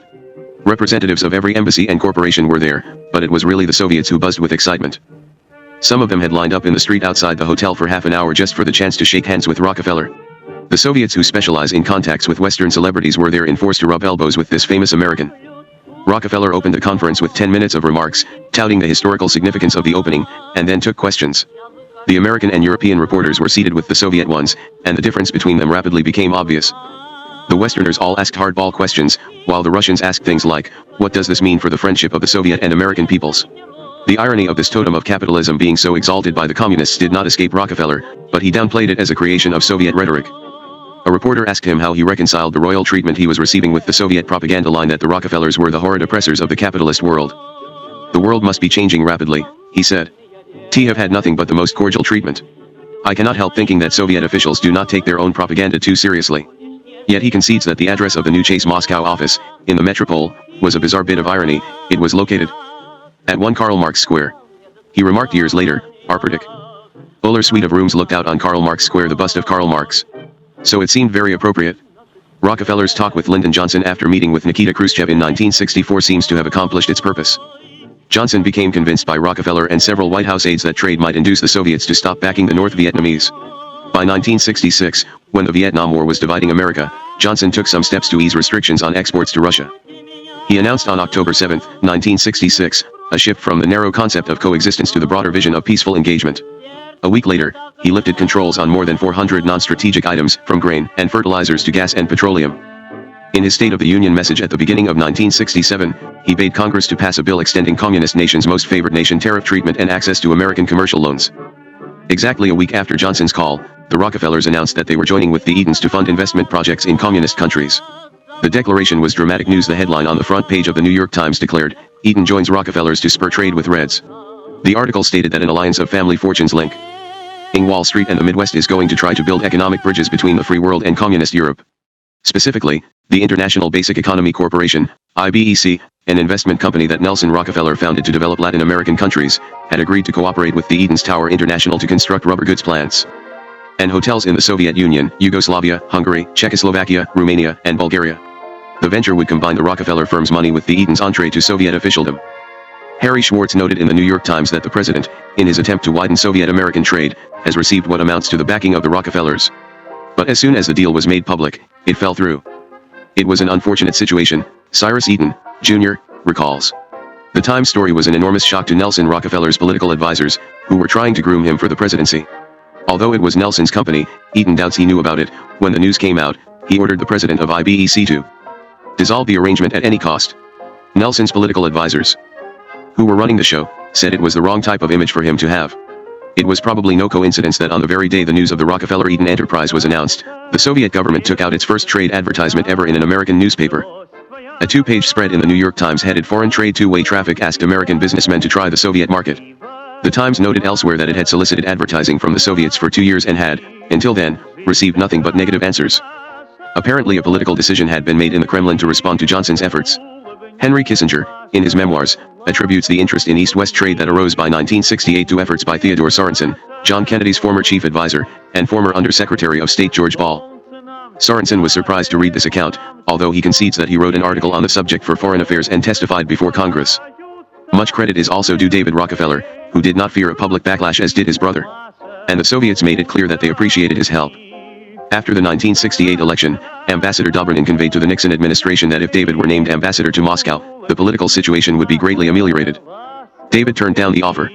Although Nixon did not at first favor expanding trade, he began promoting trade with Romania after a visit there in August 1969. By the end of 1969, Congress passed a new Export Administration Act that declared it American policy to expand trade with Russia at the president's discretion. The country was coming around to David Rockefeller's point of view. In October 1970, Rockefeller had the president of Romania, Nicolae Ceausescu, to lunch at the Chase and afterward urged that Romania be granted most favored nation status. As Romania's leading correspondent bank, he said, Chase was interested in a large investment in that country. A good friend and member of the Chase International Advisory Board since 1965 was Giovanni Agnelli, the chairman of Fiat. In 1966, Agnelli signed a contract with the Russians to build a giant, $1.5 billion automotive plant in the Soviet Union. Although Fiat lost money on the transaction because Western inflation pushed the construction costs far above the fixed price the Soviets had paid, Rockefeller was encouraged by his friend's interest in doing business with the Soviet Union. David began to speak out more often and more forcefully. In March 1971, at a Chase International Financial Forum at the Cavalieri Hilton in Rome, he chided the United States for falling behind Europe and Japan in building economic bridges to the communist world. It was time, he said, to replace the Iron Curtain with a plate glass curtain. He happened to be in Kiev for the 6th Dartmouth Conference in July 1971, when Nixon announced he would be visiting China. The day after the announcement that, in Kissinger's words, shook the world, Rockefeller and 3 other Dartmouth participants, Senator Frank Church, retired Army General James M. Gavin, and Charles W. Yost, the former U.S. Chief Representative at the United Nations, met with Kosygin for 2 hours and 20 minutes. Kosygin said nothing about China, so the Americans did not dare bring it up. They discussed trade, disarmament, pollution control, and the UN. Unlike the 1964 meetings, which were stiff and formal and not particularly productive, this one, Rockefeller found, was cordial. Then, on August 10, 1972, 2 months after the first Nixon-Brezhnev summit, Rockefeller announced that Chase would open a special East-West trade unit in Vienna. Also as yet a secret, Chase was financing some of the Soviet purchases of grain that were to be called the Great Grain Robbery of 1972. At the end of August, Rockefeller was interviewed on Soviet television for 5 minutes, introduced as the #1 representative of the American business world. He declared to his Soviet viewers, "It will take some time to develop commerce, but we have brighter prospects than ever before." On November 14, 1972, Chase announced it had received approval from the Soviet authorities to open a representative office in Moscow. The international financial community took notice. Evidently détente was a serious thing if a giant like the Chase Manhattan Bank was going to invest in it. Rockefeller's aide Joseph Reed admits that it had been a difficult decision for Chase directors to make. "I think there were a lot of people on the board against it," he says. "It was a very controversial issue.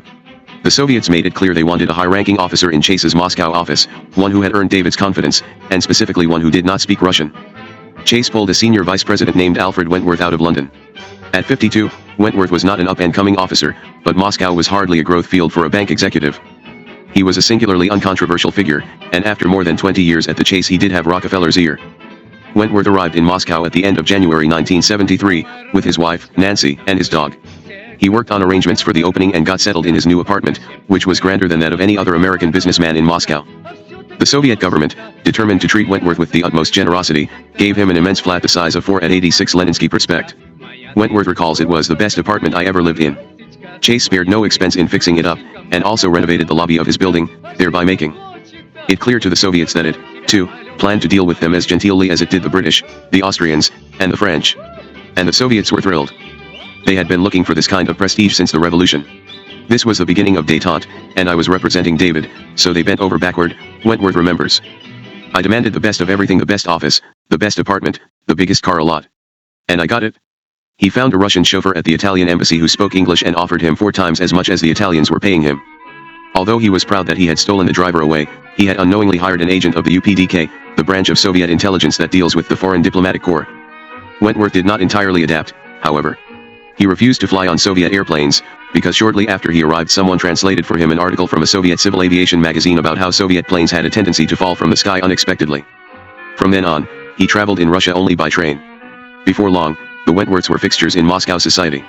They were invited to parties most foreigners never even heard about. They could get tickets to the Bolshoi when almost nobody else could. By the time the Chase office opened, an American then in Moscow observes, the Wentworths had acquired the color of their surroundings. Peter Bakstansky came over in early May 1973 to make contact with the Moscow press corps and attract as much attention as possible to the opening. He also brought with him a load of Chase-approved paintings and furniture, so that even the Moscow office on Karl Marx Square would look like a Chase office. If Armand Hammer could fly his jet into Moscow, why, thought David Rockefeller, shouldn't he also be able to? Although he had used commercial transportation on each of his 3 previous trips to Russia, this time, for the triumphal opening, he requested clearance for his jet. "I've never worked so hard in my whole life," Joseph Reed recalls. "It was like working out the Vietnamese agreements." Ambassador Dobrynin assured him there would be no problem. But as Rockefeller and his entourage traveled around Western Europe in May, no official word came. Finally, in Nice, 24 hours before Rockefeller was to go to Moscow, permission came. They flew from Nice to Copenhagen, picked up a Soviet pilot, and proceeded to Moscow. While Rockefeller waited at the VIP lounge at Sheremetyevo Airport for his passport to be approved, he was suddenly hailed by another arriving American, Armand Hammer, who had with him the golf course architect Robert Trent Jones. The only two people in the world with the privilege of flying into Moscow by private plane had chanced to arrive at precisely the same moment. The next day, May 20, 1973, Rockefeller and Reed met with Premier Kosygin in the Kremlin for over an hour to discuss, as usual, politics and business. TASS, the Soviet news agency, reported that Rockefeller, the prominent banker and public figure, was received by Kosygin in an atmosphere of mutual understanding. Rockefeller and Reed returned to their rooms at the Metropole, where Reed typed his notes from the Kosygin meeting. Later he found that Russians, presumably KGB, had gone through his briefcases and taken apart his luggage. "You never saw anything like it," he says. "It was wild. It was right out of James Bond." That day Rockefeller and 10 other Chase executives were guests of Foreign Trade Minister Patalachev and 10 trade officials for lunch at a fancy Moscow restaurant. Everything was elegant. The Soviets had gone to great lengths to see that their guest of honor and his assistants were wined and dined royally. The main course was a slab of indeterminate meat, which one of the Americans thought was reindeer steak. The steak knives provided were too dull for the unwary Americans to cut through the meat, and as one of them sawed away in vain, a Soviet official who spoke practically no English turned to him, nodding enthusiastically, and proclaimed the only English word he knew: "Good." After the gala, Rockefeller left the country, whisked through customs just as quickly as when he entered. Reed had elected to spend a few days seeing Moscow with his wife. When it came time to leave, however, he realized that his visa had not been stamped coming in, because he had passed through the VIP lounge with Rockefeller. Without the right forms he would not be permitted to leave, and he was unable to explain to Soviet bureaucrats why he was lacking the papers. Mr. Rockefeller was treated on the way out like a head of state, Reed recalls, and when I turned around to get any assistance, guess what? The red carpet had rolled up before you could say Jack Robinson, and I was a non-person. It was awful. I spent 2 days wandering around from bureau to bureau via. Yet, it was a nightmare. It seemed a peculiarly Soviet blunder that on the very day Chase announced it would open a Moscow office, the Soviet press was attacking David Rockefeller by name. Komsomolskaya Pravda, the newspaper for the Organization of Young Communists, charged that he was linked to activities of the Central Intelligence Agency. Ekonomikeskaya Gazeta, the Communist Party's economic weekly, labeled Rockefeller a Zionist who was nefariously plotting to seize Arab oil lands. As soon as the attacks were brought to light in the Western press, they ceased. It was as if a part of the immense Soviet bureaucratic machinery, accustomed to decades of churning out anti-Rockefeller propaganda, had plodded along until the Americans noticed. Yet even a week before the Chase party at the Metropole, the Soviet press denounced the Rockefeller family for its financial imperialism in Latin America. The habit was hard to break. They probably hadn't even read the article, Murray Seeger of the Los Angeles Times says of the Soviets at the Chase reception, or if they read it they didn't pay any attention, and may not have associated it with this charming capitalist banker standing there in the Metropole Hotel. But, slowly and inconsistently, the Soviet press halted its criticism of the Rockefellers. In February 1973, Yuri Zhukov, a political commentator for Pravda, returned from a Dartmouth conference in Hanover, New Hampshire, one in which Rockefeller participated, and reported, "The most far-sighted representatives of American business circles have long advocated such a development of trade." He of course had in mind Rockefeller. After that, Rockefeller was routinely labeled by Soviet newspapers as merely a prominent American public figure. The shift was startling. When Gerald Ford named Nelson Rockefeller as vice president in 1974, an occasion that once would have aroused the Soviet press to a foamy wrath, the Russians reacted benignly. Although earlier Soviet propagandists would have been busy pointing out that having a Rockefeller a heartbeat away from the presidency was a confirmation that the Rockefellers really ran America, now Pravda criticized those in Congress who opposed Rockefeller's nomination. There had been attempts designed to discredit Rockefeller, Pravda reported, but these charges, which came from ultra-right-wing organizations, were unfounded.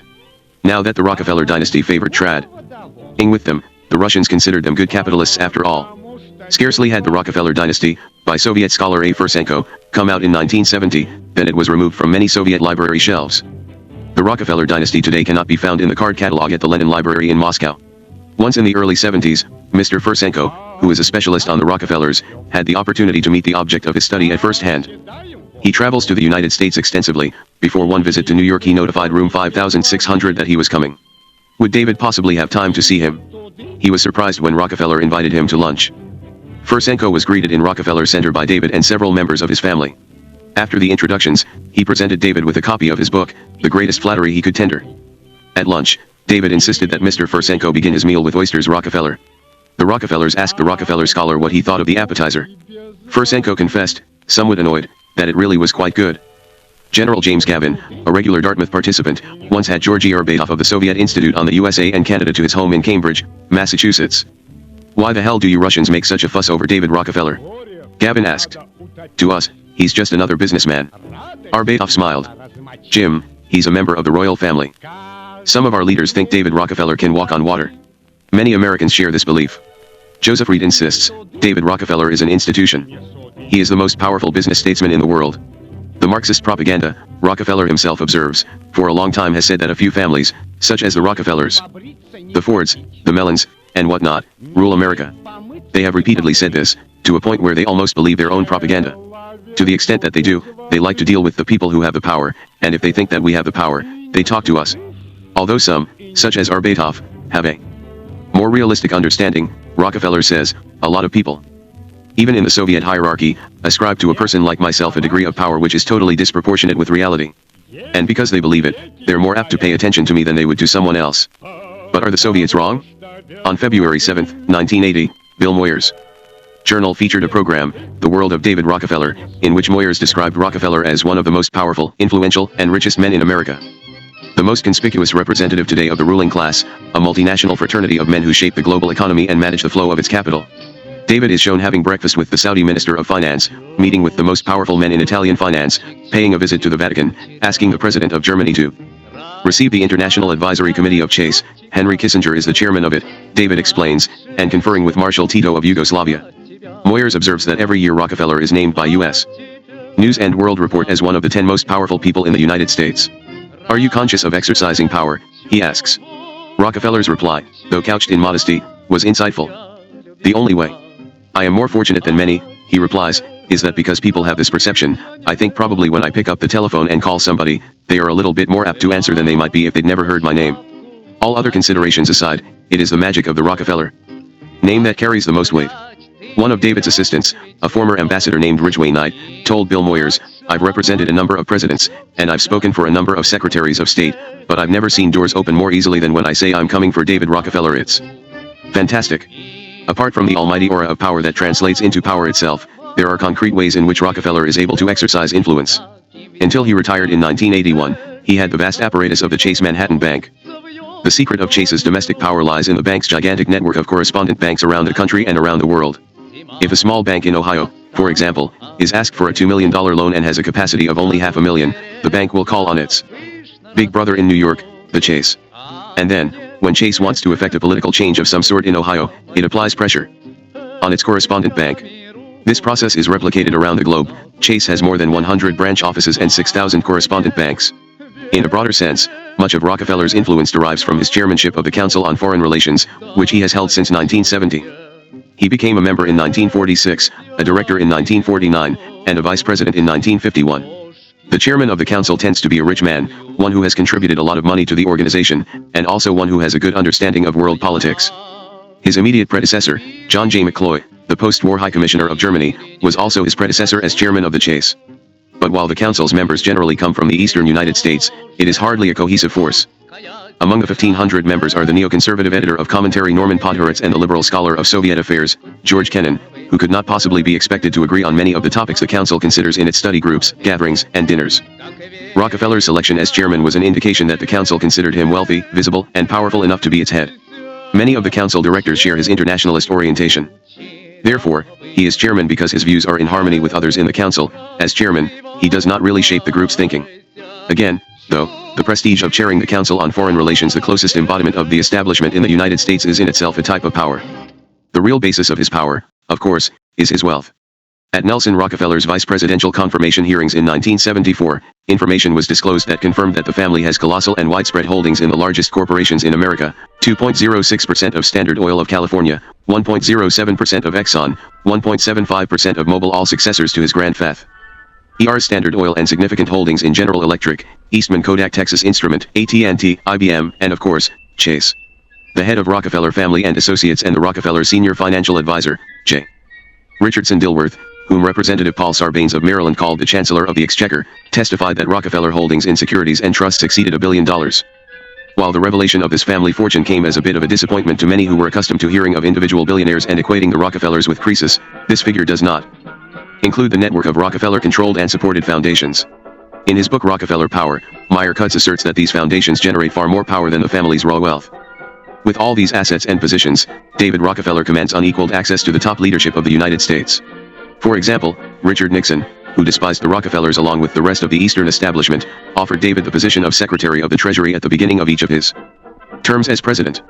Rockefeller recalls that Nixon was never willing to talk to me about it unless I first accepted. He didn't want to have that direct discussion. To me it was a very strange way of employing a person for a major job in the country. Nixon's most famous acquisition from the Rockefeller collection was Henry Kissinger, who maintained extremely close relations with David and Nelson Rockefeller. His conception of détente with the Soviet Union meshed neatly with David's belief in the importance of increased trade with the communist bloc. The Kissinger who warned in 1958 of the Soviet threat had come around, like Nixon, to advocating a web of economic and political ties with Russia. The information that David persuaded the Carter administration, through Henry Kissinger, to admit the Shah of Iran to American territory, an event that in turn helped to precipitate the hostage crisis in Iran, indicates that Rockefeller may play a larger, though concealed, role in influencing U.S. policy than is generally realized. Since such dealings would occur at the highest levels, it is often impossible to establish whether they have taken place. Rockefeller denies ever having taken messages from Kissinger or Nixon to the Soviet leaders, although before each trip he is routinely briefed by the State Department. But since he did act as an emissary for the Johnson White House, there is reason to believe that he may have played a similar role for the Nixon White House. When David Rockefeller spoke out in favor of East-West trade, bankers and presidents alike listened with respect. Yet he is demure on the subject of whether the Soviets' belief in his power is exaggerated. I have contacts, he admits. But there's a great deal of difference between having contacts and the ability to tell people what to do and have it happen. But simply by virtue of being a Rockefeller, his pilgrimages to Moscow were more than the visits of a head of state. They had a great symbolic value.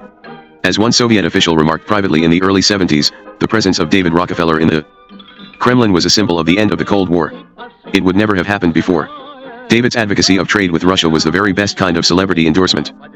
As soon as Chase announced its Moscow office, Walter Wriston, chairman of Citicorp, left for Moscow to secure permission for a representative office for his bank, too. He met with Ambassador Jacob Beam and told him, "We've applied for a Soviet office. What do you think, is it a good idea?" Beam was skeptical. "There's no way you're going to make money," he said. "Chase is going to lose an awful lot, and they know it." "Oh, you don't understand," Wriston said impatiently. "You see, I have to. Chase is there." Within 10 days after Chase's Moscow opening, representatives of the Bank of America, Manufacturers Hanover, Republic National Bank of Dallas, and other American and European banks flocked to Moscow to discuss opening facilities there. In June, the First National City Bank, as Citicorp Citibank was then called, announced it had received permission for an office. This led the late Gabriel Hogg, chairman of Manufacturers Hanover, to call a press conference upon his return from Russia and decry the dubious banking going on. 8 or 10 Western banking delegations a day, he reported, were visiting the Soviet Bank for foreign trade and offering their services. Many of the banks were offering the Russians loans at below market rate. Some of Chase's long-term loans, in fact, were at 7% below the cost of offering the loans, making them, as one American banker asserted, loss leaders. Chase will not comment on the profitability of its Moscow office, insisting that such information is privileged or proprietary. But with all the money Chase had invested in the Moscow office and Al Wentworth's apartment and limousines on top of Chase's cut-rate loans to the Soviet government, it seems unlikely that Chase made any money there. As a rival banker in Moscow at the time put it, Chase couldn't have made a nickel's worth of profit. Once, the Bank of America representative in Moscow was asked how profitable the past year had been. "It was a completely successful year," he replied. "We made no loans." Although within a few years most American banks pulled out of Moscow, Chase doggedly remained. Certainly it could make loans to the Soviet Union and the Eastern Bloc without a Moscow office, but its beachhead in Russia is symbolic. Rockefeller's policy of extending long-term loans contradicted his 1964 declaration that loans given over a period longer than 5 years would amount to aid, and I don't believe we should give aid to countries trying to subvert or overthrow friendly governments. Not only had America changed its mind, but so had David Rockefeller. His celebrity endorsement was so valuable to the Russians that, when Jacob Beam retired as ambassador to the Soviet Union in January 1973, the Russians were keen on having David named. Russia regarded America's emissary to China with envy. He was the wealthy industrialist David K.F. Bruce. Literaturnia Gazeta attacked Bruce as a cold warrior, while at the same time referred longingly to his ties to American big business. The implication was clear: if China got an ambassador with influence in the business community, why couldn't the Russians get one too? Dobrynin conveyed the request to Nixon, and in due course Rockefeller was offered the position. No one was especially surprised when he turned it down, for he had more influence in Moscow than any ambassador could have. Although Beam was replaced with another highly capable career diplomat, Walter J. Stoessel, the Soviets were not crestfallen. They had, as one high Chase executive observes, obtained diplomatic recognition by the Rockefellers with the Chase office in Moscow. Some American businessmen who have been involved in East-West trade far longer than he resent the glorification the Russians heap upon him. He doesn't care about détente at all, one trader complains. All he cares about is money. He pretends that his main concern is improving relations between Russia and America, but he's just a banker. Another businessman active in business with the Soviets complains about Rockefeller's grandiose, almost theatrical visits to Russia. He knows his symbolic role, and he loves playing it, but he really goes no further. The Soviets hero worship him, but frankly it seems like they honor him all out of proportion with his involvement. Rockefeller protests that his treatment by the Soviets, while generous, is not excessive. They do roll out the red carpet for me. I haven't been put in one of their dachas, or something like that, but I've been put in better rooms in hotels, probably, than some other people. Also, rooms that were well equipped with sound devices, I'm sure. At a 1974 Senate hearing on the influence of multinational corporations on foreign relations, Senator Frank Church recalled seeing how well the Russians treated David Rockefeller at the 1971 Dartmouth Conference in Kiev. He was treated like a celebrity, as we would treat royalty in this country, Church said. So, I think perhaps American capitalists have special status in the Soviet Union on the basis of some curious reverse principle, just as we turn out great crowds to welcome royalty in this democratic society. It is a curious psychological twist. By 1973, the most prominent American magnates favored by the Kremlin, Don Kendall and Armand Hammer, had established a personal acquaintance with the undisputed head of the Soviet leadership, Leonid Brezhnev. David Rockefeller, however, was not so privileged. Joseph Reed considers this fact trivial. I think they compartmentalize, he says of the Soviet hierarchy. In China, we didn't meet with Mao, we met with Zhou. I think that's the way the Russians do business. If we wanted to see Brezhnev, we would have pushed for Brezhnev. Kosygin's fine chief operating officer. In Soviet officialdom, though, where protocol is all important, a meeting with Brezhnev signified the highest approval. Perhaps Brezhnev preferred to avoid bestowing his endorsement. Or perhaps, for reasons of pride, he did not care to join the ranks of world leaders who kowtowed to Rockefeller. Moreover, David Rockefeller did not require the prestige of access to the highest levels of the Kremlin in order to be influential in the United States, as Kendall and Hammer did. Still, the Russian people appear to evince an adoration of Rockefeller that is puzzling. Norman Cousins tells a peculiar story of the reception David received during a Dartmouth conference in Tbilisi, Soviet Georgia, in April 1974. The Soviets had invited the Americans to visit a subterranean warm spring bath in the Georgian countryside. During Tsarist times, the cavern had been used as a dungeon, but in the middle of the 19th century it had been converted into a luxurious underground spa. The Americans descended into the caves, where the spring was seething ominously, and masseuses stood by, ready to massage the Americans after bathing. Cousins examined the boiling waters and began to feel queasy. He decided simply to observe as the others went in. David Rockefeller, the star attraction, was laid out on a smooth slab of rock, while little old Georgian men walked on his back. When the Georgians had finished, they picked Rockefeller up and flung him into the baths. Cousins could bear to watch no longer. He discreetly got dressed and walked up to the mouth of the cave. There, awaiting the Americans, was a tremendous crowd of the local people. As soon as they caught a glance of Cousins, they erupted into a cheer. Rockefeller! Rockefeller! Cousins was trapped. He tried to explain that he was not David Rockefeller, but the bystanders did not believe it. They started moving toward him, and he was forced to return to the cave. When all were done with the bath and massage, the Americans partook of a resplendent Georgian feast in the cavern. Several hours later they departed. There, still waiting, was the crowd, which seemed to have grown. They cheered as the Americans appeared, again chanting Rockefeller. Rockefeller grinned and bowed modestly. The crowd roared. He got into his chika and drove away, as the crowd kept chanting. As George Gilder, the author of Wealth and Poverty, observes, ironically, nobody knows how to revere, blandish, and exalt a Rockefeller half so well as the Marxists. Once the clash of egos, Leonid Brezhnev came to Washington for the first time in June 1973. After spending 2 days at Camp David recovering from jet lag, he was officially welcomed on the south lawn of the White House on June 18. He was all ebullience and showmanship. He interrupted the decorous ceremony to shake hands with tourists and kiss babies, and he unnerved the more reserved Richard Nixon by throwing his arm around the president's shoulders and exclaiming, "See, we're already making progress."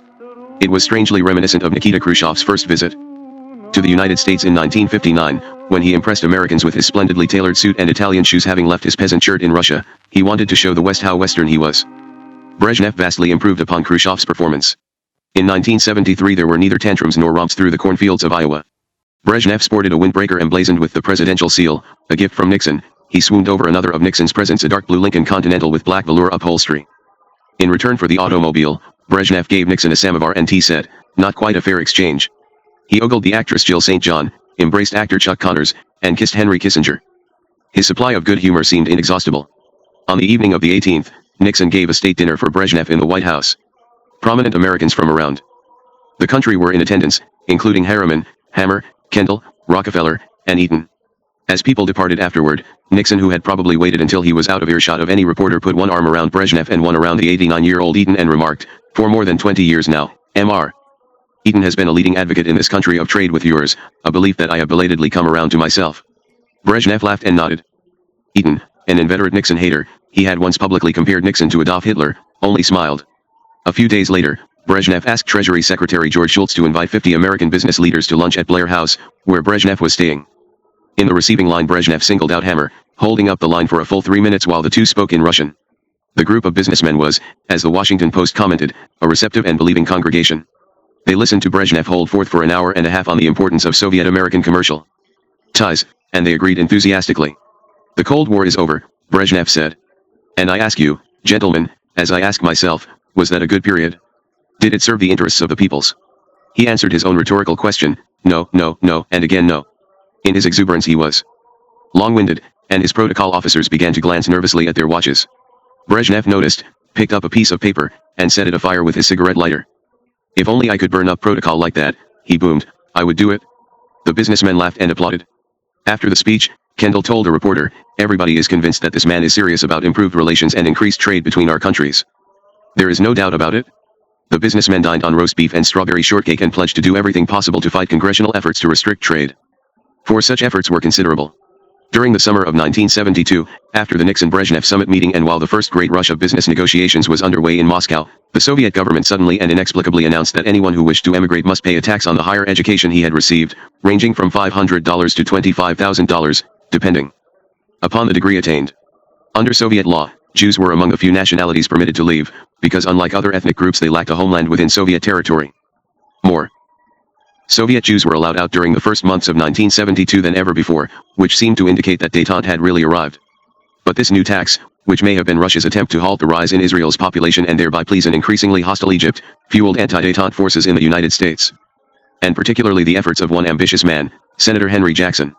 Long an opponent of trade with the Soviet Union, Jackson seized upon the Soviet levy to propose an amendment to the Trade Reform Act that Nixon and Foreign Minister Andrei Gromyko initialed at the White House on October 18, 1972.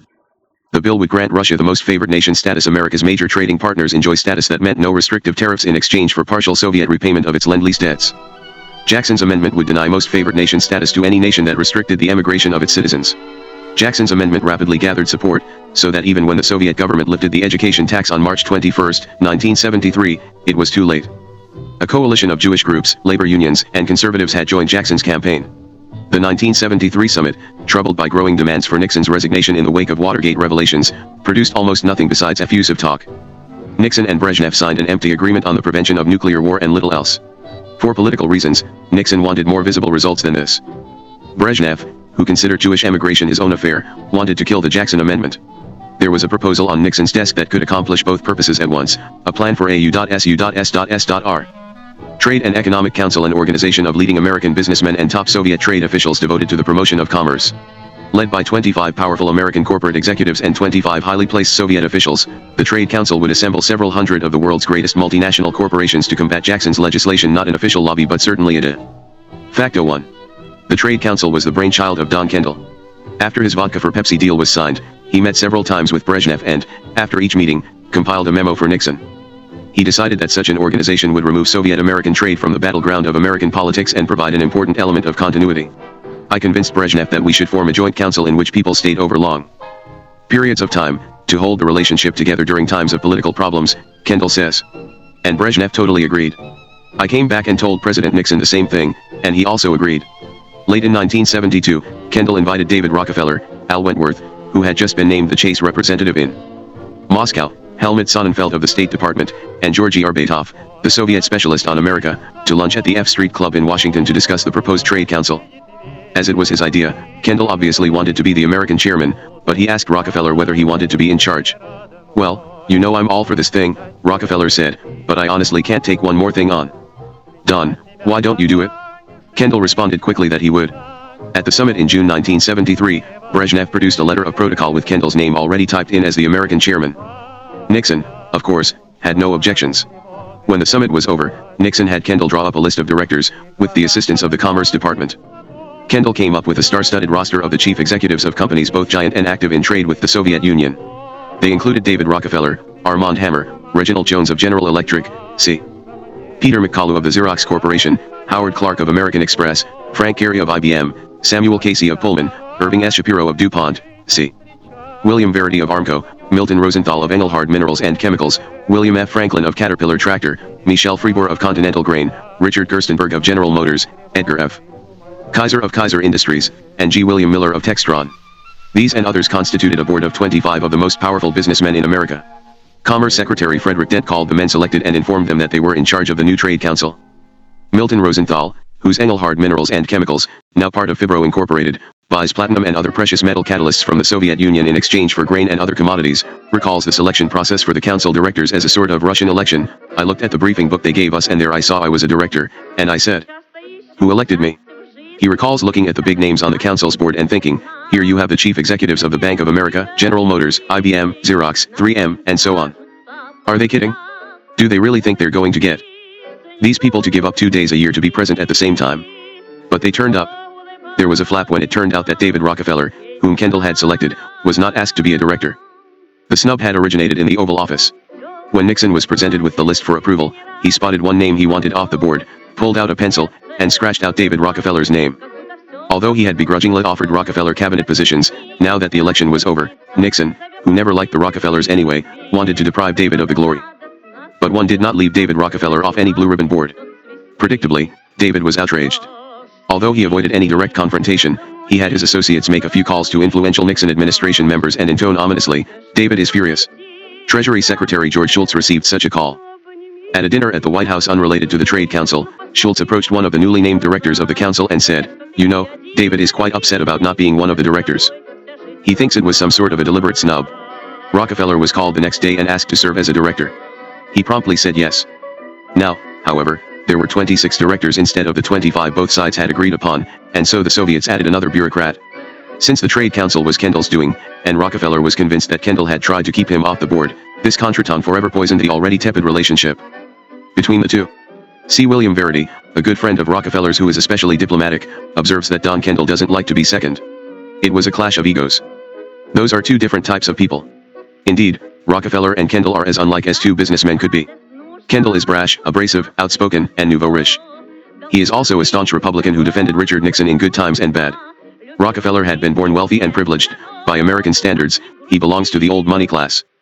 He is also cautiously apolitical, supporting whoever happens to occupy the White House. While most businessmen who know Rockefeller find him considerate and, as Michael Forrestal insists, terribly nice, there were many among both the Nixon Republican New Money clan or the band of dedicated Kendall supporters who found Rockefeller waspish and vindictive when crossed.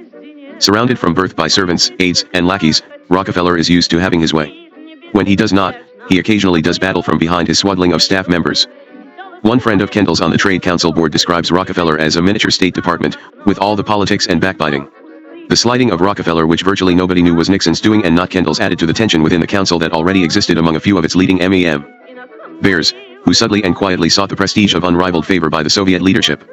The strains were to erupt a few years later, after Nixon resigned. For the time being, however, under Kendall's masterful stewardship, the council functioned as smoothly as could be expected.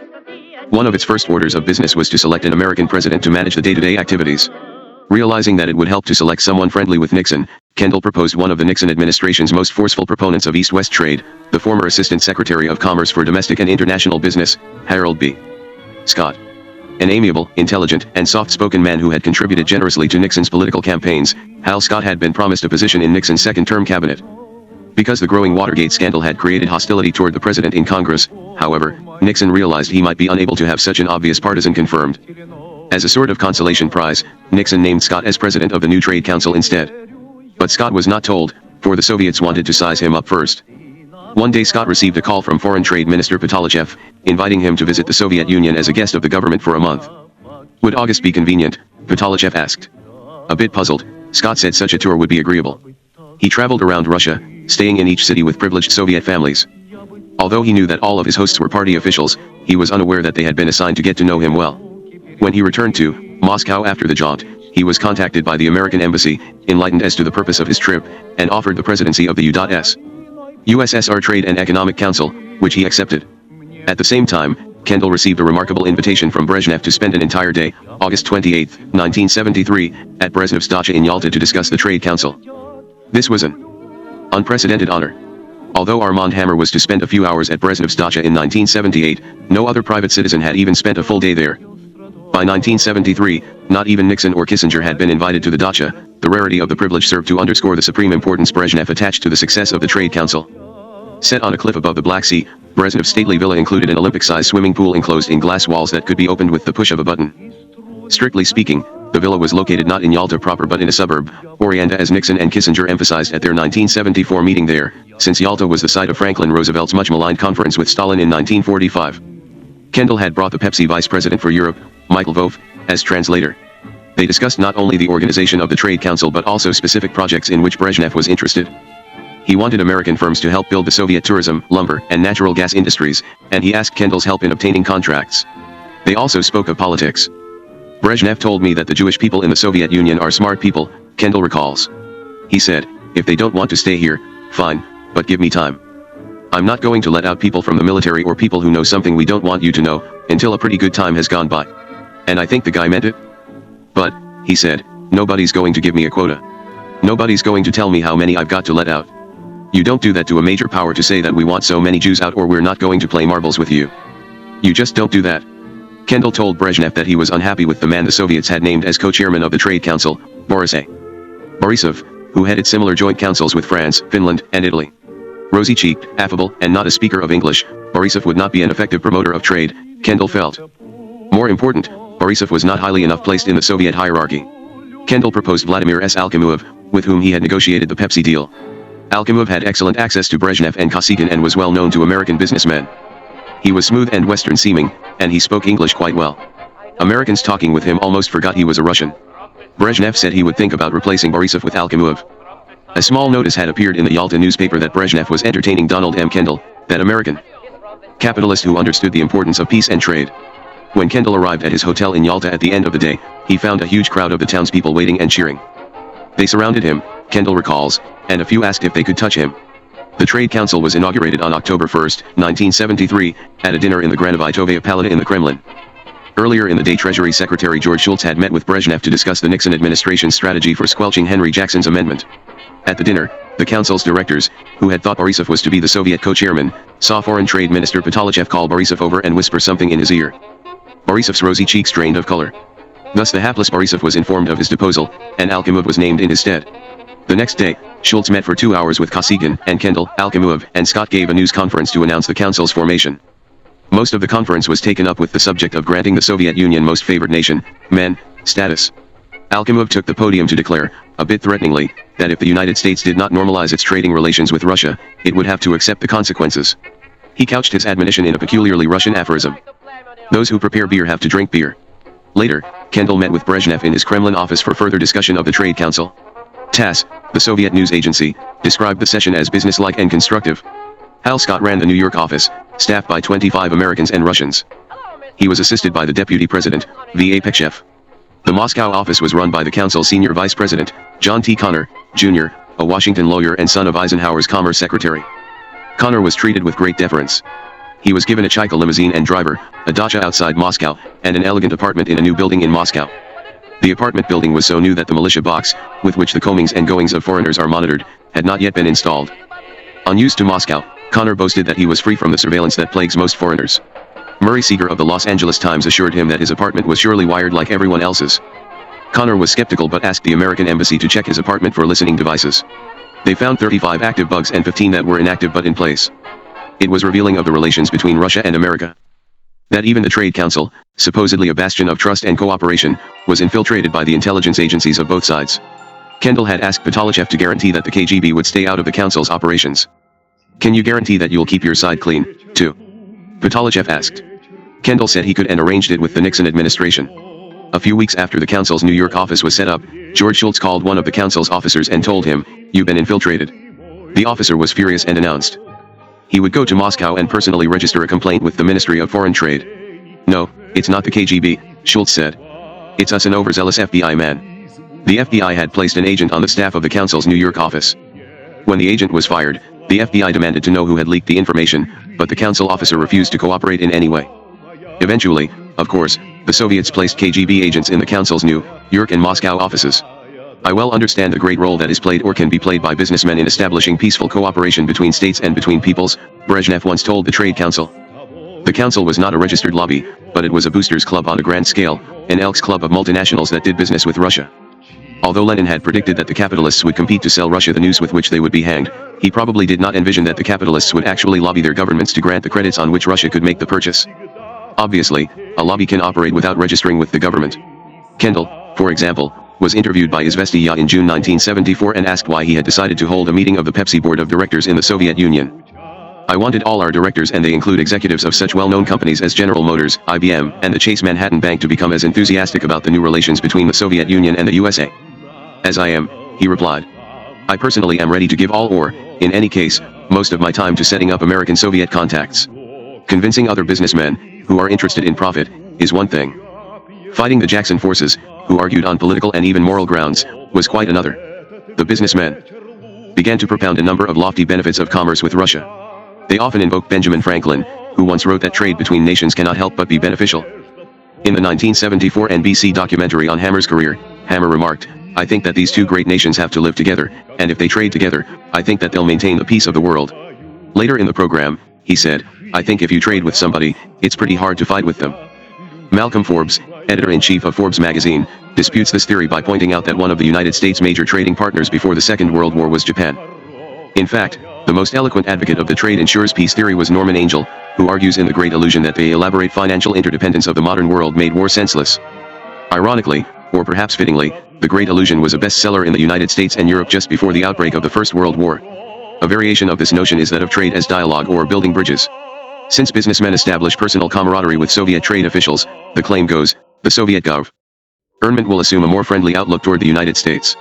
As trade relations develop, person-to-person contacts build mutual understanding, Kendall once wrote. "The more they know us and the more we know them, the better." William Verity agrees, "One of the principal benefits of trade is that you get to know each other, that you are forced to learn what people are like and what they're doing. As a consequence, you develop a different type of relationship that in the long run, historically, has led to more peaceful relations." But this idea, which seemed so attractive at the time, was never borne out. All of the Soviet officials who played tennis with American businessmen at posh country clubs may have returned to Moscow charmed by the West, or at least by clay tennis courts, but it is extremely unlikely that their fascination for the United States ever filtered up through the Soviet bureaucracy to influence Politburo decisions. Unlike democratic governments, which can be influenced by the urgings of powerful businessmen, the Kremlin, as the events of the last several years have demonstrated, makes decisions on pure self-interest, free of Western-style sentimentalism. A Soviet bureaucrat knows when to keep his mouth shut, if he values his career. Occasionally, Hammer justified trade with Russia on his assumption that it brings about a convergence between the two systems. He told the Times of London in 1972, "In 51 years of dealing with the Soviets, I've never known a better climate for growth. We're moving towards socialism, they towards capitalism. Between us there's a meeting ground." The basis of this, of course, is the hoary idea that free trade results in the spread of culture and ideas. By doing business with the Soviet Union, Hammer insists, the West will influence and, implicitly, moderate the communist world. But the framers of the Declaration of Independence did not imagine a totalitarian, or, in the opinion of some, authoritarian, society occupying 1/6 of the Earth's land mass, a closed system that has proven resistant to democratic notions. In justifying his amendment, Henry Jackson was just as fatuous. He attacked Kendall's advocacy of trade with Russia on the same basis on which Hammer and others defended it. "We are asked to believe that the prospects for peace are enhanced by the flow of Pepsi-Cola to the Soviet Union and the flow of vodka to the United States," he declared in 1974. "In fact, we will move much further along the road to a stable peace when we see the free flow of people and ideas across the barriers that divide East from West." In trying to legislate the free flow of people and ideas across Soviet borders, Henry Jackson misunderstood the nature of Soviet communism, which cannot exist in a state of freedom. The most persistent defense of East-West trade was that commerce locks nations into a relationship of mutual dependency that can somehow keep peace in the world. Increased U.S. Soviet trade will increase the chances for world peace, Kendall has said, because it results in a web of interlocking relations of mutual value. The historian Barbara Tuchman also advanced this theory, albeit in different phrasing, in an article in the New York Times Magazine in 1982. She urged that we provide our enemies with all the grain and consumer goods they need in such quantities that they become dependent on us and could not risk the domestic turbulence that would follow if they cut off the source of the supply by war. But the flaw in this reasoning is the assumption that great domestic turbulence would necessarily arise in Russia if foodstuffs are suddenly found in short supply. The Russians have learned the art of patience.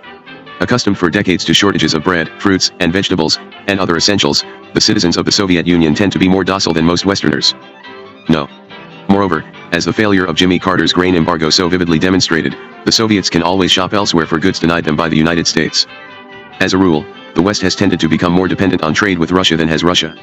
Soviet citizens can do little more than gripe about the lack of bread in their stores, but American farmers, deprived of the lucrative Soviet market for their grain, face economic devastation when the United States imposes a grain boycott of the Soviet Union. Brezhnev once even hinted at this phenomenon, in a 1975 speech greeting British Prime Minister Harold Wilson. The Soviet Union's leaders, he said, are fully resolved to do everything in their power to make historically irreversible, mutually advantageous cooperation of states. Wilson was in Moscow to discuss increasing trade between the two nations, and Brezhnev appreciated that détente, as he envisioned it, would become historically irreversible only if the West were dependent on its business with the Soviet Union. Another popular conception was that détente was a liberal policy embraced by Brezhnev but opposed by the hardliners in the Politburo. But even the most hawkish Kremlin leader must have realized the merits of détente, which meant heightened trade with the West, and which helped to strengthen Russia's industrial and military base. In 1974, Kendall testified before the Senate Subcommittee on International Finance. There is in the Soviet Union today a leadership which wants this relationship détente.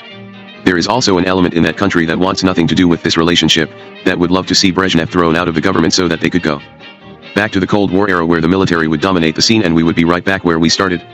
Another time he told the Washington Post that the failure to grant the Soviet Union most favored nation status would unleash those forces in the Kremlin opposed to détente. The most important, and most effective, defense of trade with Russia was the old Kissinger principle of linkage. The term is so abused that no one is quite sure what it means, but here it meant, in part, that the Russians would want our business so badly that they would alter their conduct to please us. The most visible example of this moderation was the dramatic rise in the number of Soviet Jews allowed to emigrate, 35,000 in 1973 and later, in 1979, 54,000. Thus it appeared that Russia was becoming liberalized, and this mistaken impression was conveyed by Kendall, Hammer, and the others. When the Jackson Amendment passed and officially became part of the Trade Reform Bill in January 1975, the Soviets abruptly cut off the flow of emigrants. They had not changed their policies, although they realized, in part from Jackson's efforts, that the emigration of Soviet Jews was important to many Americans. The Politburo had seized upon the emigration of Soviet Jews in an obvious effort to bribe the United States, and it has an unsettling precedent. As the Russian émigré writer Lev Navrazov points out, during the Second World War Hitler proposed an exchange of 1 million Jews held in Nazi captivity for 10,000 Allied trucks. The Allies rejected the offer. The détente flush of Jewish emigration was, for the Russians, a much better deal. Navrazov explains that the Soviet government got from the West a giant truck factory, the Kama River plant, with a capacity of 300,000 trucks a year. In exchange, the Soviets allowed 30,000 Jews a year to leave. The Nixon administration dealt with problems of emigration and Soviet dissidents in a manner it called quiet diplomacy. This meant that instead of debating the issue in the halls of Congress, a more effective resolution could be reached in secret communication between the leaders of the two countries. There was, of course, another aspect to quiet diplomacy. The Soviets included Hammer, Kendall, and other prominent businessmen in the ranks of American leaders with the right to request help in these sensitive matters. As a result, the businessmen became valuable emissaries to the Kremlin, and their pleas that trade was beneficial were lent great force. American Jewish leaders realized immediately the power that certain business leaders held, and so they developed what some of them called a corporate approach. The director of the National Conference on Soviet Jewry, Richard Moss, was an old friend of Donald Kendall's, and early in 1972 he decided to ask Kendall to intercede with the Soviet leaders to obtain the release of several Soviet Jews who had been refused exit visas. Kissinger and Nixon had refused to intervene, but Kendall had admirable success. Thomas Murphy, the chairman of General Motors, succeeded in arranging the release of a number of Soviet engineers, but William Verity and David Rockefeller refused even to meet with Moss. Another Jewish leader recalls that Rockefeller once received him, accompanied by a Jewish vice president of Chase, his Jew at the door, as he puts it. They spoke for a while. Rockefeller protested that he really had little influence with the Soviet leaders. Rockefeller was very pleasant, the visitor says, but we never heard from him or from Chase again. In fact, Rockefeller did help in emigration, but always through official channels. The State Department several times presented him with lists of hardship cases, which Rockefeller obligingly took to Kosygin. Of all American entrepreneurs, the one most involved in matters of emigration was Armand Hammer. Unlike the others, he had a well-developed organization for dealing with the problem. One of his attorneys for Soviet affairs was Harry Simon Levy, a Russian-born Orthodox Jew with a heavy accent. A Zionist revisionist and fiercely loyal supporter of Menachem Begin, he seemed an unlikely person to represent Occidental Petroleum in Moscow, but he was extremely competent and fluent in Russian. When the National Conference on Soviet Jewry wanted Hammer's help, they would speak with Levy. They were also able to approach Hammer through his friend Guilford Glazer, a California shopping mall mogul, who urged them not to sell Hammer short. With Hammer's assistance, Jewish leaders were able to meet with Ambassador Dobrynin during the Jackson struggle to explain to the Soviet leadership that a guarantee on Soviet emigration policy would quell a segment of the opponents of Soviet-American trade. Hammer also assisted personally by taking lists of hardship cases to the Kremlin, although he does not discuss these efforts. "I tried to help whenever I could," is all he will say. Some of his efforts have directly benefited his own staff. His personal Russian language interpreter, for instance, is a woman named Galina Sullivan. She was a Russian Jew living in Moscow, a translator for Intourist, who married a Frenchman and emigrated in 1970, leaving behind her children from a previous marriage. After marrying for a third time, to an American, she settled in Arlington, Virginia, and was hired by Armand Hammer. When she asked his help in getting her family out of Russia, Hammer took care of the matter. Now Galina accompanies Hammer on all of his visits to Moscow, translating in all negotiating sessions and Kremlin meetings. Hammer is not as fluent in Russian as he lets on. Galina is therefore able to do something unthinkable for most other Russian emigres: travel freely in and out of the Soviet Union. She refuses, though, to bring messages or gifts into Russia on behalf of her friends in the Washington emigre community. She also will not discuss her work for Hammer. "Could I let down the man who saved the lives of my children?" she asks. Trust him as far as I can throw him." Wilbur Mills, chair. Man of the House Ways and Means Committee, said of Hammer in 1973, "And I've got a bad back." Mills had just received a call from Hammer, who urged him not to support the Jackson Amendment. Although Hammer made many calls to congressmen while the amendment was being debated, twisting the arms of legislators he generously financed, he was not an effective lobbyist, because his reputation has always been tarnished.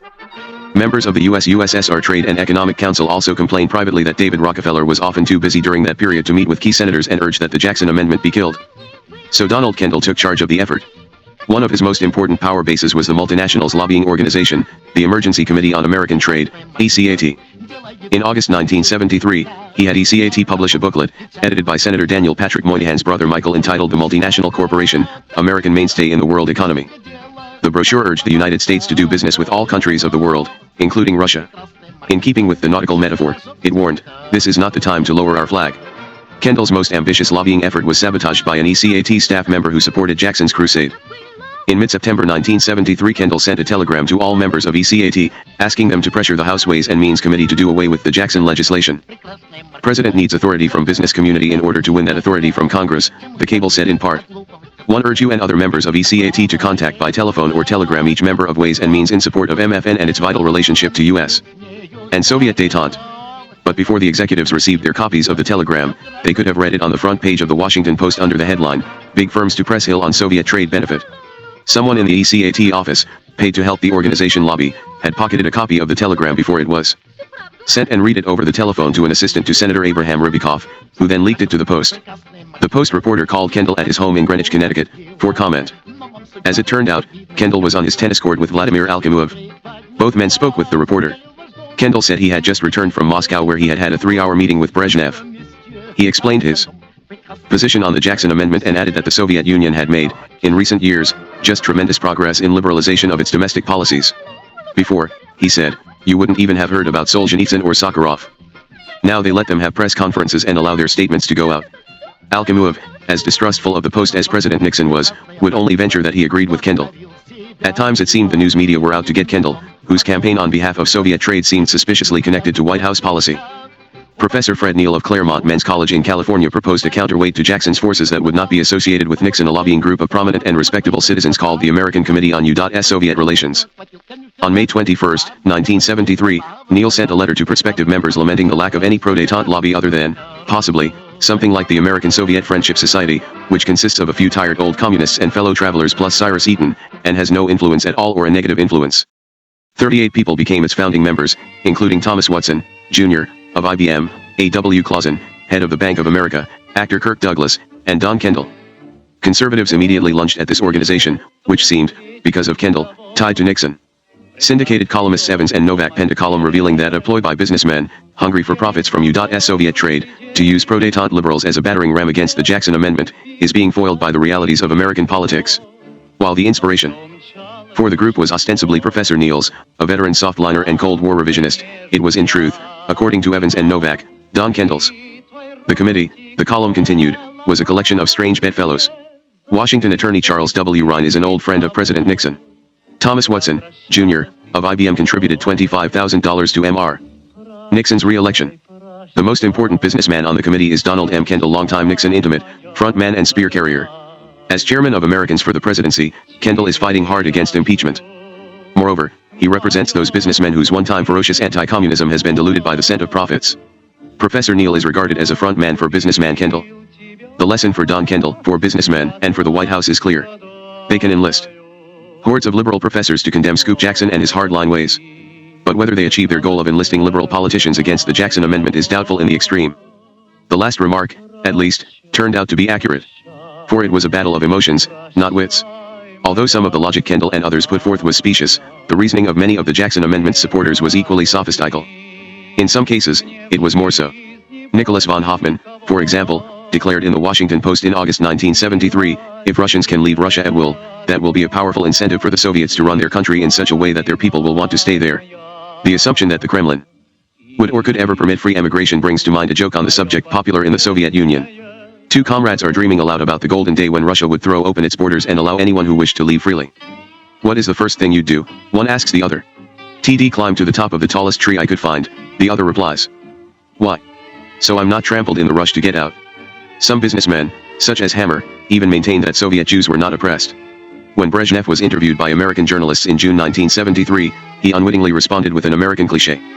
"There is no Jewish problem, no question here," he said. "Some of my closest friends from school days onward have been Jews." An assistant to Senator Rybakov recalls that in late 1972 Hammer requested a meeting with Rybakov and brought along a few people from Occidental, including Harry Simon Levy. During the one-hour meeting, Hammer urged Rybakov not to support the Jackson Amendment. "It's better to deal quietly with the Soviets," he said. "They're already predisposed to increasing Jewish emigration, and this will only damage things." He made the incredible claim that there was no anti-Semitism in the Soviet Union. Levy agreed. The Jackson people managed to enlist the sympathies of those who were concerned about the fate of Soviet Jews and who mistakenly believed that the amendment would lock the Soviet Union into its new, high rate of Jewish emigration. Jackson's supporters cannot have foreseen that the victory of the legislation would bring the emigration rate down by almost two-thirds. But there were many who saw Kendall's battle, despite his private assistance, as expressly opposed to the struggle for Soviet Jewry. In 1974, for example, the Trade Council had a dinner at the River Club in New York. Kendall departed from his prepared remarks to deliver an impromptu attack on the special interest groups, including the Jewish lobby, who, he said, were strangling East-West trade. He also criticized American Sovietologists, many of whom, he said, were Russian émigrés with an irrational hatred of the Soviet Union. A minor squabble immediately followed his speech, as members of the council, both American and Soviet, rose to voice disagreement. John Connor, the senior vice president in charge of the Moscow office, protested that Kendall did not speak for the council. Even Alkimov took exception, saying that he had been saved by a Jew in the Second World War. A few angry council members insisted afterward that Kendall's remarks had bordered on the anti-Semitic. Some, however, such as Milton Rosenthal, former chairman of Engelhard Minerals and Chemicals, did not consider the speech at all anti-Semitic. "He's a forceful, skilled marketing man," Rosenthal says. "He was simply selling his point of view." Some efforts of the businessmen were simply hampered by the political situation. The directors of the Trade Council brought 20 of their Soviet-opposite members to New York in February 1974 to meet with local businessmen and attempt to stir up grassroots support. But the effort was badly timed. Just the week before, the Soviets had expelled Alexander Solzhenitsyn. Shortly thereafter, a few of the Soviet officials joined their American counterparts for a small breakfast meeting in Washington with Senators Russell Long, Abraham Rybakov, Henry Jackson, and others, to discuss working out a compromise on the trade bill problem. Senator Long acted as the honest broker in attempting to get a dialogue going, but the Soviets, who lacked the power to make any policy decisions, would not back down from their position that politics was politics and business was business, and the two should never meet. Long excused himself early, because he had to chair a meeting of the Senate Finance Committee, but he urged everyone to ask questions of each other. No one did. The meeting broke up after a few more brief discourses. Senator Rybakov invited any of the Russians who wanted to talk privately to just come by his office. None of the Russians took him up on the offer. They had come to deliver a message, not to bargain with the senators. A valuable opportunity was lost. At times it seemed that the business world preferred to ignore the policymakers in Washington. One prominent member of the council remembers meeting after Nixon's resignation with 4 other industrialists, several admirals, and a member of the Joint Chiefs of Staff late in 1974. One admiral bewailed the military disadvantages U.S. forces suffered because of certain technology transfers. The next day, the same industrialist attended a private dinner in New York given by a major investment banking house. The guest of honor was German Vishiany, the Soviet official whose specialty was buying high technology in the West. One after another, the 30 other businessmen at the dinner rose to boast about the last big transaction they had made with Vishiany. The dichotomy between the luncheon in Washington and the dinner in New York was just astounding, the businessman recalled. These guys were bragging as if they had just sold a ton of Frankfurters. There were also attempts to influence press coverage of the issue, most of which failed. Al Wentworth, Rockefeller's man in Moscow, once drew aside the Moscow correspondents for Newsweek and the Los Angeles Times at a reception at Spiso House, the American ambassador's residence. He began to berate them for dwelling on the problems of Soviet Jews. "Why are you writing all these stories about Jews?" he demanded. "We're trying to get this trade bill passed, and you guys aren't helping." Of all the Moscow correspondents, the Businessweek reporter was the only one, Wentworth says, that he really got along with. Most of those other fellows were political types, Wentworth recalls, and an economic type. Kendall, Hammer, and Rockefeller each received a good measure of criticism for their stance on Soviet trade. On October 30, 1973, Kendall was to be honored by the American Jewish Committee for his philanthropy to Jewish charities. He was told a few months earlier that he would receive its annual Civic Leadership Award. But the AJC was divided in its opinion of Kendall. Richard Moss and several others wanted to thank Kendall for his contributions as well as his unrecognized help in obtaining the release of Soviet Jews. At the same time, though, many of the American Jewish Committee's leaders resented Kendall's opposition to the Jackson Amendment and managed to have the award rescinded. Moss called Kendall and told him there would be no award dinner. "We just can't take the heat," he said. Anyway, he explained, if the dinner were held, it would probably be picketed, which would only make for bad digestion all around. Moss and Kendall agreed to postpone the banquet. It was never rescheduled. Many Jewish groups had long since boycotted Pepsi Cola because it was sold in Arab countries but not in Israel. But when the Jackson furor began, some Jewish groups decided that a full-scale boycott of Pepsi Cola was in order. Bumper stickers were distributed that read, "Don't drink Pepsi. Pepsi sells to Russia. Russia sells Jews." As it is widely available and therefore vulnerable to a boycott, Pepsi became a target for those who wished to express dissatisfaction with all American companies that did business with Russia. "How do you boycott Mack trucks?" a member of the Jewish Defense League asked. "I don't have many friends who buy Mack trucks every week, but I do have a lot of friends who buy Pepsi." The Jewish Defense League took stronger action against the Chase Manhattan Bank, since boycotting a bank was hardly dramatic. JDL members threw bricks through the windows of two Chase branch offices in New York on December 1, 1974. The JDL's leader, Rabbi Meir Kahane, urged members to hide bombs in Chase offices in New York. Kahane also allegedly sent a letter in 1974 to JDL offices in New York, urging the bombing of the Occidental Petroleum offices, Interor, in New York. "This would be a warning to Armand Hammer," Kahane said, "to cease trading with Russia."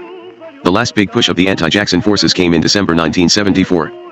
Nixon's trade reform bill, with the Jackson Amendment attached, had passed in the House on December 11, 1973, and had gone on to the Senate.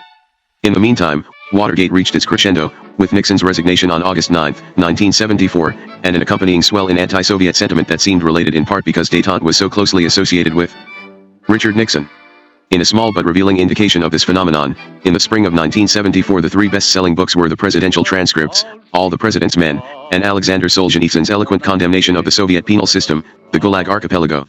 The congressional debate no longer merely concerned awarding the Russians' most favored nation standing. At the end of June 1974, the president's authority to grant export-import loans to the Soviet Union without congressional approval expired. Senator Adlai Stevenson, Jr., introduced a new amendment, calling for a ceiling of $300 million over 4 years on loans to the communist bloc in the context of international finance, a niggardly sum. After Nixon's resignation, Henry Jackson began to negotiate with Gerald Ford and Henry Kissinger to work out a form of the amendment that the Soviets would not reject. On October 18, 1974, exactly 2 years after Nixon and Gromyko had initialed the trade agreement, a compromise was reached. After secret talks between the White House and the Kremlin, Kissinger told Jackson that, with some alteration, the amendment would be acceptable to the Soviets. Kissinger said he had Brezhnev's assurances. Then, in what turned out to be a disastrously tactless move, Jackson crowed for the press on the White House lawn, boasting of his monumental accomplishment. The Russians, he implied loudly and unmistakably, had capitulated. A few days later, when Kissinger went to Moscow, he found Brezhnev livid with rage. Gromyko handed Kissinger a note warning that the Soviet leaders declined such an interpretation of an anticipated increase in the departure of Soviet citizens from the U.S.S.R. as Jackson had announced. Deciding that this protest was merely a face-saving gesture, Kissinger told no one about the letter. This, too, proved to be a mistake. Just before the Senate vote on the trade bill on December 20, 1974, ACAT and the League of Women Voters coordinated a lobby offensive to get the bill passed even with the Jackson Amendment, which the Soviets seemed to accept before the end of the congressional session. 1,200 corporate stars were brought to Washington to pressure the senators. The final effort was a giant dinner hosted by Kendall and addressed by Ford. The bill passed, and Ford signed it into law on January 3, 1975. But the Soviets, after releasing the text of Gromyko's letter to Kissinger, rejected the bill. With the Jackson and Stevenson amendments attached, it did not resemble the Trade Reform Act that Nixon and Gromyko had initialed in 1973. The Russians stopped payment on their Lend-Lease debt. $686 million was outstanding and the short-lived era of the big Soviet-American deals was over. What had happened? Why had some of America's most powerful tycoons failed? Part of the problem was that Kendall, Hammer, and, by this time, even Rockefeller, were unpersuasive spokesmen. Kendall, for example, proudly, and accurately, claimed that "I don't say one thing over there and another thing here, and the Soviets respect that." The Americans did not respect it, though, because anyone who did that appeared to be a Soviet apologist. Indeed, criticism of government policy in a democratic society is taken for granted. But criticism of Soviet policy is not brooked by the Kremlin, especially in a visitor who wants to maintain his access. Just as Cyrus Eaton refused to point out Russia's shortcomings, Kendall and Hammer unstintingly defended Soviet domestic policy, knowing that if they qualified their praise at all, Brezhnev might be too busy to see them next time. Another difficulty was that each of these spokesmen for Soviet trade appeared to have a vested interest, each had his own well-heralded deals. This appearance damaged their credibility, although in fact the money interest in each case was minor. Also, it is hard for a few privileged individual stars, really to raise support in a community of businessmen who are not as favored, though today it may seem odd, there was widespread jealousy of these men among their peers. Moreover, even these privileged spokesmen fought each other to plead the case of Soviet trade, their clash of egos further damaged the cause. The biggest problem, of course, was Watergate. Although détente whatever it meant was killed by other, later events, its decline surely began with the weakening of Nixon's authority and the concomitant strengthening of Congress, as both Kissinger and Nixon argue in their memoirs. In the case of these business lobbyists, it was initially important to the Kremlin that each have access to the Oval Office that was, after all, much of their attraction. The impetus for many of the big East-West transactions came directly from the White House. Détente, and its vital component, trade, was a Nixon-Kissinger policy. But as Nixon became politically crippled, influence in the White House was no longer as important. With Nixon out of the White House and the far less powerful Gerald Ford in, to be succeeded by an ambivalent Jimmy Carter, the era of presidentially directed détente which turned out to have lasted from 1972 to about 1974 was over. Now that Congress had formally legislated trade controls that the Soviets would not accept, the great need for business lobbyists disappeared. This meant a diminution of Kendall's standing, especially, and also Rockefeller's, in Moscow. Despite a brief optimistic period at the end of the Carter administration, the era of the several ambassadors monks was largely over. Although none of them gave up their enthusiasm for Soviet-American trade, only one remained a bellwether, the man whose life was tied to the Soviet Union, Armand Hammer. 16 Hammer's Kremlin connection. Il Hammer knew Lenin, damn it, a rival American industrialist active in business with Russia once complained. How the hell were we supposed to compete with that? Armand Hammer's acquaintance with Lenin became a legend in the West after 1972. Hammer has an incredible mystique in Moscow because of his relationship with Lenin, another businessman remarks. I've seen him lecture groups of Americans and Russians. He'll reminisce about Lenin, and you can see the Russians' mouths hanging open. Sergeant Shriver, who accompanied Hammer to Moscow in July 1972, remembers Hammer adverting, in the midst of a negotiating session with Soviet officials, to a portrait of Lenin hanging on the wall. He was terrific, Shriver says. He could bring tears to the eyes of a stone. We went into Lenin's study in the Kremlin, and there on the desk sits the little object Hammer gave him. Well, there aren't many people alive, Russians or non-Russians, communists or non-communists, who have a gift sitting on Lenin's desk. During the summer of 1972, at a Kremlin reception attended by several top Soviet leaders, several American businessmen remember Hammer trying almost desperately to corner Brezhnev to speak to him. But a minor official would not permit Hammer to approach the general secretary despite Hammer's loud and angry protests. Until 1973, for mysterious reasons of Soviet policy, Brezhnev would not meet with any American businessman privately. 274. In an attempt to prove the exception, just as he had done in the matter of flying his Boeing 727 into Moscow, Hammer drew on his Lenin connection. He acquired 2 handwritten Lenin letters from an American art dealer, in exchange for a few paintings from his collection and, he says, a substantial amount of cash, and delivered them to German Vishniany at the end of October 1972, along with a letter for Brezhnev. This offer of Vladimir Ilyich Lenin's personal writings, Mr. General Secretary, the letter said, is intended to express my goodwill to the leaders and the people of the Soviet Union, and my appreciation of a friendship with a great man whose memory will always remain sacred to me. A few days later Hammer was taken to see Mikhail Sislov, the party ideologist and secretary of the Central Committee, and reputedly the second most powerful man in the Soviet Union. Hammer was told that Brezhnev was out of town. Sislov, rarely seen in public, occupied the office adjacent to Brezhnev's and shared the same secretary. Hammer found him to be a shy, extremely modest man, very friendly, in spite of what seemed to be an impassive countenance. He is a scholarly-looking individual with a kindly smile, and his intelligent face lit up with animation when he spoke of Lenin.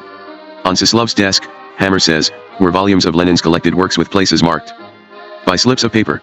Hammer claims that Sislov had been reviewing Lenin's correspondence with Hammer. Obviously he had been reading this correspondence, Hammer says, and knew all about me and my early activities in the Soviet Union. In fact, just as the Central Committee had issued a resolution declaring support of Hammer's ventures in 1922, so 50 years later it passed a resolution thanking Hammer for his gift of the Lenin letters. Sislov gave him an engraved portrait of Lenin made of silver and other metals from the Urals and told him that next time, Brezhnev would thank him personally. An account of Hammer's meeting with Sislov was recorded on the front pages of all Soviet papers. But it is unlikely that Sislov had to do research on Armand Hammer. If Sislov was as intelligent as Hammer insists he was, he cannot have forgotten about the man with a career of business dealings with the Soviet Union, a man involved for the past 11 years in an uninterrupted attempt to arrange a number of gigantic Soviet-American transactions. Sislov and the other top Soviet leaders also presumably knew that Hammer was not a good friend of Lenin's, that the two had conferred only once for a little over an hour. Why then did the Soviets repeatedly stress Hammer's ties with Lenin? For a time, the popular American interpretation was that moderates in the Politburo wanted to lend legitimacy Lenin's imprimatur to the policy of East-West trade by emphasizing that Lenin himself had approved of Hammer's deals. More believable is the explanation that Hammer's Lenin connection was persistently associated with Lenin's theories of peaceful coexistence to assure the West that the Lenin-sanctioned concept of Soviet trade with the capitalist world was intended to bring about peace. By disregarding Lenin's other writings, the Soviet press advertised Hammer's friendship with Lenin to insist that détente was a policy of peace and mutual benefit. This suited Hammer's purposes splendidly. Both the White House and the Kremlin heralded the new era of East-West economic cooperation as the end of the Cold War, and Hammer was ready to use the new political line to build a reputation as a statesman, a sort of grandfather of détente. One of his methods was an exchange of art. After the 1972 summit, Hammer invited Yekaterina Furtseva, the Soviet Minister of Culture, to view the Armand Hammer collection on display in the Los Angeles County Museum. This was a stunning array of works by such artists as Cézanne, Corot, Degas, Gauguin, Michelangelo, Picasso, Pissarro, Rembrandt, and Van Gogh. It was scheduled to be exhibited in London and Dublin. Hammer arranged to have his collection travel throughout the Soviet Union from October 1972 to August 1973 in Leningrad, Moscow, Kiev, Minsk, Riga, and finally Hammer's ancestral city, Odessa. In return, Hammer wanted to bring a show of the best Impressionist and Post-Impressionist paintings from Moscow's Pushkin Museum and Leningrad's Hermitage to the United States. He and Victor drew up a list of 41 of Russia's finest European holdings, including works by Matisse, Gauguin, Picasso, Cézanne, Van Gogh, and Monet. Furtseva enthusiastically agreed to the request. Since December 1971, Hammer has been a co-owner of the United States' oldest and most prestigious private gallery, Noodler. The Soviet exhibit was displayed at Noodler in New York and the National Gallery in Washington during April and May 1973. New York Times art critic John Cannaday found it superb. The exhibit attracted enormous crowds, it was a great sensation and was hailed by newspapers around the world. Dr. Hammer, one of the great impresarios of American business, has pulled off another coup with the Russians, the Times of London declared. A business associate of Hammer's, probably the entrepreneur David Carr, told the Securities and Exchange Commission under oath that Victor Hammer had told him that Dr. Hammer paid $100,000 in the early 1970s to Yekaterina Furtseva, the Soviet Minister of Culture, to facilitate an art exchange. Although Hammer dismissed the charge as gossip, trash, idle rumor, and Victor denied ever having made the admission, Mrs. Furtseva was reprimanded by the Communist Party, shortly before her death in 1974, for lavish living, which might have meant accepting too many bribes. On February 15, 1973, Hammer at last secured an interview with Brezhnev. An interpreter was present, he says, but I found I could keep up with Brezhnev in Russian, so I began to answer directly without waiting for the English translation. They talked for over 2 hours. Hammer says only that they discussed a wide range of subjects. A few other Occidental executives had initially been scheduled to join Hammer but at the last minute were disinvited. In the normal course of events, where corporations are involved in negotiations, you don't do that sort of thing, one of them says privately. But Hammer preferred to see Brezhnev alone. I suspect he wanted to make arrangements without anyone else listening. Hammer says he told Brezhnev, "You remind me very much of Lenin, whom I met in this very building 52 years ago." Brezhnev's eyes immediately filled with tears, Hammer recalls. This convinced Hammer that Brezhnev is a very human person who is trying to do good for his people just as Lenin tried. 52 years earlier, when I described the wheat deal to Lenin, and the help I was trying to bring to the starving people of the Urals, Lenin's eyes filled with tears as well. Both men were the same kind, human and warm-hearted. Brezhnev gave Hammer a gold watch, which Hammer later displayed for reporters, saying, "It keeps very good time, too." Apparently the meeting was productive. On April 12, American newsmen were summoned to the Ministry of Foreign Trade in Moscow, where Hammer and Nikolai Komarov, the Deputy Minister of Foreign Trade, sat behind a gleaming mahogany desk adorned with Soviet and American flags and signed several documents. It was the largest agreement in the history of Soviet-American trade, a chemical fertilizer barter deal assessed at $8 billion, in which Occidental Petroleum would construct a fertilizer complex on the Volga River to produce ammonia from natural gas, arrange for a French company to build a pipeline to link the ammonia factory to the seaports of Odessa on the Black Sea and Ventspils on the Baltic Sea, and provide the Soviets with superphosphoric acid. This would all be paid for with Soviet shipments of ammonia, urea, also made from natural gas, and potash. That evening, Hammer was interviewed on Soviet television. He described the deal as the breakthrough in Soviet-American trade that would set an example for others in America. It shows that deals can be successfully carried out with the Soviet Union, given patience and goodwill. Wall Street was less excited, having heard similar proclamations from Hammer before. Oxy stock dropped a few points. There was considerable unfavorable reaction in the United States to the announcement. The news had come not from the U.S. government or the American embassy in Washington but from Pravda, which angered many observers already uneasy about the scale of such unsupervised transactions. New York Times columnist James Reston criticized what he called the new Soviet trade war. This is not precisely the best way to begin a dramatic and historic new trade relationship between Washington and Moscow. Dr. Hammer, whoever he is, may be serving the Republic with his $8 billion deal with Moscow, but we shouldn't have to hear about this historic arrangement from Pravda.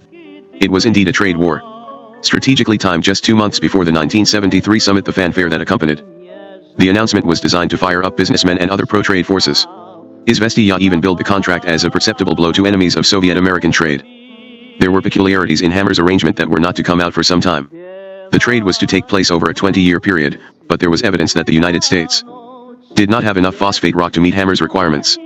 A report by the Bureau of Mines later in the year concluded that if Occidental were to go through with the deal, American supplies of phosphates would be so depleted within a few decades that America would be forced to import the vital mineral, therefore becoming dependent on the nations of North Africa.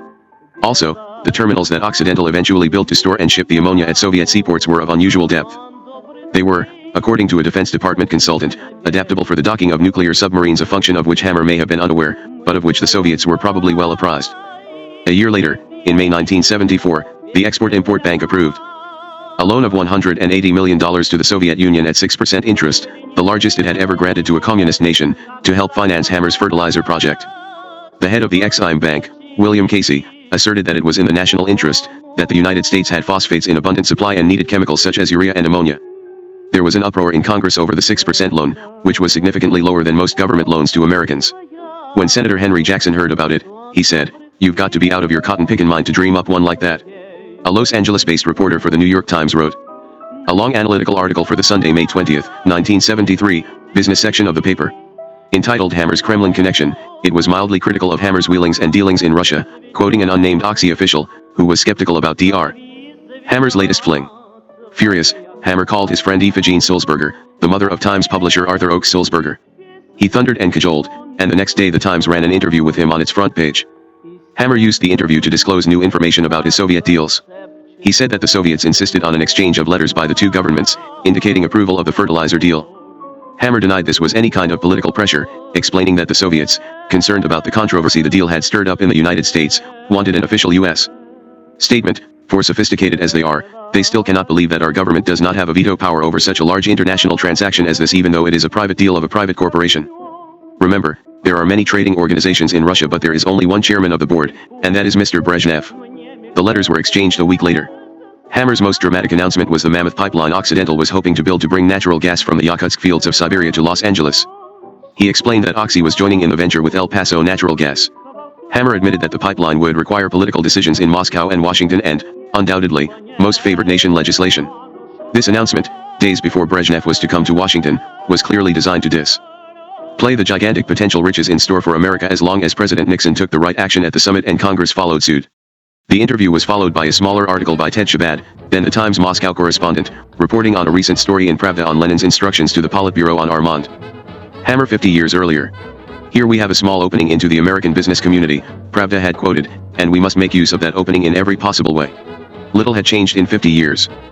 A week later, Hammer called a press conference at the Intourist Hotel on Gorky Street in Moscow to announce that he had signed a letter of intent with the Soviets for the gas pipeline. Howard Boyd of El Paso Natural Gas was also at the conference, although the undertaking was once all his. Hammer had so overshadowed him that reporters assumed he was merely Hammer's assistant.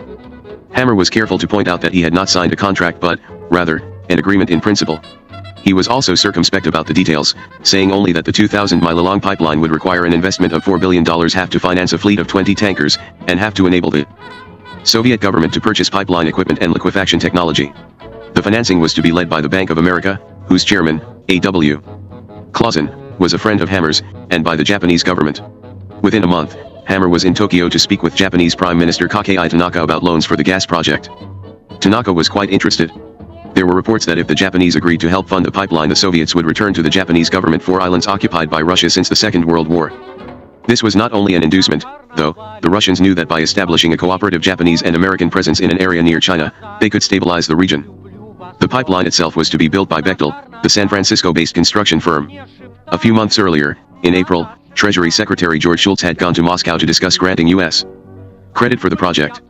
Although the pipeline idea was eventually abandoned, leaving the Soviets to concentrate on the controversial pipeline to Western Europe a few years later, this brought Shultz to the attention of Bechtel, which eventually hired him after he left the Nixon administration. The Jackson and Stevenson amendments eventually killed any hope of U.S. government involvement, and with it, the interest of most American and European banks. Another problem was that there was no guarantee that the Yakutsk fields actually had sufficient gas reserves to make the project tenable. At the end of 1973, after months of stalling, the Soviet government finally let an El Paso natural gas drilling team inspect the area. But the Russians allowed them only 2 weeks, barely enough time to set up testing equipment, and the Arctic temperatures hampered exploration. The Americans were never satisfied that there was enough natural gas there. Curiously, with several big American companies involved, the proposed pipeline was never subjected to the same scrutiny that the Siberian pipeline to Europe faced during the Reagan administration. Whereas in the early 1980s, the US government considered the European pipeline dangerous because it would create a European dependency on Soviet gas and at the same time allow the Soviets the opportunity to raise billions of dollars in hard currency, in 1973 the debate was different.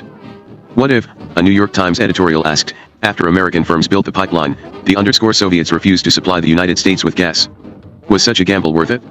Hammer's pipeline died a slow death. Once a year, from 1974 to 1978, the U.S.S.R. Commercial Commission, an official government organization, met to discuss the issue but found, according to a Commerce Department official, that it was just too big and scary an undertaking for the two governments to come to any agreement on it. In September, Hammer announced another deal, which actually came to fruition. In sessions with Hammer and Soviet officials in July 1972, Sergeant Shriver had proposed a hotel complex in Moscow to accommodate visiting Western businessmen and provide their companies with office space and facilities. I had been running the merchandise mart in Chicago, Shriver recalls, and when we were talking about trade, it was almost a knee-jerk reaction for me to make the suggestion. Although Hammer and several other East-West entrepreneurs have claimed credit for the World Trade Center in Moscow, Shriver remarks, as Jack Kennedy said, success has 1,000 parents and failure is an orphan. Nevertheless, at a news conference at the Waldorf Astoria in New York, with champagne freely flowing, Hammer and Borisov announced that Occidental Petroleum was to be the general contractor for the $180 million complex of 4 buildings, built by Bechtel and with Chase Manhattan as the leading bank for financing. The World Trade Center would have office space for 400 companies, telex facilities, a 2,000-seat conference hall, theater, and concert halls, an underground garage for 600 cars, restaurants, shops, 625 apartments for employees, and a 600-room hotel. It was to be completed in time for the 1980 Moscow Olympics. At the end of the press conference, after Hammer plugged most favored nation status for the Soviets, one reporter asked Borisov archly whether Occidental was a most favored company in the Soviet Union. Borisov dodged the question. Today, the World Trade Center stands across the Moscow River from the Hotel Ukraine. It resembles a Hyatt hotel, and looks like nothing else in the Soviet Union. To the chagrin of Occidental employees, who occupy a small office on the 14th floor of the office building, it is known as Hammer's Trade Center. The center is dominated by a large, spacious atrium, similar to New York City Corp Center, at the center of which is a tall metallic rooster that crows with a pre-recorded squawk every hour. Russian prostitutes, having bribed their way past the guards, gather in the hotel lobby by the bar every evening. The World Trade Center is a peculiar island of capitalist decadence surrounded by the mud and debris of slug-guardly socialist construction. Barely 2 years after it was completed, its elevators and escalators were out of commission.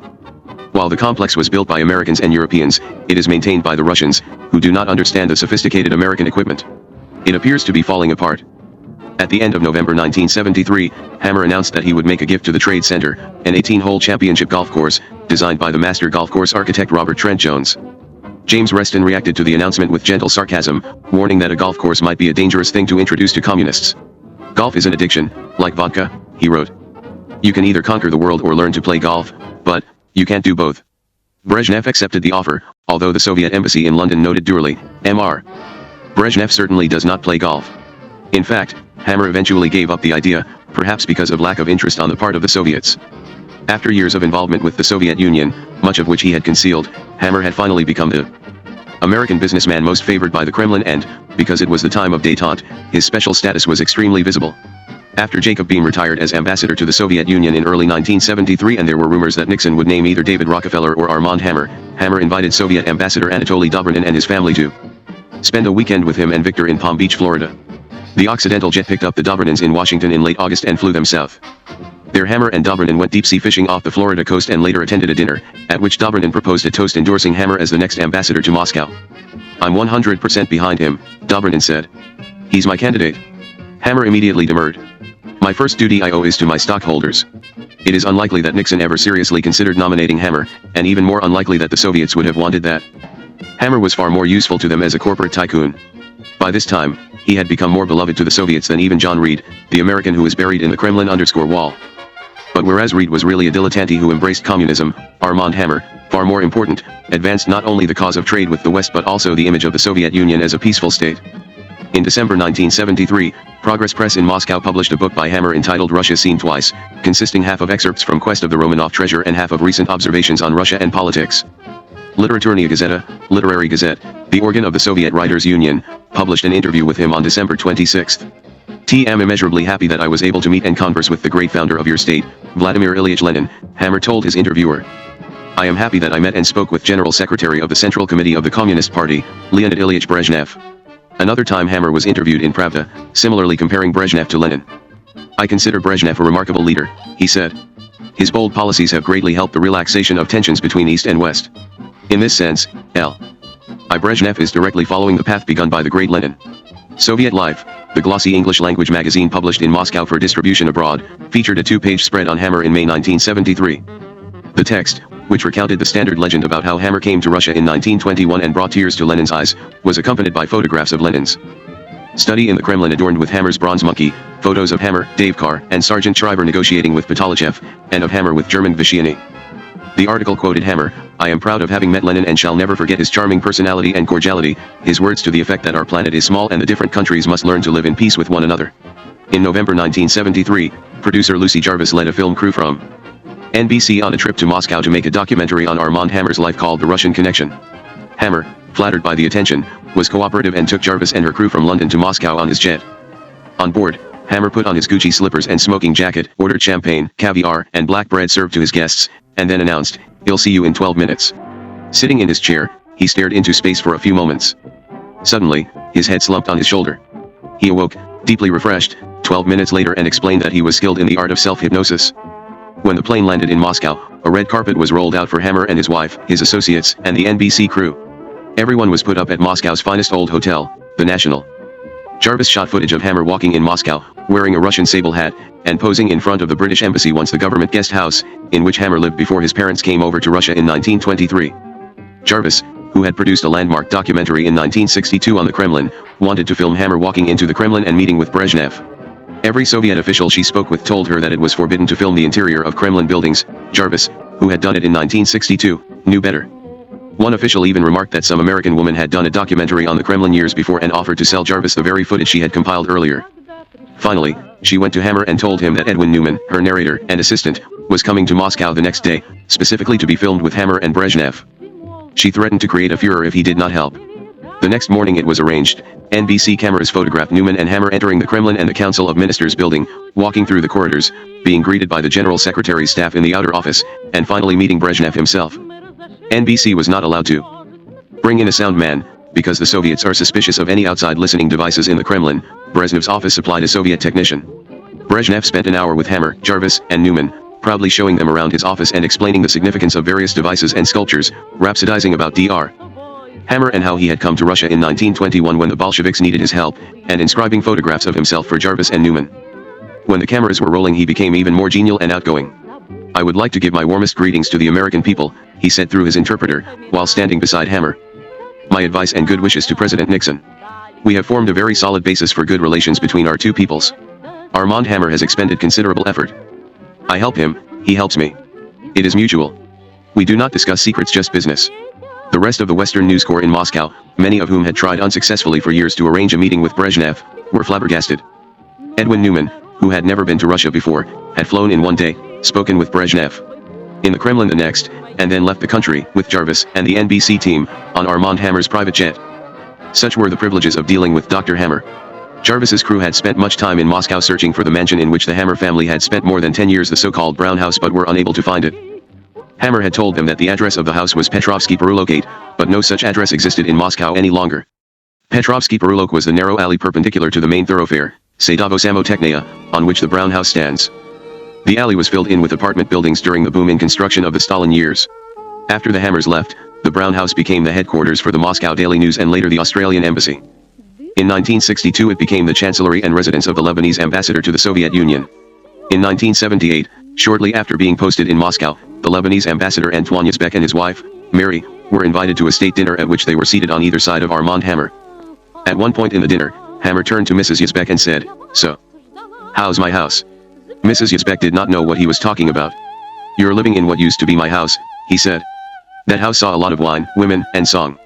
He reminisced briefly about his life in Moscow in the early days, explaining that after the war he received an apartment in the 9-story building at Kutuzov Prospect 26, the same building in which Brezhnev lived, and in which Brezhnev's successor as General Secretary, Yuri Andropov, has long resided.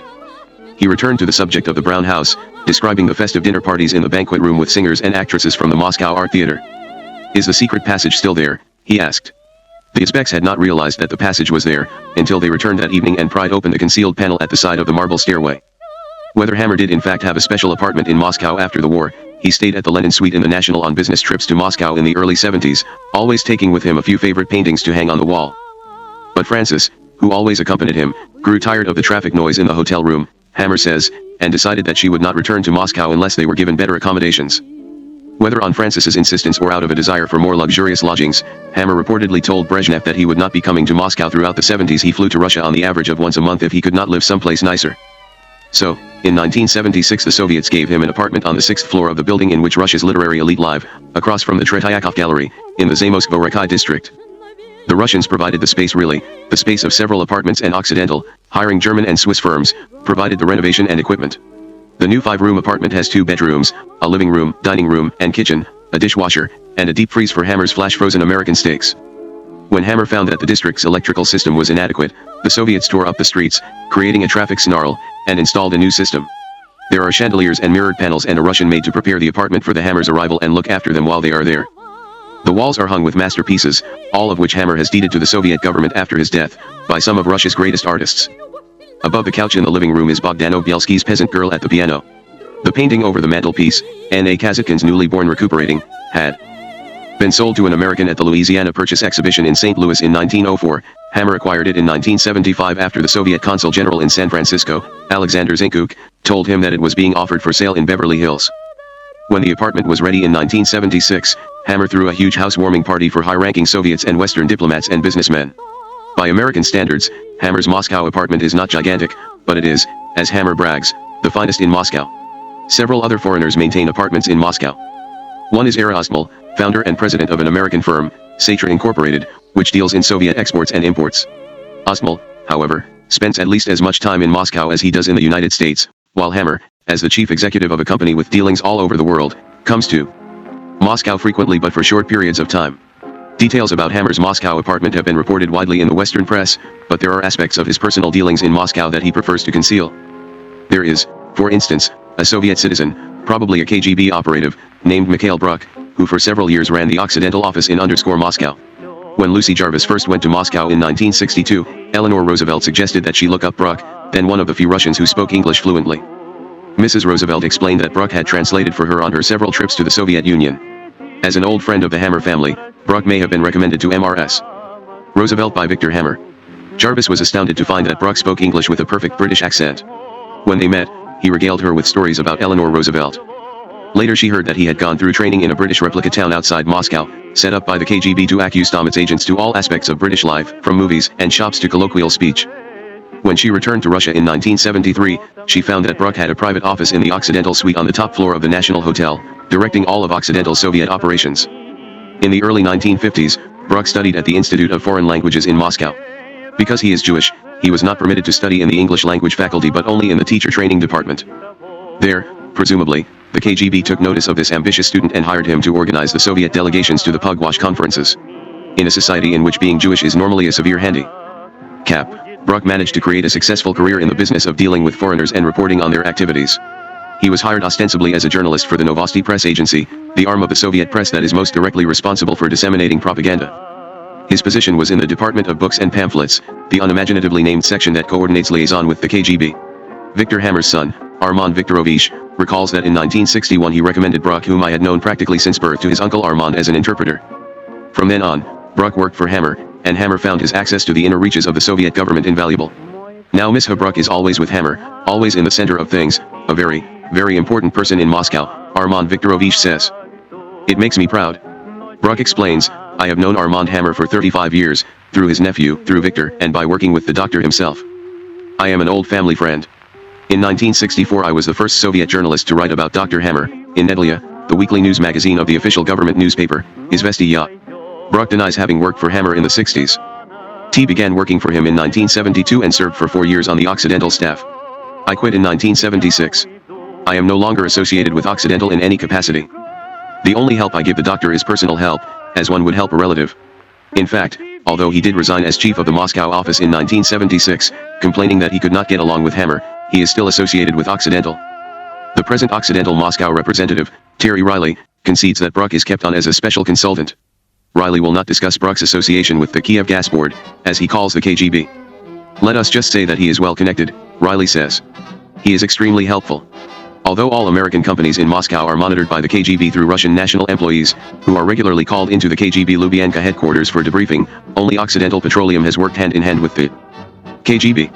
Understandably, neither Hammer nor Bruck cares to make this fact public. Bruck works at his dacha outside Moscow, a rare privilege, as he freely admits. Besides acting as a facilitator for visiting celebrities, he also writes occasional articles for the Soviet English language press. In March 1982, for example, Bruck published an interview with Hammer in the Moscow News. Describing Hammer as a dignified gray-haired bespectacled elderly gentleman, he quotes Hammer's observations on Russia. The Soviet Union became strong due to the fact that its leadership has led the country all these years along the trail blazed by Lenin. Lenin's policy of peaceful coexistence between the two different social systems is especially vital today in the nuclear age. While Bruck's prose is inelegant, he makes his propaganda points in unmistakable terms. Bruck frequently travels to the United States with Hammer, and from time to time takes the opportunity to do some work for Novosti. With his fluent English and his British accent, he was able to convince several American newspapers of large circulation that he was a freelance British journalist who could provide them with news articles on the Soviet Union free of the bias of most Western correspondents. These big-city American reporters in Moscow are all biased, he told newspaper editors. I can supply you with articles telling you how it really is. The Chicago Sun-Times fell for Bruck's pitch and printed several articles by special correspondent Mike Burke, containing the Novosti press agency's subtly crafted propaganda line. The Sun-Times stopped running Bruck's articles only when Murray Seeger of the Los Angeles Times explained who the special correspondent really was. When Lucy Jarvis arrived at the National Hotel in November 1973 to begin filming her documentary on Armand Hammer, she dropped by the Occidental office late one night, having heard that it was still open. There she found a full-fledged vodka party in progress. As she walked in the room, she was introduced to a man of around 50 years named Armand Hammer. For an instant she was taken aback, until he explained that he was Victor Hammer's son. Victor later told her that his son had grown up in the Soviet Union because his ex-wife insisted on staying there. Armand Viktorovich had some sort of unspecified job with Occidental, although it was never entirely explained. Jarvis recalls, he was everywhere. If you went to the Bolshoi or embassy parties, young Armand would be there without fail, accompanied by his jazzy wife in a beehive hairdo. From his small apartment in the workers' district, on Krasno Prasninskaya, in which he lived during the 1950s, Armand Viktorovich moved to a large, luxurious apartment in the center of Moscow in the early 70s, with a dacha in the countryside. His station in Moscow society was apparently improved by his uncle's rise to worldwide prominence. In the early 60s he had an unimpressive job editing a technical journal on vending machines, which were then being introduced to the Soviet Union for the first time. By the 70s, however, he had the cushy position of verification editor at Progress Publishers. From his first marriage he has a daughter, born in 1956, a second daughter, of a second marriage, was born in 1968. He is now married for a third time, to an attractive co-worker at Progress. I have had a very unhappy life, he says. I have lived through so much, suffered so much. Only now, so late in life, am I happy. During the time of Armand Hammer's much heralded deals in the 70s, Armand Viktorovich rose to great social prominence because of his connection to his famous uncle. He could get whatever he or his friends wanted from abroad simply by asking his uncle or his father. Suddenly he was rich and had the prominence of a Politburo member. The most treasured privilege in the Soviet Union, enjoyed by extremely few people, is the ability to travel at will, and Armand Viktorovich now has a special passport with which he travels around the world. He says that he has been to the United States 10 times so far, visiting New York and Los Angeles, and regularly visits Spain, where he can practice the language he studied at the Institute of Foreign Languages. But he does not travel entirely freely. His wife and 2 daughters are not permitted to travel with him. In this way he is kept from defecting, as he admits he once considered doing. If Armand Hammer is able to demand a fancy apartment in Moscow, one must assume he could just as easily demand that his nephew be allowed to live in the United States. Evidently, though, Hammer is not that influential. This is an intriguing and possibly important matter. There are indications that Armand Viktorovich was kept in the Soviet Union as a hostage when the rest of the Hammers left in the 1930s, perhaps to ensure that they continued to aid the Soviet government. Similarly, although Armand Viktorovich may have entertained the notion of defecting on his first visit to New York in 1960, his daughter was kept in Moscow, perhaps to discourage this plan. Even today, although Victor's son can travel out of the country at will and enjoys the status of an eminent Soviet official, he is kept from defecting because his wife and daughter remain behind as hostages.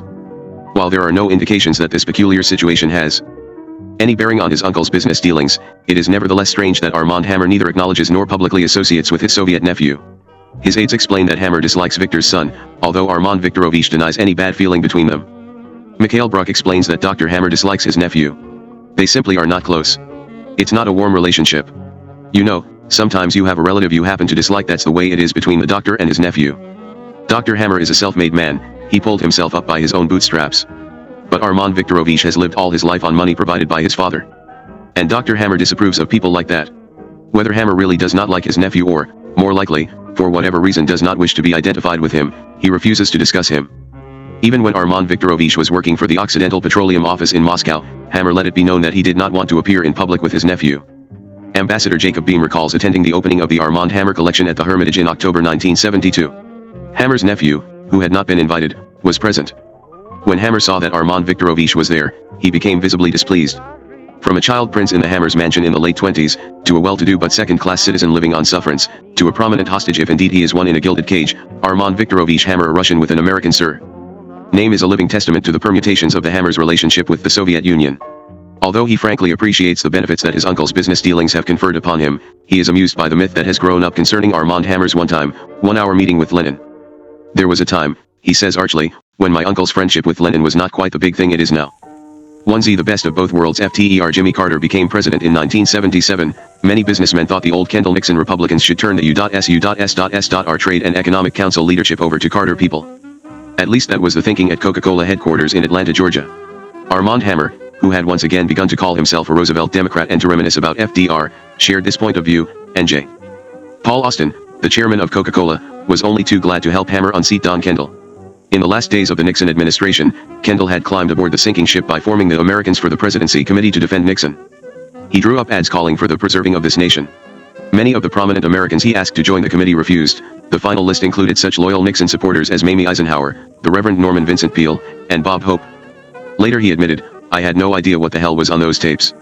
Kendall remained influential in Gerald Ford's administration, although he continued to be identified with Richard Nixon. To be sure, he saw Nixon more often out of office than during presidential days. He recalls flying out to visit Nixon at San Clemente during the months after the resignation. He would bring a bottle of Stolichnaya vodka and the Cuban cigars to which Nixon is partial. Nixon would bring out some excellent caviar he had been given by the Shah of Iran, and together they would indulge, in the tower of the compound, after Pat had gone to bed. 292. The drawback to being loyal to a now unpopular man was that, with Carter in, many thought it was time for Kendall to be out. J. Paul Austin had carefully cultivated Carter, supplying him, as governor of Georgia, with free rides around the world on Coca-Cola planes. Governor Carter even began calling Coke my own State Department. After the 1976 election, Austin introduced Armand Hammer to President-elect Carter. Hammer later told Austin that he too would like to see Kendall removed as chairman of the Trade Council. He intimated that he thought Kendall's exclusive Pepsi deal in the Soviet Union might even be a violation of U.S. antitrust laws and called an antitrust lawyer at Harvard Law School for advice. Hammer was disappointed to learn that no such laws had been broken, but this did not stop him from doing some campaigning against Kendall within the council at the 1976 meeting in Moscow. With some people, however, Hammer and Austin did not have to do much convincing.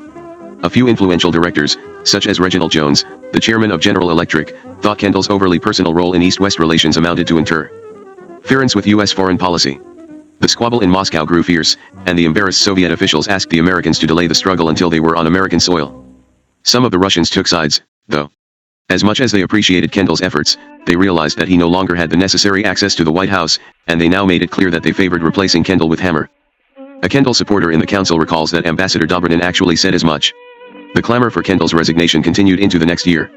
David Rockefeller, chairman of the council's nominating committee, was assigned to approach Kendall and ask him gently what his plans were. Kendall decided that at last it was time to step down from the council he had done so much to create. Hammer, unpopular among his colleagues in the council, had very little chance of being elected chairman. In fact, the Soviet support of him only served to damage his cause further. Instead, G. William Miller, president of Textron Incorporated, and a leading Carter supporter, was chosen. Carter's admiration for Miller was so great that he named him, a few months later, as head of the Federal Reserve Board. In 1978, C. William Verity, chairman of Armco Steel, was elected chairman of the Trade Council.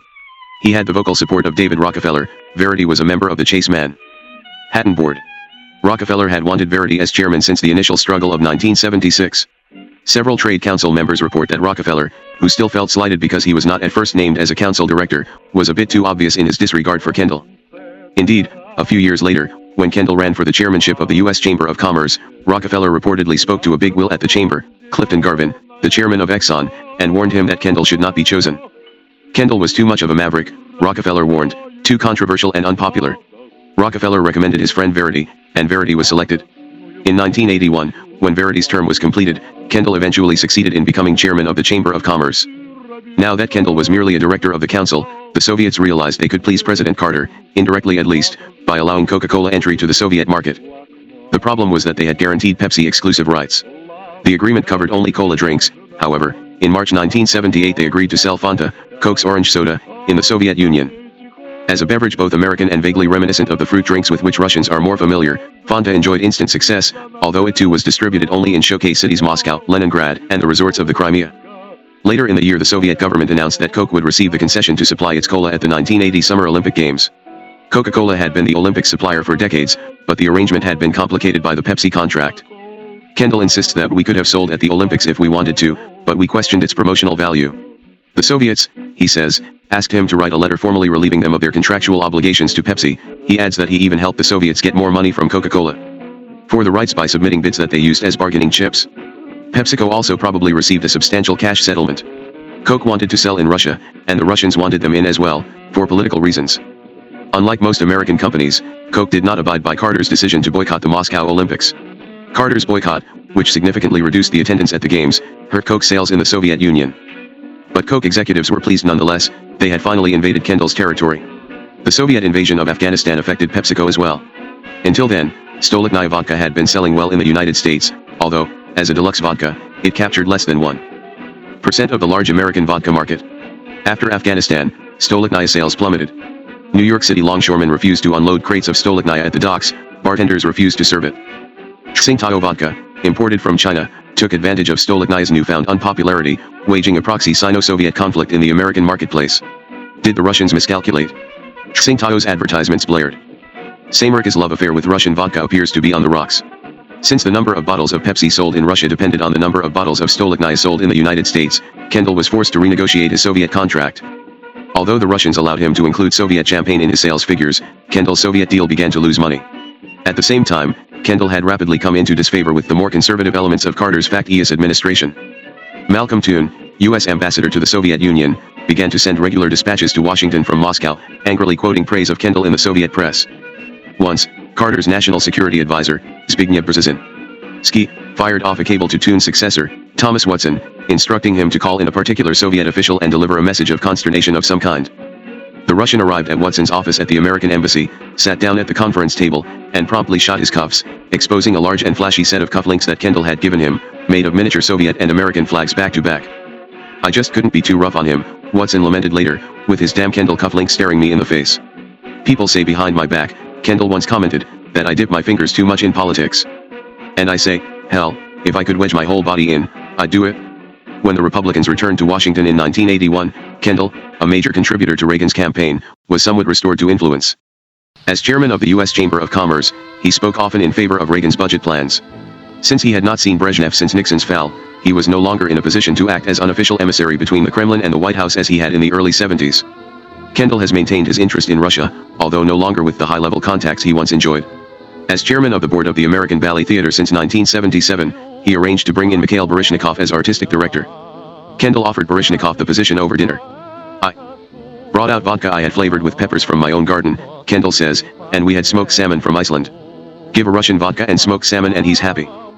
I also had some brandy I had brought back from Georgia and Armenia, which Mr. Baryshnikov hadn't seen since he'd left Russia, and by 3 o'clock in the morning, everything was settled." Although New York Times columnist Flora Lewis reported in August 1982 that President Reagan had been sending word to the Soviet Union privately through Kendall that the Reagan administration wanted business-like relations with the Russians, and although Kendall continues to travel to Eastern Europe and Russia on company business, his days of sessions in the Kremlin and at the Kremlin are largely over. Cyrus Eaton, controversial to the last, gave speeches urging Soviet-American rapprochement even when he was confined to a wheelchair. When the Central Intelligence Agency underwent scrutiny in 1975, Eaton revealed that the CIA had asked him to spy for them when he first went over in 1958. "I told them that under no circumstances would I be part of a spying organization," he recalled. On May 9, 1979, Eaton died at the age of 95. His front-page obituary in the New York Times was written by that paper's premier obituary writer, Alden Whitman. In an adjoining article, the paper called him a different kind of capitalist. Though Eaton is largely forgotten in this country, the Soviet Union remembers him fondly. Cyrus, Jr., has seen Soviet textbooks that revere his father as one of the few American capitalists with any sense. In July 1982, 35 arms control specialists and scientists gathered in Pugwash, Nova Scotia, to commemorate the 25th anniversary of the founding of the Pugwash Conferences. Several of the original delegates were there, including Harold Brown of the California Institute of Technology, Iwao Ogawa of Japan, and Sergei Kapitsa of the Soviet Union.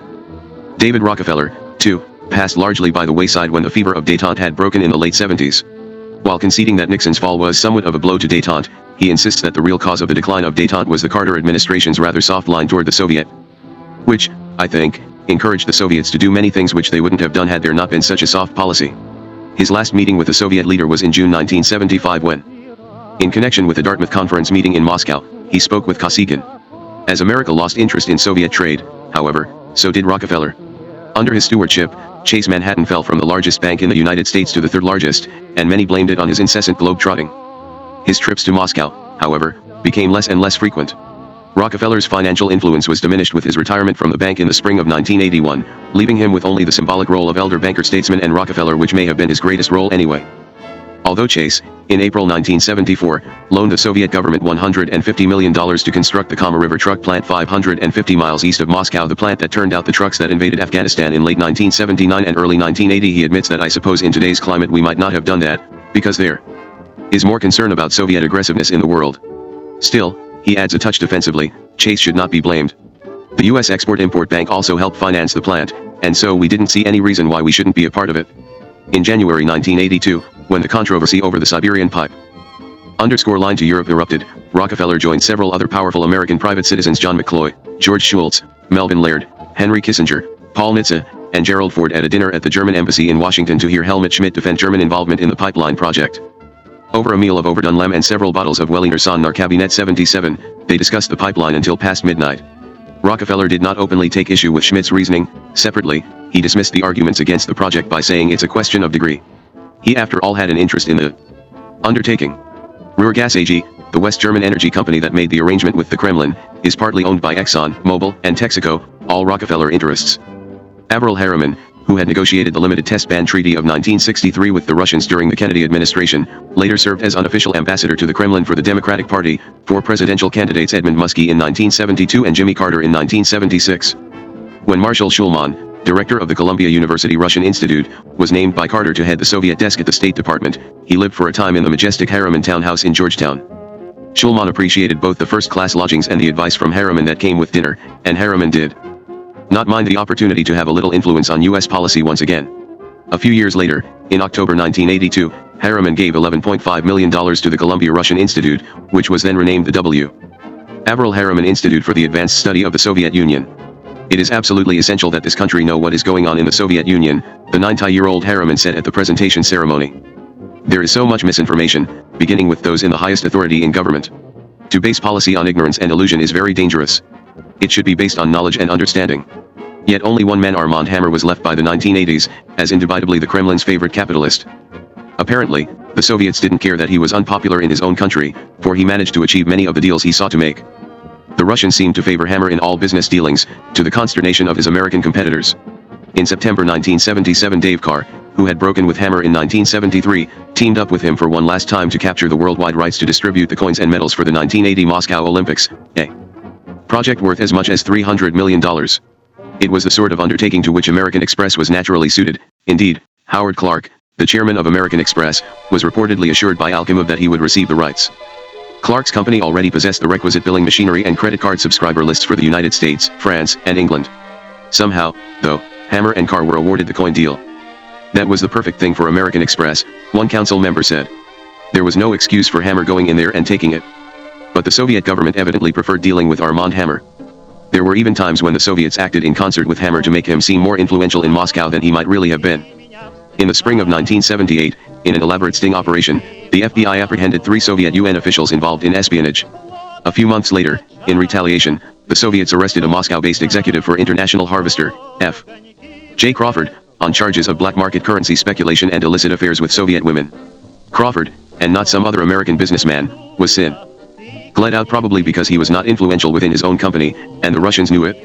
He was the number 2 man in International Harvester's Moscow office, and when his boss was reassigned, Crawford telexed company headquarters, requesting promotion to the top spot. His request was denied.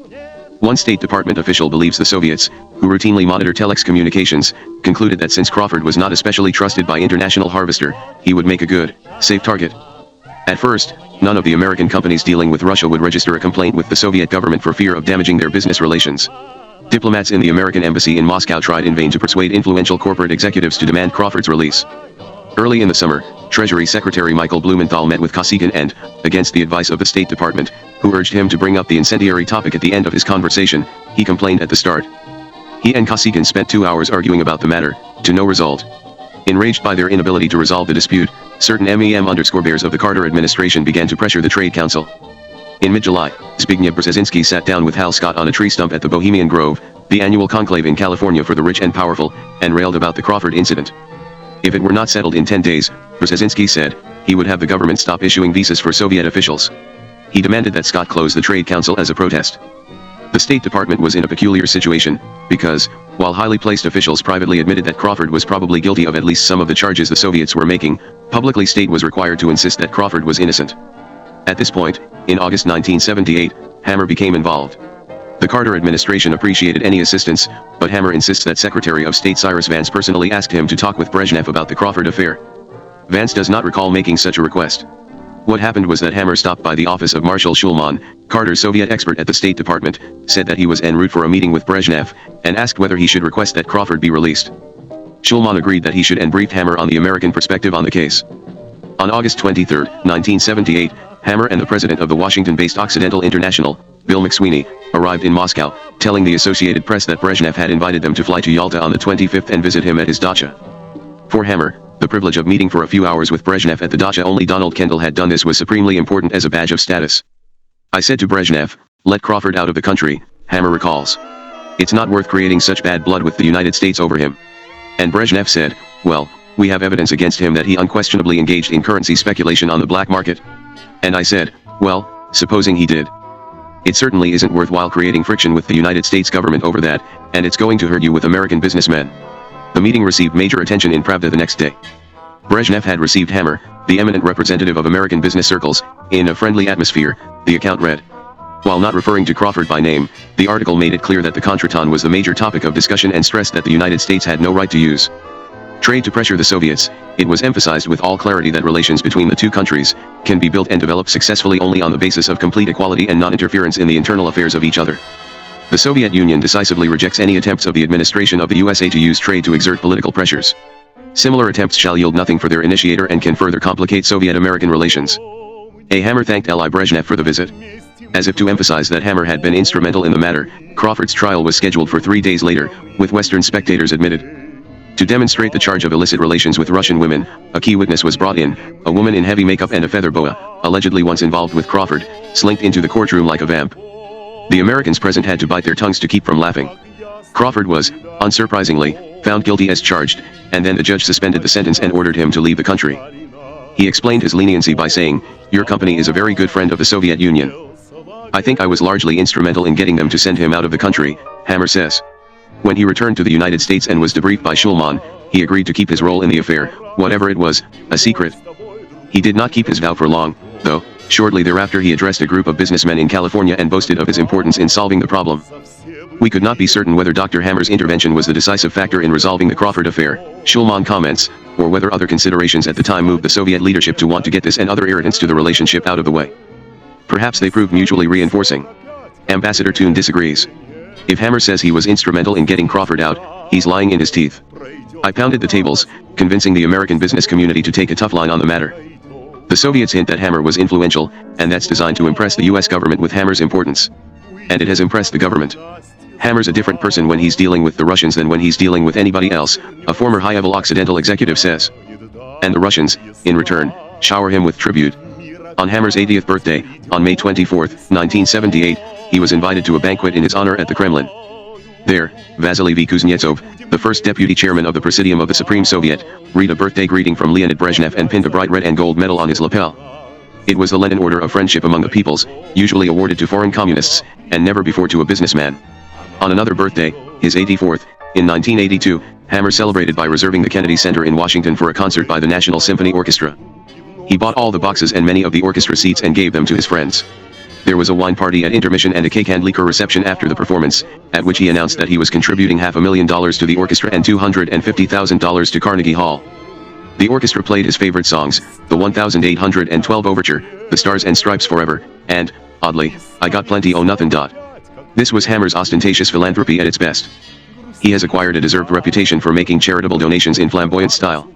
A few months earlier, in September 1981, he was the guest of honor at the Century Plaza Hotel in Los Angeles for the presentation of the annual Armand Hammer Businessman of the Year Award.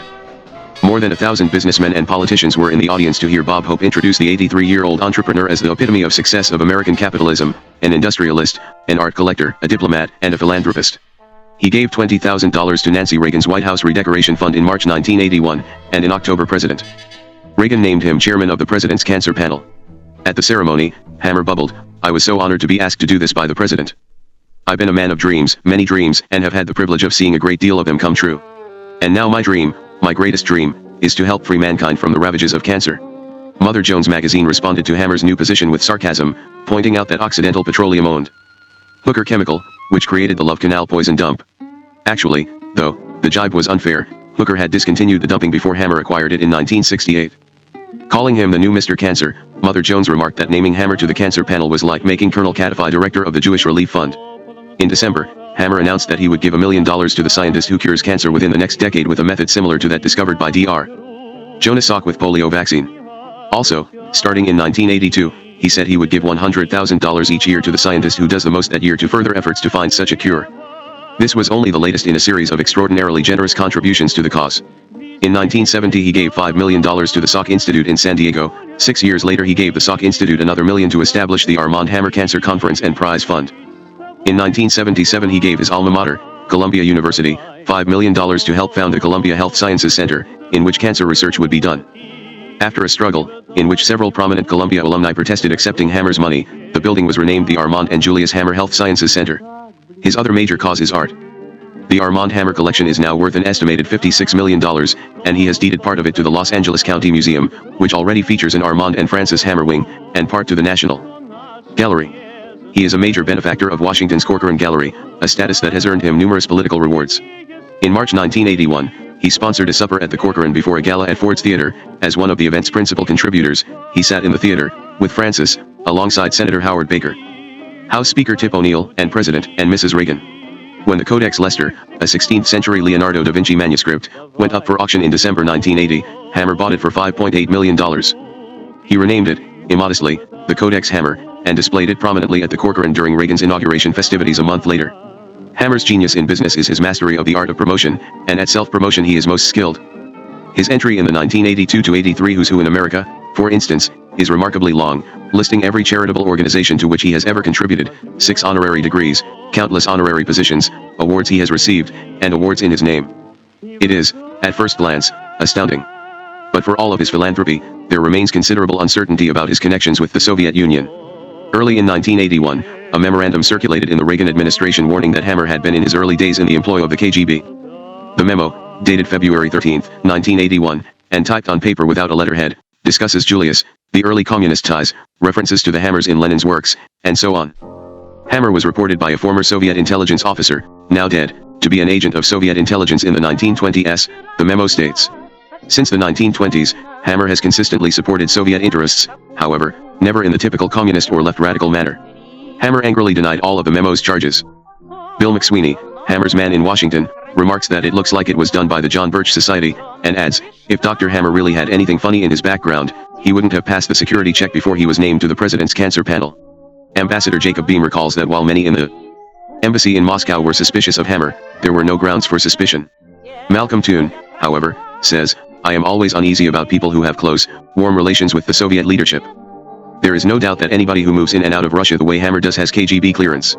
One way of dealing with a peculiar background is to commit Zion a biography. This Hammer did in 1973.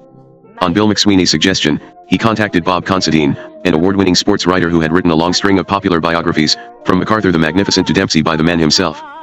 Considine was also the author of The Red Plot Against America, 1949, which called the House Un-American Activities Committee the most misunderstood and maligned committee in the history of the Congress.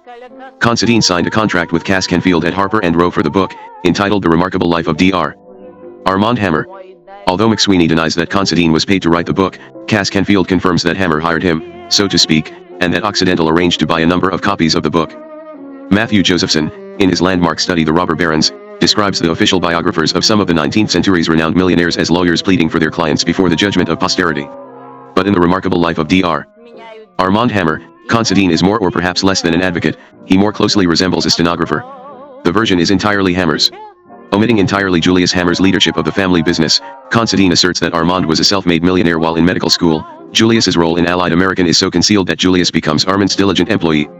Julius and Rose, the proprietors of the family's mansion, are reduced to occasional visitors. There is, significantly, no mention of Victor's Russian wife or son. The glaring omissions in the Hammer story are too numerous to list. With Hammer's darker side obscured, Considine's biography is upbeat and adulatory.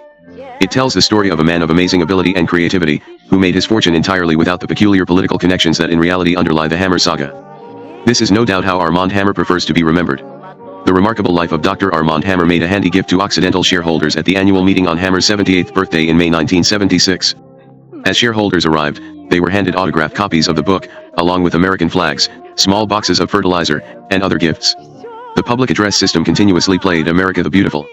Hammer had prepared well for a meeting that he knew would be arduous. Not only had Oxy stock hit a new low of $13.50, but the company was in trouble with the Securities and Exchange Commission for making illegal domestic and foreign payoffs. Also, many stockholders were angry that company money had paid for Hammer's defense at his Nixon contribution trial a few months before. Hammer was greeted by persistent loud boos and hostile questions. There were repeated calls for his resignation amid criticism of his Russian deals and his involvement in bribes at home and abroad. The complimentary copies of his biography did little to quell the hostility of some of his stockholders, but in time at least it came to be accepted as a reliable account of his life, which it is not. Considine's book was subsequently published in London, as larger than life.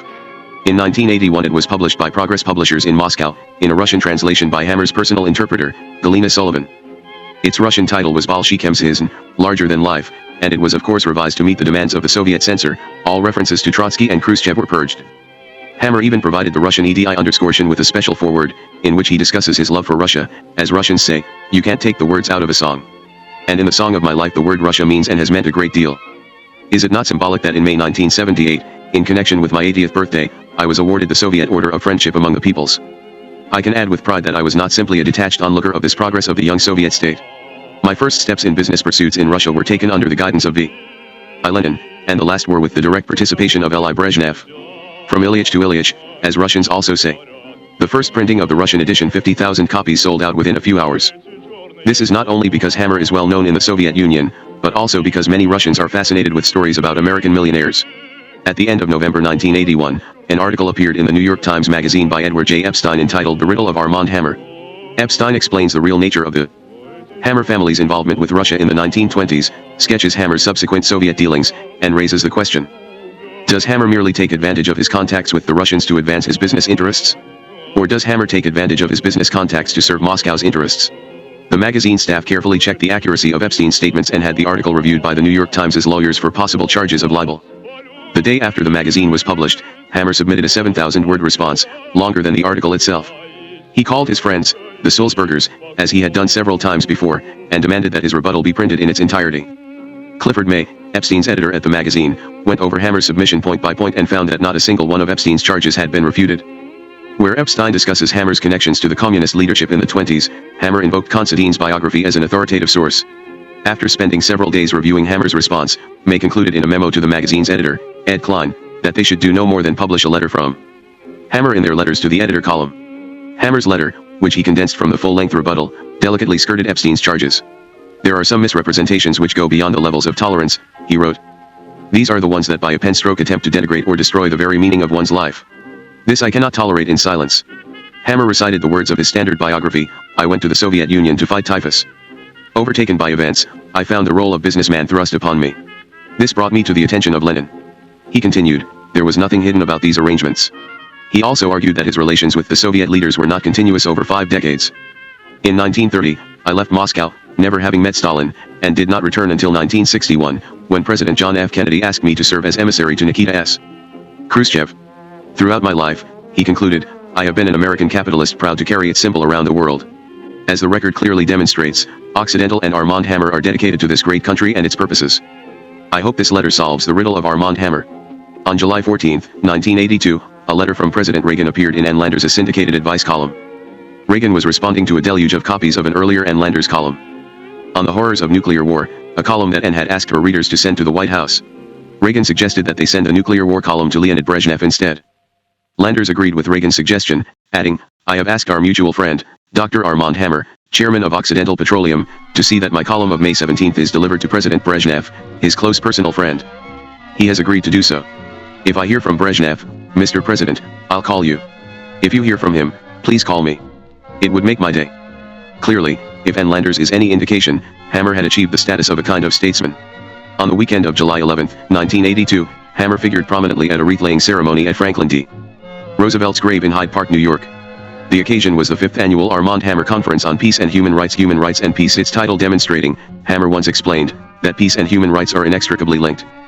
Sponsored entirely by Hammer and organized by the International Institute of Human Rights, of which Hammer is president, the conference first met in Los Angeles in 1978, subsequent meetings were held in Warsaw and at Campobello.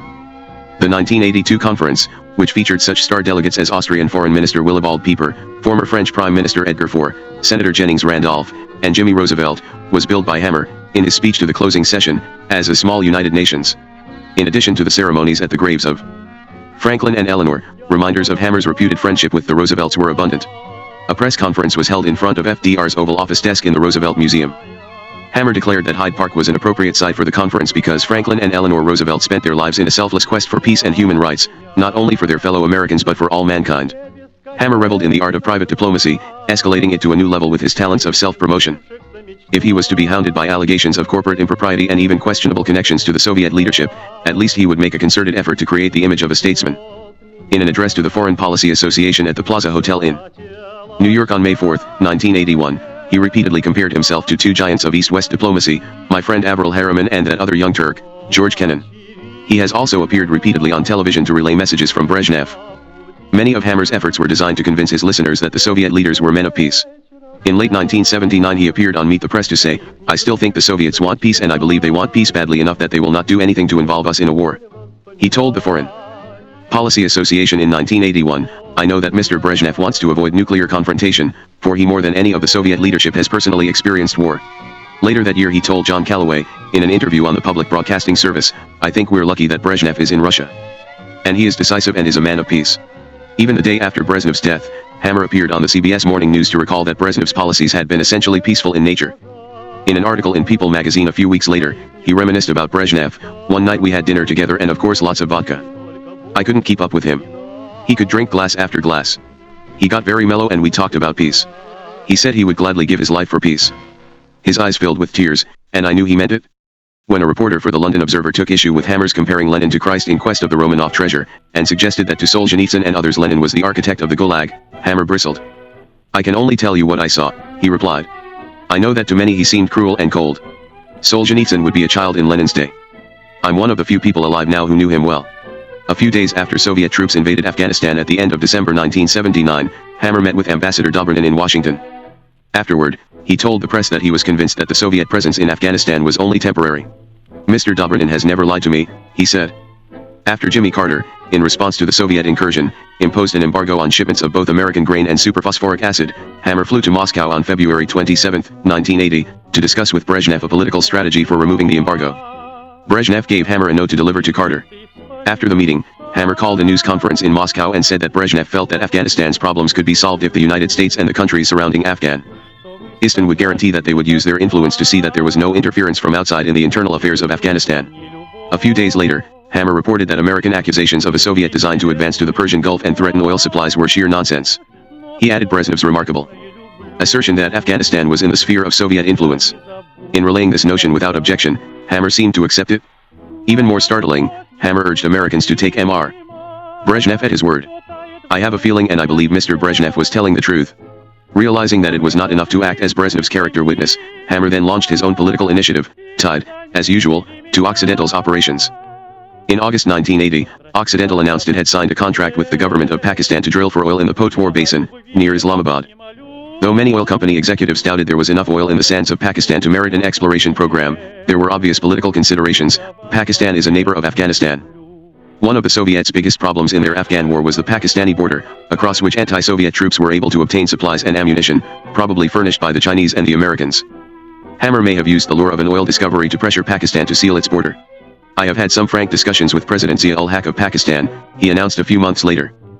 President Zia is confident that the Afghanistan problem can be solved if Pakistan is left alone to resolve the matter with its neighbor, Afghanistan. We should find out if the Russians really mean what they say about moving their troops out as soon as they have guarantees of non-interference in the internal affairs of Afghanistan. One senior member of the State Department during the Reagan administration confirms that Hammer was always in here with one plan or another to solve the Afghanistan problem. I presume he was also in touch with the president about it. We listened, and listened respectfully, but his ideas were unworkable.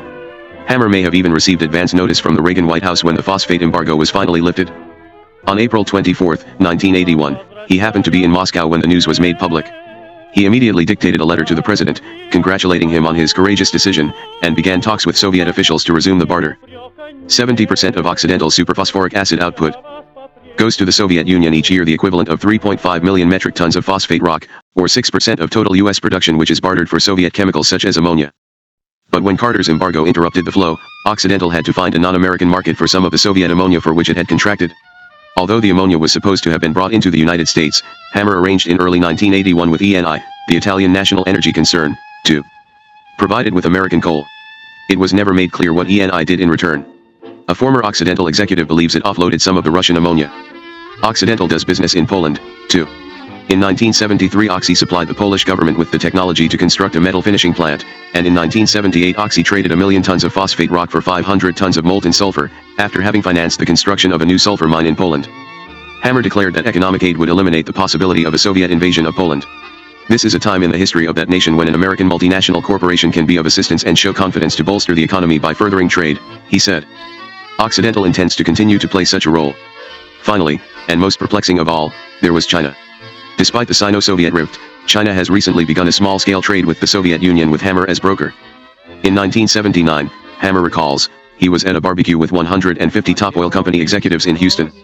The guest of honor was the vice chairman of the People's Republic of China, Deng Xiaoping. Hammer says that when the two were introduced, Deng exclaimed, "No introduction is necessary for Dr. Hammer. We know him in China as the American who helped Lenin. Why don't you come to China and help us as well?" T told him I could be happy to do so, Hammer recalls, but it would be difficult at my age unless I could fly in on my own corporate jet. I understood that private jets were not allowed to fly into China. That was swiftly arranged, and 2 months later Hammer and his aides flew into Peking. They began discussions of the development of the Pingshuo mine in the Shaanxi province, the world's largest coal mine. In 1982 Occidental was awarded preliminary approval for the project. Occidental was also granted the right to bid on oil concessions in the South China Sea. Also, in 1980 the Chinese purchased 50,000 tons of Soviet urea through Occidental. The Chinese knew it was coming from Rus. SIA, he said, so I think that bodes well for the future. At a time when the Soviet Union had begun to make at least token efforts toward a rapprochement with China, it was perhaps fitting that they were done through Russia's Western sales agent, Armand Hammer. Marlon Brando played a character modeled after Armand Hammer in a 1980 film called The Formula that was about a cutthroat oil tycoon. Brando's character is a paunchy, ruthless old man. When Hammer heard that Brando received $2.75 million for 11 days' work on the film, he said, "For that kind of money, I would have played the part myself." Hammer is not embarrassed by his Captain Queeg image. He has built Occidental from a rickety company with 3 dry oil wells into one of the largest corporations in the United States. After merging with City Service in August 1982, Occidental expected it would become the 8th largest U.S. oil company. Occidental Petroleum is now a multinational behemoth with operations in Abu Dhabi, Argentina, Australia, Bolivia, Canada, China, Colombia, much of Europe, Libya, Morocco, the North Sea, Pakistan, Peru, Poland, Romania, the Soviet Union, Tunisia, and Venezuela. He follows a modified Dr. Atkins diet, he says, though he occasionally allows himself a glass of wine. When he is in Los Angeles, he does most of his work out of his Westwood home, the same one he moved into after marrying Frances in 1956. He gets up early, descending from his bedroom via a winding staircase to an indoor pool in which he swims naked for half an hour each morning in a sort of breaststroke, his head above water so he can listen to the news on the radio. His home telephone is connected to a What's line, and he makes calls around the world late into the night. He estimates his personal phone bill at $1 million a year. On land, he is chauffeured about in one of his 2 white Rolls Royces with red carpeting, although he and Frances seem to spend most of their time in their flying luxury suite. He sustains his energy, while his associates tire, by means of self-hypnosis. He once bragged to a reporter, "Napoleon could do it, too." At the age of 84 he keeps up a pace that would ravage many younger men. When an interviewer once asked him about his age, he replied, "I still have all my marbles," and also remarked that his mother had lived to the ripe old age of 89. In fact, Rose Hammer died in 1960 at the age of 84. In his $1.5 million executive suite on the 16th floor of Occidental's Los Angeles office, his desk is surrounded by signed photographs of world leaders past and present, ranging from a reproduction of his now-lost Lenin portrait to a picture of Ronald and Nancy Reagan. A photograph of him with Brezhnev at Yalta is always at the front of his portrait gallery. When Oxy makes money, his shareholders adore him, When it loses money, they revile him. The company's annual meetings, always on his birthday, are, as one angry stockholder charged, a cult of personality. Gifts such as memo pads, sun visors, art posters, lumps of coal, and Considine's biography of him, are given out, and there is always a large birthday cake. Sometimes, at more festive meetings, the shareholders even sing happy birthday to him. Occidental is, to an unprecedented degree, a one-man company. At least 4 former directors testified under oath before the Securities and Exchange Commission that Hammer made them sign undated letters of resignation. Faced with these charges, Hammer further admitted that 8 to 10 former directors had signed such letters. One former business associate told the SEC that Hammer had his entire board of directors in his pocket. This has in fact always been his method of operation, except during the 20s, when he was his father's employee, he has never had to answer to another corporate officer. His company is his personal wealth. Forbes magazine estimated in 1982 that Hammer's fortune is over $150 million. But several Occidental officials believe that Hammer's personal assets do not greatly exceed his 1.2 million shares of Oxy stock, worth around $30 million. Lars in multimillionaire terms, relatively modest. In the last 10 years, Hammer has fired or forced into retirement some half-dozen company presidents, each of whom had understood he was Hammer's heir apparent. These people comprise an exclusive club known as Hammer's Other Collection. Hammer brooks no challenge to his one-man rule. Several of his top executives resigned in protest in 1972, when he began negotiating his multi-billion-dollar deals with Russia. I told him his big Russian deals would lose money, one recalls, and he refused to listen. Hammer is a loner, and he is extremely secretive about his past. One of his oldest friends, and his lawyer, Louis Nizar, is apparently unaware of the true nature of Hammer's early involvement with the Soviet Union.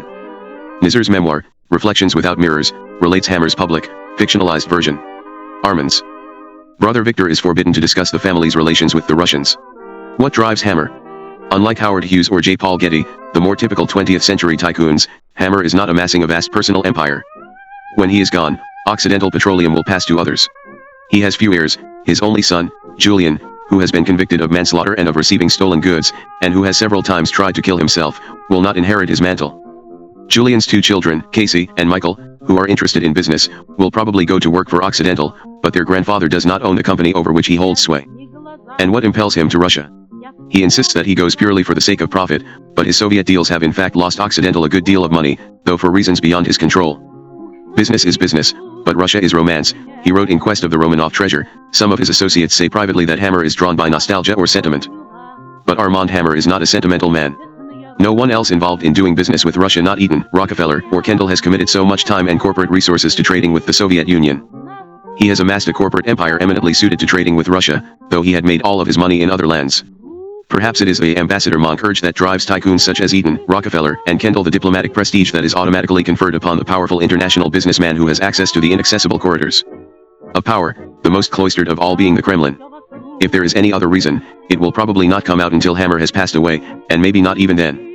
In March 1982, Hammer flew to Moscow to see a play at the new Moscow Art Theater. It was called Tak Pobyedim, or Thus We Shall Triumph, a drama in 2 parts by Mikhail Shatrov that featured music by Wagner, Chopin, and Beethoven. The play concerned the last years of Lenin's life. As Hammer watched from the special government box, he saw himself portrayed in his now legendary meeting with Lenin. Yevgeny Kindanov, who played the 23-year-old Hammer, is at least a head taller than his character is in real life, but, despite the non-resemblance, Hammer praised Kindanov's acting as quite good. The Moscow News printed a photograph of Hammer meeting the cast of the play backstage. It is amusing to see him being fawned over by the actors, including someone who looks a great deal like Lenin. About the same time, a joke about Hammer was making its way around Moscow. Armand Hammer goes to Red Square to visit Lenin's mausoleum but finds, as tourists so often do, that it is closed for repair. Undaunted, he approaches one of the guards and demands entry. It's closed for repair, the guard snaps. You can't go in. Hammer is furious. Do you know who I am? He asks. I'm Armand Hammer. T said, the mausoleum is closed for repair. At last, Hammer angrily draws from his pocket a wrinkled, yellowed piece of paper. This is a personal letter to me from Vladimir Ilyich himself, Hammer intones. It says, come visit me anytime. T here is a mansion in Moscow to which only the most privileged tourists are invited. It is a private home of stunning opulence owned by an American journalist, Edmund W. Stevens, and his Russian wife, Nina. Just as the tourists of the 1920s carried back tales of the splendor in which the Hammer family lived, so VIPs today relate with amazement the sumptuousness of this peculiar island of cosmopolitan luxury in the gray, bleak Soviet world. One of the reasons why this household is tolerated, indeed, encouraged by the Soviet authorities, is that it is practically the only place where the jet-setters of the United States and the Soviet Union can meet.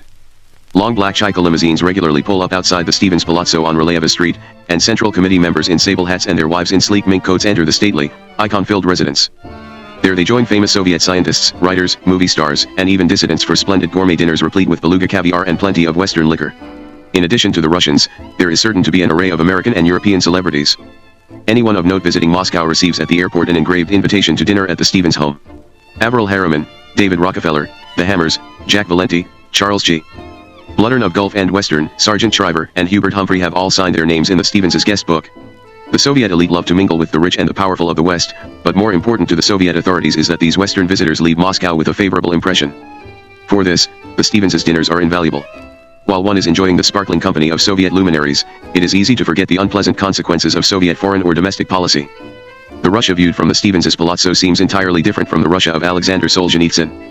In the heyday of the Nixon-Brezhnev détente, this confluence of Western and Soviet elites, whether at the Stevens' home or at meetings of the Trade Council or elsewhere, had precisely the effect the Soviet leaders were after.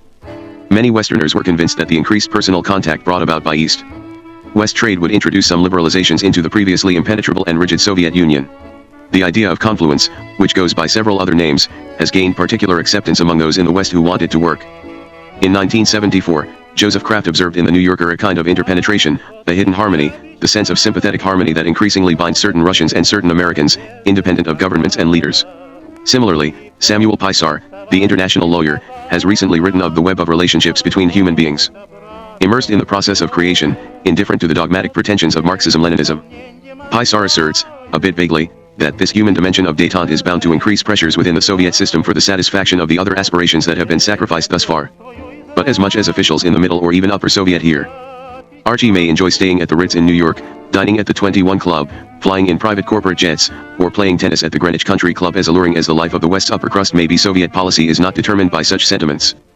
The hopes of so many American businessmen and politicians that a taste of capitalism would turn the old men of the Politburo from increasing military stockpiles to improving the Russian way of life have been disappointed.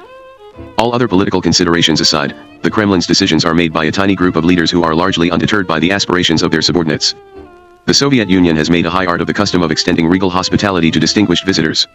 A classic example is George Bernard Shaw's visit to Russia in the early 30s amid a devastating famine. He was fed generously. Starvation, he remarked when he returned. Why, I've never eaten so wonderfully. The most notorious instance of late is the Reverend Billy Graham's trip to Moscow in May 1982. He was chauffeured about the city in a Chaika and treated with great deference.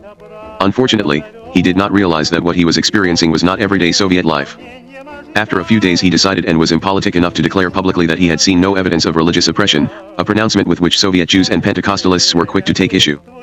Even more remarkably, he proclaimed, "The meals I have had are among the finest I have ever eaten. In the United States you have to be a millionaire to have caviar, but I have had caviar with almost every meal." No. One told him that caviar is a luxury available only to Russia's most privileged. Writers and clergymen are important to the Soviets because they help mold public opinion. Far more consequential, though, are America's business leaders, who command corporate empires and usually have access to the White House. Yet they also tend to be more taken in by the red carpet treatment than other dignitaries. They are, as Henry Kissinger notes in White House Years, especially susceptible to the bonhomie with which Soviet officials flatter those whom they wish to influence, a style of slightly inebriated good fellowship not totally unknown in some of the reunions of capitalist trade associations. Accustomed to obeisance in their corporate empires and in the nation at large, they find it hard to resist the lure of respectful attention from some of the most sequestered leaders in the world. Anyone who is admitted to the Kremlin's inner sanctum instantly acquires a tremendous prestige in America. He has become an emissary of the highest rank. Bertrand Russell observes, of the infinite desires of man, the chief are the desires for power and glory. When one has achieved the power of heading a giant corporation, the urge for glory often becomes overwhelming. The glory of being one of the Kremlin's favorite capitalists is so beguiling, in fact, that one does not want to risk losing it. Bill Moyers once asked David Rockefeller why he did not criticize the Shah of Iran, whom Rockefeller saw frequently. Rockefeller replied that if he did, it probably would have meant that the next time I wanted to see him, he wouldn't have been available.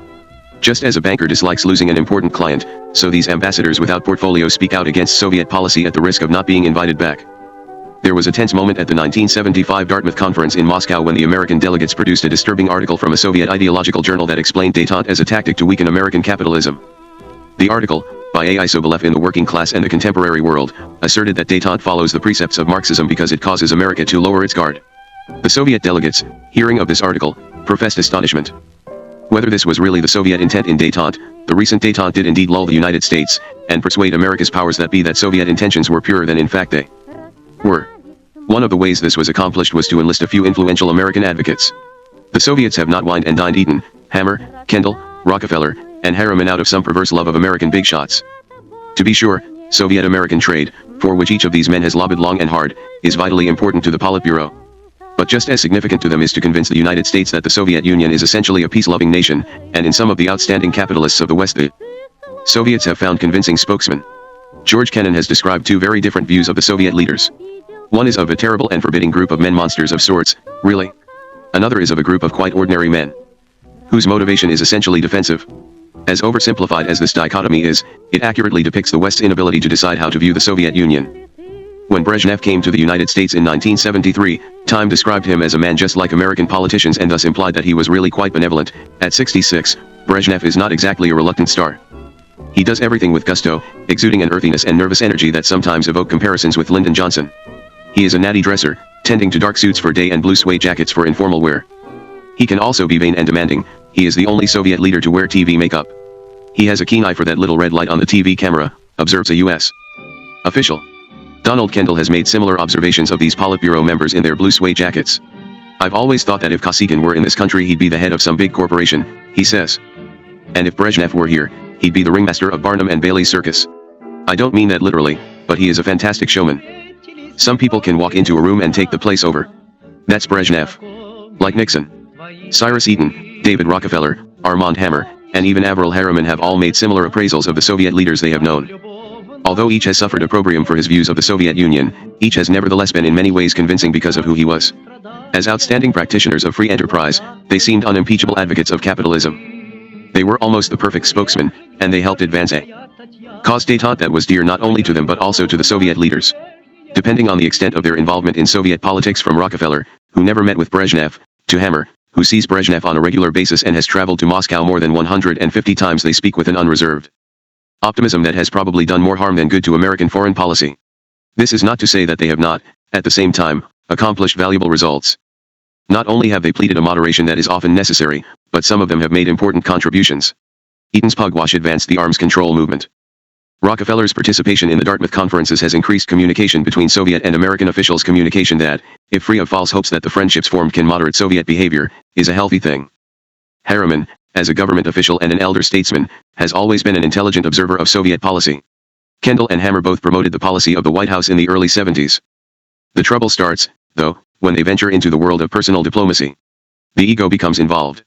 A pitfall of many men of great wealth and influence is the desire to seek their glory in the realm of foreign affairs, and it is a peculiarly American fault. America, the land founded with a president instead of a king, the country that rejected monarchy for democracy, has nevertheless developed its own form of nobility out of the tradition of the Yankee trader.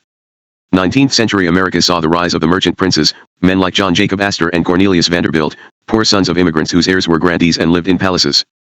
The 20th century, an age of world commerce, spawned another breed of merchant prince, the business statesmen. Men like the young Averell Harriman now could command audiences with Winston Churchill and Benito Mussolini. Between the two great superpowers of the modern era, both established in reaction against monarchy, there has arisen yet another class of prince, who, having achieved vast wealth and power under Western capitalism, turns to the exclusive blandishments of the Kremlin. Mere bankers or industrialists in the United States, all literally have the red carpet rolled out for them upon arrival in Moscow. Paradoxically, in the land of socialism more than anywhere else in the world, American capitalists are treated like royalty.